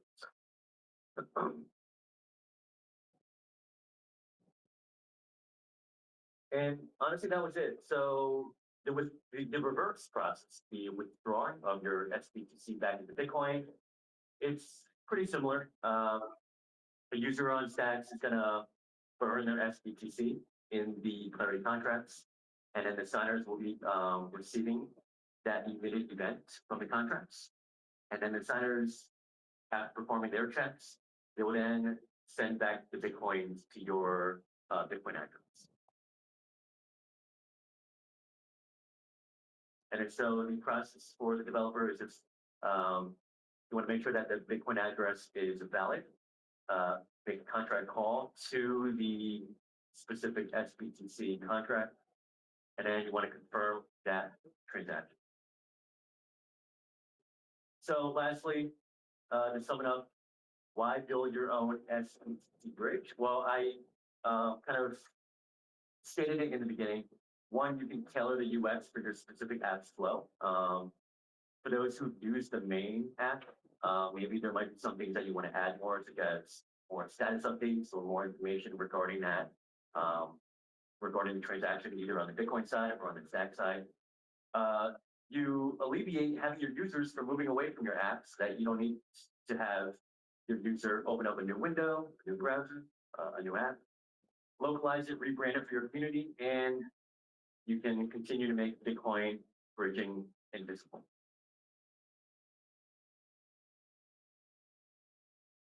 And on the final thing that I want to leave you guys on is the official bridge proves minting SBTC works. Your bridge proves what's possible next. So that's it.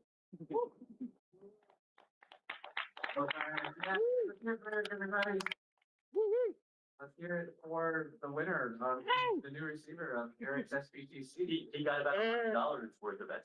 Let's go. Well, because of his loud voice, sometimes you have to be loud. And also thanks to the current minimum of how much you can pay in. But right now the minimum is about $100 worth of Bitcoin. So okay. Honestly, if there was no minimum, I would have just maybe gave you like $5. But now you have $100 worth of for minimum. So. Awesome, thanks, Eric. Well done, that was fun. All right, everyone, so that is a wrap. That was our last speaker. Today, we had a panel, and we had a keynote, and we had a fireside. We had another panel, and we had 11 projects give demonstrations of what they've been working on really hard for the last 4 days, followed by our final 2 workshops that just wrapped up today. I am your host, I'm Adam, I am white. We're gonna move into our little closing happy hour session. Don't talk to me, I'm too tired, I need a minute. No, I'm kidding. Let's go have some fun over there. We have beverages, we have refreshments, we have some food. Let's go have some fun, let's mingle, let's network with everybody. Thank you for coming out. Bitcoin Builders Conference. Thank you. Let's go.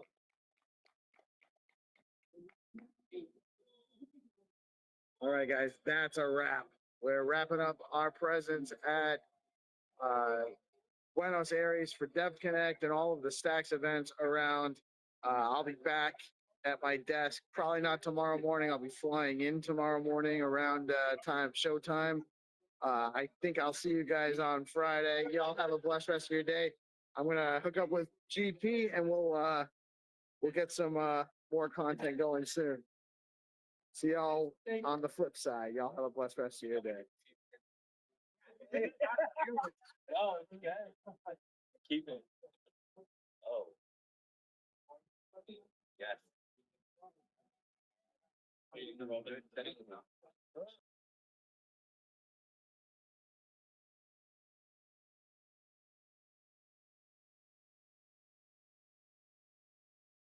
DeOrganized media keeps the mind share growing in the morning with peace and GP. Keep you knowing the alpha keeps flowing. The hunters tools they be showing. The AI Gale keeps them in clips that be glowing. Consistent on the daily, they bring Bitcoin news. All right, my friends, it's your old pal Peace Love Music, and we are back. We have another live guest segment today. We have Jeff, the founder of BSD, Base Dollar on Stacks. What's up, Jeff? How you doing today, man? Thank you for joining us today.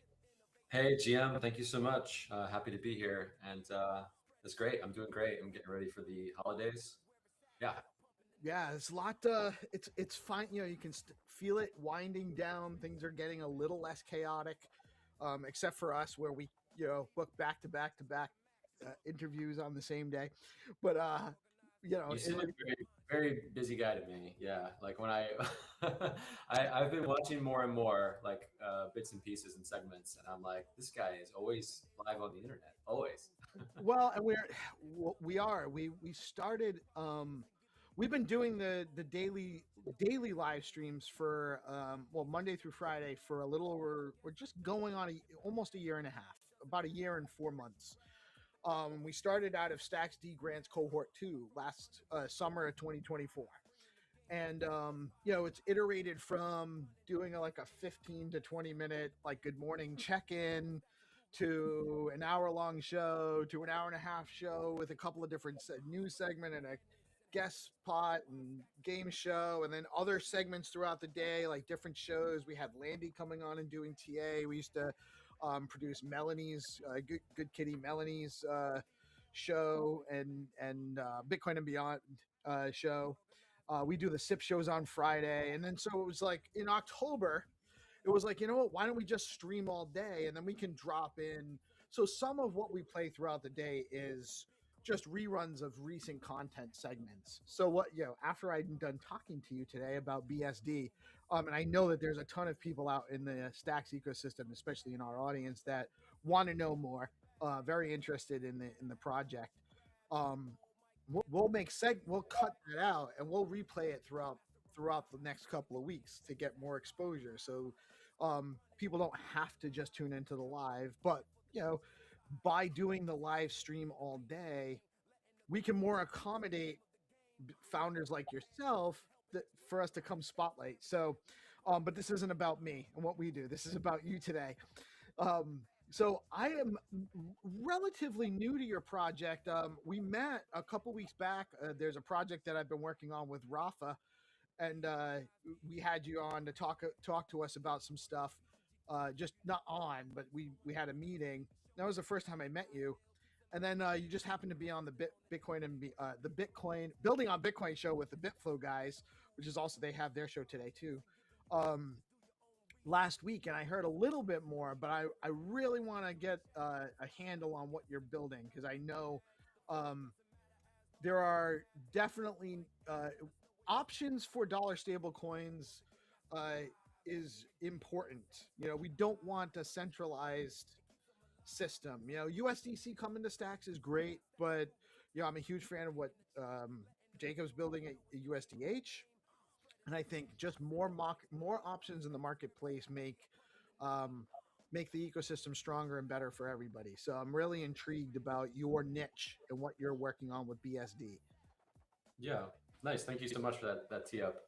And before I jump into that, just to sort of put a final point on everything you were saying about the show, I really appreciate what you're doing for Stacks and what you're doing for Bitcoin, and there's just so much work to go around. So I think you're really providing kind of a valuable service for our ecosystem. So thank you. Thank you for saying that, man. I really appreciate it. We work hard, and there's a small team behind me. There's a lot of people chipping in, but it's a lot. Yeah. It is a lot. If I'm being honest, it's a lot. Yeah, I can imagine. Let's see here. Yeah, I'm happy to give a little intro, and then I'm happy to talk about BSD base dollar. And then I've also got teed up here to do a live demo on testnet. Awesome. And I think it's the first time I've ever live shown people like how to take a loan in BSD, and there's a few other features to look at too. So yeah, I'll launch into that. Sound good? Yeah, actually, why don't we start with a little bit of your background for those that don't know? Yeah, sure.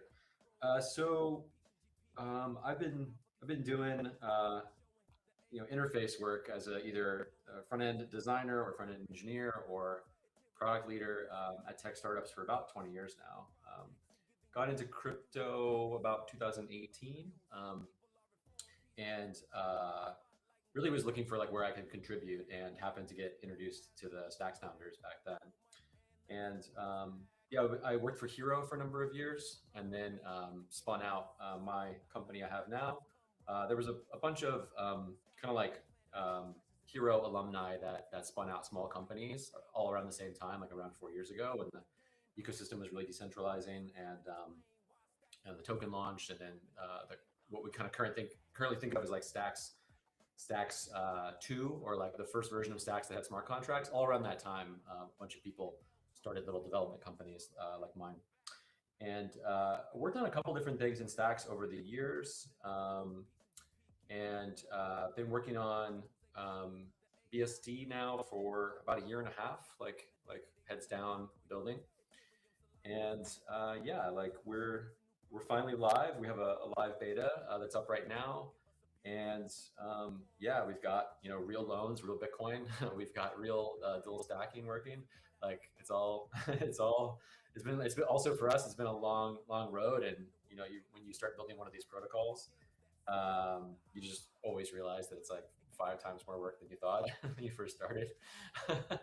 And it's always really and it's always there's always kind of the steep learning curve and kind of hard education on computational tasks that are pretty simple, but when you try to do them on a blockchain, involve all kinds of funky stuff that you have to design around. So yeah, that is kind of the background. Now I'll kind of launch into what BSD is and why it exists.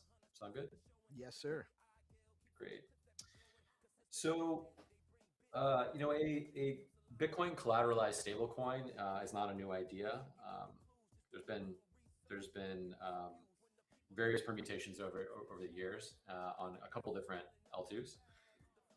But it's one of the things that like the early Stacks team, like us, when we sat around thinking like, why would we want to build the blockchain in the first place? It's to enable things like this. This is like very core building blocks of Bitcoin DeFi. So, Bitcoin lending and stable coins. So I've been talking about this idea with the early Stacks team for, I don't know what now, 5 or 6 years, and so I also was a really big fan of liquidity on Ethereum. I just thought the mechanism was very elegant and thought it was a kind of beautiful hybrid between a lending protocol and a stablecoin. And so I always thought that had a lot of value, and I thought it was like a mechanism that really leaned on the strengths that you get on a blockchain and really can't be done in CeFi, and is really something quite special. And so I kind of like, I don't know, fell in love with the idea, I guess you might say. So that's really one big motivating factor. Not to mention the fact that, there's sort of huge markets in lending, huge markets in stablecoins. So yeah, the closest thing that exists currently on Stacks is Arcadeco. So, but Arcadeco started as a Stacks-based collateral stablecoin, and they've kind of added Bitcoin, and we wanted to just do Bitcoin from the jump, and wanted to also include, all of the sort of like latest and greatest mechanism design